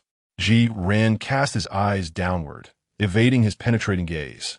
His voice steady. I suddenly wanted to smoke. Is that a problem? He could hardly confess that he had learned from colleagues during late-night shifts at the ski resort in a previous life. Shen Zhiyan scrutinized him for several seconds before suddenly letting out a cold laugh, his tone dripping with mockery and veiled threat. Smoke? Do you believe I will smoke you? He raised his hand, feigning a strike. However, Ji Ran seemed impervious to the threat, refusing to meet his eyes, stubbornly extending his hand in passive resistance. Shen Zhiyan observed his imperturbable demeanor, akin to a pig unafraid of boiling water, and the suppressed anger surged anew within him. How could he not be infuriated by this audacious young man who dared to ask for a cigarette? His chest heaved with frustration as he stared at Ji Ran's inflamed, rash-ridden face, which paradoxically exuded a stubborn beauty tinged with despair. After a moment, as if his fury had paradoxically led him to clarity, a malicious smirk crept across his lips, tinged with a sense of reckless abandon. Fine. You want to smoke, do you? He scoffed, genuinely shaking out a cigarette from the case and offering it to Ji Ran. Smoke. I'll let you smoke. Smoke until it kills you, you little brat. Ji Ran accepted the cigarette without a flicker of emotion, placing it effortlessly between his lips. His fingers betrayed no tremor, as if this gesture had been performed countless times before. Shen Zhiyan's gaze darkened as he leaned closer, clicking the lighter to life once more. The azure flame danced, illuminating his obscure eyes and Ji Ran's slightly bowed brows, which were now mere inches apart. The flame licked at the tobacco, emitting a faint sizzling sound. Ji Ran inhaled deeply, the smoke flooding his lungs, bringing a long-lost, spicy yet slightly stimulating sense of solace, as if it could temporarily numb the pervasive despair and fear. He slowly exhaled the smoke, white rings wafting through the dimly lit compartment. Just as Shen Zhiyan was entranced by Ji Ran's adept smoking technique, Ji Ran suddenly lifted his gaze, calm and unwavering, and then slightly tilted his head, gently and gradually releasing a puff of smoke towards Shen Zhiyan's face. The white smoke, like a living veil, drifted provocatively directly onto Shen Zhiyan's visage. Shen Zhiyan's body tensed abruptly, his fingers, holding the cigarette, instinctively tightening. The smoke dispersed slowly, reminiscent of dry ice rising at the curtain's fall, gradually revealing the face behind it. Ji Ran's face. Swollen and marked, he appeared somewhat disheveled. Yet, amidst the swirling smoke and the dim light, his eyes radiated an unprecedented beauty, a captivating allure steeped in utter despondency, an indifference that suggested a profound apathy towards everything, coupled with a dangerous magnetism. He squinted slightly, the burning cigarette perched between his lips, embers flickering against his pallid lips and indifferent gaze, creating a striking tableau. Shen Zhiyan's heart felt as though it had been struck fiercely by something. It halted momentarily before beginning to pound wildly. All his anger, all his pent-up frustration, all his vengeful thoughts were shattered at that moment by Ji Ran's provocative, alluring act of exhaling smoke and the enchanting yet lifeless face that followed, dissipating into nothingness. In its place surged a more intense, morbid, and uncontrollable fascination and excitement. He fixed his gaze on Ji Ran, like a famished wolf eyeing its most tempting prey, filled with unabashed possessiveness and an almost frenzied admiration. His throat constricted violently, his breath becoming labored. In a hoarse voice that dripped with a chilling tenderness and uncontainable excitement, he uttered, Ran, the way you smoke is absolutely exhilarating. Ji Ran, observing the unmasked, almost predatory obsession in Shen Zhiyan's eyes, felt a churn in his stomach. He removed the cigarette from his lips, flicked off the ash, and replied with an air of calm, even tinged with sarcasm. Have you lost your mind? Rather than becoming angry, Shen Zhiyan chuckled softly, his laughter raspy yet joyful. He leaned in closer, nearly pressing against Ji Ran's face, his gaze filled with infatuation. Yes, I have. I admit it outright. I've been ill when I can't see you, gravely so. His mind was consumed by the image of Ji Ran exhaling smoke moments ago, the swollen skin and rashes only enhancing a haunting beauty born of torment, stirring within him an even greater desire to possess, to destroy, to cherish. He now yearns to envelop this individual in his embrace, to kiss those lips that have tasted smoke and exhaled mist, savoring the essence of tobacco. He longs to witness the myriad facets of this person, to unearth all the hidden secrets and allure that lie beneath the surface. Zhiyan, under his intense gaze, feels a tingling at the nape of his neck and instinctively wishes to retreat, yet he is firmly grasped by Shen Zhiyan, who holds his wrist with a gentle yet unyielding force. Shen Zhiyan's eyes remain locked onto him, as if attempting to draw him into his very being. The atmosphere within the vehicle grows intimate and perilous, saturated with the scent of nicotine and a palpable, morbid tension. Zhiyan's heart races, but he feigns composure, quietly extinguishing the cigarette in the ashtray before turning his head to gaze out the window, presenting the back of his head to Shen Zhiyan in silent defiance. Observing Zhiyan's demeanor only intensifies the madness and infatuation swirling in Shen Zhiyan's eyes. He refrains from further coercion, releasing his grip and leaning back into his seat, reigniting a cigarette and taking a deep drag, his gaze never straying from the profile of Zhiyan. Smoke once more envelopes the interior of the car, and this silence transforms from oppressive to ominously charged with an undercurrent of intrigue. He regards Zhiyan as though he were an exquisite, unparalleled treasure, brimming with surprises and temptations, eager to explore every aspect and claim him entirely. Reckoning? It seems to have lost its significance, at least for this moment. Chapter 41. The illness is not mine. The black sedan glided into the heavily guarded underground garage of the opulent apartment complex. The car door swung open, and Shen Zhiyan was the first to alight, still disheveled yet unable to conceal his commanding presence. He did not immediately depart, but lingered beside the vehicle, awaiting Zhiyan's emergence. Zhiyan sluggishly disembarked, his tattered military coat and soiled trousers starkly contrasting with the luxurious, pristine environment. Shen Zhiyan cast him a fleeting glance, brow furrowed, yet chose silence, reaching out to firmly grasp Zhiyan's wrist once more, exerting considerable strength as he began to lead him toward the elevator. The elevator ascended silently, its mirrored walls reflecting the two figures.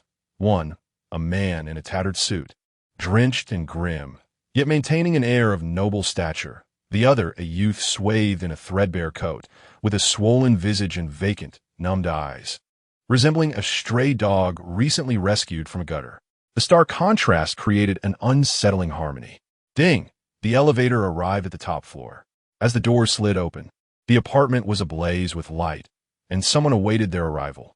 Dr. Wong, clad in a white coat and carrying a medical kit, stood in the center of the living room, his expression a blend of professional caution and anxiety. Upon seeing Shen Zhiyan drag someone inside, he hurried forward. "Young Master Shen," he began, but his words faltered mid-sentence as his gaze fell upon the individual being forcibly ushered in. His eyes widened in shock.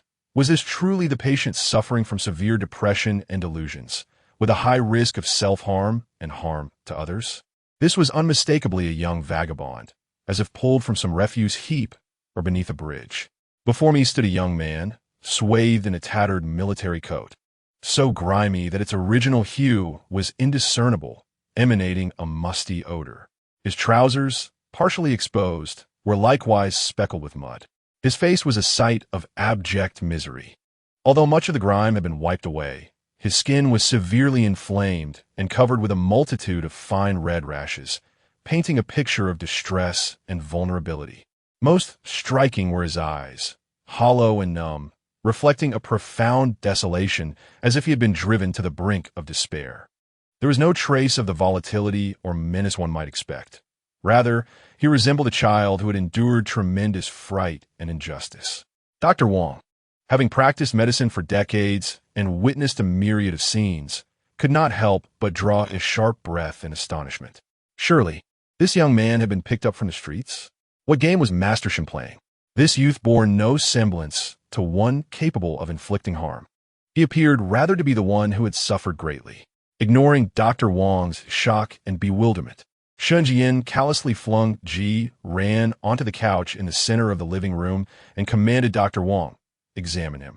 He paused momentarily, adding with an undeniable authority, "Then conduct a comprehensive psychological assessment." Ji Ran landed on the soft sofa, bouncing slightly, yet remaining unresponsive, simply tightening his grip on the frayed coat, curling inward in an attempt to shut out the world. Dr. Wang suppressed his incredulity and endeavored to maintain a professional demeanor, responding, "Of course, Master Shun." He approached cautiously, striving to soften his tone. "Sir, may I first examine the skin on your face?" Ji Ran lifted his eyelids, casting a glance devoid of emotion or dissent. Dr. Wang carefully drew nearer, donning gloves as he meticulously inspected the rashes and swelling on Ji Ran's face. The more he examined, the deeper his frown became. This was evidently severe contact dermatitis caused by inferior chemicals and prolonged exposure to an airtight environment. The source of irritation was highly suspect. At that moment, Ji Ran, who had remained silent, suddenly spoke in a hoarse yet remarkably calm voice, addressing Shen Zhiyan directly. No need for testing. Shen Zhiyan, irritatedly tugging at his already slack tie, paused at the utterance, his sharp gaze instantly darting toward him. "No need?" His voice rose abruptly, laced with suppressed anger. "Either you have psychological issues or you're not thinking straight. Otherwise, why would you venture into such remote wilderness to live like a wild man? What harm is there in taking a test? Afraid it might reveal you actually have a problem?" His words were harsh and cutting, as if they could mask his inner turmoil and the profound insecurity that had arisen from Ji Ran's flight. Ji Ran slowly raised his head, meeting Shen Zhiyan's fiery and obsessive gaze. His own eyes were chillingly calm, akin to an unfathomable abyss reflecting Shen Zhiyan's current agitation and irrationality. He regarded Shen Zhiyan for several seconds, then, in an extraordinarily deliberate yet clear tone, calmly stated, "Shen Zhiyan, you know." There was a pause, his gaze unwavering. "It is not I who is unwell." This statement pierced through the air like a needle encased in ice, striking precisely at Shen Zhiyan's most sensitive and untouchable nerve. The atmosphere became instantly charged with tension. Dr. Wang's hand trembled violently, cold sweat erupting from his brow. He longed to vanish into thin air. The audacity of the young man was staggering, his words akin to walking into the line of fire. Shen Zhiyan's pupils constricted suddenly, his facial muscles tautening instantly, a storm brewing in his eyes that seemed on the verge of materialization. He stepped forward with an ominous aura that exuded palpable menace. "Who are you pointing at?"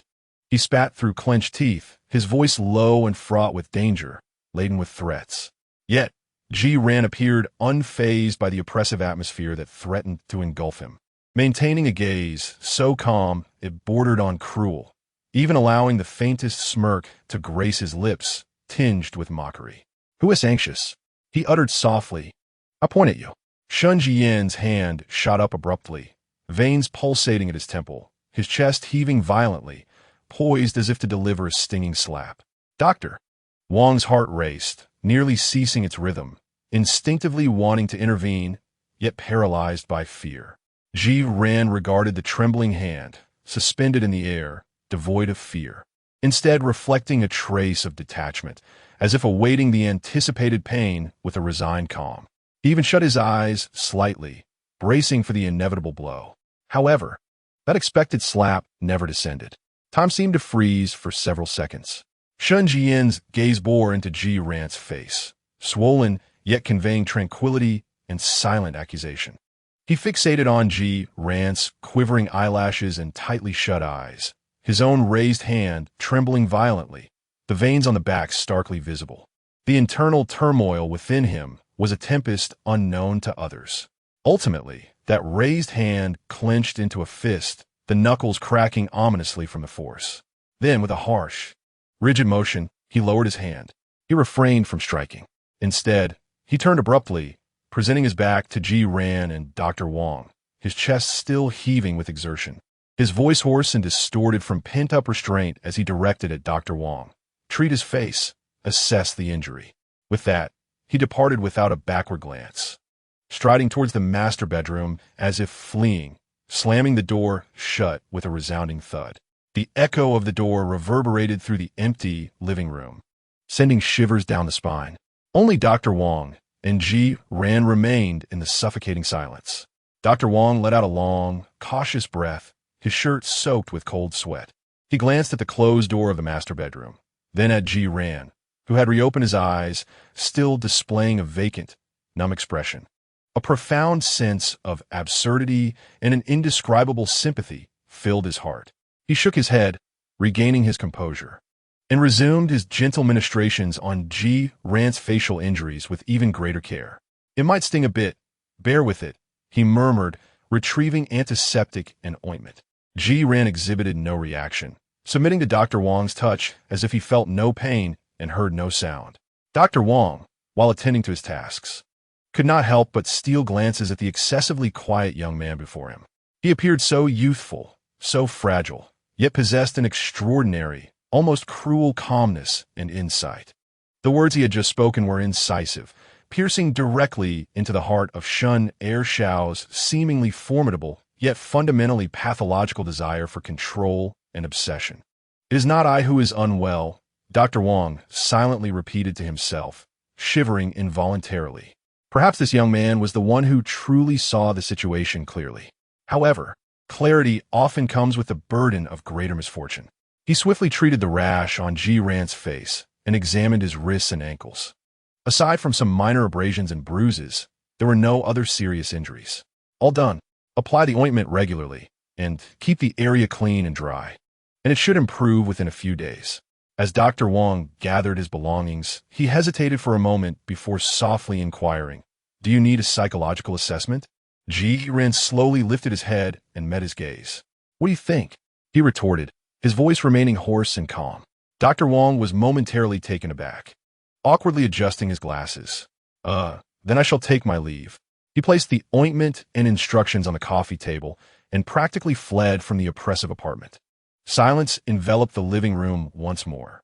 Ji Ran sat alone on the sofa, listening to the faint sounds of restless pacing and objects being shattered coming from the master bedroom, his face betraying no emotion. He gradually curled up, burying his face in his knees, like a wounded creature tending to its wounds, silent and still. Meanwhile, within the master bedroom, Shen Zhiyan stood beneath the shower, allowing the water to wash over his still, smoldering body and agitated nerves. The sound of the water masked his heavy breathing and the suppressed growl that rumbled in his throat like a trapped beast. Ji Ran's words echoed in his mind like a curse. "It is not I who is unwell. Whoever is agitated, I shall point at them. Damn!" He struck his fist violently against the cold ceramic wall, the pain radiating through his knuckles, doing nothing to alleviate the explosive frustration and a hint of vulnerability and panic that he was reluctant to acknowledge within himself. He is unwell? How could that be? He simply could not afford to lose Ji Ran. What was wrong with that? The water cascaded over his taut muscles, yet it could not extinguish the increasingly fervent, twisted flame burning deep within his heart. This confrontation yielded no victor, only deeper obsession and a more desperate prisoner. Chapter 42. Silent tears. The living room lay in a deathly silence, punctuated only by the faint ticking of the expensive wall clock and the distant sounds of water and muffled impacts that gradually subsided from the master bedroom. Ji Ran, curled up on the sofa, waited until he was certain he would not be disturbed before wearily rising to his feet. The musty military coat and soiled pants he wore were uncomfortable. He needed to wash them, to rid himself of these symbols of flight and failure, these marks of disgrace. He cast a fleeting glance at the closed door of the master bedroom, without the slightest hesitation, turned and made his way to the bathroom at the far end of the corridor. He yearned to avoid facing Shen Zhiyan, even for a moment. The guest bathroom, similarly adorned with opulence, exuded an air of coldness devoid of life. Ji Ran locked the bathroom door behind him, as if this simple act could insulate him from the outside world and grant him a brief respite. He turned on the shower, allowing the warm water to cascade down, cleansing his weary, chilled body while attempting to wash away the stinging sensation on his face and the repulsive aura clinging to him. He lingered in the shower for what felt like an eternity, scrubbing his skin vigorously until it turned a deep crimson, as if he could scrub away the fear, struggle, and humiliation that had beset him in recent days. After his bath, he stood in the steam-filled bathroom, only then realizing a grave oversight. He had no change of clothes. His garments lay in the master bedroom, or perhaps had been discarded in the chaos of his escape. The guest room was utterly bare. An overwhelming fatigue and a sense of helpless resignation washed over him in an instant. Ultimately, he simply wiped away the condensation on the mirror with his damp hand. Gazing at his reflection, a face still tinged with an abnormal flush, eyes hollow and numb, he forced a smile that resembled a grimace more than anything else. So be it. What else could he do? Barefoot, with droplets of water clinging to his skin, he exited the bathroom and collapsed onto the cold expanse of the guest bed.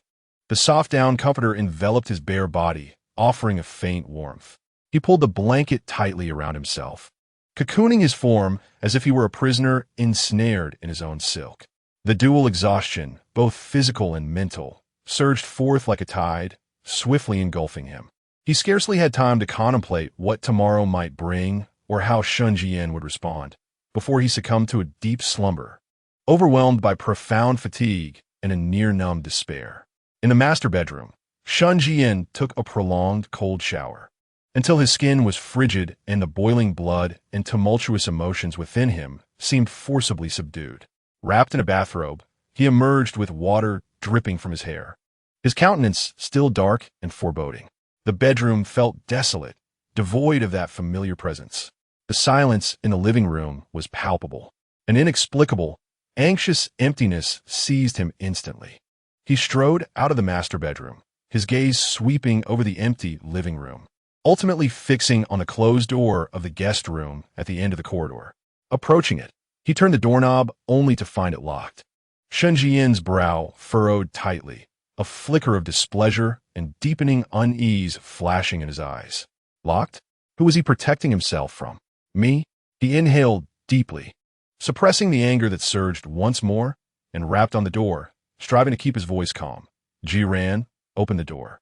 There are no clothes in the guest room. I brought you some underwear and sleepwear. Silence reigned within. After a few seconds of waiting, his patience swiftly evaporated, and he knocked with greater force. Zhiyan, can you hear me? Open the door. Still, there was nothing but silence. A foreboding premonition surged within him. Had he fled again? Through the window of the guest room? Although they were on a high floor, the overwhelming sense of panic gripped his heart like a vice, rendering him nearly breathless. He could no longer afford to ponder anything else. He abruptly turned and nearly dashed back to the master bedroom, rummaging through drawers to locate the spare key, his fingers trembling slightly from fear and anger. Clutching the key, he raced back to the guest room door, his fingers quivering as he inserted the key into the lock and twisted it forcefully. Bang! The door swung open. Shen Zhiyan burst into the guest room like a tempest, his heart racing, his gaze sweeping the room like a searchlight, only to come to an abrupt halt. There were no signs of escape. The windows were tightly shut. In the dim light of the wall lamp, the large bed in the center of the room revealed a slight bulge beneath the covers, tightly wrapped, with only a few strands of black hair visible. Was he asleep? Shen Zhiyan stood frozen, his chest still heaving from the earlier panic. He gazed incredulously at the figure on the bed, clearly in deep slumber, as a complex wave of emotions surged within him. Relief mingled with exhaustion, frustration stemming from interrupted anger, and a near absurd astonishment that left him speechless. He had actually fallen asleep? After such a harrowing escape and confrontation, after being forcibly returned to this cage, how could he sleep so peacefully and unguarded? What did this signify? Resignation? A total abandonment of resistance? Or was he simply exhausted to the core? Shen Zhiyan softened his footsteps, gradually approaching the bedside. He looked down at Zhiyan, ensconced in the soft blankets. Zhiyan was in a profound slumber, his breathing steady and deep, damp hair disheveled against his forehead and pillow, revealing a portion of his face that bore traces of lingering redness and rash. Even in sleep, his brow seemed to furrow slightly, lips pressed tightly together, radiating an indelible sense of vulnerability and stubbornness. He crouched down slowly, his gaze almost greedily tracing Ji Ran's peaceful visage. In sleep, Ji Ran had shed all his sharpness and aloofness, appearing remarkably tranquil and obedient. This unguarded posture greatly pleased Shen Zhiyan's possessive and controlling heart. "Look, you still need me. You will remain by my side," he silently proclaimed within himself, a morbid sense of satisfaction swelling in his chest.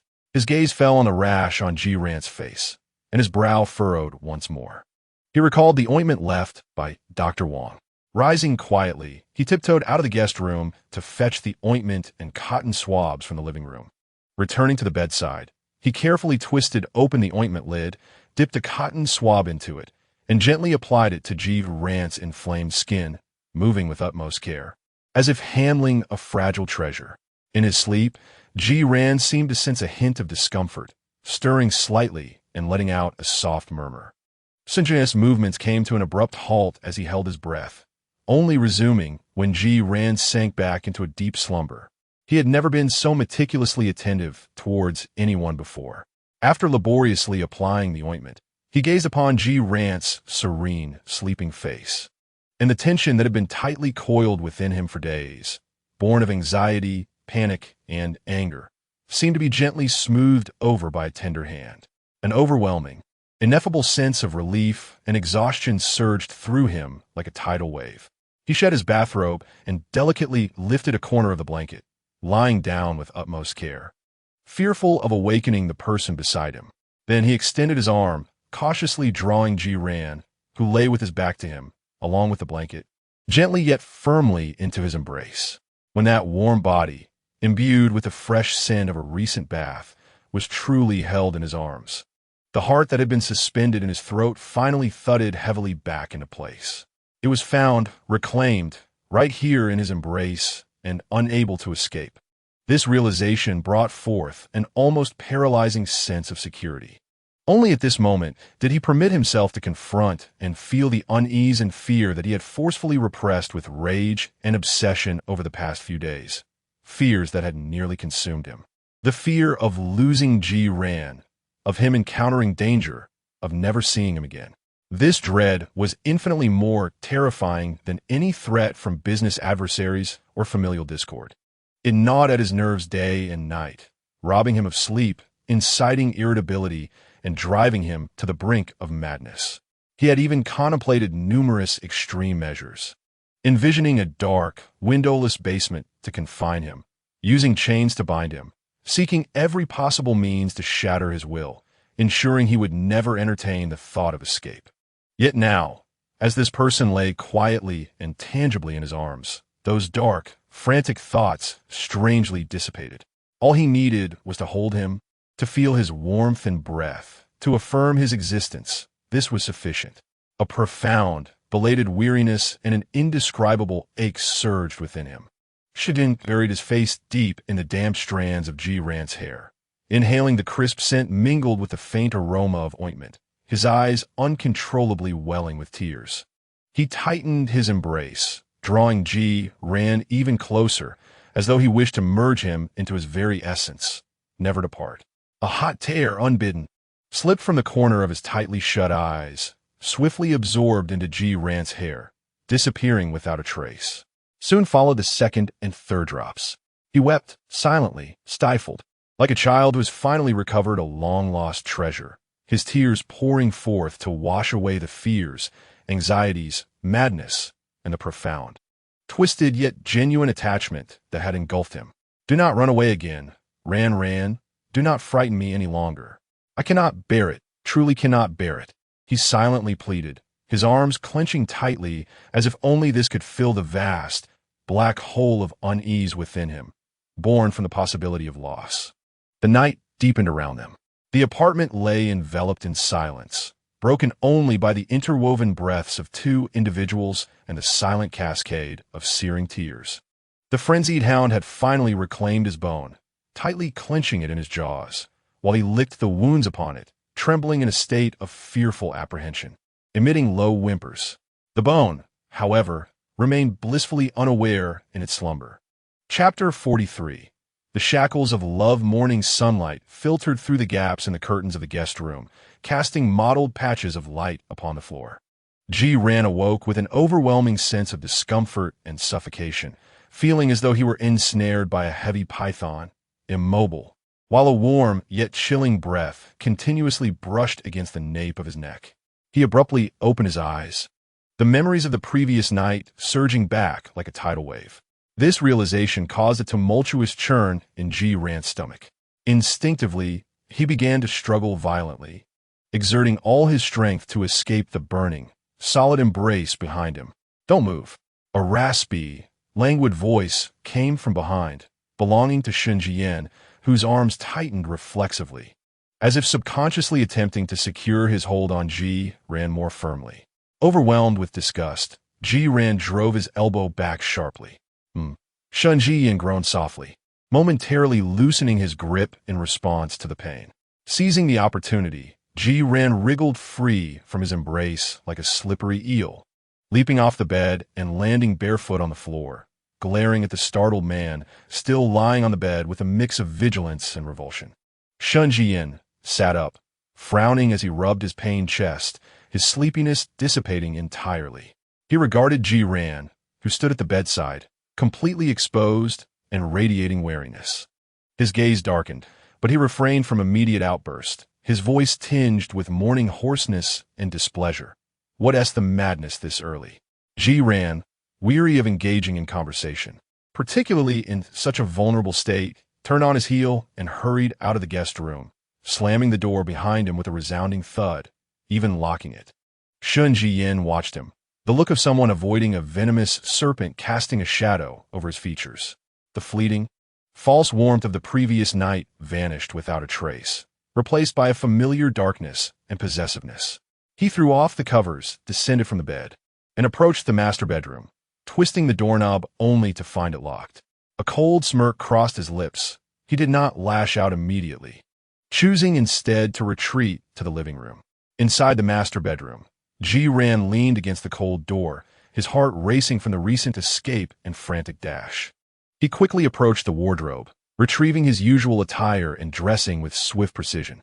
Once he had composed himself, taking a deep breath to steel his resolve, he opened the master door, only to find Shen Zhiyan leisurely seated on the living room sofa, a cup of coffee in hand, as though nothing had transpired moments earlier. "Come here," Shen Zhiyan commanded, his gaze not lifting from his cup, the tone unwavering and authoritative. Ji-ran pressed his lips together, remaining frozen in place. Shen Zhiyan set down his coffee, lifting his eyes to meet Ji-ran's with a chilling stare. "Do I need to repeat myself?" Fists clenched, Ji-ran ultimately took a step forward, moving to the single armchair furthest from him. Shen Zhiyan observed his resistant demeanor, a flicker of displeasure crossing his gaze. Yet, he refrained from immediate confrontation, instead adopting a tone of calm authority as he stated, "I have arranged for your leave of absence from school. You shall not go anywhere. You will remain here."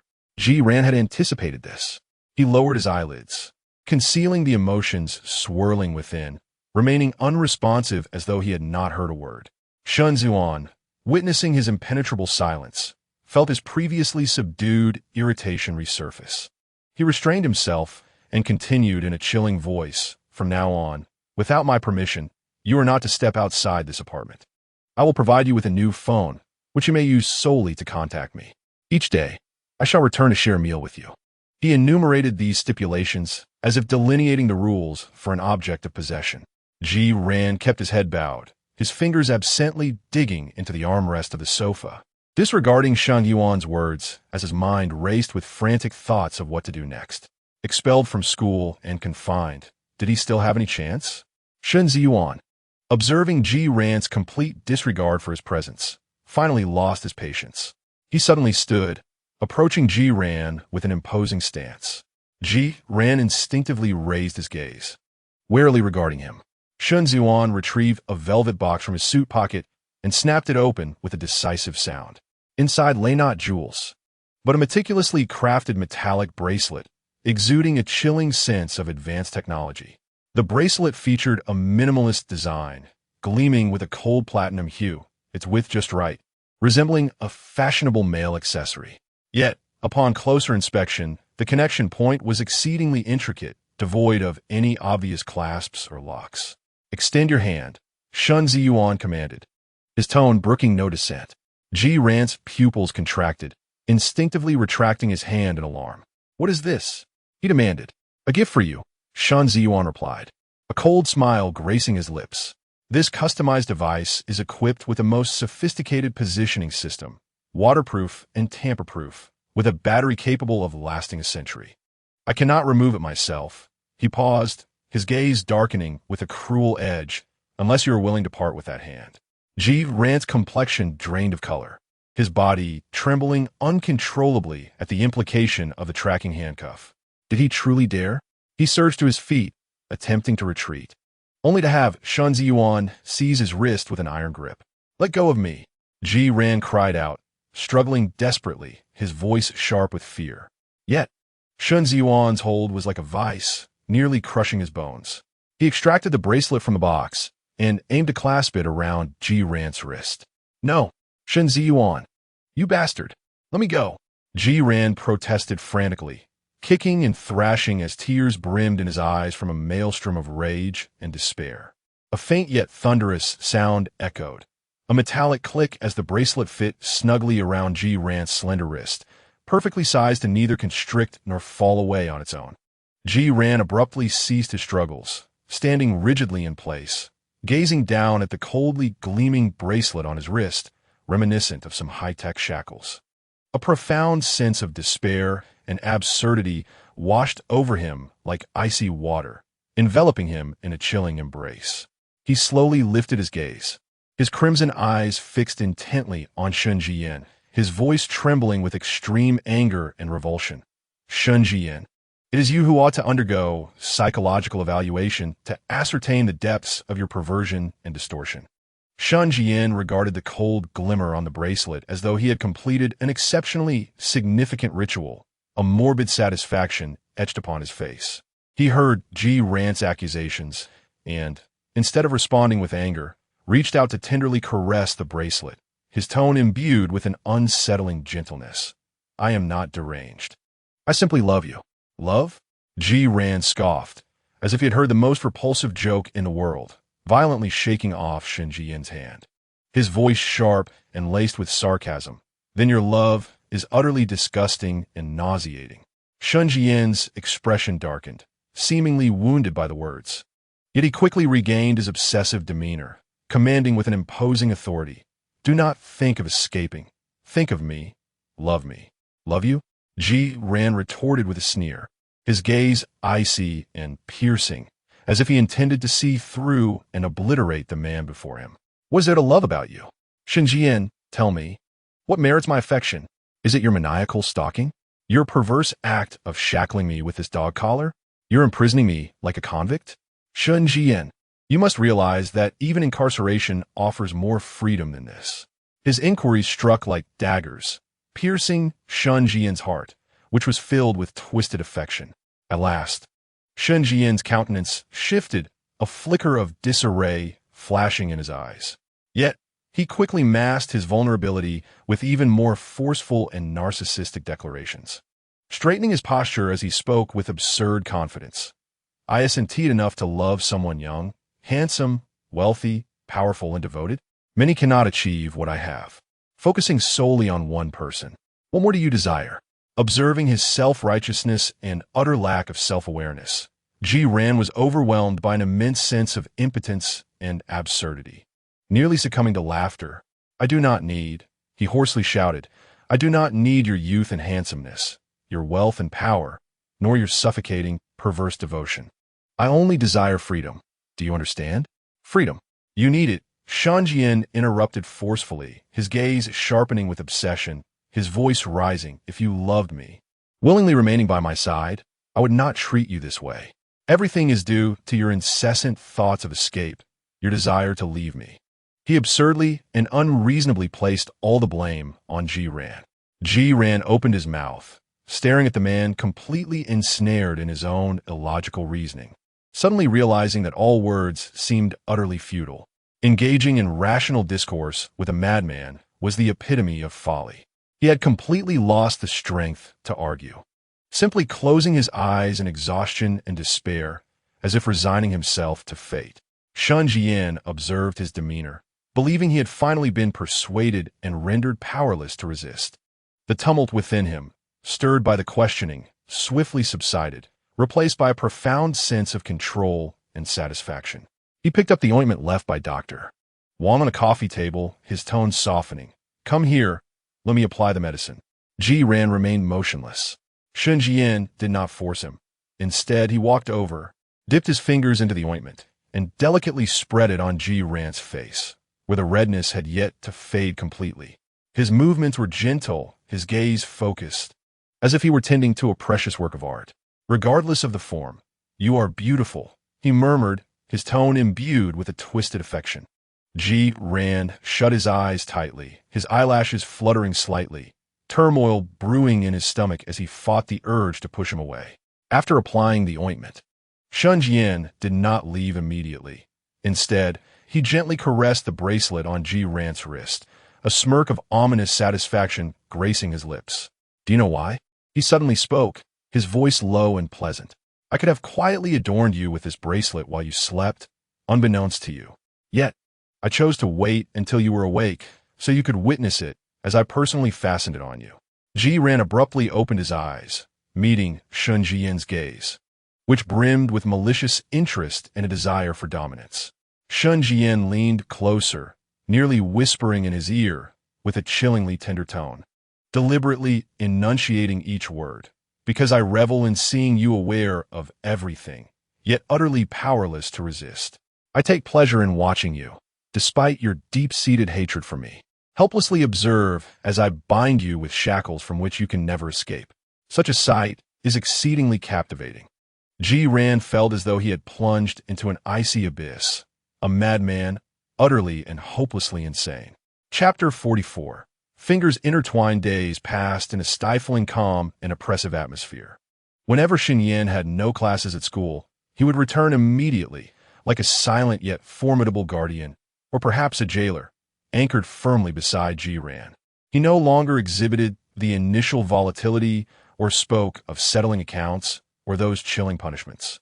He merely watched, his gaze almost voracious, fixated on Ji Ran's every movement, sending shivers down one's spine. When Ji Ran read, he sat on the opposite sofa, attending to documents, though his eyes frequently strayed from the screen to Ji Ran's face. During meals, he sat beside him, eating leisurely, yet his eyes remained glued to him. Even when Ji Ran merely stood in front of the floor-to-ceiling window, lost in thought, Shen Zhiyan would silently approach, wrapping his arms around Ji Ran's waist from behind, resting his chin on his shoulder, inhaling the scent of his neck, all without uttering a word. This pervasive, silent surveillance drove Ji Ran to the brink of despair, far more than the previous anger and coercion. He felt like a specimen trapped within a transparent glass box, utterly exposed. Every subtle fluctuation of his emotions laid bare under Shen Zhiyan's unsettling gaze. The bracelet adorning his wrist incessantly reminded him of the freedom and dignity he had lost. No matter how opulent the apartment was, it remained merely a larger, more exquisite cage.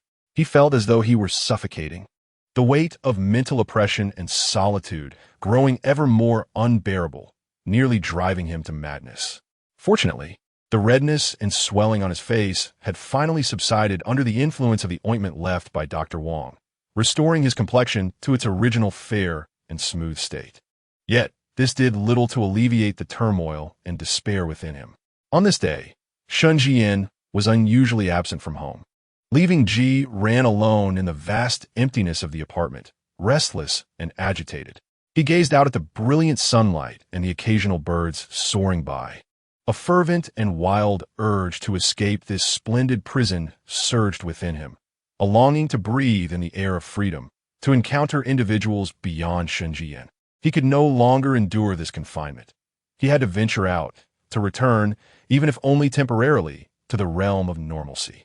When Shen Zhiyan returned that evening, he found Ji Ran seated on the living room sofa, his expression resolute and determined, as if he had been waiting specifically for him. "What's wrong?"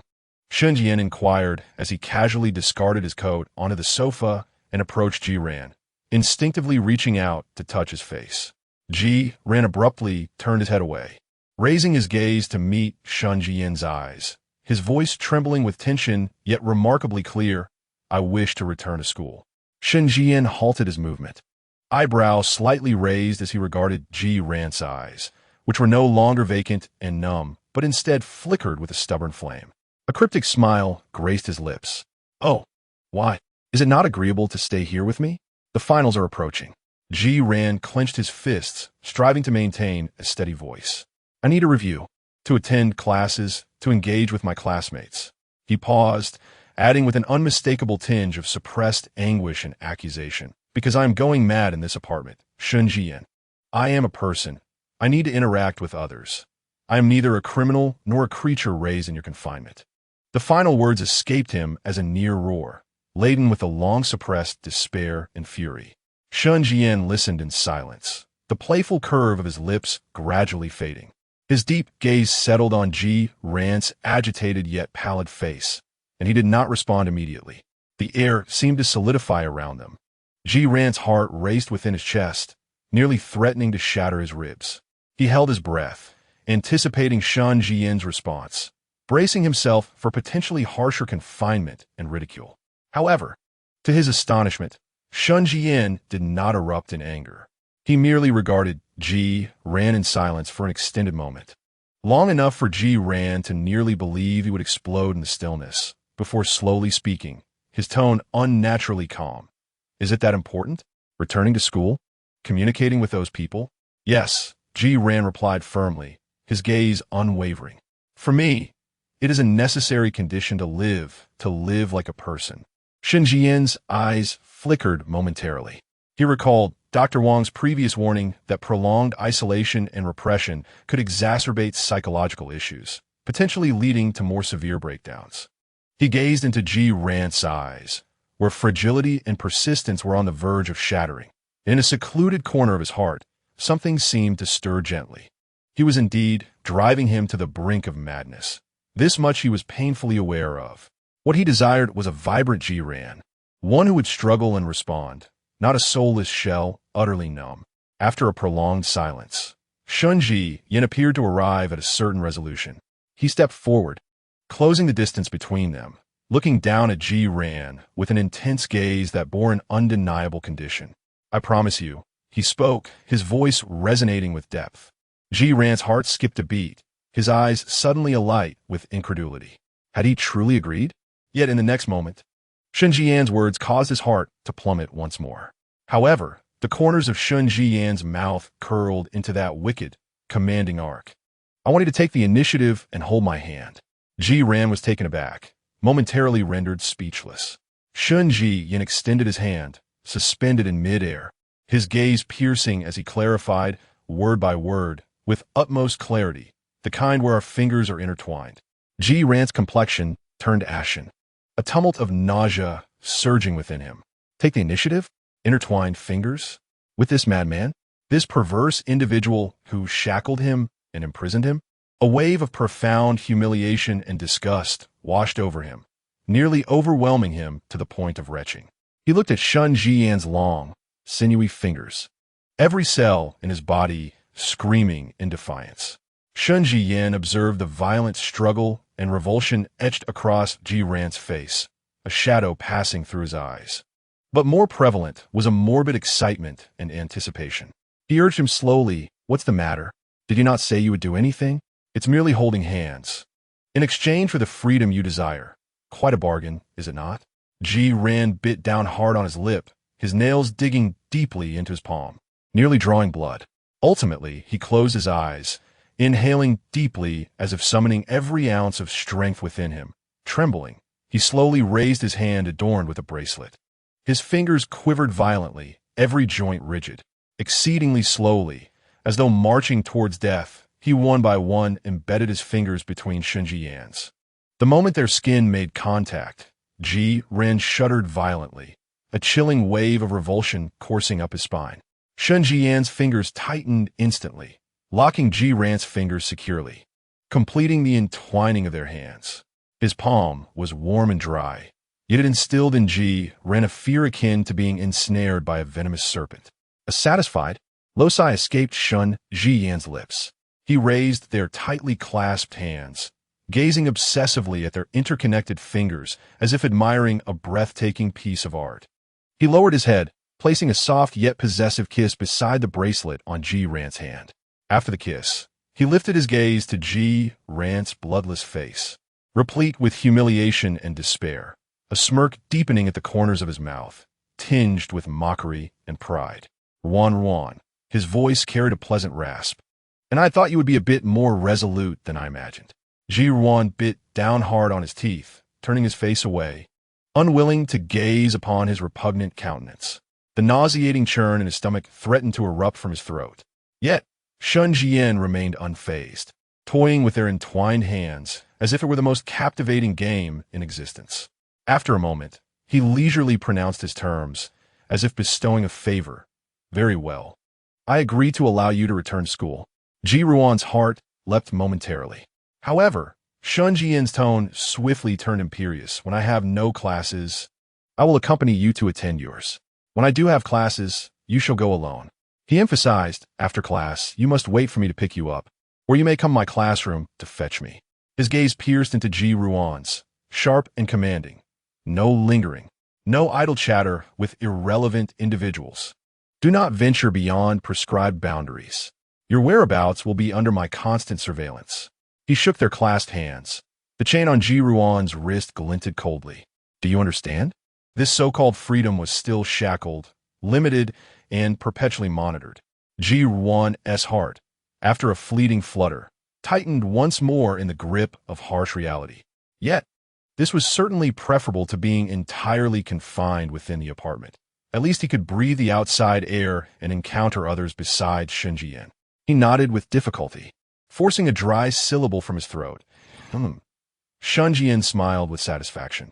He had originally desired much more, wishing to exchange this boon for a more intimate and excessive form of contact. But he recalled Dr. Wang's warnings and Ji Ruan's severe physiological aversion. He reminded himself to be patient, to proceed gradually. As long as Ji Ruan remained by his side, he would find a way to help him adapt, to accept, until he became utterly dependent. He released their intertwined fingers and gently caressed the bracelet on Ji Ruan's wrist, his tone becoming unusually gentle. All right, go prepare. Tomorrow morning, I will accompany you to school. Ji Ruan, as if granted a reprieve, abruptly withdrew his hand, as if he had touched something exceedingly filthy, and hurriedly retreated to his room, almost fleeing from Shen Zhiyan's presence and touch. Observing his retreating figure, the delight and sense of control in Shen Zhiyan's eyes intensified. It was like flying a kite. As long as the string remained firmly in his grasp, no matter how high it soared, it could never escape his hold. He looked down at their recently intertwined hands, the tips still tinged with that delicate sensation, a twisted, inevitable smile gracing his lips. Ruan, we shall take our time. Chapter 45. A lack of romance the following morning. The sky was overcast, and a damp chill permeated the air. Ji Ruan stood before the floor-to-ceiling mirror in the foyer, his expression devoid of emotion as he gazed at his reflection, dressed in the carefully curated attire that Shen Zhiyan had chosen for him that morning. Ji Ran sported a white sweater beneath a tailored black wool coat, which accentuated his already slender and upright figure. A soft, deep gray cashmere scarf enveloped his neck, partially concealing his face while shielding him from the biting cold air. This ensemble was exquisitely refined, even verging on delightful. Yet Ji Ran felt an overwhelming discomfort, as if this attire represented another form of shackles, denoting ownership. Standing behind him, Shen Zhiyan gazed into the mirror, his eyes betraying an unabashed satisfaction and possessiveness. Clad in a black leather jacket, he appeared broad-shouldered and long-legged, strikingly handsome, though the obsession lurking in his gaze remained ever-present.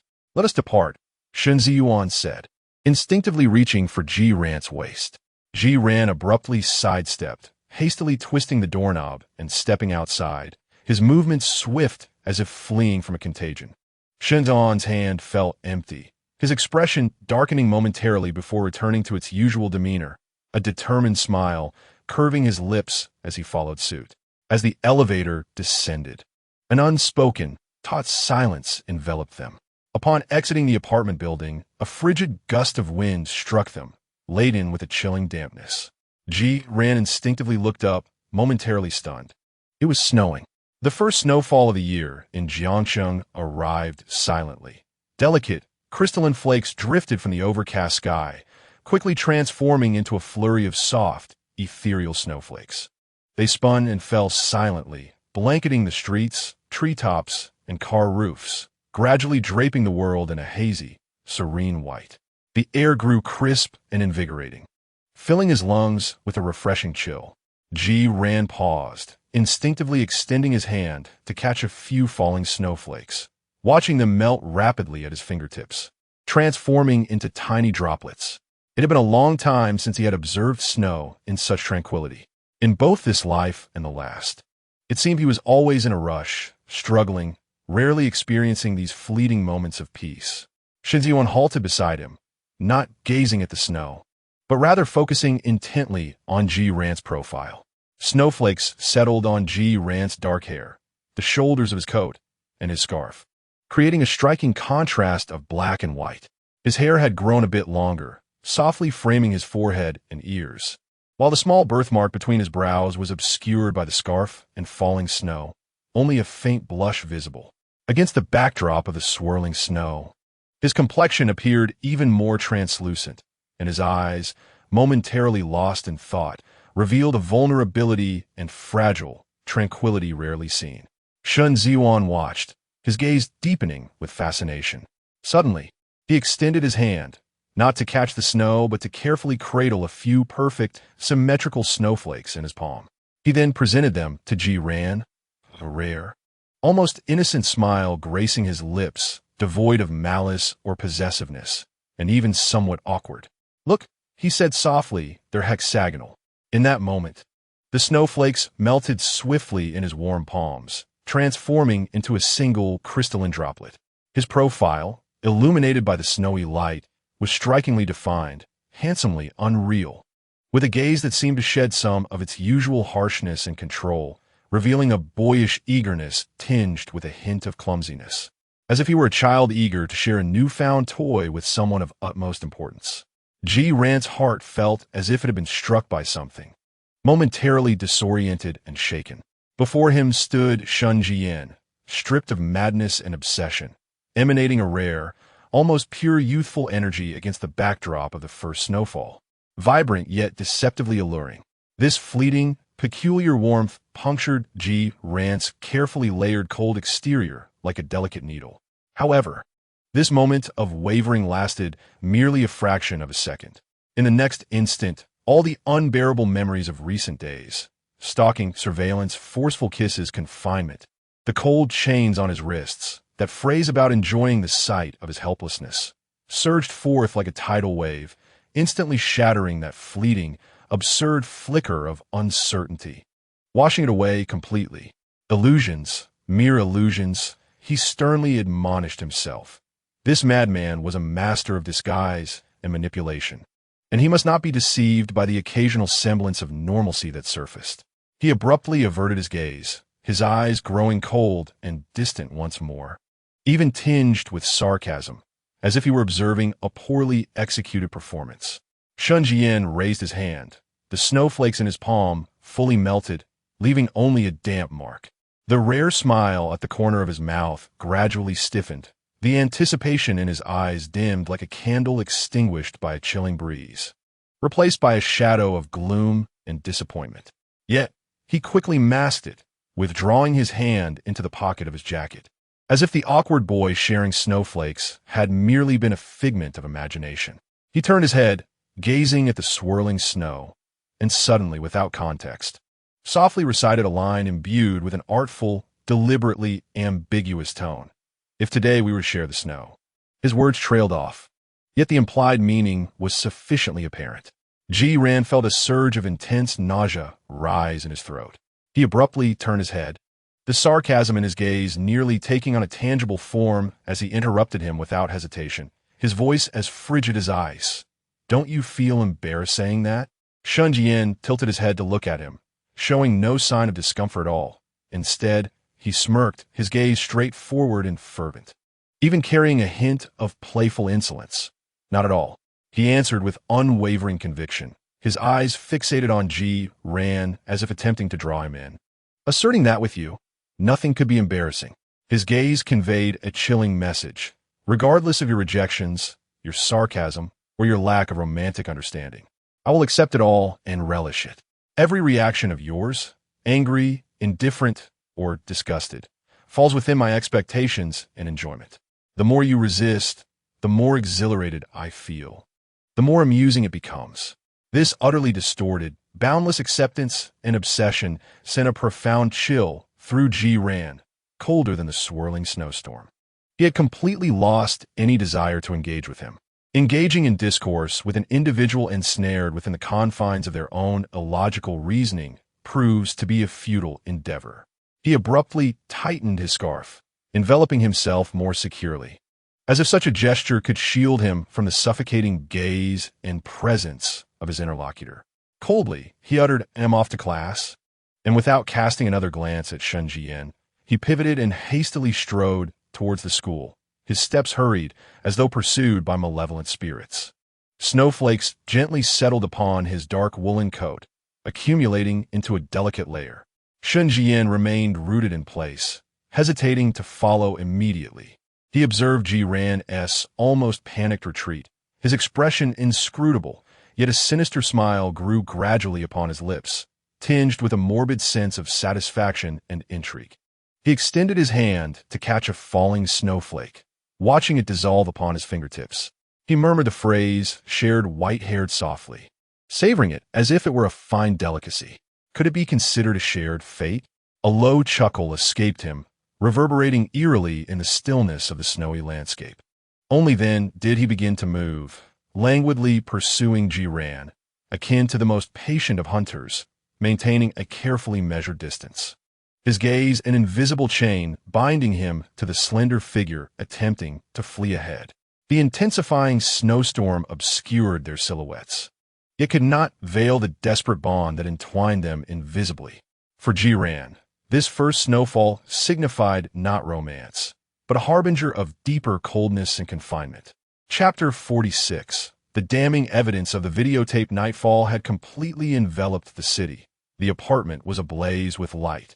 Yet it could not dispel the profound chill and oppression that permeated the air. Throughout their journey home from school, an eerie silence lingered between them. Ji Ran kept his gaze fixed on the fleeting snow-laden scenery outside, seemingly intent on isolating himself entirely. Shen Zhiyan refrained from initiating conversation, occasionally glancing through the rearview mirror to observe Ji Ran's top profile, his eyes reflecting a depth of emotion. Upon returning to the apartment, the warmth of the heating system swiftly banished the cold from their bodies, yet could not thaw Ji Ran's frozen heart. He shed his snow-drenched coat and scarf, evading any glance towards Shen Zhiyan, and made his way directly to the guest room. "Are you happy to be back at school?" Shen Zhiyan's voice emerged from behind, laced with tentative curiosity and a hint of anticipation. He approached, extending his arms in an attempt to embrace Ji Ran as he would typically do. Ji Ran's body stiffened suddenly, akin to a serpent strike, and instinctively he stepped forward, breaking free from Shen Zhiyan's hold, his voice dry and frigid. "That's enough. I need to study." He did not turn back, hastening towards the study, as if lingering even a moment longer would suffocate him. Shen Zhiyan's arms hung suspended in the air, watching Ji Ran's near escape with a darkening gaze, a flicker of discontent and gloom passing through his eyes. Ultimately, he merely forced a smile, suppressing his frustration. All right, he replied ambiguously, turning towards the master bedroom. Ji Ran locked himself within the study, facing the open textbooks, yet found himself unable to absorb a single word. His mind replayed the fleeting, peculiar moment of Shen Zhiyan's seemingly normal demeanor earlier that day in the snow, alongside a multitude of chaotic, obsessive, and repulsive memories from before. Two starkly contrasting images violently tore at his mind, inducing waves of dizziness and nausea. They were all fabrications, mere disguises, manipulations. He gripped the pen tightly, his nails digging into his palm. Time became an indeterminate blur as night deepened. Feeling a profound exhaustion, he resolved to take a shower. His change of clothes lay in the master bedroom's wardrobe. He hesitated for a moment, straining to listen. The master bedroom seemed eerily silent. Devoid of any sound, the lights extinguished. Perhaps Shen Zhiyan had already succumbed to sleep? Taking a deep breath, he endeavored to tread lightly, like a cat, as he silently twisted the doorknob of the master bedroom, creating a narrow opening. Holding his breath, he stealthily ventured inside, navigating towards the wardrobe based solely on memory. Just as he passed the massive double bed, his steps abruptly halted. In the darkness on the opposite side of the bed, near the nightstand, a faint, dim light flickered. Instinctively, Rand's gaze shifted towards the source of illumination, revealing Shen Zhiyan not asleep as he had presumed. He wore headphones, reclining on the bed in a robe, one hand clutching a sleek tablet, the screen's glow illuminating his striking yet presently contorted and entranced visage. Rand's pupils constricted in shock. The imagery, the backdrop, unmistakably mirrored the scene from the night he had drunkenly returned to his apartment. He recalled Shen Zhiyan offering him milk, after which he had fallen into a deep slumber, waking the next day with sore muscles. In the haunting tableau, he was the focal point, fast asleep and utterly oblivious, while another figure loomed above him, Shen Zhiyan bending over him, engaging in profoundly distasteful actions.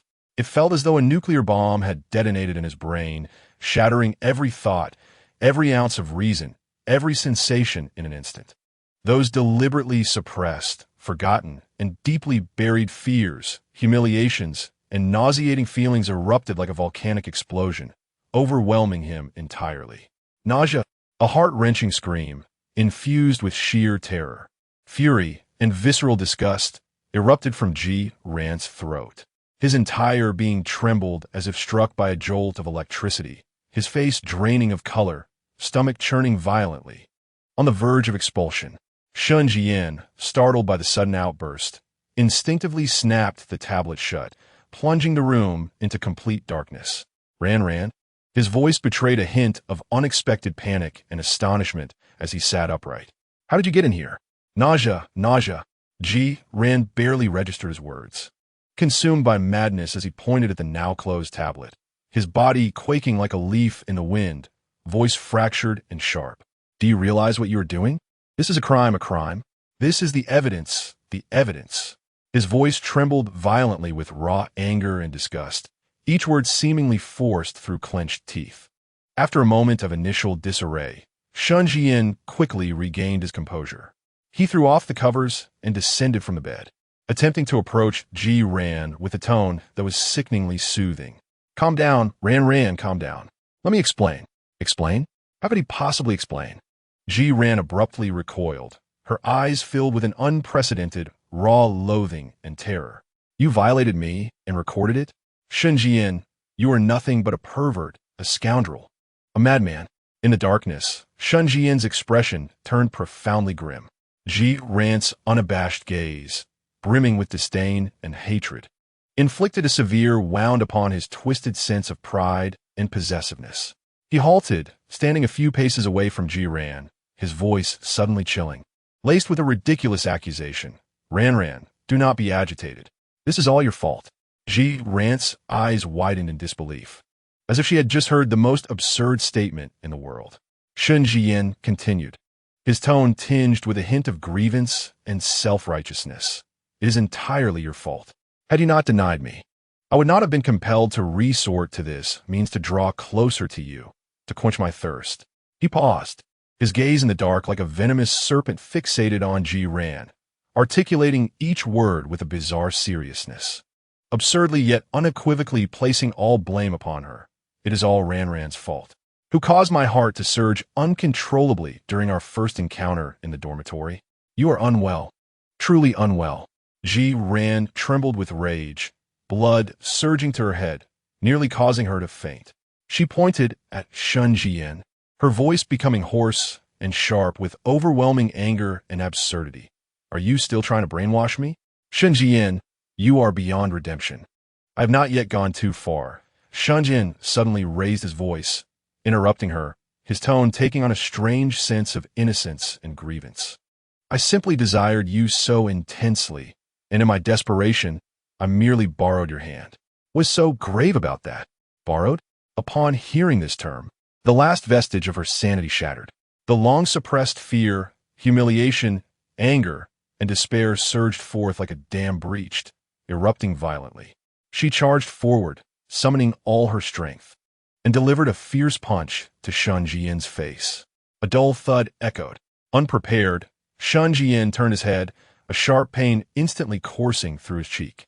After delivering the blow, Ran appeared to have exhausted her entire vigor, her body swaying precariously. She gazed at Shen Zhiyan, her fury gradually replaced by a deeper, boundless despair and fatigue. Tears streamed uncontrollably down her face, not born of grievance, but of cold, desperate sorrow. She looked at him, her voice trembling, imbued with an unprecedented, almost humble plea, an unfamiliar posture for her. "Shen Zhiyan, I implore you, I have never begged you before. Please, let me go." Shen Zhiyan shielded his face, lifting his gaze to behold Ran's utterly shattered visage, tears streaming down her face, yet her eyes void of life. His heart felt as if it were gripped by something powerful. A wave of inexplicable panic and irritation surged within him. He suddenly stepped forward, disregarding Ran's struggles, and forcefully embraced her, his arms constricting tightly as if he intended to meld her into his very essence. "I cannot do it," he growled in Ran's ear, his voice hoarse and obsessive. "Letting you go? Impossible, absolutely impossible." Ran struggled violently in his embrace, like a fish out of water, yet utterly unable to break free. Despair washed over him like a cold tide, completely submerging him. Shen Zhiyan seemed to realize his reaction was excessive. He took a deep breath, forcibly suppressing the violence and panic within, his tone suddenly softening into a coaxing compromise. "I will delete the video, all right? I will erase everything and never look at it again.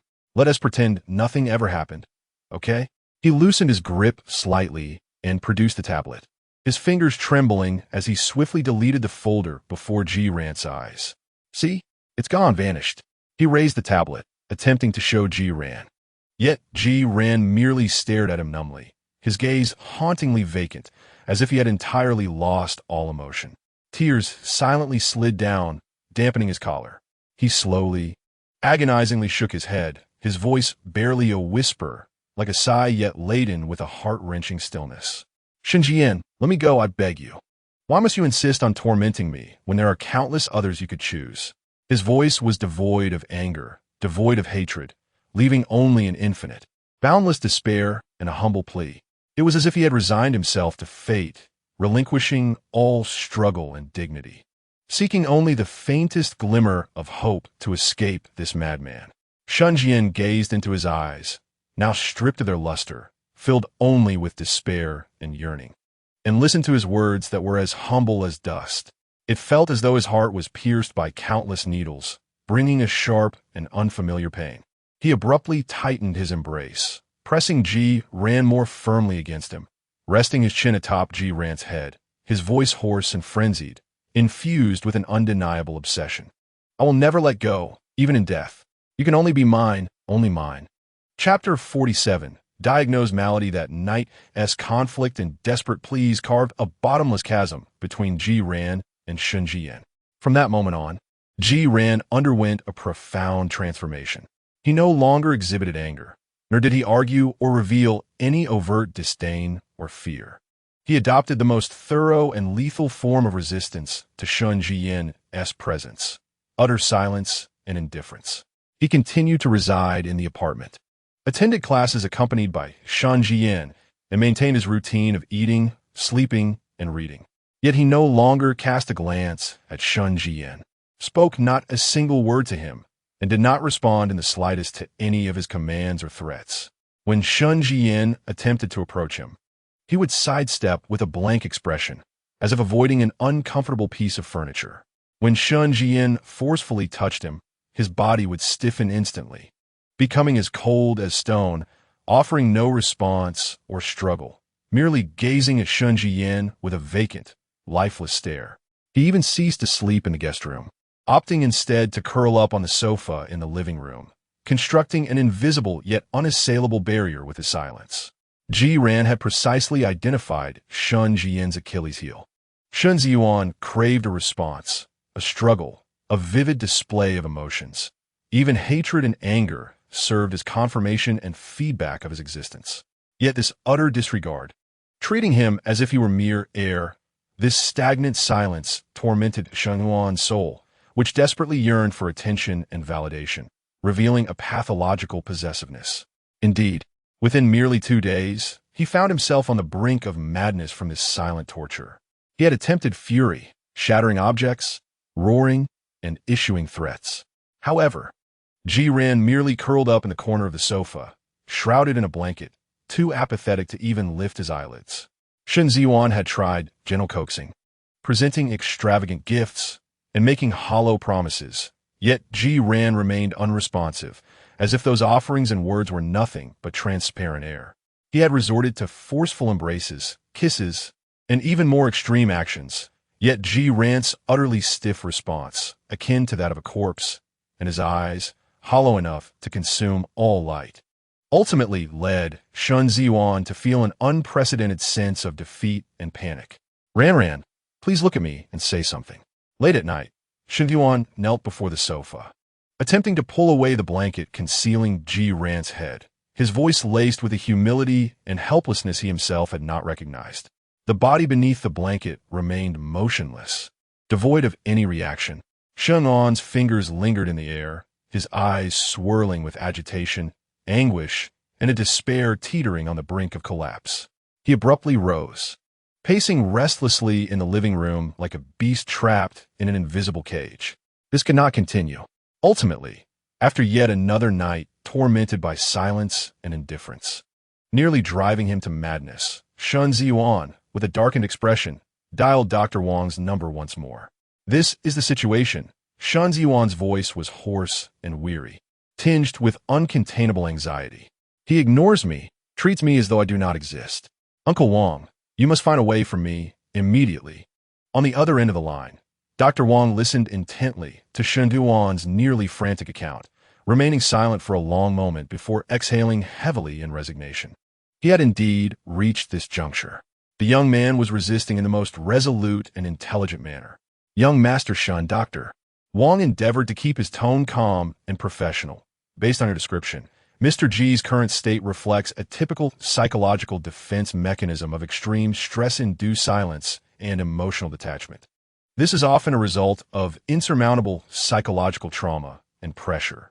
Forcing stimulation upon him may lead to even graver consequences, potentially resulting in a complete breakdown. What shall we do? Are we to allow him to remain this way? Shen Zhiyan growled. The immediate priority is to alleviate his psychological pressure and attempt to rebuild a semblance of safety, Dr. Wang cautiously suggested. Perhaps granting him some personal space would be beneficial? For instance, allowing him to meet with former classmates or friends with whom he had a good rapport. Engaging in normal, low-pressure social activities might help him gradually emerge from his seclusion. Meeting friends? Shen Zhiyan's voice instantly sharpened, brimming with hostility. Absolutely not. He shouldn't even entertain the thought. Doctor. Wang sighed inwardly, knowing this would be the outcome. The conversation plunged into a suffocating silence. After a considerable pause, Shen Zhiyan, feeling agitated, raked his fingers through his hair and, with a somber tone, posed an unexpected query to Dr. Wang. Uncle Wang, did you previously suggest that I might have some issues? Dr. Wang's heart jolted, and he cautiously replied, Young master, my earlier remarks were merely conjectures based on common observations. If you are inclined, I could arrange for a more comprehensive psychological assessment. Do it. Shen Zhiyan interrupted, his voice tinged with a blend of desperation and an unacknowledged, profound dread. Schedule it now. He could no longer endure the suffocating silence from Zhiyan, nor could he withstand the escalating turmoil within himself, a growing restlessness, panic, and a faint, reluctant sense of self-doubt that threatened to tear him apart. 2 hours later, Dr. Wang arrived at the apartment accompanied by a leading psychological expert, who had signed a strict confidentiality agreement. The evaluation commenced in the study, enveloped in a weighty atmosphere.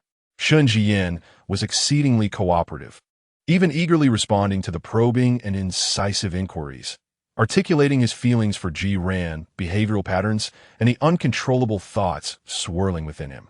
After several hours, the seasoned expert engaged in a low conversation with Dr. Wang, their expressions grave. Ultimately, Dr. Wang approached Shen Zhiyan, who sat on the sofa, his face taut and his eyes betraying a barely perceptible tension, and announced with unusual gravity, "Young master, the assessment results are in." Shen Zhiyan abruptly lifted his head, fixing a piercing gaze upon him. "Speak." Dr. Wang inhaled deeply, handing him the report while struggling to articulate. "According to the evaluation, you indeed exhibit certain pronounced tendencies towards psychological disorders, primarily concerning intimate relationships."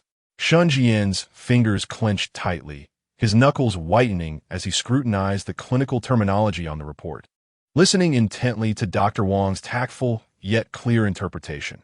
This primarily manifests as a convergence of three disorders: paranoid personality disorder, impulse control disorder, and certain traits of borderline personality disorder.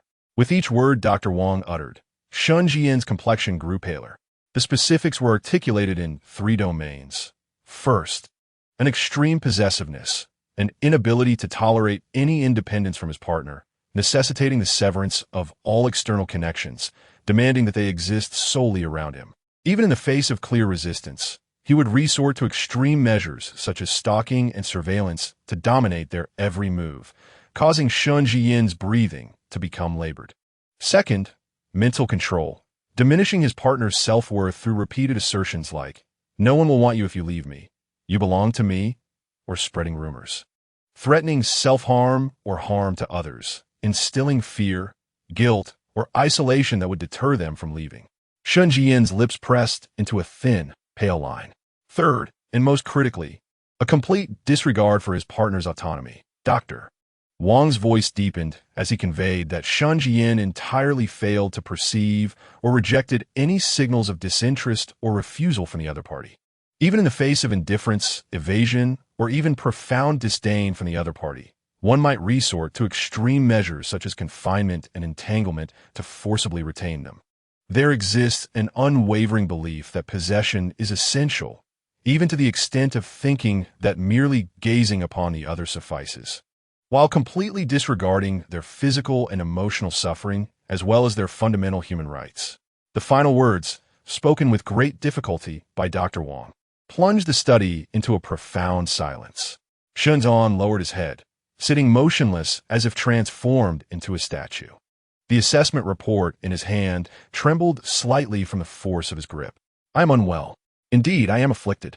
Terms such as paranoia, impulse control issues, and borderline personality disorder pierced him like sharp dissection knives, laying bare his frantic, obsessive, and uncontrollable behaviors and thoughts before him, stark and unadorned. Were those manifestations of what he deemed love, intense possessiveness, and unbearable separation anxiety merely pathological? Was his notion of caring for you, of needing you, perceived by others and in professional evaluations as extreme possessiveness, mental manipulation, and utter disregard for your will? A tremendous wave of absurdity, laced with panic and intense shame, engulfed him, rendering him nearly breathless. He abruptly lifted his gaze, his eyes reddened as he glared at Dr. Wang, his lips quivering as if he sought to refute, to deny, to shred that wretched report. Yet the descriptions inked in black and white, the precise analyses that struck at the core of his every motivation, acted as a clear mirror, reflecting the most despicable and pathological truths buried deep within him, silencing his every attempt at rebuttal. So I truly am a madman. This realization descended upon him like the heaviest of shackles, crashing down upon his heart. However, in the next moment, that overwhelming panic and shame were eclipsed and distorted by an even more fervent and deeply rooted obsession and possessiveness. No, so what if I am unwell? So what if I am insane? I cannot let go, absolutely not. He clenched the report tightly in his grasp, lifting his head, the chaos and shame in his eyes dissipating. So what? He rasped, his voice tinged with a reckless defiance. What does it matter if I am sick? Will that allow me to release him? Impossible. He fixed an intense stare upon Dr. Wang, his gaze menacing. He is merely ignoring me now, remaining silent. And I can hardly endure it. If he truly departs from me, if he vanishes entirely. Shen, as voice faltered, his body trembling uncontrollably for a brief moment. A flicker of genuine, nearly overwhelming fear passing through his depths. He could not fathom, could not imagine such a possibility. It would be 1,000, 1,000,000 times more terrifying than this silent torment, driving him to the brink of madness, even to annihilate everything. Therefore, he raised his voice, as if emphasizing a point to himself or declaring to Dr. Wang, "Illness is illness, I accept that, but letting go? Absolument impossible. You must find a way to restore him to normalcy, to make him speak to me again, to gaze upon me once more. Otherwise," he did not finish his sentence. But the madness and threat in his eyes spoke volumes. Dr. Wang gazed at the unmistakable manifestation of illness before him, a figure resolutely unrepentant, even exacerbating his condition. In that moment, the last vestige of hope within him was irrevocably extinguished. He heavily closed his eyes. Shen Zhiyan no longer regarded Dr. Wang. Clutching the assessment report that unveiled the entirety of his afflictions, he stumbled out of the study, his steps unsteady. In the living room, Jiran remained curled up on the sofa, his back turned, seemingly oblivious to the events that had just transpired, displaying an utter indifference. As Shen Zhiyan observed the cold, distant silhouette, he lowered his gaze to the weighty report in his hand. A profound, twisted anguish intertwined with an increasingly frenzied possessiveness, threatening to tear him apart. What should I do? My illness drives you mad, and it is swiftly pushing me to the brink as well. What would life be like without this affliction? Chapter 48. Bowing down, the atmosphere in the living room was suffocatingly stagnant. Jiran's complete, dismissive silence felt like a blunt knife, incessantly slicing through Shen Zhiyan's taut nerves, rendering him restless on the verge of madness. The freshly minted psychological assessment report served as a cruel mirror, reflecting his pathological essence. Those chilling terms, paranoia, control disorder, disregard for consent, seared into his self-esteem like a brand, yet paradoxically intensified his obsessive clinging. What being ill? Even if I am mad, you must still belong to me. Yet he could no longer endure this torturous neglect. He could not withstand this utter disregard. He had to shatter this damned silence. He needed to witness Jiran's reactions again, to hear his voice, even if it be filled with hatred or insults. Anything was preferable to this oppressive stillness. As evening fell, Shen Zhiyan stood at the threshold of the study, observing Jiran still ensconced on the sofa, engrossed in a book. He inhaled deeply, as if steeling himself for a decisive moment. Clenching his fists until his knuckles whitened, he stepped forward. Unlike his usual assertive approach, he halted a few paces from the sofa, lowering his voice deliberately, adopting a tone that was almost cautious, tentative. Jiran, he called his name, no longer issuing commands to come here or look at him, but rather inviting conversation. The air thickened for several seconds. Just as Shen Zhiyan feared his words would sink into the abyss once more, the seemingly meditative figure on the sofa stirred ever so slightly. Gradually, Jiran lifted his head. His gaze met Shen Zhiyan's face, devoid of emotion, hatred, anger, or even disgust. Only an unfathomable, icy calmness remained, as though he were observing a stranger. Yet this was enough to make Shen Zhiyan's heart leap. An indescribable surge of emotion, a blend of exhilaration and a distorted sense of satisfaction, flooded over him. He looked at me. He finally looked at me. He forcibly suppressed the almost instinctive urge to dominate the conversation, striving to maintain that carefully cultivated demeanor of humility, even managing to muster a somewhat stiff and servile smile. What shall we discuss? Jiran finally spoke. The voice was hoarse, flat, devoid of any fluctuations, as though it were merely recounting a fact unrelated to oneself. Yet, to Shen Zhiyan's ears, these three words resonated like celestial music. He could hardly contain his eagerness to respond, his tone infused with a hint of coaxing and compromise. What is it you desire? Speak freely, provided it is within my capacity. He carefully observed Jiran's expression, adding, We can negotiate. Ji Ran gazed at him in silence, and then, with an excruciating slowness, pronounced several words with clarity, piercing Shen Zhiyan's eardrum like an ice pick. You know what I want. The facade on Shen Zhiyan's face momentarily stiffened, a fleeting shadow of wrath and gloom darting across his eyes. Yet, he swiftly suppressed it, forcing a more painful and helpless smile. His voice growing even more husky and subdued, tinged with a near-pleading tone. Apart from leaving me, he struggled to articulate the words, as if making a significant sacrifice and concession. Other than that, everything else is negotiable, isn't it? He stepped closer, attempting to bridge the distance, but halted abruptly upon catching a glimpse of Ji Ran's suddenly frigid gaze, merely gazing at him with a deeply wounded and affectionate expression. Deep within Ji Ran's heart, a bitter laughter arose, yet his outward demeanor remained calm. The moment to voice his demands had arrived.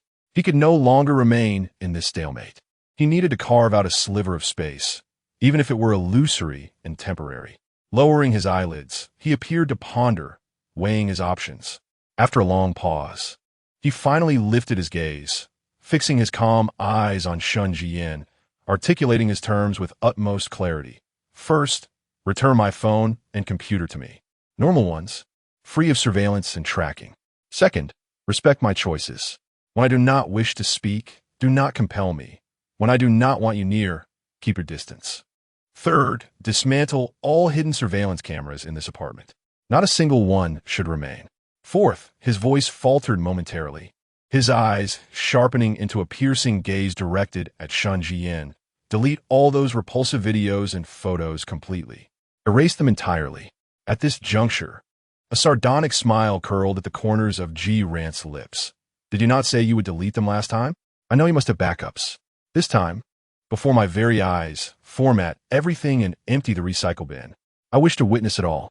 Each condition landed like a heavy hammer, striking fiercely against Shen Zhiyan's pathological desire for control. Return the phone and computer? Dismantle the surveillance? Erase his treasure collection? This was akin to extracting his very heart. Shen Zhiyan's complexion darkened instantaneously, his chest heaving violently, his eyes swirling with a terrifying tempest on the brink of an uncontrollable eruption. Yet, just as he teetered on the edge of losing control, his gaze met Ji Ran's cold, calm eyes, imbued with an undeniable resolve. To refuse, to explode, everything would revert to square one, returning to the desolate silence and indifference that evoked despair. This thought struck him like a bucket of ice water, instantly extinguishing the flames of his impending rage, bringing forth an even deeper, almost overwhelming sense of panic.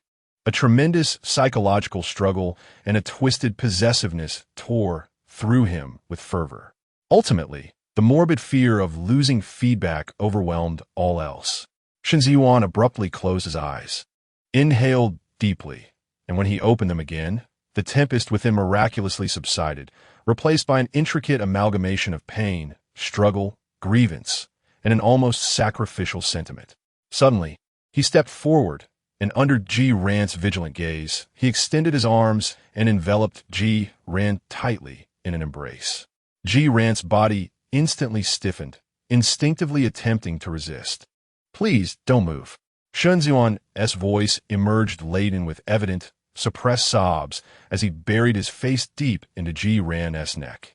His shoulders trembled slightly, and warm, damp tears unexpectedly stained Ji Ran's skin. Ji Ran froze, utterly taken aback. All right, I promise you, I promise. Shen Zhiyan's voice, muffled with nasal inflections and a choked tone, resounded with profound grievance, as though he were the one who bore the greatest injustice. I will return your phone and computer. I'll have someone dismantle the surveillance. I'll delete those videos and photos in front of you, completely erase them. As long as you no longer ignore me. Ran. I cannot live without you. I truly cannot. He wept like a lost child, his arms encircling Ji Ran with a death grip, as if fearing that loosening his hold would cause the person in his embrace to vanish. Ji Ran, rigid in his grasp, felt the palpable warmth against his neck, listened to the suffocated sobs and promises, and for a fleeting moment, his mind went blank. Did he cry? Did he truly agree? So easily? This was entirely beyond Ji Ran's expectations. He had anticipated Shen Zhiyan's fury, his refusals, his threats and coercion, but he had never envisioned this scene before him. This man, so obsessive, frantic, and controlling, was now cradling him like a fragile child, weeping in grievance, even fully accepting all his terms. Did that psychological evaluation truly resonate with him? Had he genuinely recognized his issues? Was he truly willing to change to retain Ji Ran? In this moment, observing Shen Zhiyan's trembling shoulders and hearing his choked promises, Ji Ran's heart, long encased in despair, inexplicably quivered ever so faintly. He remained silent for an extended period, his body still rigid, yet eventually, he slowly and laboriously lifted his hand, gently patting Shen Zhiyan's back. It was an exceedingly restrained gesture, scarcely qualifying as comfort. Yet, Shen Zhiyan reacted as though granted a monumental blessing, abruptly raising his head, tears blurring his vision, his eyes filled with incredulous surprise and an almost greedy yearning. Ran, have you forgiven me? Are you no longer angry with me? Ji Ran gazed into his reddened eyes, still glistening with tears, seemingly brimming with sincere remorse and humble affection. He pressed his lips together, and the absurd wavering of hope deep within him flickered like a candle in the wind, delicately swaying. He nodded ever so slowly, imperceptibly, and emitted a raspy syllable from his throat. In an instant, Shen Zhiyan transformed his tears into laughter, his smile radiant to the point of blinding, infused with the euphoric joy of rediscovery. He embraced Ji Ran once more, as if holding the most precious treasure in the world, his voice trembling with excitement. Wonderful, Ran. Truly wonderful. Rest assured, I will fulfill my promise to you. I shall act right now. I will delete it now. Releasing Ji Ran, he hurriedly retrieved his tablet and phone, and before Ji Ran's eyes, he began to execute his intentions. He opened the deeply concealed folders, and indeed, backups remained. One by one, he selected them, clicked to delete, emptied the recycle bin, and even canceled the cloud backups, his actions urgent and sincere. As if eager to prove his remorse, Ji Ran stood to the side, silently observing his actions, watching the repugnant images and files vanish one by one. His emotions a tumult of complexity. He felt a blend of vigilance, suspicion, absurdity, and a faint, almost imperceptible hope that he barely dared acknowledge. Once Shen Zhiyan had deleted everything, he even called in technical personnel to dismantle all hidden surveillance cameras in the apartment. He returned Ji Ran's confiscated phone and computer, and uninstalled all monitoring software in his presence. After completing these tasks, he looked at Ji Ran with the eagerness of a child awaiting praise, his eyes glistening with a mix of eagerness and anxiety. Ran, is this sufficient? Ji Ran regarded the seemingly transformed, humbly subservient Shen Zhiyan, then glanced at the liberated electronic devices and the vacant corners of the room. He remained silent for an extended moment before finally giving a gentle nod. Shen Zhiyan immediately exhaled in relief, a brilliant, almost foolish smile blossoming on his face. He cautiously approached, tentatively taking Ji Ran's hand, and when he did not immediately pull away, he grasped it tightly, his tone light and gentle. Then let us be well from now on, shall we? I will listen to you in everything. The scene appeared eerily warm and harmonious. From an angle beyond Ji Ran's view, Shen Zhiyan slightly turned his head towards the window, and the humble, subservient smile at the corner of his mouth shifted with an unsettling slowness, casting a shadow in the fading sunlight. In that smile, there was no hint of grievance or sincerity left, only a full measure of calculated cruelty and mocking delight. Beneath his gaze lay an ever-churning abyss of unquenchable, extreme possessiveness and desire for control. The hard approach was ineffective. Thus, he would offer a softer touch. Did you truly believe everything was deleted? Chapter 49. The invitation to the family feast days slipped by in a strangely fragile calm. Shen Zhiyan appeared to genuinely uphold his promise, restraining his suffocating need for control and coercion. He no longer forced embraces or kisses, nor did he constantly fix his unsettling gaze upon Ji Ran. He even permitted Ji Ran to attend classes alone, insisting only that he return home immediately after.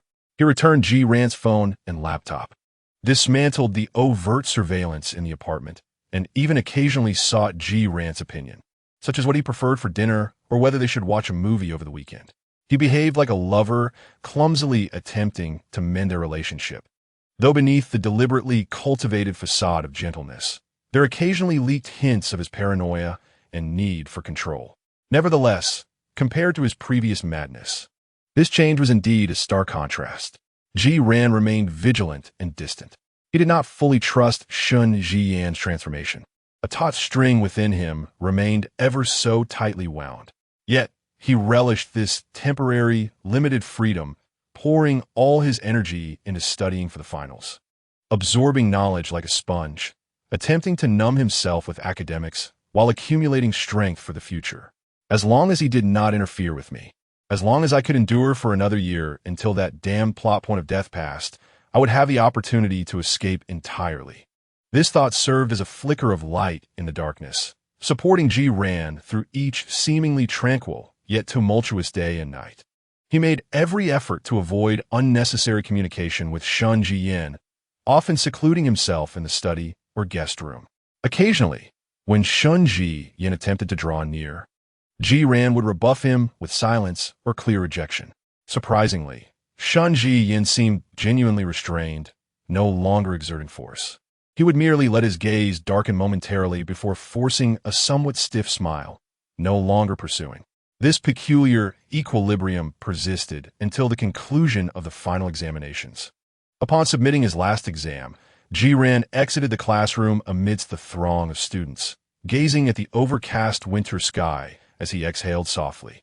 The brief semester had ended, signifying that he would not need to attend school daily for the time being, yet it also meant he would spend more time in that opulent cage called home, in constant proximity to that madman. Contemplating this, the relief he had just felt instantly transformed into a weighty burden. He ambled back to the apartment and opened the door with his key. To his surprise, Shen Zhiyan was already home, seated on the living room sofa, seemingly engrossed in emails. Upon hearing the door open, he lifted his head, revealing a smile that could only be described as gentle. "Finished your exams? How do you feel?" However, Shen Zhiyan called out to him, his voice still laced with that deliberate softness. "Tomorrow evening, there's a family dinner at my place. We need to go back together." The words struck Ji Ran like a thunderbolt, halting his steps abruptly, and the color drained from his face as he turned away from Shen Zhiyan. A family dinner? The Shen family? Together with Shen Zhiyan?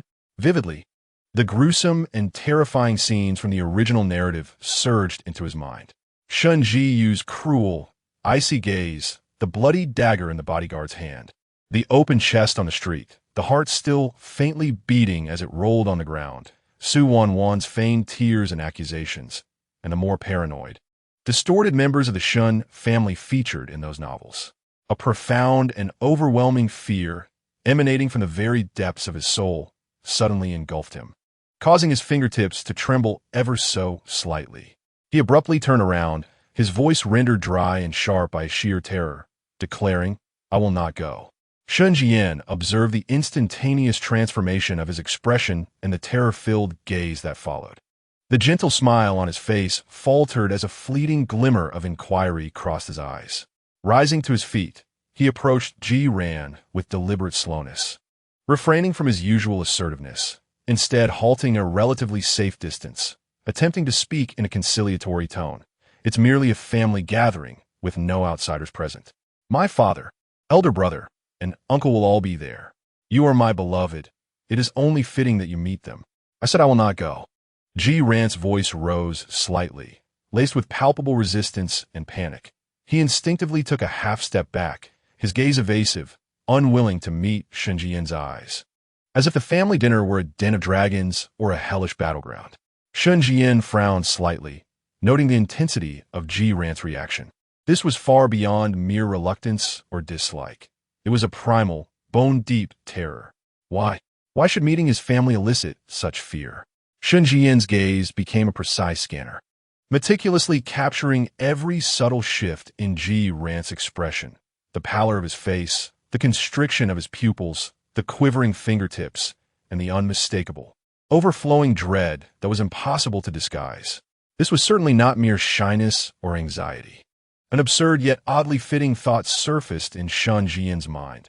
Had Ji Ran been afraid of him, of the Shen family, from the very beginning? Did he harbor some knowledge? Suppressing the rising doubts within, Shen Zhiyan reassembled a facade of patience tinged with a hint of grievance. He stepped forward, extending his hand, and this time he embraced Ji Ran with extraordinary gentleness. Ji Ran's body stiffened abruptly, instinctively attempting to struggle free. "Do not move," Shen Zhiyan's voice lowered.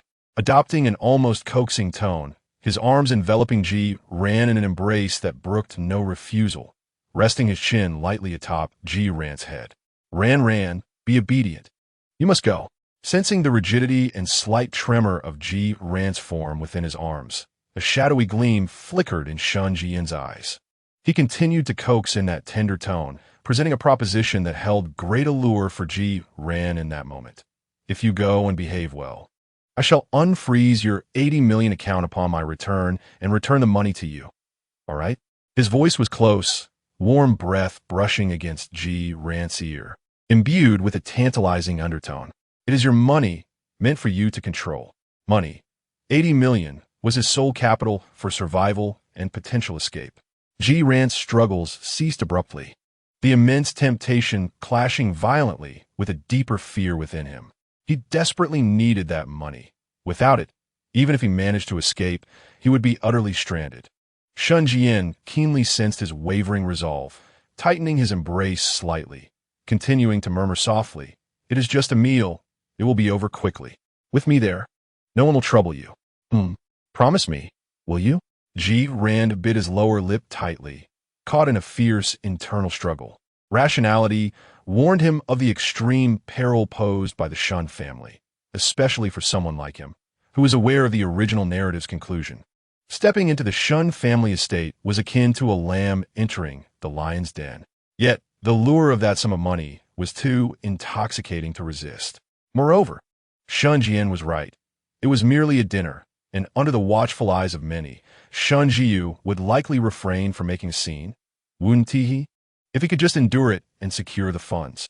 Ultimately, the urgent need for money and a fleeting sense of luck regarding his impending doom temporarily overwhelmed the paralyzing fear. With great difficulty, as if draining every ounce of strength, he managed to squeeze out a dry, raspy syllable. "Okay?" Upon hearing this response, Shen Zhiyan's face instantly blossomed into an extraordinarily radiant, almost childishly gleeful smile, as if he had received an immense reward. He tightened his embrace, drawing Ji Ran closer, affectionately nuzzling his hair with his cheek, his voice brimming with delight.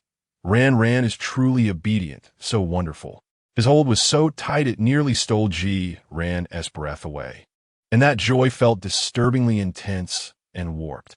Ji Ran remained rigid in his arms, devoid of any happiness, only weighed down by a heavy, death-like dread and anxiety. He felt as if he had made a Faustian bargain with the devil. Shen Zhiyan held him, sensing the compliant, yet forced, body still quivering slightly in his grasp. Deep within the depths of his eyes, the flicker of pleasure and satisfaction was once again stirred by cold curiosity and doubt. Was he truly terrified of merely a family banquet, or was their fear directed toward a specific individual? Ji Ran, whom do you truly fear? And who has divulged the secrets of the Shen family to you? His gaze fell upon Ji Ran's pale, fragile profile, his expression inscrutable and shadowed. Chapter 50. The Shen family banquet in silent terror. A black sedan glided into a heavily guarded, eerily serene villa district, finally halting before grand, brightly illuminated Chinese mansion that exuded an inexplicable sense of oppression. Ji Ran sat in the car, observing the looming silhouette of the structure outside, his heart racing uncontrollably, palms damp with cold sweat. The platinum bracelet on his wrist reflected a faint yet piercing glimmer in the dim light of the vehicle, a stark reminder of his current identity and predicament. The Shen family estate felt like a heavy shackle, constraining his breath. Shen Zhiyan turned to regard Ji Ran's top profile and slightly trembling fingers, a barely perceptible smile curving his lips. He reached out, seemingly gentle yet utterly insistent, clasping Ji-Ran's icy hand. "Don't be nervous." His voice held a hint of reassurance, yet a secret excitement and desire for control shimmered in his eyes. "It's just a dinner. Stay close to me. I will always be by your side."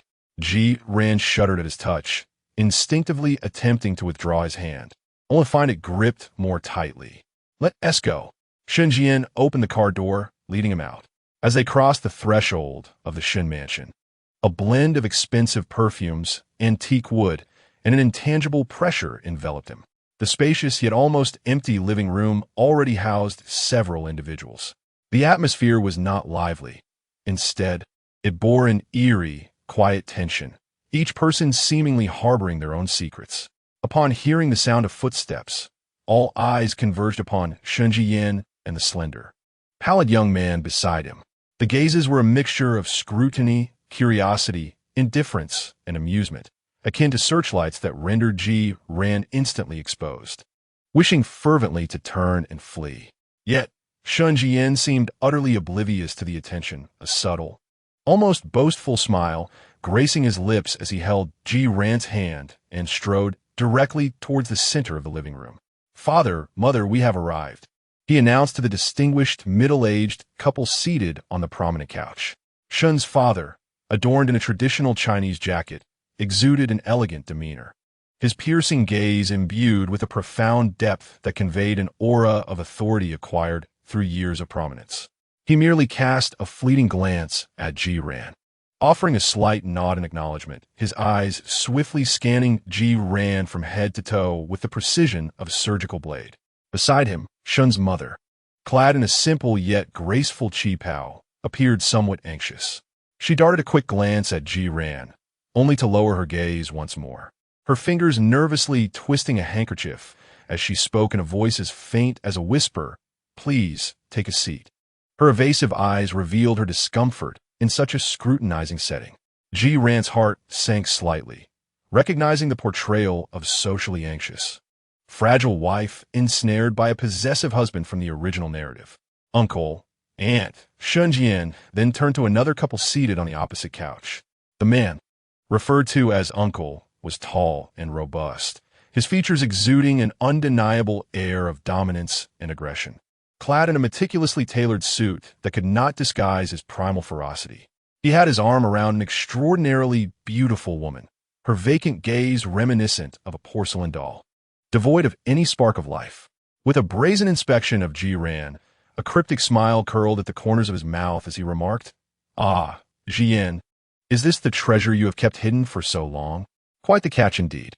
Throughout this exchange, the woman nestled against him maintained her gaze downward, her long lashes casting shadows upon her pale skin, displaying no reaction as if the world around her held no relevance. However, when the man tightened his embrace, a barely perceptible stiffness coursed through her form. Ji-Ran's heartbeat faltered, the chilling realization dawning upon him of the forced entanglements, the young births, and the desperate attempts to escape, all stemming from the grim circumstances he observed in the woman's hollow stare. "Aunt," Shen Zhiyan addressed another woman seated alone in a single armchair, her pregnant silhouette striking, yet her features marred by a hint of bitterness and exhaustion. "You are nearing your due date, aren't you? Where's Uncle today?" The woman, caressing her belly, curled her lips in a faint grimace, her tone laced with both complaint and a barely perceptible pride. "He, busy with school, said he would arrive later." No matter how busy, he must come. After all, this is the bloodline of the old Chen family." Ji-Ran remained silent, contemplating the implications of coercive measures, forced pregnancies, and the disruption of existing unions. At that moment, a girl, seemingly no older than 16 or 17, dressed in a Lolita-style dress and sporting twin ponytails, bounded over with uncontainable excitement, her eyes sparkling as she approached Shen Zhiyan. Second brother, is this your boyfriend you've kept so tightly under wraps? Oh, how truly beautiful, even more stunning than in the photographs. Please, allow me to make an introduction." Shen Zhiyan appeared to possess a modicum of patience for his young cousin, offering a gentle smile as he patted Ji-Ran's shoulder. "This is Ji-Ran, Ran, meet my cousin, Ji Wei. Hello, brother Ji Ran, Shen Zhiyan greeted eagerly, extending her hand with a radiant smile. I've been looking forward to meeting you. How long have you two been together? Are you happy? Is there sweetness in your daily lives? Ji Wei, Shen Zhiyan interjected, his tone tinged with a hint of admonition, though his eyes betrayed little anger, more a sense of amusement at her boldness. Ji Wei stuck out her tongue playfully, but continued to curiously scrutinize Ji Ran, as if he were a rare specimen. Ji Ran felt increasingly uncomfortable under her gaze, managing only a painfully stiff smile that resembled more of a grimace than anything joyful. Eventually, Shen Zhiyan's attention shifted to the corner of the living room by the window, where two figures stood. One was tall and imposing, clad in a black suit, emanating a cold and brooding aura, holding a glass of wine and gazing sharply out the window, none other than Shen Zhiyan. Beside him stood a woman in a white dress, appearing delicate and vulnerable, yet her eyes betrayed anxiety and trepidation. Su Wanwan. As Shen Zhiyan guided Ji Ran towards them, Su Wanwan abruptly lifted her head. The moment her eyes met Ji Ran's, her pupils constricted sharply, and the color drained from her face. Clearly, she had not anticipated encountering Ji Ran here, nor did she expect him to be in Shen Zhiyan's company, presenting himself as a romantic partner at the Shen family banquet.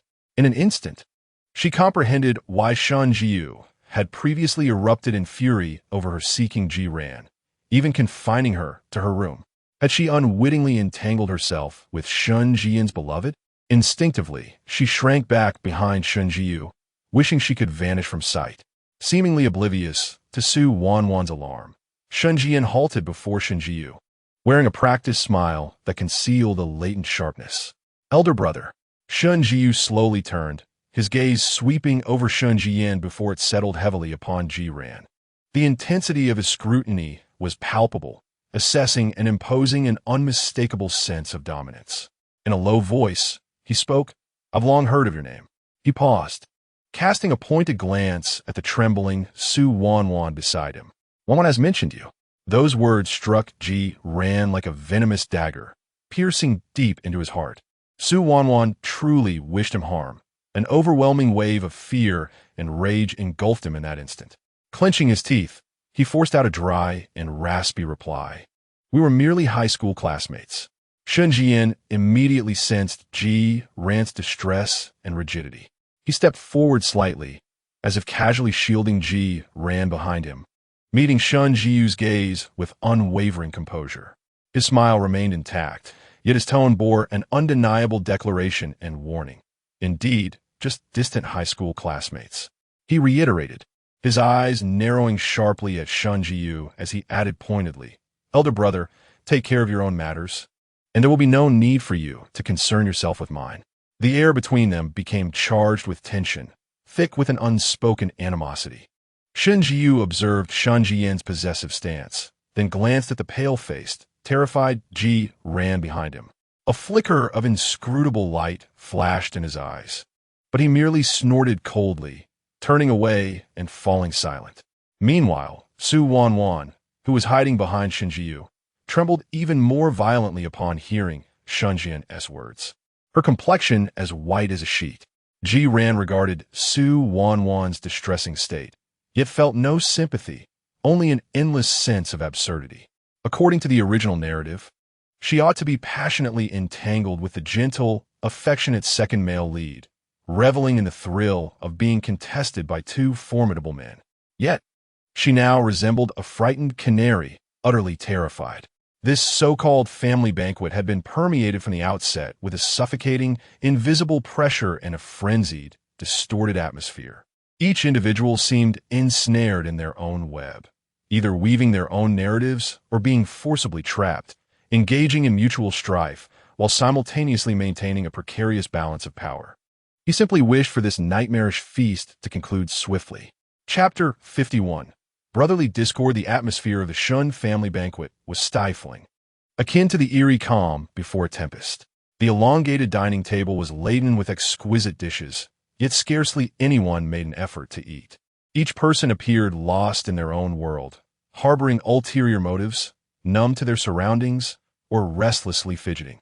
Zhiyan felt as though he were sitting on pins and needles. The taste of the meal akin to chewing wax. He lowered his head, striving to diminish his presence. Yet he could still distinctly feel the myriad of ambiguous gazes directed at him from all corners. He forced himself to avert his eyes from Su Wanwan's pale, terrified visage and refrained from delving into the undercurrents hidden beneath the seemingly calm facades of the other members of the Shen family. He only wished for this torment to reach its conclusion swiftly. At last, the interminable dinner approached its end amidst an exceedingly bizarre atmosphere. Shen father set down his chopsticks, wiped the corners of his mouth, and blandly uttered, "Please, take your time," before rising to leave the dining hall. Shen mother, as if granted a reprieve, promptly followed suit.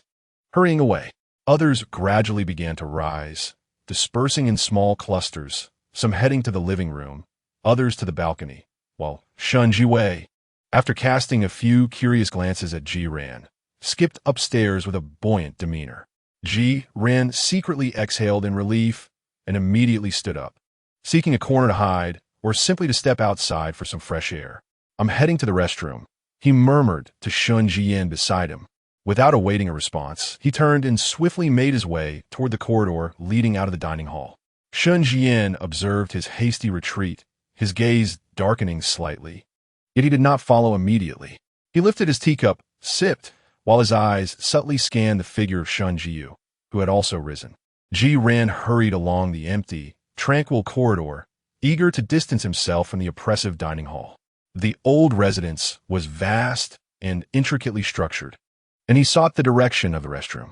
Just as he rounded a secluded corner and was about to reach the restroom door, a powerful hand, like a vice, suddenly covered his mouth from behind, while another arm brutally encircled his waist, dragging him forcefully into a nearby dimly lit storage room. In a state of sheer terror, Zhiyan's eyes widened as he struggled desperately. However, the strength of his assailant was astonishing, rendering him as powerless as a chick ensnared by an eagle. With a resounding bang, the door to the room was slammed shut, obliterating all light and sound from the outside world. In the suffocating darkness, Zhiyan was violently hurled against the wall by that overwhelming force, causing his vision to blur and a sensation of dislocation envelop his insides. The hand that had clasped over his mouth was released, replaced by another that fiercely and precisely gripped his throat. Instantly, he was beset by the sensation of choking.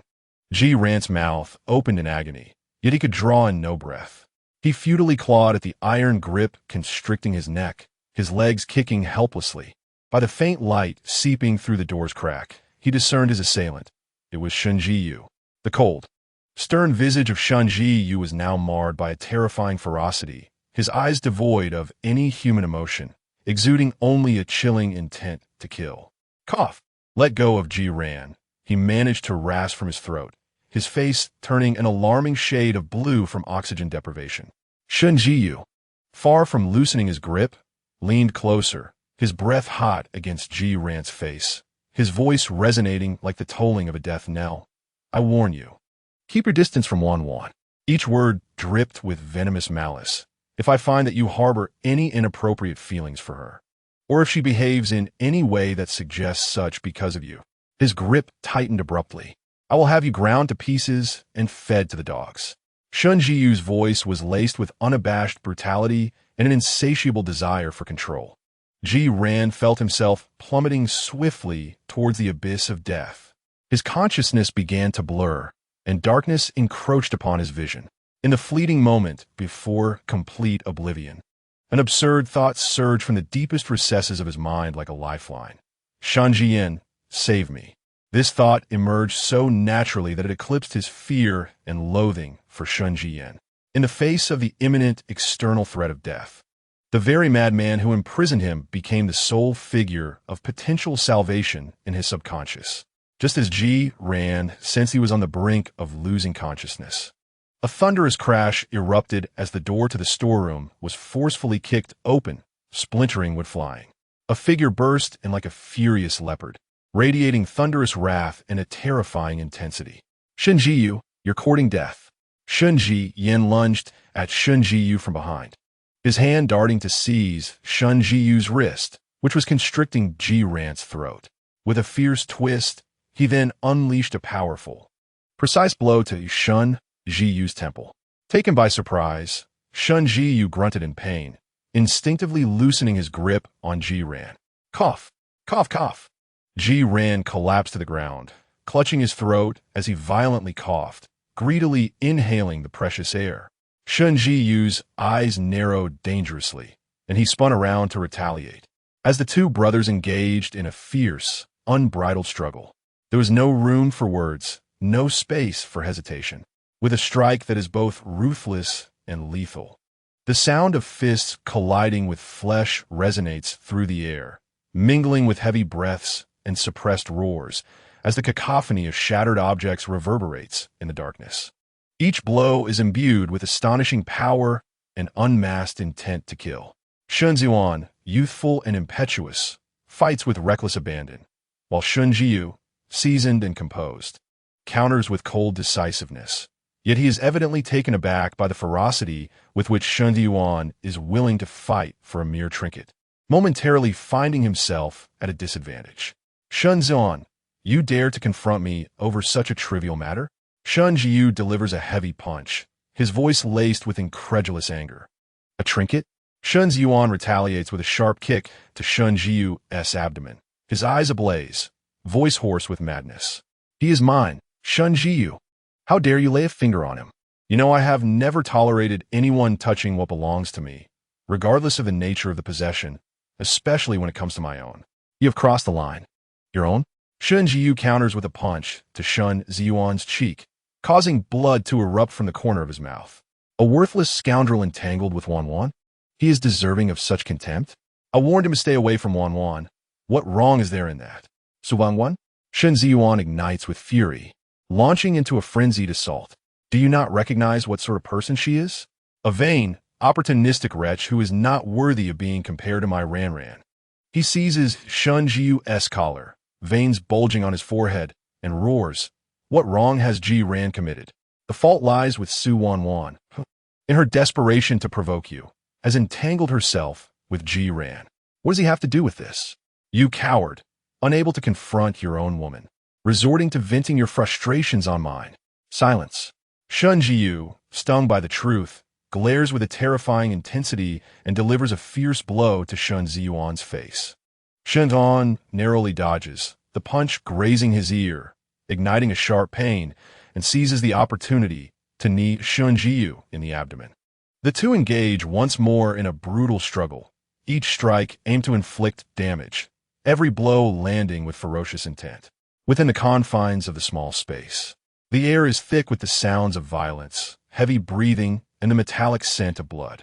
Both combatants are blinded by rage, intent on bringing the other to their demise.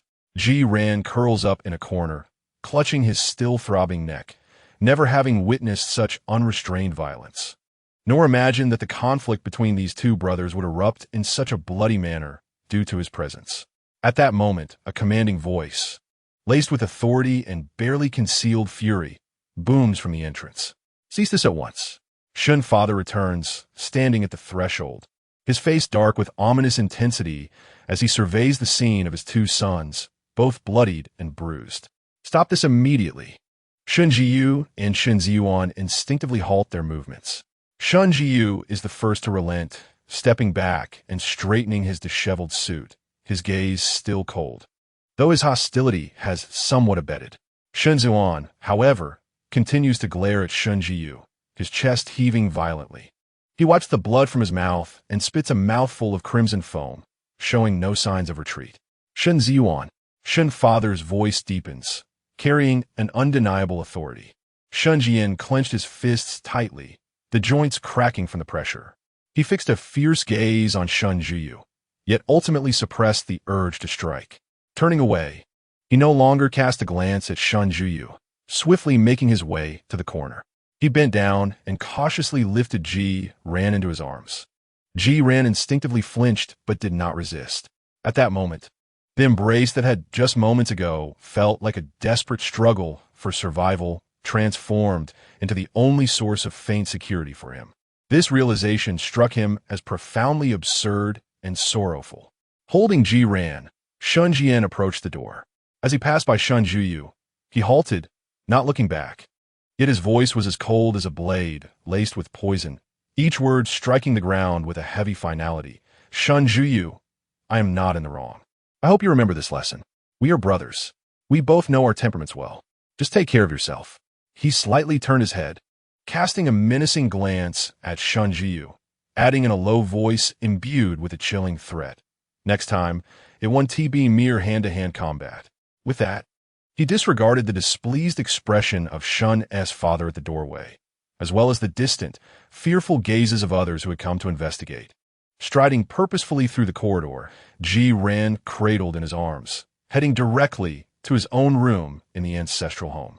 Chapter 52. The Broken Defense Line. Shen Zhiyan, holding Ji Ran, hastily traversed the expansive and oppressive corridor of the Shen family's old residence, ignoring the various glances that may have been cast upon him from behind. He entered his bedroom on the second floor with determination. With a resounding thud, he slammed the door shut with his heel, isolating himself from the outside world. Gently, he placed Ji Ran on the soft bed, his movements tender to the point of reverence, a stark contrast to the violent frenzy he had just displayed. The room was illuminated by a dim bedside lamp, casting warm yellow light that highlighted Ji Ran's pale face, etched with the remnants of terror. Shen Zhiyan sank to one knee beside the bed, leaning over, trembling as he reached out, his fingertips delicately brushing against the vivid bruises encircling Ji Ran's neck. His touch was cold, accompanied by a barely perceptible tremor. I'm so sorry, he rasped, his voice thick with emotion and nasal congestion, repeating the apology as if caught in a tide of overwhelming panic and guilt. It's my fault, all my fault. I shouldn't have brought you here. I shouldn't have left your side. I shouldn't have allowed him the chance to come near you. His eyes quickly reddened, large tears cascading down without warning, splattering onto the sheets beside Ji Ran's neck, staining them with dark splotches. The tears appeared so genuine, brimming with anguish and dread. Does it hurt? Ran. Does it hurt terribly? He lifted his head, his vision blurred by tears as he gazed at Ji Ran, his eyes filled with sorrow and regret. Let me see. I'll apply some medicine. It will stop hurting soon. In a flurry, he stood up, rummaging through the bedside cabinet for the first aid kit, desperately searching for the ointment to reduce swelling and bruising. His urgency rendered his fingers clumsy and unsteady, twisting the cap open several times before it finally yielded. He knelt once more beside the bed, delicately dipping a cotton swab into the chilling ointment, his movements so gentle they were almost imperceptible. With utmost care, he meticulously applied it to the grotesque scars encircling Ji Ran's neck. Each stroke was accompanied by his stifled sobs and whispered words of anguish. I'm sorry. Did it hurt you? I'll be gentle. It will soon feel better. That bastard, how dare he treat you this way? I will not let him go, absolutely not. Tears streamed down his face as he tended to the wounds, his focus unwavering and reverent, as though he were caring for a rare and precious artifact that had been lost, but now lay broken before him. Ji Ran lay rigidly on the bed, utterly still. His mind was a void, buzzing with a cacophony of thoughts, as if he had yet to emerge from the profound terror and shock of that near-fatal encounter. Shen Zhiyu's cold, merciless eyes, devoid of any trace of humanity, gripped his throat like a vice, robbing him of breath. The excruciating pain and suffocating sensation, reminiscent of a nightmare, flashed before him in vivid clarity. He had come perilously close to death, just a breath away, from meeting the fate foretold in the original narrative at the hands of Shen Zhiyu. An overwhelming dread, springing from the depths of his soul, engulfed him like a frigid tide, leaving him icy and numb, his limbs devoid of sensation, reduced to a series of uncontrollable shivers. He even forgot to cry, to react. He merely stared vacantly at the ceiling with hollow, dazed eyes, his pupils still reflecting the remnants of unmitigated terror. It was only when the cool ointment made contact with the searing scars, offering a faint sense of relief, that the whispers of regret and sorrow penetrated his frozen thoughts, prompting Ji Ran's nearly immobilized mind to slowly, laboriously begin to function once more. It was Shen Zhiyu. He had rushed in, rescuing him from Shen Zhiyu's grasp. He was the one treating his wounds, shedding tears, and uttering apologies. This realization emerged like a fragile beam of light, piercing through the layers of oppressive fear that had encased his nearly desolate heart. In the midst of that life-threatening terror, the sole figure he subconsciously called for help was indeed this maniac who had imprisoned and tormented him. Yet, at this moment, this very madman knelt by his bedside, weeping for him, applying ointment, and standing against his even more terrifying and cruel brother. An extraordinarily complex and ineffable emotion began to take root, entwining itself around his cold, despairing heart like creeping vines. It was the fragility of having survived a catastrophe, a transference of fear towards an even greater violence, and a morbid, twisted sense of dependence.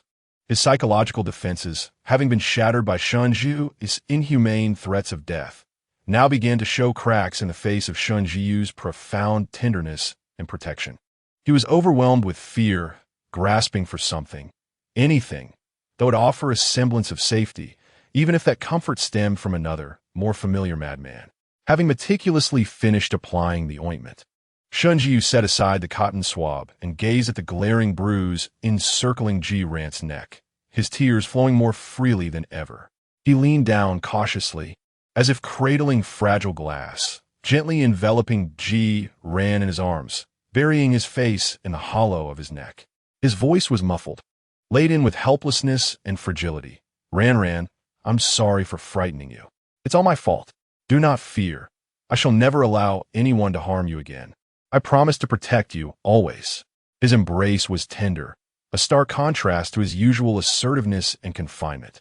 Ji Ran's rigid form trembled slightly within this gentle hug, infused with the scent of tears and ointment.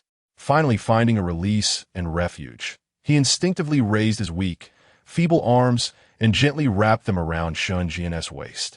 This subtle, almost imperceptible response sent a jolt through Shen Zhiyan, as if he had received a great shock and encouragement.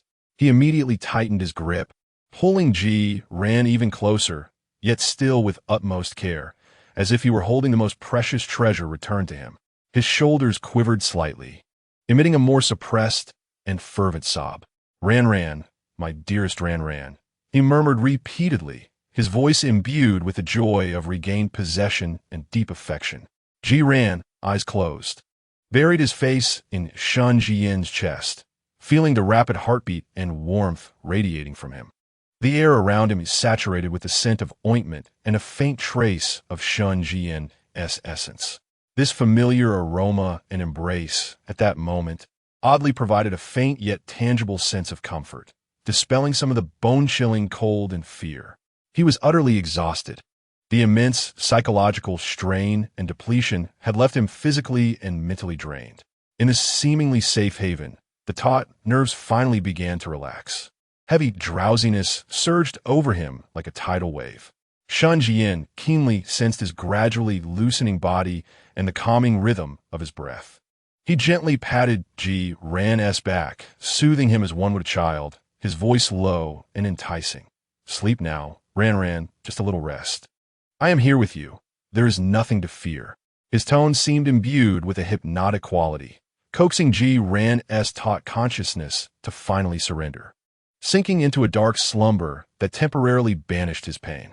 Shen Zhiyan maintained his embrace, motionless, until he confirmed Ji Ran was sound asleep. Under the dim light, he slowly raised his head. The traces of unshed tears, the reddened eyes, and the expression of tender vulnerability faded away like a receding tide, leaving behind an icy, unfathomable calm.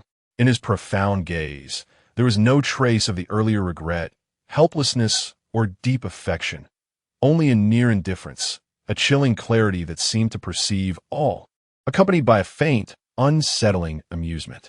He lowered his head, observing the furrowed brow of the sleeping figure and the glaring scars, and with the utmost gentleness, almost with a touch of affection, he brushed his fingertips along the edge of those scars.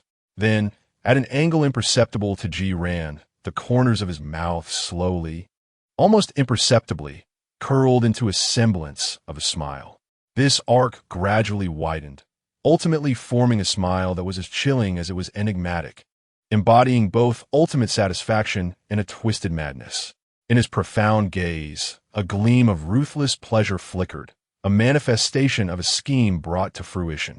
He had successfully orchestrated a meticulously planned violent rift among brothers, followed by precisely timed, heartfelt tears and tender concern, finally prying open a minuscule crack in the hard shell of his beloved. Although the process was fraught with peril and the methods were brutal, the outcome filled him with immense gratification. The body nestled in his embrace, submissive and reliant on him, exuded a fragile vulnerability that begged for his protection, a sight he had long yearned to witness. The fear and dependence of the prey always served as the most exhilarating stimulant for the hunter. Chapter 53. The whipping in the study at 2 in the morning. The Shen family's old residence lay in utter silence, the cacophony, undercurrents, and conflicts of the day swallowed by the dense cloak of night, leaving behind an almost deathly tranquility. However, on the third floor, in Shen father's study, the cold white light still burned brightly. The heavy redwood door was firmly shut, effectively locking away all sounds from within. Shen Zhiyan entered, clad in a fresh black nightgown.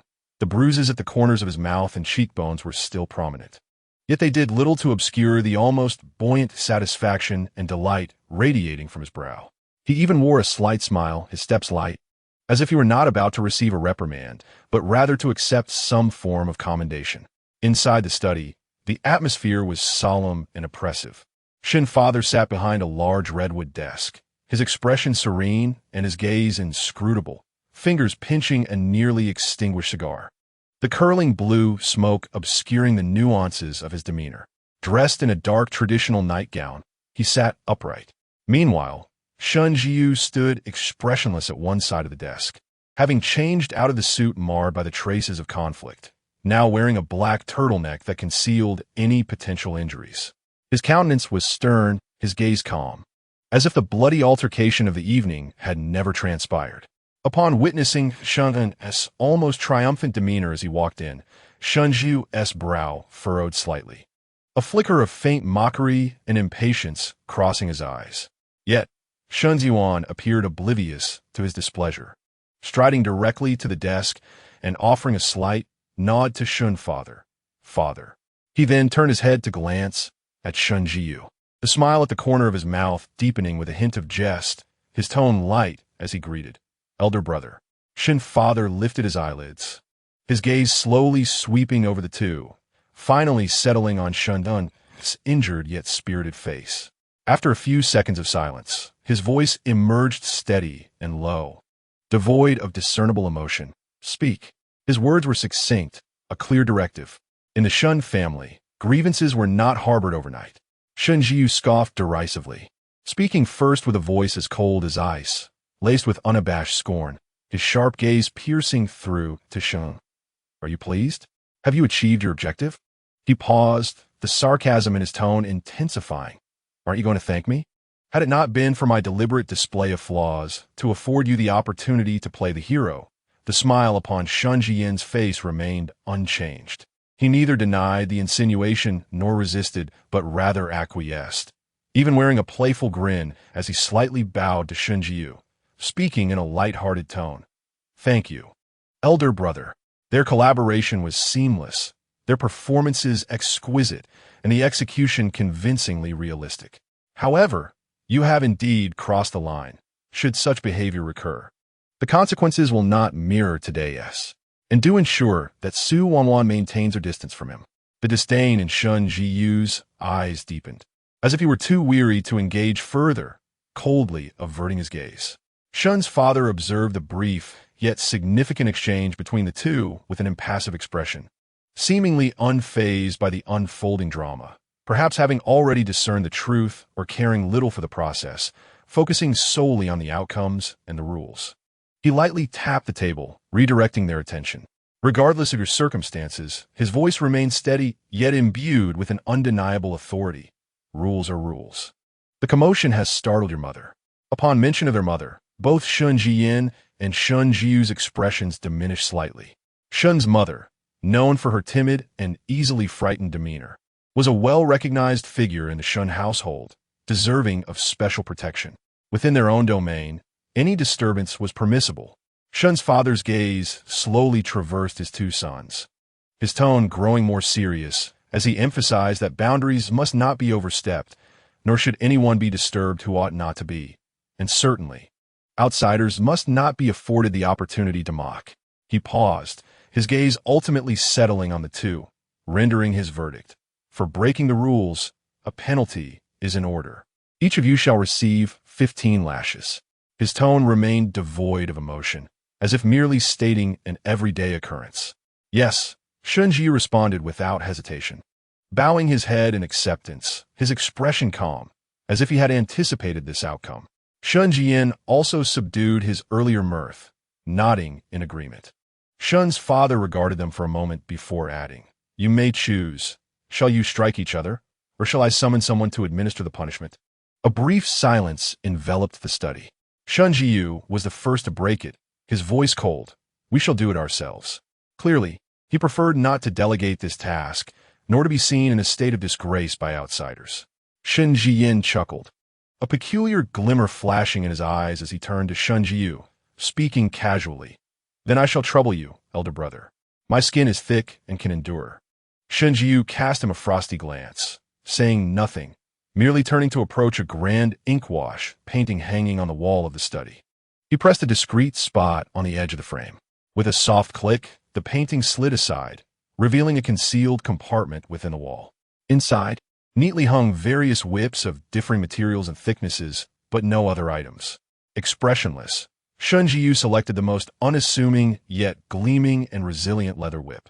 He grasped in his hand, casually swinging it through the air, producing a sharp whoosh that sent shivers down one's spine. With the whip in hand, he returned to the central space of the study, his gaze icy as he fixed it upon Shen Zhiyan. Shen Zhiyan wore that infuriating smile as he confidently approached the center of the open space, willingly shedding his sleeping robe to reveal a torso marked by a few bruises from past scuffles, yet still exhibiting a smooth and graceful physique. With his back turned to Shen Zhiyan, he knelt down, placing his hands on his knees, bracing himself for the impending punishment. Throughout this ordeal, Shen's father remained seated behind the desk, his expression impassive, as if he were merely an observer of a performance entirely unrelated to him. Standing behind Shen Zhiyan, Shen Zhiyan weighed the whip in his hand, his gaze sharpening with determination. Without a trace of hesitation, he raised his arm and brought it down with force. The sharp crack of the whip reverberated through the silent study like a thunderclap. A vicious crimson mark instantly appeared on Shen Zhiyan's smooth back. His body tensed abruptly. The hands that had been resting on his knees clenched into fists, veins popping at his temples. Yet, he gritted his teeth, suppressing any sound. Not even a muffled groan escaped his lips. Shen Zhiyan's eyes were as cold as ice, showing no mercy. One lash followed another, each strike delivered with precision and ruthless force upon Shen Zhiyan's back. The sharp sounds of the whip fell like relentless raindrops, each crack sending shivers down the spine. Shen Zhiyan's back quickly became a canvas of intersecting, gaping welts, blood seeping slowly, staining his skin and waistband. His body trembled slightly from the excruciating pain, beads of cold sweat forming on his forehead. He bit down hard on his lips, tasting blood, but he resolutely held on, refusing to collapse or plead for mercy. 15 lashes, each one delivered without exception. By the time the final lash fell, Shen Zhiyan's back was a ghastly sight, drenched in blood. He gasped for breath, his entire body soaked in cold sweat, his arms trembling as they supported his weight on his knees. Shen Zhiyan expressionlessly discarded the whip, as if the brutal beating moments ago had nothing to do with him. He stepped aside to retrieve a damp towel, wiping his hands clean. Then, he returned to the center of the study, efficiently removing his turtleneck sweater to reveal his muscular torso. With his back to Shen Zhiyan, he assumed the same position of impending punishment, his voice cold, declaring, "It's your turn." Shen Zhiyan slowly straightened, his movements stiff and sluggish from the agonizing pain in his back. He wiped the cold sweat from his forehead and approached the hidden compartment to retrieve another whip. He moved behind Shen Zhiyan, assessing the whip and gazing at his older brother's proud back, a faint smile curling at the corners of his lips. Without hesitation, he raised his arm and swung down with all his might. The crack of the whip echoed with the same sharpness and brutality, leaving an instant mark of blood on Shen Zhiyu's body. Shen Zhiyu's body tensed, yet he was even more stoic than Shen Zhiyan, barely showing any sign of tremor, as if the whip had not struck him at all. Shen Zhiyan's eyes darkened, showing no mercy in return. His strikes filled with a certain veiled, vengeful satisfaction that surpassed the cruelty he had endured. The sounds of the whip resounded once more, each crack as fierce as the last. The crack of the whip reverberated once more through the study, each strike seemingly infused with the fervor of blood and the unspoken, twisted understanding between brothers. 15 lashes, not a single one less. As Shen Zhiyan cast aside the whip, Shen Zhi's back was left a grotesque tapestry of flesh and blood. Yet he remained steadfast, slowly rising to his feet, his movements even more agile than those of Shen Zhiyan. He grasped another towel, wiping the blood from his back with an impassive expression, as if he felt no pain. The two brothers, their bare torsos drenched in blood, stood at the center of the study, exchanging a fleeting glance. Shen Zhiyan's face was pale from the agony, yet his lips curled into a peculiar smile tinged with delight. Shen Zhi's countenance was grim, but within the depths of his gaze lay not a trace of resentment or fury, only an icy calmness. It was as if the brutal exchange had merely been a necessary, ritualistic procedure. Their father observed with a cold detachment, speaking only after the punishment had concluded. The rules have been established, and the penalty has been served. This matter ends here. Yes, father, the brothers replied in unison. Their heads bowed. You may leave. He gestured dismissively, reigniting a cigar, as if the two bloodied sons before him were mere inconsequential pieces of furniture. Shen Zhiyan and Shen Zhi exchanged no further words, each retrieving their garments and exiting the study in silence, one following the other. The heavy mahogany door closed slowly behind them, sealing away all the bloodshed, pain, and distorted familial rules beneath the cold light. In the corridor, they walked side by side, their steps slightly sluggish due to the searing pain in their backs, yet neither offered support to the other. As they reached the staircase, Shen Zhi suddenly halted, turning to Shen Zhiyan, his voice still frigid, but laced with a barely perceptible warning. Play with fire, and beware of self-immolation. At this, Shen Zhiyan's pale face broke into a radiant yet obsessive grin, moistening his cracked lips, his gaze fervent. Rest assured, brother. The flames will only make the treasure cling to me more tightly. Chapter 54.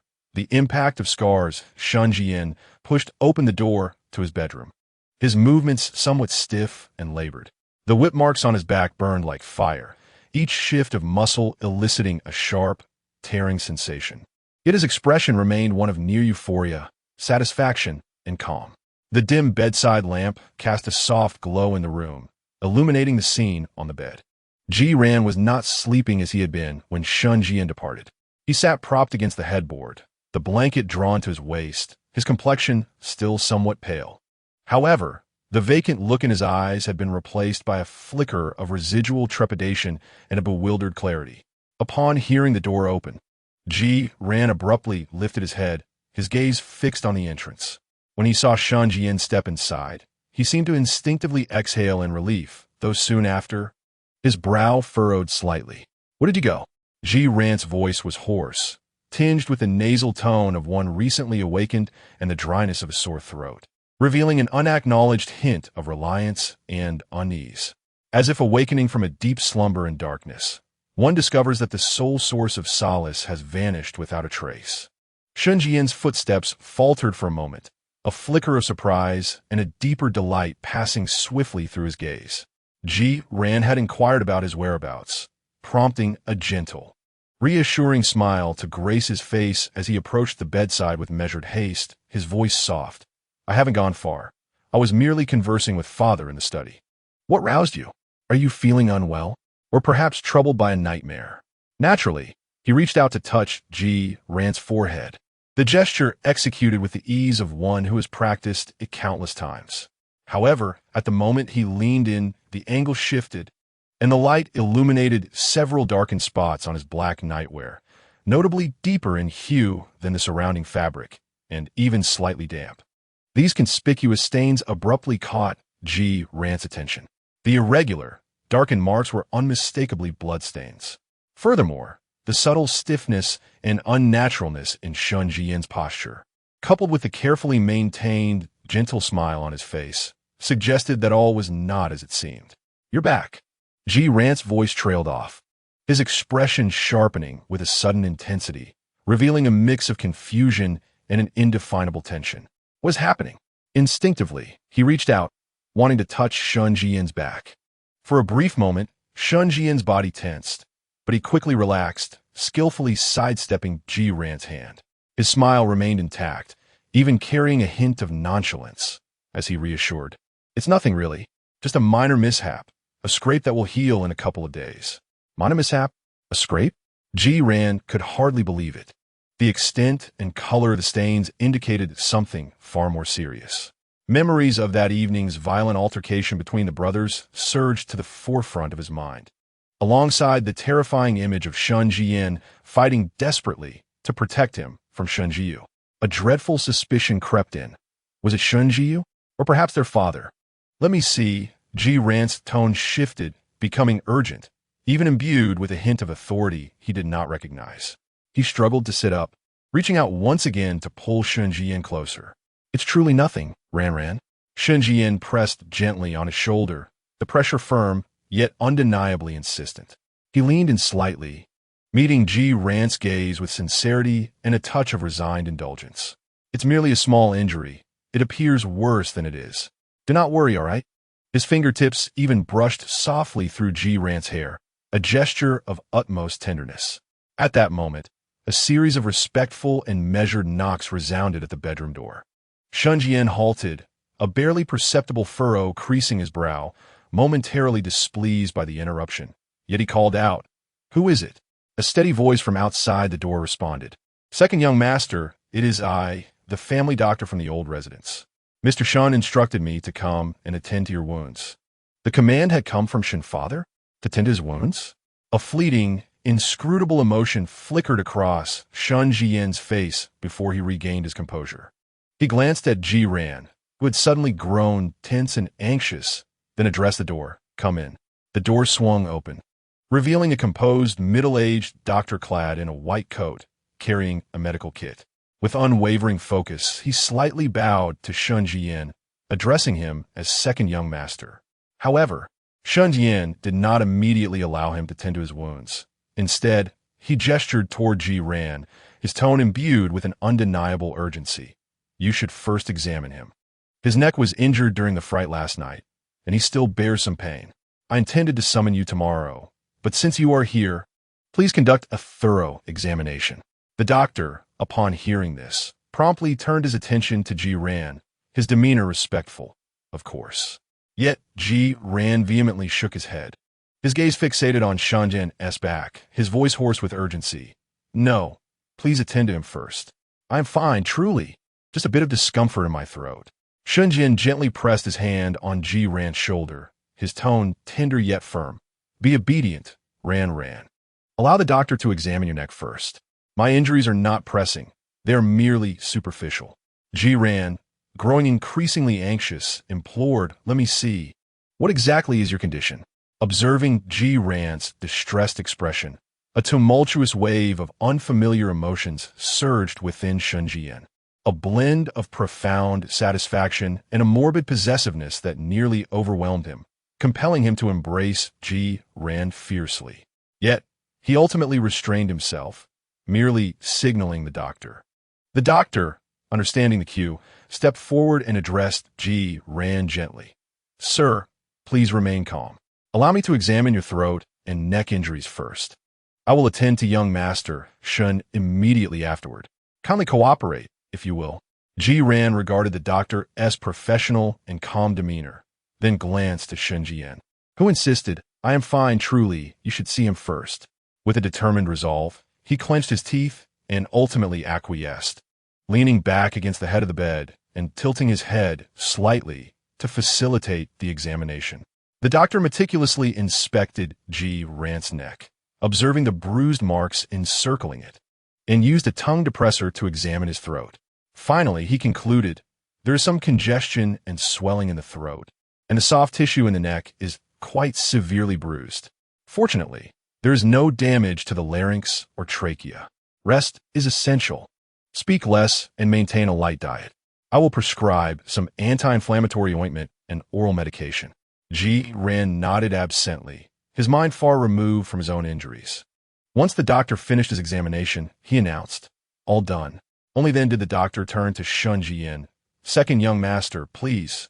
Shen Zhiyan cast a glance at Zhiyan, noting his anxious expression that communicated, if you do not let me see, I will not relent.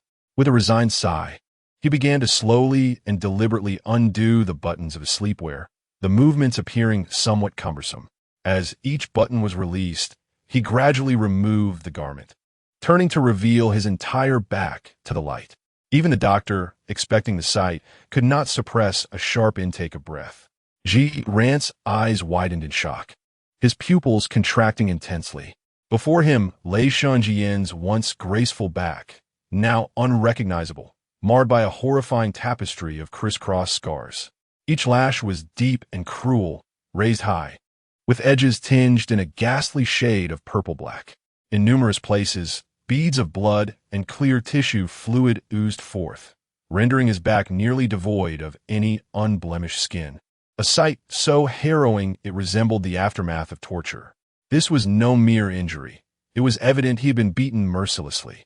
The realization that he had endured such suffering to shield himself from the terror of his formidable elder brother and family seared into his heart like a branding iron. With his back turned, Shen Zhiyan addressed the doctor, requesting prompt treatment.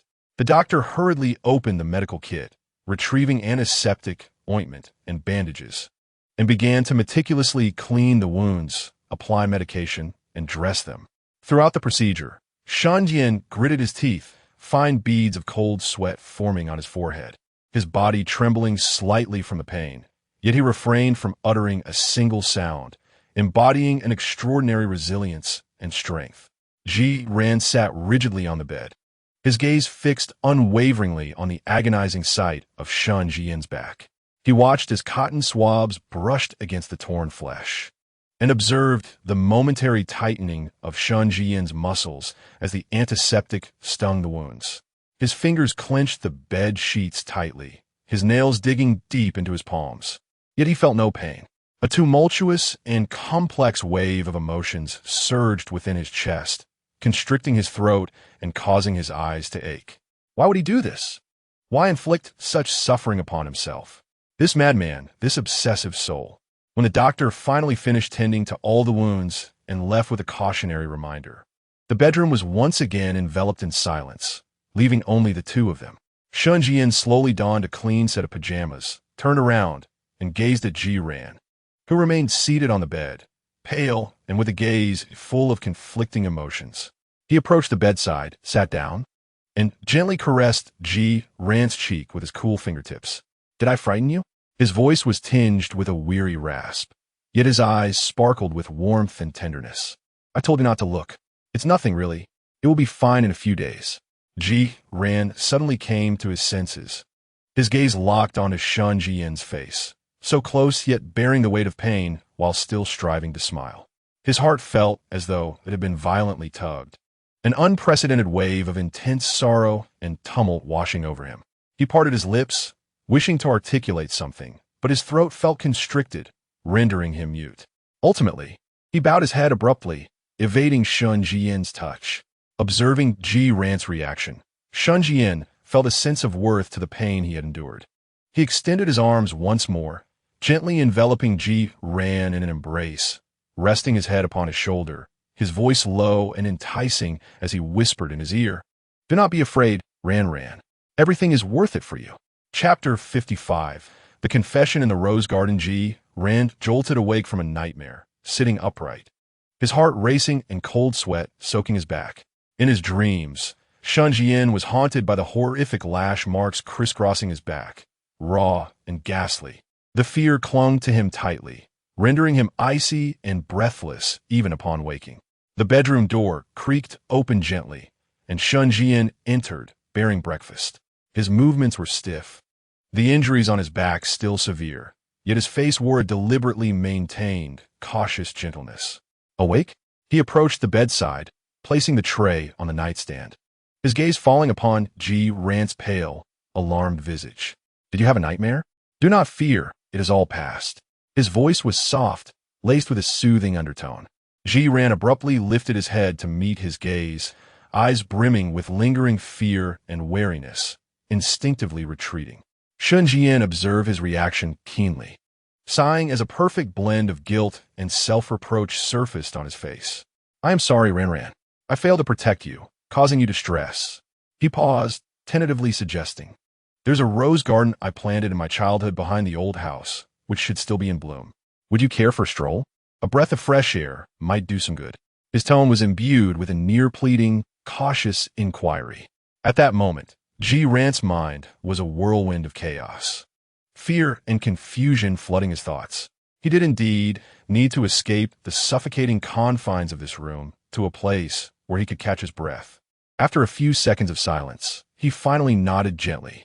A glimmer of triumph flashed in Shen Zhiyan's eyes, though his face remained adorned with a comforting, gentle smile. Good. Let us eat something first, then I shall take you there. The breakfast concluded in an atmosphere thick with silence and repression. Ji Ran, oblivious to the taste, mechanically swallowed his food, his gaze perpetually drifting and fearful. After the meal, Shen Zhiyan retrieved a thick coat for Ji Ran, draping it over his shoulders before guiding him out of the main house.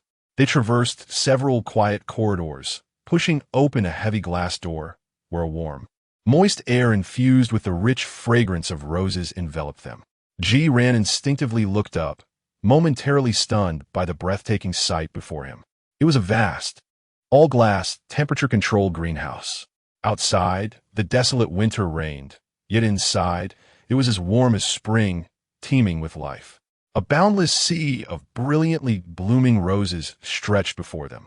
Various colors and species of roses vied for attention. Fiery reds, tender pinks, pure whites, and resplendent yellows layered upon one another, creating an illusion of stepping into a fantastical, secluded realm. The intoxicating scent of flowers was almost overwhelming, and the warm air dispelled the chill from his body, seemingly soothing the sharp fear within Ji Ran's heart. Here? Ji Ran asked, somewhat dazed, his voice still hoarse.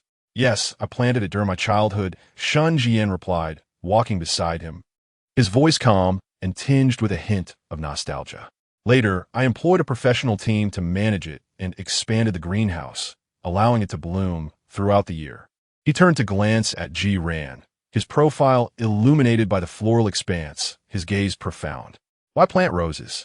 Ji Ran instinctively inquired, gazing at the seemingly endless sea of blooms.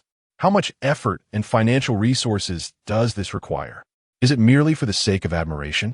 Shen Zhiyan's steps faltered slightly, and after a moment of silence, he spoke slowly, his voice devoid of discernible emotion. My mother likes it. Ji Ran's heart sank slightly as he recalled Shen's mother, perpetually bowed over the dining table, exuding a nervousness akin to a startled fawn. Shen Zhiyan seemed to have opened up, ambling along as his fingertips unconsciously brushed against the luscious petals nearby. In a tone that was almost matter-of-fact, devoid of joy or sorrow, he recounted the chilling and distorted past buried beneath the opulent facade. My father possesses a strong sense of ownership, he stated blandly, as if discussing a matter unrelated to himself, to the point of being pathological. When I was very young, I was required to sleep alone or with my brother. His gaze drifted into the distance, unfocused. He forbade me from approaching my mother, from her holding me, or from her showing me excessive attention and affection. I longed for her during my childhood. Shen Zhiyan's voice remained calm, yet it resonated with a chilling coldness that sent shivers down one's spine, allowing only distant admiration. Sometimes, it was only when she was particularly upset or angry, when my father could not soothe her. He paused, a subtle, icy self-mocking curve gracing his lips, that I would be treated like a gift, taken to cheer her up.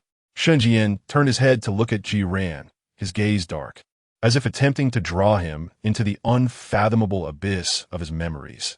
Even my birth was like this. His tone was casual, Yet the content was horrifyingly cruel.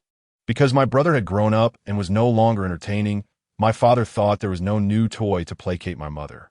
Hence, I came into existence. A toy?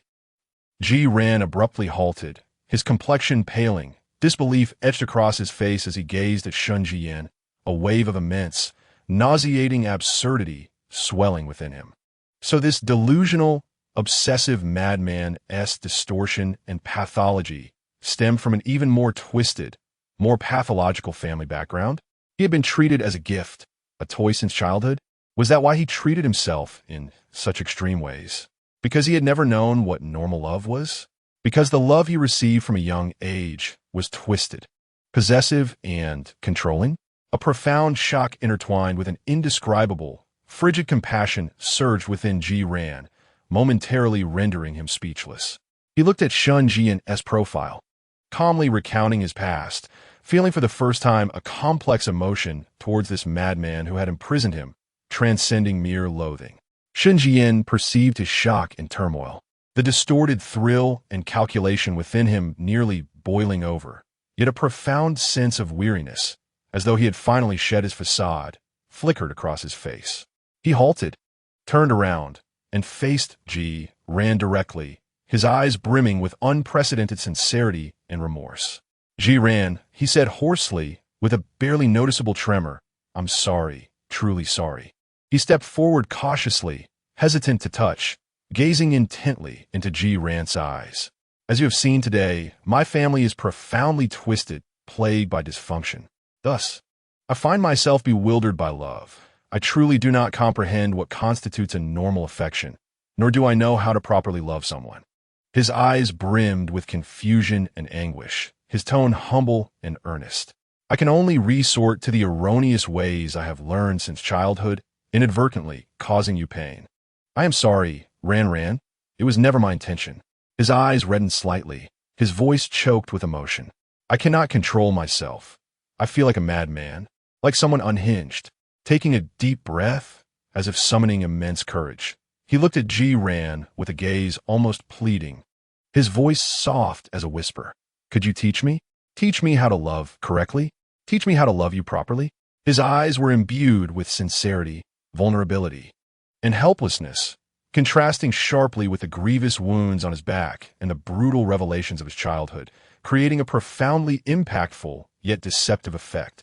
Zhiyan beheld Shen Zhiyan, who seemed to have shed all his delusions and madness, leaving only confusion and suffering, and saw the nearly humble plea in his eyes.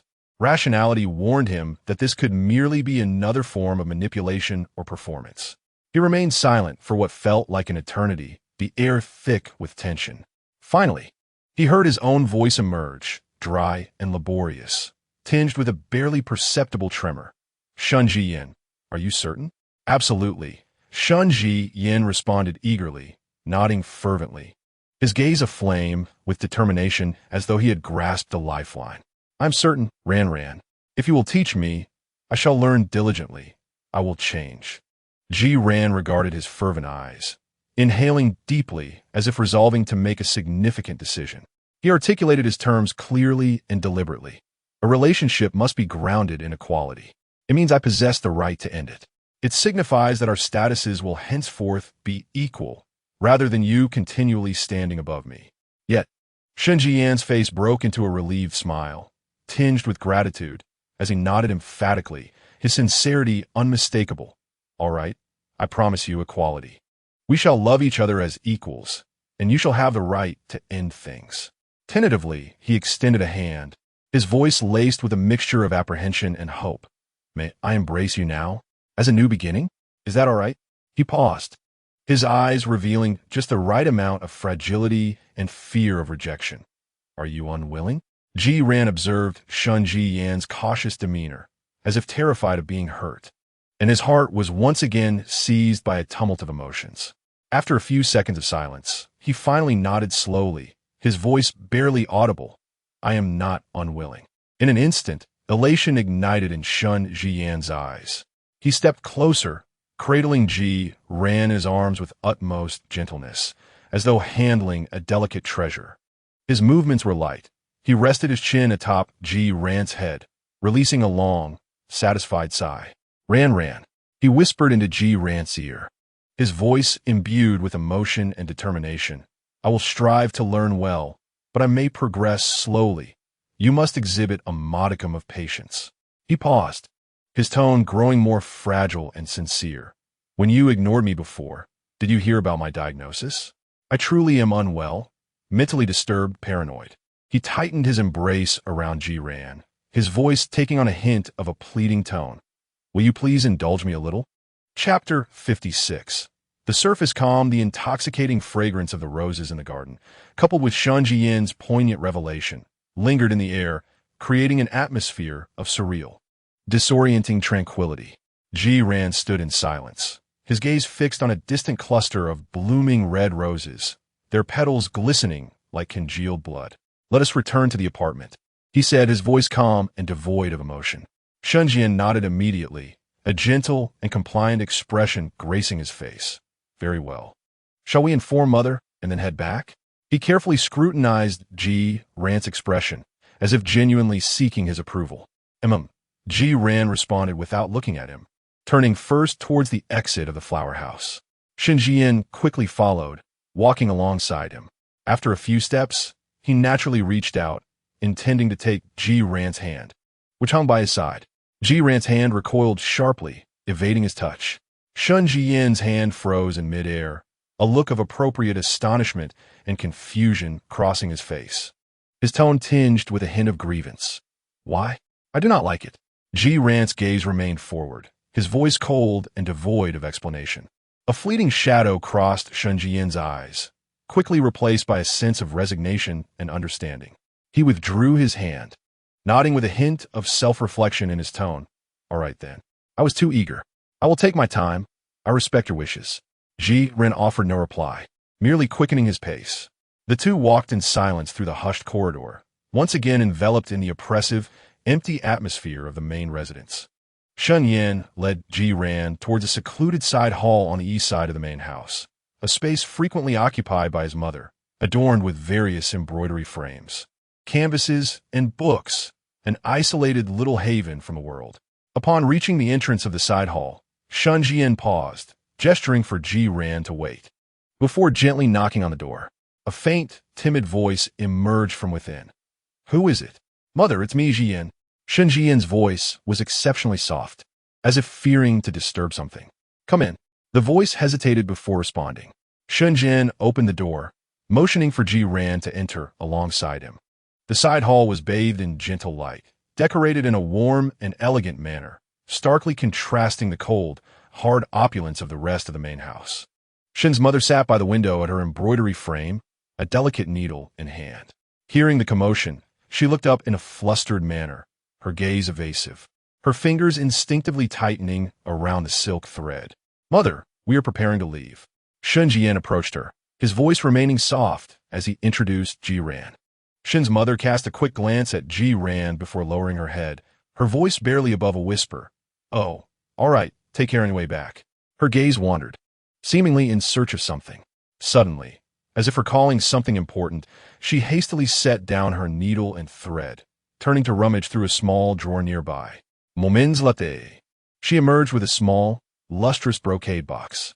Clutching the box, she hesitated for a moment, then mustered her courage, rising to present it to Ran. Avoiding his gaze, her voice trembled with evident nervousness and apology. Here, this is for you. A guanine pendant for men, to ensure your safety. Inside was an exquisitely crafted pendant made of high-quality mutton fat jade, tied with a red silk thread, exuding both value and heartfelt sentiment. Ran paused, taking in the gentle demeanor of the woman before him, then glanced at the jade guanine in her hands. After a few silent seconds, he finally reached out to accept it. Thank you, Auntie, he murmured. Seeing him accept her gift seemed to relieve some of Shen's mother's tension. Yet her expression grew heavier with guilt and unease. Twisting her fingers, her lips moved as if trying to find the right words, finally emerging in a barely audible, halting whisper. I apologize on behalf of you. You didn't mean it. Her voice faltered, tears glistening in her eyes as she bowed her head deeply. her shoulders trembling as if burdened by immense sorrow and shame. Zhiyan held the guanyin pendant, observing the pitiable figure of the mother, who was apologizing for her son's cruelty. His feelings were a tangle of complexity and unarticulated thoughts. He remained silent, simply slipping the pendant into his pocket. At the right moment, Shen Zhiyan stepped forward, gently placing an arm around his mother's shoulders, soothingly murmuring, "Mom, it's all right. It's not your fault. Please don't dwell on it.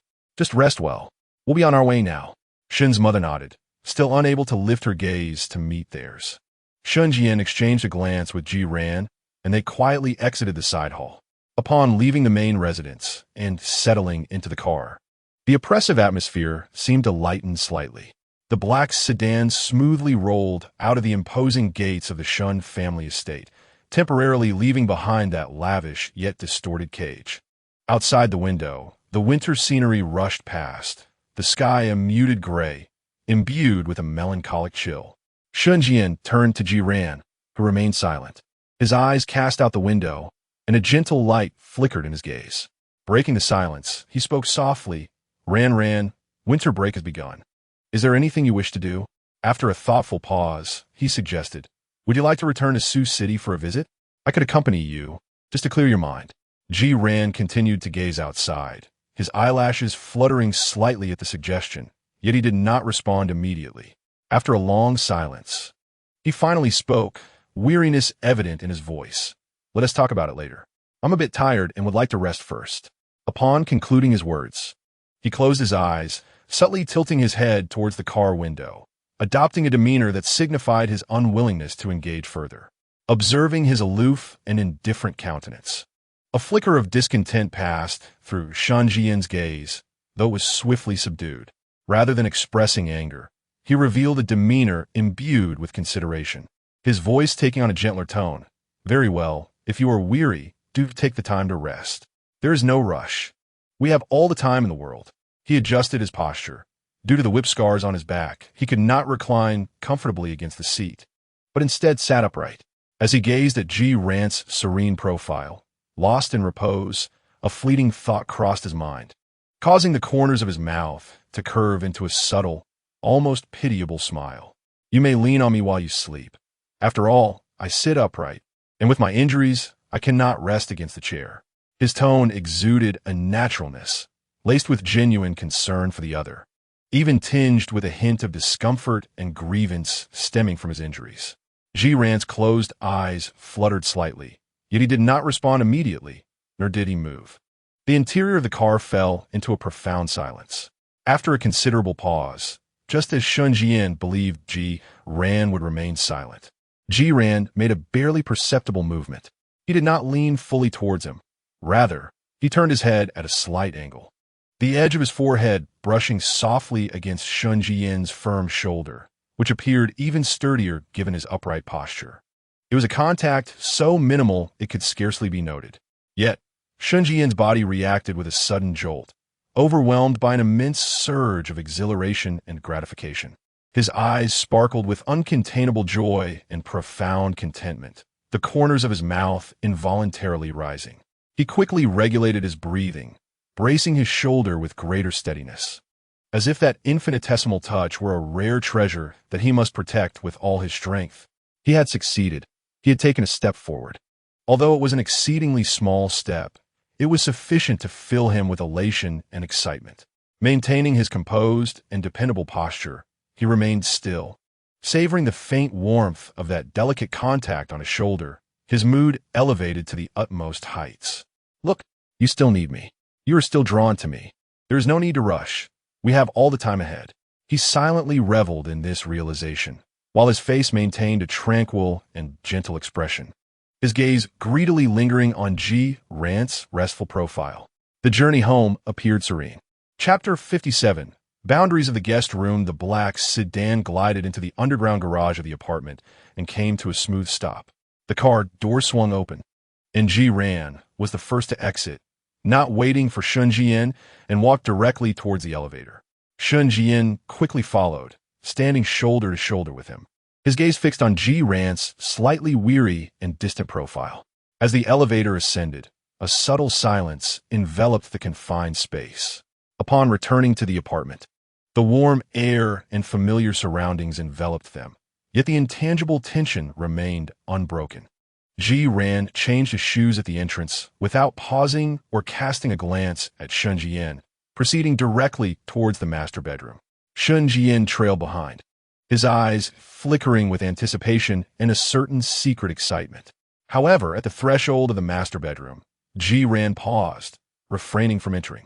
He turned around, directing his gaze towards the guest room at the end of the hallway, and spoke in a calm, unruffled tone. "I will sleep in the guest room." The expression on Shen Zhiyan's face instantly froze. The anticipation and excitement in his eyes were doused like a flame extinguished by cold water, swiftly replaced by bewilderment, confusion, and a hint of suppressed displeasure. He stepped forward, his voice tinged with evident perplexity and impatience. "Why, Ran, aren't we a couple?" He attempted to invoke their recently established, fragile agreement to remind Zhiyan. Zhiyan turned back, his expression impassive, his eyes devoid of emotional fluctuation, and coldly retorted, "Does being a couple necessitate sleeping together?" Shen Zhiyan was momentarily taken aback, his brows knitting together as he sought to explain, his tone laced with a touch of grievance and yearning. "I merely thought we could be a bit closer. I can hold you while we sleep. I promise I won't move around." He reached out his hand, desiring to grasp Zhiyan's. Zhiyan abruptly recoiled a step, evading his touch, a clear glimmer of resistance and impatience flashing in his eyes. "I do not wish to. I want to sleep alone." His tone was resolute, leaving no room for negotiation. "You must respect my choice. This is my decision. Without my permission, you are not to enter my room." Having spoken, he afforded Shen Zhiyan no opportunity for rebuttal, turning on his heel and striding towards the guest room, pushing the door open and stepping inside. Shen Zhiyan remained rooted in place, watching Zhiyan's unhesitating silhouette and the door of the guest room closing before him, his expression darkening instantly. A surge of intense frustration and violent impulse engulfed him, nearly compelling him to storm forward, to force open the door and drag that ungrateful little creature back to the master bedroom. Yet, he clenched his fists tightly, compelling himself to regain his composure. He must not rush. He must endure, respect, and maintain equality. Taking a deep breath, he stifled the tumultuous emotions rising within him, forcing a somewhat stiff yet genuinely gentle expression onto his face. He approached the guest room door, refraining from pushing it open, instead gently knocking. A cold voice floated from within. "What is it?" Ran. Shen Zhiyan's tone softened, imbued with a hint of supplication. "Your belongings remain in the master bedroom. Shall I fetch them for you?" "No need. I will manage myself." Zhiyan's voice remained devoid of inflection. Shen Zhiyan encountered a soft rebuff, the shadows in his eyes deepening. After a few moments of silence, he spoke again, attempting to shift the topic and demonstrate his sincerity. "By the way, I have unblocked your card. I've transferred some money into it as well." Faint sounds of items being arranged emerged from within the guest room, and after a moment, Zhiyan's voice responded, still flat. "Noted." Standing at the door, Shen Zhiyan listened to the sounds emanating from within, which seemed deliberately distant from him, intensifying the sense of suffocation and restlessness in his chest. He yearned for contact, for closeness, for the reassurance of this recently contested and precarious relationship. Unable to restrain himself, he spoke again, his voice laced with a barely perceptible plea and reluctance. Ran, could you please open the door? Just for a moment, let me hold you? Just for an instant, I promise." The sounds from within the guest room came to a halt. A few seconds later, the door was pulled open just a crack from the inside. Zhiyan stood behind it, revealing only half of his face, his gaze imbued with palpable detachment. "No.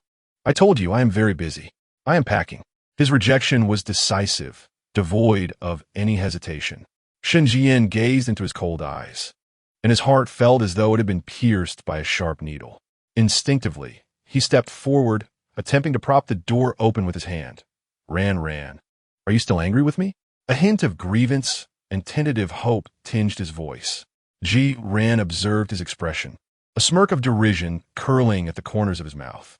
He did not forcefully push against the door. Instead, He regarded Shen Zhiyan with a calmness that bordered on cruelty, slowly articulating, "Shouldn't I be angry, Shen Zhiyan?" His voice, though soft, struck like a heavy hammer against Shen Zhiyan's heart. In a relationship, Ji Ran continued, each word crystal clear, his gaze sharp as a blade, "is not about forgetting the past. You know well what you have done. Memories and wounds do not vanish simply because of a declaration of shall we start dating." He paused, his eyes sweeping over Shen Zhiyan's suddenly pale face, his tone imbued with an almost judicial calmness. "You must demonstrate improvement through actions rather than mere words. Anyone can talk." This barrage of words was like a bucket of icy water, instantly awakening Shen Zhiyan from the stupor induced by desire and possessiveness, thoroughly tearing apart the facade of contrition he had constructed. His expression shifted, a fleeting look of panic and embarrassment crossing his features before he swiftly composed himself, donning an expression of profound sincerity, heartfelt regret, and self-reproach. He took a sudden step back, bowing deeply before Ji Ran, his voice choked with genuine remorse. "I'm sorry. Ran. It was my fault. I was a jerk. I was inhuman. I wronged you, and I apologize sincerely."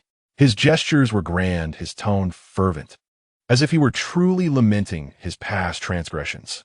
Ji Ran stood inside the door, coldly observing his exaggerated display, his face showing no sign of being moved. It was only when Shen Zhiyan straightened up, his eyes shimmering with tears and a plea for forgiveness, that he slowly nodded, his tone calm as he accepted. "Yes. You have always wronged me. I can bear this gift." His reaction was so tranquil, so matter-of-fact, that it rendered Shen Zhiyan's performance abruptly stilted, leaving him with a sense of impotent frustration, as if he had struck a punch into cotton. Shen Zhiyan froze for a moment, then quickly climbed back onto the metaphorical ladder, his face revealing a resigned and affectionate openness. Ran, you may punish me however you wish. Hit me, scold me, anything. As long as you can find peace, as long as you can forgive me." Ji Ran regarded him, a fleeting glimmer of almost imperceptible mockery flashing in his eyes. He remained silent for a few seconds before slowly proposing a punishment that might be the most cruel for Shen Zhiyan. "There is no need for punishment." His voice remained flat. "In the future, when I ask you not to touch me, please refrain from doing so. That would suffice." However, he suddenly raised his voice, his tone charged with an almost instinctive, uncontrollable agitation and protest. "You know, I have deep feelings for you. Just looking at you makes my heart race. I yearn to be close to you, to embrace you, to kiss you. I cannot restrain myself." His breathing became rapid, his gaze burning intensely upon Ji Ran. Meeting his almost predatory stare, Ji Ran did not flinch. Instead, he arched an eyebrow slightly and responded coolly, even with a hint of well-meaning advice. "Then perhaps you should have your heart examined. See if there is an issue." These words struck like a needle, piercing directly into Shen Zhiyan's most sensitive and frenzied nerve endings, instantly freezing all his tumultuous desires and protests in place. He stared at Ji Ran in disbelief, his chest heaving violently, yet he found himself utterly speechless. Ji Ran did not cast him another glance, nor grant him any opportunity for further theatrics or entanglements. With a resounding thud, he slammed the door to the guest room shut. This time, Shen Zhiyan distinctly heard the sound of a lock clicking into place. Standing alone outside the closed door, his complexion was a tumultuous blend of pale and ashen. His eyes swirled with shock, anger, humiliation, and a dangerously frenzied glint, as if he had been thoroughly exposed and provoked. "An examination of the heart? An issue? Huh, you truly have a knack for striking at my vulnerabilities. Yet," he slowly raised his hand, his fingertips gently grazing the cold door panel, and a distorted, yet exhilarating smile gradually curled at his lips. "The game has only just begun. My equal lover." Chapter 58. A diagnosis is not a get-out-of-jail-free card. The following morning, sunlight streamed through the gaps in the curtains of the guest room, casting mottled patches of light upon the floor. Ji Ran had awoken early. As he stepped out, fully dressed, he found Shen Zhiyan already seated on the living room sofa, seemingly having waited for some time. The injury on his back was evidently still quite severe, his posture somewhat rigid, yet his expression bore an air of almost euphoric anticipation. Upon seeing Ji Ran emerge, he immediately stood, his face adorned with a gentle smile. Ran, you're awake? What would you like for breakfast? I can prepare. I do not wish to eat. Ji Ran interjected, his voice calm and devoid of emotion. Change your clothes. We are leaving. Shen Zhiyan's smile faltered slightly, a flicker of confusion crossing his features, yet it was swiftly replaced by compliance. He cautiously inquired, leaving? Where are we going? Do you wish to take a stroll? I can accompany you. Ji Ran raised his gaze, looking at him with a tranquil clarity, and slowly enunciated 2 words, to the doctor. The smile on Shen Zhiyan's face froze entirely. He maintained a facade of gentleness, his tone laced with tentative confusion. To the doctor? What ailment do you have? Are you feeling unwell? Did you not rest well last night? Or is it your throat? You, Ji Ran interrupted, his tone still steady, yet imbued with an undeniable resolve, are the one who is mentally ill. The air instantly thickened. Shen Zhiyan's expression froze entirely, the veneer of gentleness and submission shattering like fragile ice, revealing the twisted reality beneath. His gaze darkened instantly, becoming inscrutable as he fixed his eyes on Ji Ran, as if attempting to see right through him. Ji Ran met his stare unflinchingly, his eyes devoid of any retreat, radiating a calmness that bordered on cruelty. The air between them seemed to solidify, charged with a silent yet intense confrontation. Moments later, the storm in Shen Zhiyan's eyes abruptly calmed, replaced by an eerie, almost fervent excitement and anticipation. A grotesquely radiant smile slowly curved his lips, his eyes shining as if he had just received momentous news. Good, he nodded vigorously, his voice tinged with an uncontainable, morbid delight and eagerness. Let us go, we must go at once. I know the finest private psychiatric hospital. I will book the best specialist immediately. As they made their way, Shen Zhiyan chattered incessantly about which doctors were the most authoritative and which tests were the most advanced, as though they were not headed for a consultation, but rather attending a grand awards ceremony.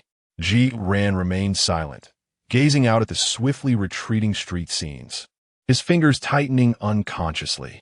Upon arriving at the luxuriously appointed private psychiatric hospital, which exuded a chilling atmosphere akin to a 5-star hotel, they were promptly met by a designated attendant, clearly irregular at this establishment. Shen Zhiyan encountered no obstacles and was swiftly introduced to a distinguished elderly expert with graying hair and a stern demeanor. What followed was a lengthy and comprehensive psychological evaluation, encompassing detailed assessments, brain scans, and in-depth interviews. Ji Ran waited silently in the outer lounge, his emotions a tangled web of complexity. At long last, the door to the examination room opened. The elderly expert emerged, clutching a thick stack of test results and evaluation reports, his expression grave. Shen Zhiyan trailed behind him, yet wore a peculiar, almost radiant smile, his eyes gleaming with an unsettling intensity. The expert adjusted his glasses, peering at the report in his hands, and spoke in an extremely professional and measured tone. Mr. Shen, based on the comprehensive evaluation results, your condition indeed corresponds to. He carefully selected his words, attempting to express himself more delicately. However, before he could finish, Shen Zhiyan abruptly stepped forward, snatching the final diagnostic report from the expert's hands. His gaze anxiously scanned the cold, clinical terminology and conclusive descriptions within the report. Paranoid personality disorder, severe. Impulse control disorder, significant. Borderline personality traits, prominent in relational dimensions.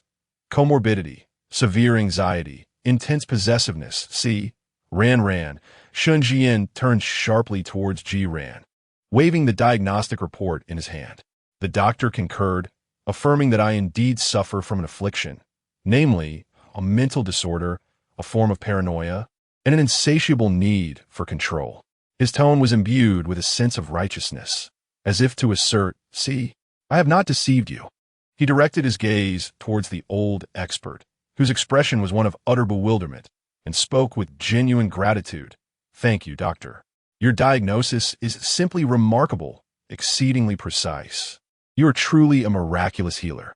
The old expert, Ji Ran, was met with an almost deathly silence. Shen Zhiyan wholly disregarded the petrified expressions of the two and turned his fervent gaze back to Ji-ran. His eyes ablaze with an intensity that seemed capable of melting stone. His voice was thick with a morbid kind of affection, laced with a sense of unrelenting accusation and demand as he declared, "Thus, you see, Ran." He stepped forward, attempting to grasp Ji-ran's hand, only to be met with a sharp retreat. Undeterred, he continued with fervor, "I did not intend to treat you in such a manner, stalking you, surveilling you, confining you, coercing you, even committing those egregious acts."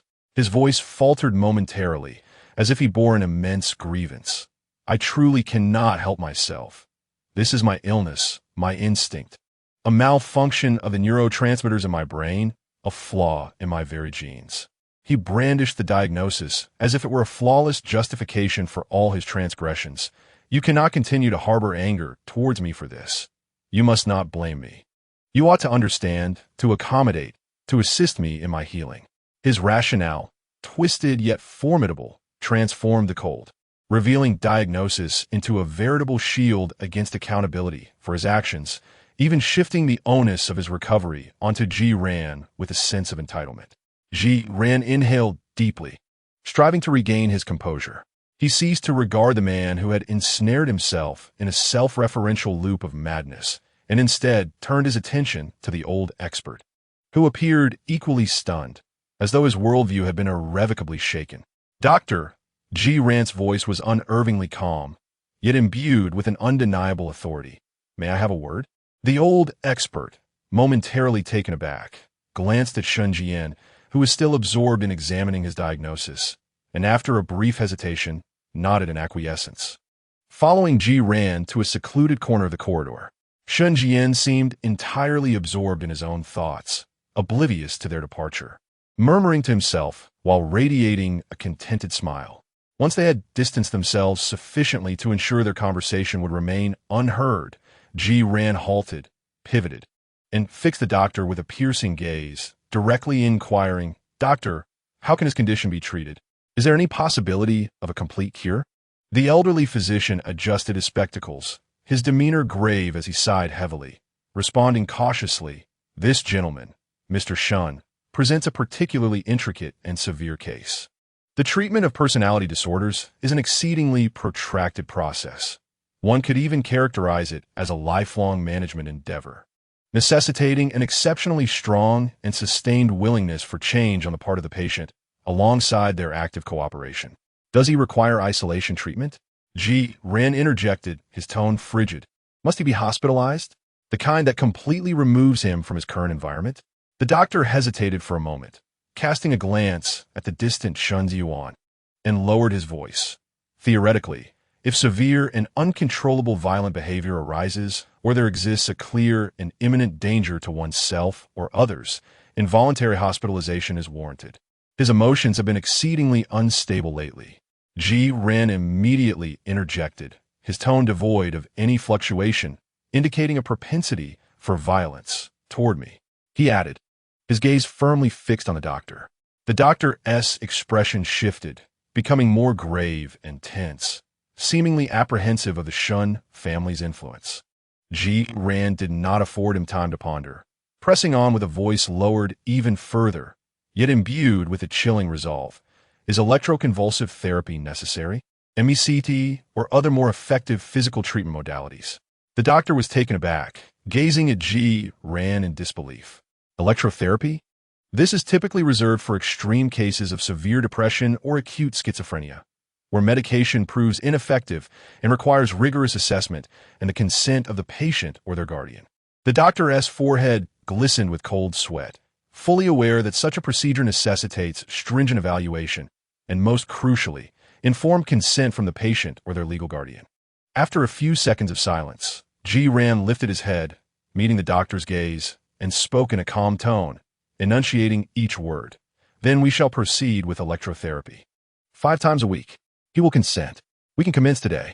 His voice, though soft, echoed like a verdict, resounding through the silent corridor. The doctor stood frozen in place, mouth agape, staring at the slender, pale young man before him, whose eyes radiated cold determination, a shiver coursing from his feet to his head. Meanwhile, Shen Zhiyan raised his head, observing the two conversing at the corridor's end. Chapter 59, Electrotherapy and the Awakening of Love. The clandestine discussion in the corridor's corner concluded. Ji Ran returned with an impassive expression, followed closely by the pale-faced, perspiring, and visibly anxious elderly expert. Shen Zhiyan remained in position, still clutching the diagnostic report he treasured dearly. The exhilaration and euphoria on his face had somewhat subsided, yet the twisted excitement and cat-and-mouse amusement lingering in his eyes had not entirely dissipated. As Ji Ran approached, he quickly stepped forward, re-establishing a compliant and affectionate smile. His tone tinged with cautious inquiry. Ran, did you finish talking with the doctor? What did he say regarding my treatment? I will heed your advice. His gaze flitted rapidly between Ji Ran and the doctor, seemingly attempting to glean some information from their expressions. Ji Ran halted, raising his eyes to meet Shen Zhiyan's, his tone unwavering, as though stating the most mundane of facts. The doctor said electrotherapy is necessary. Electrotherapy? The smile on Shen Zhiyan's face instantly faltered. A flicker of cold vigilance and offended ire swept through his eyes, but he swiftly suppressed it, allowing a semblance of appropriate hesitation and unease to surface. His voice taking on a plaintive quality. Must it be electrotherapy? I can take medication. The most expensive medication, the highest dosage, if you will. Electrotherapy, I've heard, is quite painful. He endeavored to evade the excruciatingly painful and humiliating treatment plan through displays of weakness and bargaining. Ji Ran's gaze remained unwavering, cold and composed. As he addressed him with an authoritative tone, medication is mandatory, and so is electrotherapy.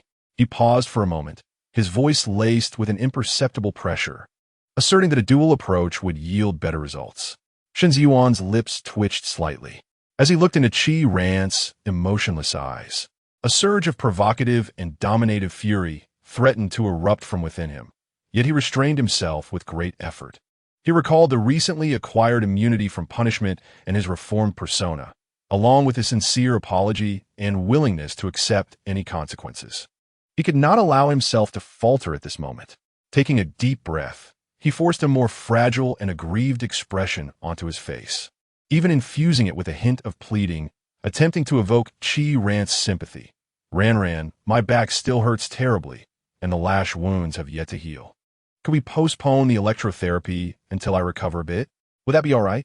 He slightly turned, seemingly to display the injuries on his back, his movements deliberately steeped in pain. Ji Ran's gaze swept over the still evident bandaging on his back, his expression unyielding, and his tone remained calm, yet resolute. We will proceed today. If it proves effective, we shall continue. His stance was firm, leaving no room for negotiation. Shen Zhiyan's heart sank completely. He was almost certain this was Ji Ran's idea, a form of retribution for his previous actions, an attempt to remedy, or rather, torment, him through this extreme method. A wave of profound humiliation and anger surged within him, threatening to spiral out of control. However, the words had already escaped his lips, and the performance had reached this point. He had willingly placed himself on the altar of sincere repentance, ready for punishment. To waver now would render all prior theatrics and groundwork futile, potentially inciting Ji Ran's wrath and sealing their already fragile relationship in ice once more. Endurance was essential. The expression of grievance and fragility on Shen Zhiyan's face quickly faded, replaced by a near-heroic, self-sacrificing depth of emotion and submission. Gritting his teeth, he nodded emphatically, gazing intently at Ji Ran, his tone imbued with a tragic yet affectionate fervor. Very well. Let us proceed today. Whatever makes you happy is acceptable. His acquiescence was remarkably swift, even tinged with a fervent willingness to sacrifice for love, which only heightened the anxiety of the older expert nearby, who looked on in horror at the increasingly erratic behavior of the two young men. Ji Ran showed no reaction to this display, merely nodding in acknowledgement. Indeed, words must be followed by action. To change, one must pay the price. I understand, Ran. I truly do, Shen Zhiyan interjected, his tone imbued with utmost sincerity. As long as it brings you peace and assures you of my genuine desire for reform, I am willing to bear any cost."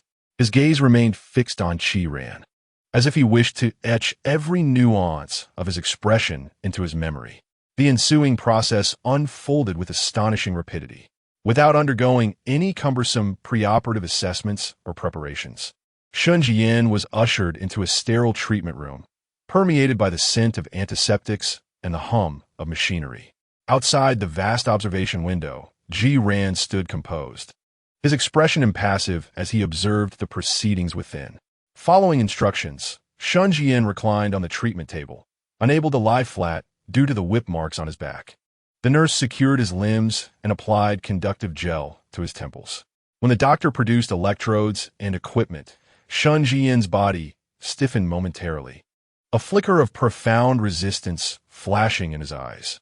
Yet, he clenched his teeth, suppressing any sound, forcing a distorted yet reassuring smile towards Zhiyan beyond the glass. Zhiyan remained indifferent, offering no response. "Doctor," Zhiyan suddenly interjected through the intercom, his tone calm as he suggested, "I've heard that performing standard ECT without anesthesia and muscle relaxants yields more direct and impactful results. Perhaps we should let him try that?" The expressions of the doctors and nurses in the treatment room instantly shifted to disbelief as they glanced at the observation window. No anesthesia? Standard ECT? This meant the patient would endure excruciating full-body muscle spasms and a terrifying sense of suffocation in a fully conscious state, essentially a form of torture. Shen Zhiyan's body jolted, his pupils constricting.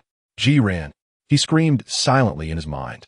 Ultimately, he repressed all his fury and defiance, and with great difficulty, forced the word due through clenched teeth. The doctors and nurses exchanged glances, cold sweat drenched their backs. Trembling, they finally withdrew the prepared anesthetics and muscle relaxants. The cold electrodes were firmly affixed to his temples. Shen Zhiyan closed his eyes, every muscle tensed like a condemned prisoner on the brink of death. "Preparation for commencement," the doctor announced. With a surge, a powerful and terrifying current surged through his brain. Despite his mental preparation, Shen Zhiyan could not suppress an agonizing, distorted scream as his body convulsed violently. Akin to a fish flung onto land, muscles spasming uncontrollably. The whip wounds on his back were cruelly tugged, sending waves of excruciating pain coursing through him. His eyes rolling uncontrollably as the sensation of suffocation washed over him like a tidal wave. It was an unspeakable torment and terror, emanating from the depths of his soul. Though the ordeal did not last long, for the one enduring it, it felt like an eternity. When the current ceased, Shen Zhiyan lay limp on the treatment table, drenched in cold sweat, gasping for breath, his gaze vacant, pupils dilated, as if he had just returned from the depths of hell. Outside the observation window, Zhiyan continued to watch impassively, his face devoid of expression, his eyes lacking compassion, satisfaction, or fear, as if merely witnessing a necessary medical procedure unrelated to himself.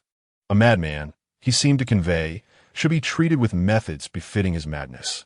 At this moment, this was his sole thought. The door to the treatment room swung open, and the doctor and nurses emerged, their faces ashen, as if they had just exited a battlefield. Zhiyan slowly stepped inside, approaching the treatment bed. Shen Zhiyan seemed to have regained a flicker of consciousness. He laboriously and sluggishly turned his eyes, his gaze unfocused yet somehow settling upon Zhiyan's face. His complexion was as pale as parchment, his lips quivering faintly, beads of sweat dotting his forehead. Yet, just when Zhiyan anticipated anger, fear, or despair to manifest, a subtle smile began to curve the corners of his lips, a smile that felt hauntingly familiar. It radiated sunlight, cheerfulness, and even a hint of youthful innocence. It was reminiscent of the deceptive smile he had worn when they first met in the dormitory. A faint, hoarse, yet remarkably clear voice emerged from his trembling lips. Ran. His eyes remained somewhat unfocused, yet they held a steadfast gaze, fixed intently on Zhiyan. After being jolted awake, he gasped intermittently, each word seemingly extracting the very essence of his strength. "I still love you." He paused, as if savoring a fleeting sensation, a peculiar glimmer of clarity flickering in the depths of his eyes. My mind is exceptionally clear. It is all about you. Having uttered those words, he appeared to expend the last vestiges of his strength, slowly closing his eyes. Ji Ran froze in place, staring at Shen Zhiyan's pale face, adorned with an eerie smile, as if he were drifting into slumber, his mind a blank slate. Why that expression? Chapter 60. A gaze of greed. Shen Zhiyan lay limp on the treatment bed, his eyes tightly shut, his complexion as pale as paper, lips trembling slightly, while strands of hair, soaked in cold sweat, clung disheveled to his forehead. He seemed utterly drained, caught in a brief lapse of unconsciousness or extreme fatigue. Ji Ran stood beside the bed, gazing down at him impassively. Within his eyes, typically imbued with cold detachment or fearful anxiety, now surged a tumultuous, ineffable emotion, an amalgamation of vengeful satisfaction, calm control of the situation, and a profound indifference to suffering. The smile Shen Zhiyan had worn before losing consciousness bore an uncanny resemblance to that of their initial meeting, bright and innocent. Why this expression? That smile starkly contrasted with the image of a deranged, obsessive individual that lingered in Ji Ran's memory. It was an absurd juxtaposition to the excruciating pain he had just endured. He remained silent for a long while, ultimately extending his hand. His fingertips were icy, trembling slightly, as they delicately brushed against Shen Zhiyan's pale, sweat-drenched cheek. The motion was gentle, as if he were handling something fragile. Beneath his touch, the skin felt cold and delicate. In the next moment, the hand that caressed Shen Zhiyan's cheek abruptly shifted in strength and direction. His thumb deftly and mercilessly pinched Shen Zhiyan's philtrum, pressing down with force. A pained, muffled groan escaped Shen Zhiyan's throat. The sharp sting instantly jolted his nerves, forcibly rousing him from his stupor. Shen Zhiyan's eyes flew open wide, his pupils abruptly constricted in response to the sudden, excruciating pain that jolted him awake. His vision was instantly clouded with physiological blood vessels and lingering confusion from the agony. Instinctively, he yearned to struggle, yet his body, weighed down by sheer exhaustion and aching muscles, rendered him immobile. His gaze, unfocused, gradually honed in on the expressionless face of Ji Ran, mere inches away. In that moment, he observed the corners of Ji Ran's mouth gradually and deliberately curve into a gentle, concerned smile. This smile, faint and delicate, carried a hint of weariness, yet it pierced through the heavy clouds like a ray of sunlight, suddenly illuminating his pallid visage and obliterating all remnants of Shen Zhiyan's suffering and bewilderment. He was smiling at me. The realization struck like a potent stimulant, akin to an intoxicating poison surging into Shen Zhiyan's nearly exhausted heart, causing it to thrum with renewed vigor. Blood rushed through his veins like boiling water, sweeping away all pain, humiliation, anger, and resentment. In that instant, the long-awaited smile washed over him, leaving behind an overwhelming surge of euphoric astonishment and an indescribable sense of fulfillment. He even forgot the lingering pain in his mouth and the electric, burning hum of fear deep within his mind. His eyes were solely fixated on Ji Ran's faint yet seemingly enchanting smile, on that face that radiated warmth towards him. Awake? Ji Ran's voice broke the silence, calm and unperturbed, infused with a touch of gentle warmth. Can you stand? We should return. His words resonated in Shen Zhiyan's ears like a celestial melody. Can I stand? Shen Zhiyan instinctively struggled to rise, his voice hoarse and fragmented, yet laced with urgency, as if fearing that any delay might cause that smile to vanish. His movements tugged at the wound on his back, eliciting a sharp intake of breath and a fresh bead of cold sweat upon his forehead. Nonetheless, he gritted his teeth, persevering as he unsteadily rose to his feet, his gaze greedily fixed upon Ji Ran's face, eager to etch every subtle expression into the depths of his soul. Observing Shen Zhiyan's disheveled yet fervent demeanor, the warmth of Ji Ran's smile seemed to deepen by a millimeter, though his gaze remained coldly tranquil. He uttered no words, merely turning away and leading the way out of the treatment room. Let us go. Shen Zhiyan immediately stumbled after him, his steps unsteady yet unwavering. He paid no mind to his disordered clothing or the sweat on his brow. All his attention and senses were devoted to the slender figure ahead, as if it were the most precious of treasures. He walked half a step behind Zhiyan, his gaze greedily tracing the contours of Zhiyan's silhouette, meticulously sketching the tips of his hair that swayed gently with each step, the elegant curve of his neck, and the shoulders that appeared somewhat slender yet, at this moment, exuded an irresistible allure in his eyes. His throat involuntarily convulsed, emitting a remarkably clear sound as he swallowed hard. A torrent of desire and infatuation surged forth from the deepest recesses of his heart, akin to a volcanic eruption, threatening to incinerate his rationality completely. It washed over his weary body, which had just endured torment, igniting every nerve ending within him. Ranran smiled at me. He initiated contact. He told me to go back. Has he perhaps forgiven me even a little? Is he beginning to accept me?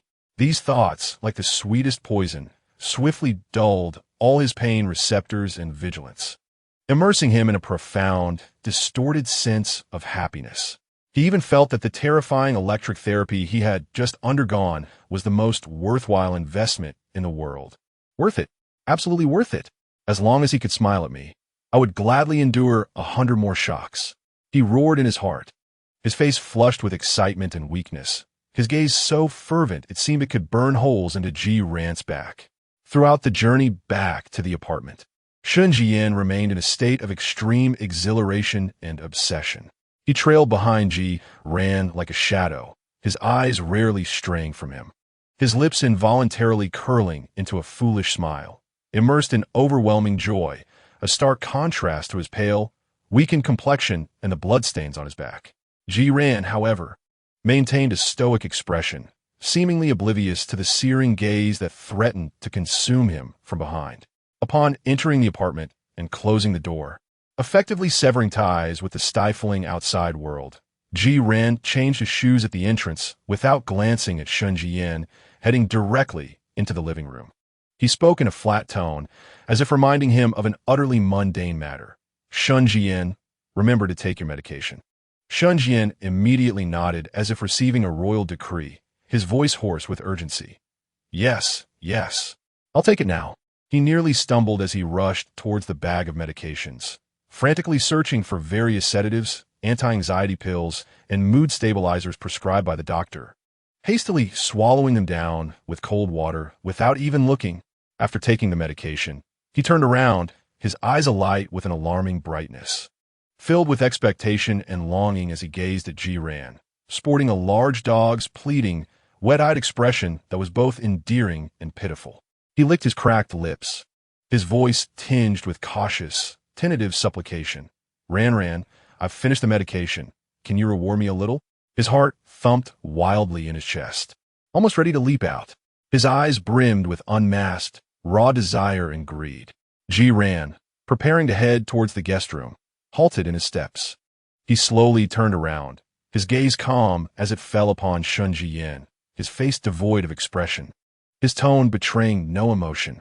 What do you wish to be rewarded with? Shen Zhiyan felt his heart constrict under that tranquil gaze, yet an overwhelming desire eclipsed all else.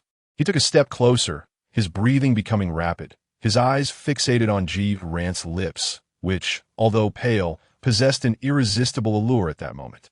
His voice trembled slightly with profound yearning, infused with a desperate, humble plea. I wish to kiss. In the living room of the apartment, the air seemed to solidify.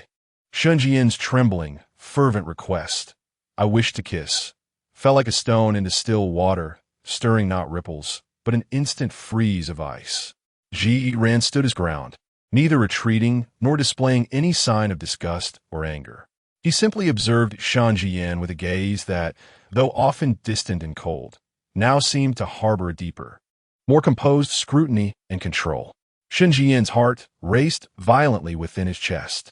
He stared intensely at Zhiyan's lips, mere inches away, his breath quickening, his gaze ablaze. Every vein in his body surged with fervor, clamoring for contact, for possession, yearning to affirm this regained, reward-like intimacy in the most direct, primal manner. He instinctively leaned forward slightly. However, Just as he thought his wish was about to be fulfilled, Ran moved. Rather than retreating, he advanced, closing the already minuscule distance.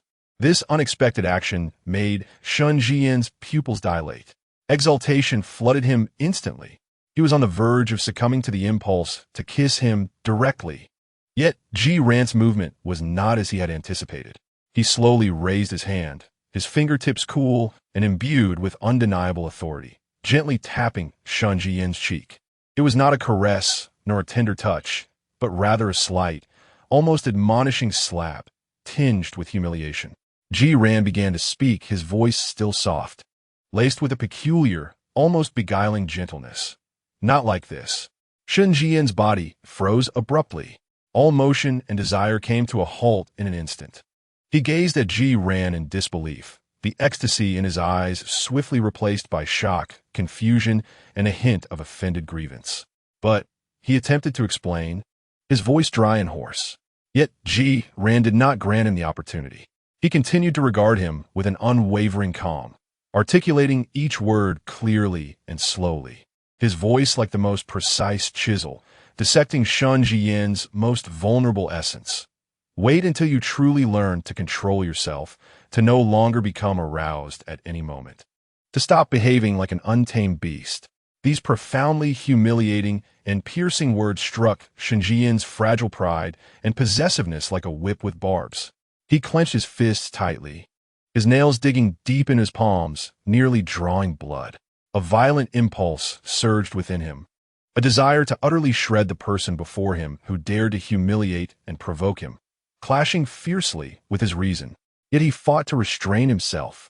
As he beheld the gaze of Ran, those eyes revealed no mockery, no disdain, but rather a chilling, almost absolute tranquility, accompanied by an evaluative scrutiny, as if assessing the worthiness of an object. This look instilled in him a fear far more profound than any rage or hatred, leaving him feeling utterly unhinged. Ran appeared entirely oblivious to his barely contained fury. He tilted his head slightly, the almost imperceptible curve of his lips deepening ever so slightly, exuding a lethal, icy allure when you truly merit a reward. He paused, his gaze sharp as a hook, ensnaring the violently contracting pupils of Shen Zhiyan, before continuing. We shall discuss this later. Those seemingly weightless words acted as the most exquisite of shackles, instantly ensnaring all of Shen Zhiyan's madness and yearning.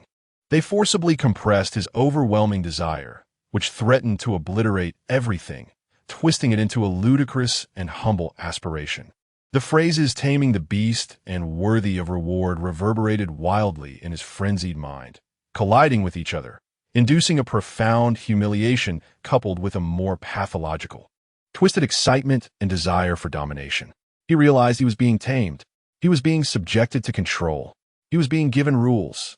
This realization did not incite anger. Instead, it acted as the most potent aphrodisiac, igniting a deeper, perverse longing within him to be conquered and dominated. It left him trembling, his blood surging in reverse. He fixed his gaze intently on Ran, his throat convulsing violently, producing a distinctly audible sound of swallowing. His eyes brimmed with a suppressed madness, teetering on the brink of explosion, coupled with an almost reverent thirst. Ran observed his reaction with keen interest, a glimmer of chilling understanding flickering deep within his eyes. He raised an eyebrow slightly, his tone laced with a hint of casual provocation. Is it beyond your capacity? Shen Zhiyan snapped back to reality, like a cat whose tail had been stepped on, and almost immediately began to fervently, incoherently defend himself, his voice hoarse with excitement. I can do it. I can do it. Ran. I will try. I will strive to control. He stepped closer, attempting to grasp Ran's hand, his eyes filled with sincere urgency and a desperate plea for sympathy. But, Ran, do you understand the physiological inclination? The moment I see you, I cannot help but feel my heart race and desire to draw near. It is instinctual. Once again, he attempted to invoke that twisted theory, seeking justification and privilege for his loss of control. Ran's expression instantly turned frosty. The minuscule, icy allure vanished without a trace. His demeanor sharpened, becoming cold and unyielding, radiating an undeniable refusal. "Then you should take a moment to calm yourself," he interrupted, his voice devoid of emotion, suggesting with a mere gesture towards the master bedroom. An undeniable command. All of Shen Zhiyan's words were suddenly lodged in his throat. He gazed into Qi Ran's now frostbitten eyes, his heart plummeting. He had once again crossed a boundary. He could only suppress the tumultuous emotions surging within him, bowing his head like a misbehaving child. His voice muffled and tinged with grievance as he replied, "All right, I will go calm down." He turned around, his footsteps heavy, glancing back 3 times as he walked toward the master bedroom, his silhouette filled with reluctance and struggle. Just as he was about to enter, Ji Ran's voice once again echoed from behind, calm yet piercing like a bolt of lightning, striking straight at his heart. "Shen Zhiyan." Ji Ran observed his frozen figure and slowly inquired, "Do you regret it?" Shen Zhiyan's body jolted. "Regret? Regret what? Regret proposing to be equals? Regret placing himself in this passive, tamed position? Regret not forcefully kissing a moment ago? Regret enduring that electric shock?" Countless thoughts surged like a tidal wave, bringing with them intense pain and an inescapable sense of suffocation that penetrated to the bone. Regret. How could he not regret? He wished he could instantly tear apart that damned equality agreement and lock himself back in the gilded cage where only he could reach. A tremendous sense of remorse and violent impulse threatened to burst through his very being. But he could not. He abruptly turned around, forcibly forcing a rigid yet resolute smile on his face, his eyes burning as they met Ji Ran's, his voice trembling with suppressed emotion yet resolute as he declared, "I do not regret it." He answered swiftly, almost anxiously, as if fearing that a moment's delay would betray his true feelings. "I absolutely do not regret it," he reiterated, as if emphasizing to himself, yet a flicker of undeniable struggle and pain passed through his gaze. "Choosing to be with you was the best decision I have ever made." Ji Ran quietly observed him, noting the tumultuous contradictions and anguish swirling in his eyes, the distorted firmness etched on his face, and a smile graced his lips. "Very well." Ji Ran nodded, his tone still flat, as if merely confirming a trivial matter. "Then let us focus on healing." He paused, his gaze penetrating as it swept over Shen Zhiyan's tense body and flickering eyes, adding a final judgment and guidance. "Learn how to be together." With that, he turned away, walking directly toward the guest room.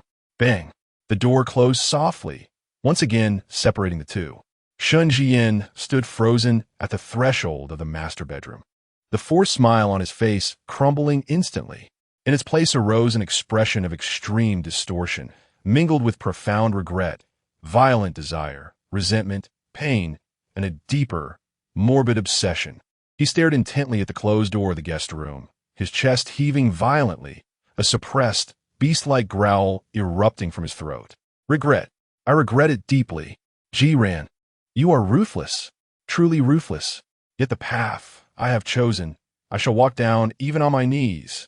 He abruptly turned and entered the master bedroom, rushing into the bathroom, turning on the faucet, and splashing the icy, piercing water fiercely against his burning face. Chapter 62, A Bloody Reward. The chill of the bathroom steam had yet to dissipate entirely as Shen Zhiyan leaned against the cold porcelain wall, gasping heavily, droplets cascading from his damp hair and taut jawline. The cold water temporarily subdued the searing heat on the surface of his skin. Yet it could not extinguish the ever-growing flame within, a conflagration intertwined with humiliation, defiance, fury, and a morbid thrill. Ji Ran's icy words, scrutinizing gaze, and the humiliating slap echoed in his mind like an incantation, stirring every frayed nerve within him. Tame? Beast? Reward? Shen Zhiyan abruptly lifted his head, the mirror reflecting his crimson eyes and distorted smile. That smile brimmed with madness ignited by provocation, along with a more perilous, predatory excitement. "You want to let me touch? Waiting for me to learn control? Awaiting my worthiness for reward? Very well, then I shall demonstrate my control. I shall seize my reward in my own way." A dangerously vile thought, akin to a venomous serpent, surged forth from the darkest corners of his heart, rapidly flourishing, instantly devouring all remnants of reason and that laughable self-discipline. He silently dried his body and donned a fresh set of pajamas, moving with the stealth of a prowling cat. Holding his breath, he listened intently for any sound from the guest room, met only with an oppressive silence.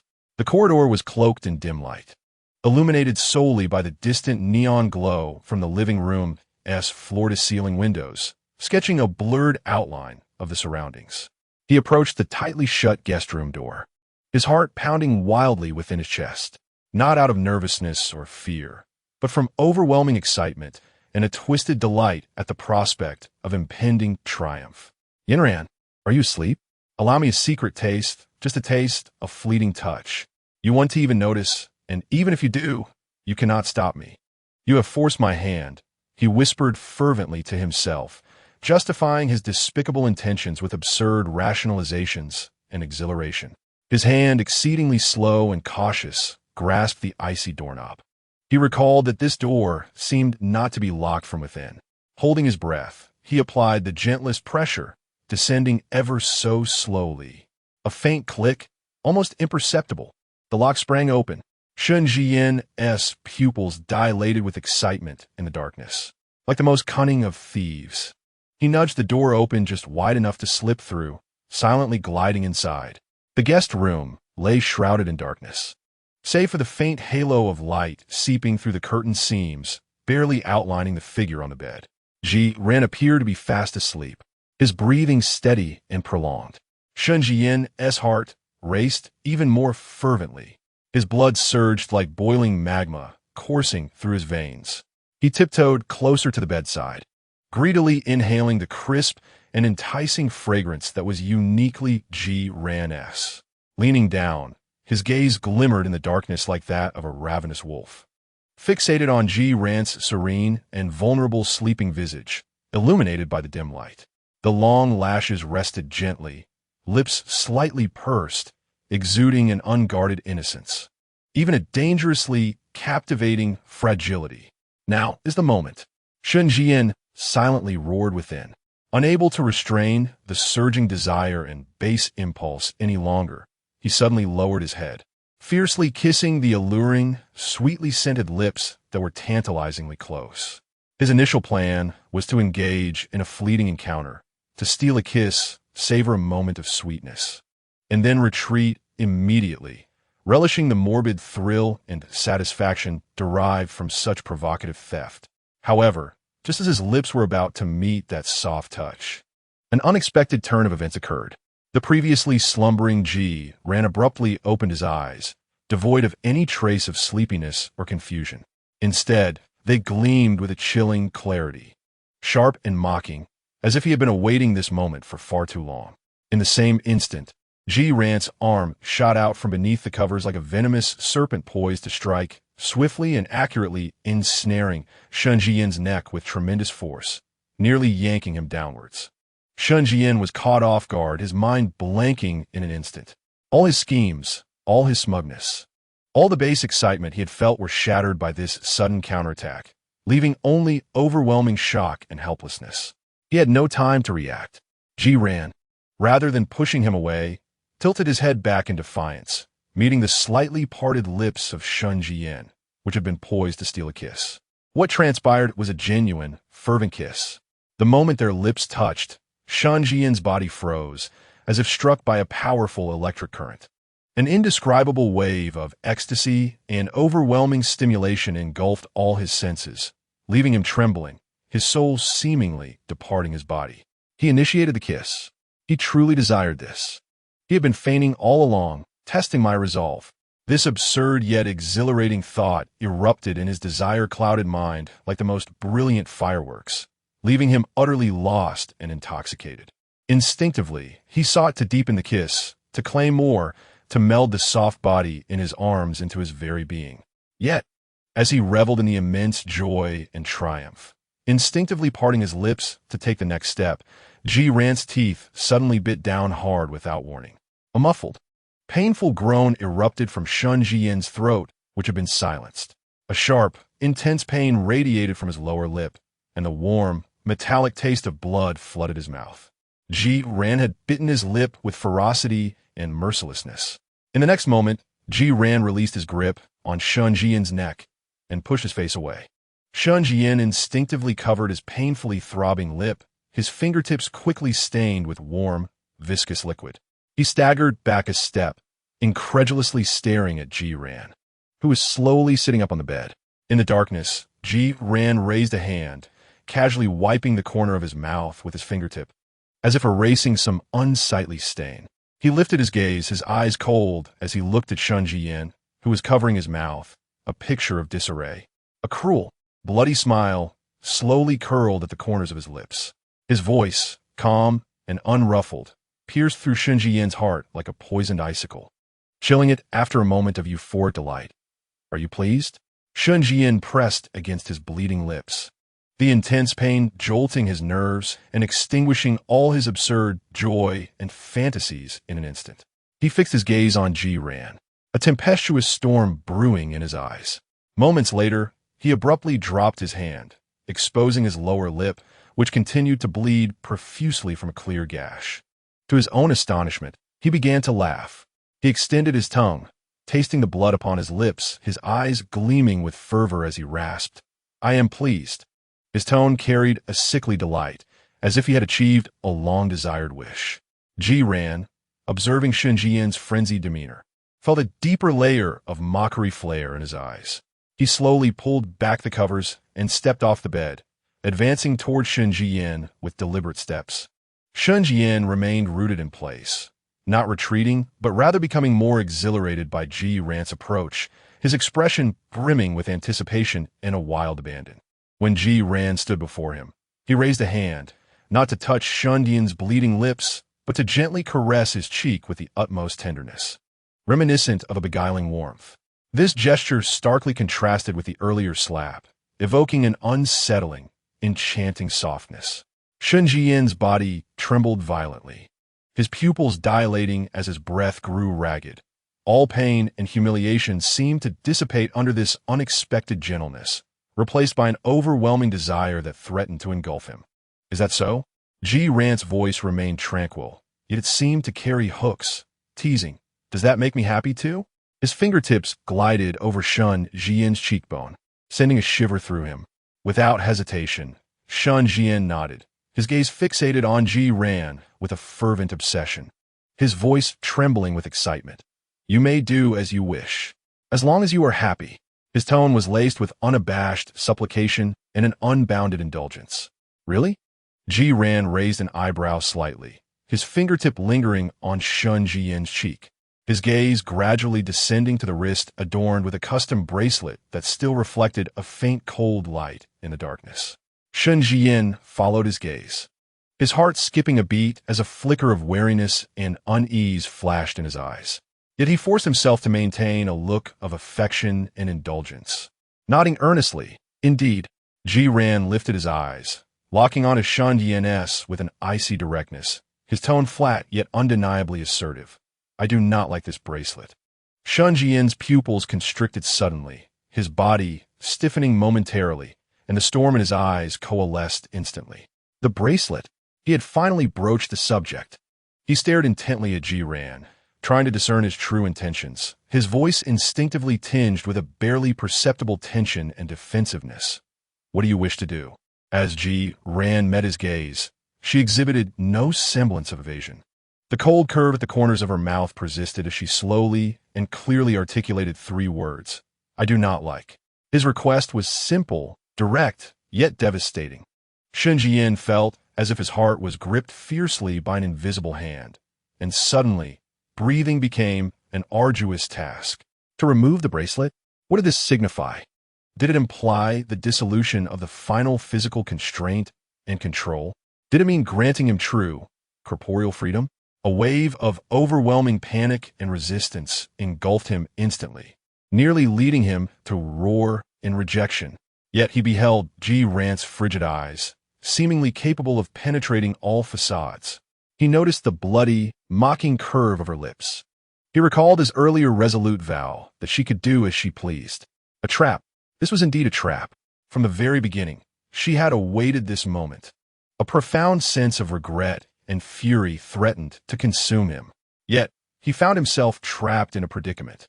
If he were to repudiate all prior performances, all obedience, all affection and contrition at this juncture, it would lead to immediate ruin. He would incite Ji Ran's wrath, shattering the fragile and precarious balance between them. He could potentially lose forever the narrow gap he had painstakingly pried open. No, he could not refuse. Absolutely not. Shen Zhiyan's mind raced with fervent calculations. What difference would it make to remove it? Or could he flee? Jiangsheng is my domain. Everything is within my control. Without the bracelet, I possess countless methods to locate him, to confine him. Moreover, this was his voluntary request, which might indicate he was beginning to accept and trust. Was this a test? An opportunity? In a flash of insight, myriad thoughts surged through him. Ultimately, his pathological possessiveness and distorted confidence overshadowed the fleeting panic. He clenched his jaw, forcing a gentle and indulgent smile upon his face, while cold light flickered in the depths of his eyes. He answered in a relaxed tone, even tinged with a hint of fondness. Very well. If you do not like it, I shall remove it. His voice was calm, even carrying a hint of mirth, as though he were acquiescing to a trivial matter. To remove it? So be it. After all, Ji Ran, you will inevitably belong to me. You will be mine for all eternity. Chapter 63. The precise unraveling. Shen Zhiyan cradled Ji Ran in his arms, steadily making his way toward the study. His steps were firm, yet his embrace was tight, as if he were holding a fragile, rare treasure. Ji Ran did not struggle or respond, merely allowing him to carry her, her gaze fixed calmly ahead, betraying no emotion. Only her slightly pursed lips revealed a hint of tension. Shen Zhiyan gently nudged the study door open with his heel. The main light remained off, with only a vintage brass desk lamp casting a warm yet limited glow, enveloping everything in a hazy shadow. Shen Zhiyan carried Ji Ran directly to the armchair situated behind the expansive desk. He did not place Ji Ran on the adjacent chair. Instead, he seated himself first and then, with a slight exertion of his arm, positioned Ji Ran upon his lap. This posture was profoundly intimate, imbued with an undeniable sense of control. Ji Ran's body tensed momentarily, his brows knitting together as he instinctively attempted to rise. Don't move. Yet, Shen Zhiyan's arm encircled his waist like an iron band, firmly anchoring him in his embrace. His chin rested gently against Ji Ran's neck, warm breath cascading over the sensitive contours of his ear, the voice low and irresistibly magnetic. This is simply for convenience. The rationale sounded grandiose, as if it were genuinely only for ease of operation. Ji Ran remained silent for a few seconds, his body gradually relaxing, though his back remained rigid, emanating a silent resistance. He made no further attempts to extricate himself, merely directing his gaze to the surface of the desk, seemingly indifferent to the impending developments. Shen Zhiyan, sensing the yielding demeanor of the person in his arms, felt a flicker of triumph and delight in his eyes. He inhaled deeply, greedily drawing in Ji Ran's crisp scent from his hair, while his other hand reached for the desk drawer. He opened a locked drawer and retrieved an intricately designed miniature toolkit. The box, crafted from matte black metal, revealed an orderly array of variously sized, glimmering micro screwdrivers, tweezers, probes, and even a compact high-magnification lens, its professionalism and completeness suggesting it was not merely for unfastening an ordinary bracelet. Ji Ran's peripheral vision caught sight of the tools. Indeed, he had come prepared. Shen Zhiyan appeared entirely oblivious to Ji Ran's subtle shift in emotions, or perhaps he simply did not care. With great caution, he extracted the delicate magnifying glass, affixing it to his right eye, and then selected an exceedingly slender micro screwdriver, its tip featuring a unique groove.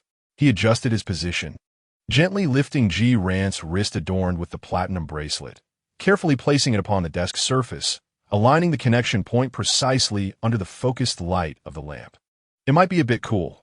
Bear with it, Zhiyan murmured softly, his tone remarkably gentle and focused. Bending his head, he peered through the magnifying glass, meticulously scrutinizing the bracelet's interface, a seamless junction nearly devoid of any visible gaps. Under the lens, the intricate structure of the connection became discernible, filled with minute latches and micro-locking mechanisms that required specialized tools to engage. The complexity was astonishing, far beyond what human force or ordinary instruments could compromise. Shen Zhiyan's movements became exceedingly slow and careful, breath held in concentration, as if he were disarming the most delicate of bombs. The tip of the micro screwdriver delicately entered an almost imperceptible minuscule hole, turning with an exquisitely subtle angle. A faint click, nearly imperceptible, resonated from within the bracelet. Shen Zhiyan paused, a barely discernible smile curving at the corners of his lips. He continued his operations, replacing the probe with a finer one, inserting it into another location. Ji-Ran sat quietly on his lap, compelled to nestle intimately in his embrace. He could distinctly perceive the steady and powerful heartbeat resonating from Shen Zhiyan's chest, feel the rise and fall of his breathing, and sense the searing warmth that emanated through the thin fabric. Along with the scent that lingered at the tip of his nose, a unique fragrance of subtle cedar and an assertive aura belonging solely to Shen Zhiyan. The moment he stirred, Shen Zhiyan emitted a low, warning sound. Don't move, Ran. Be careful not to hurt yourself. His tone remained gentle, yet imbued with an undeniable authority. Ji-Ran bit his lip, forcing himself to cease his struggles, concentrating all his attention on the cold sensation at his wrist and the faint mechanical whirring. Time passed slowly in an extraordinarily peculiar and taut silence. Beneath the dim, amber glow of the desk lamp, Shen Zhiyan focused intently, a high-powered magnifying glass obscuring one of his eyes, rendering him more akin to a calm yet obsessive scientist dissecting his most vital specimen. His movements were precise and steady, each minute action executed flawlessly.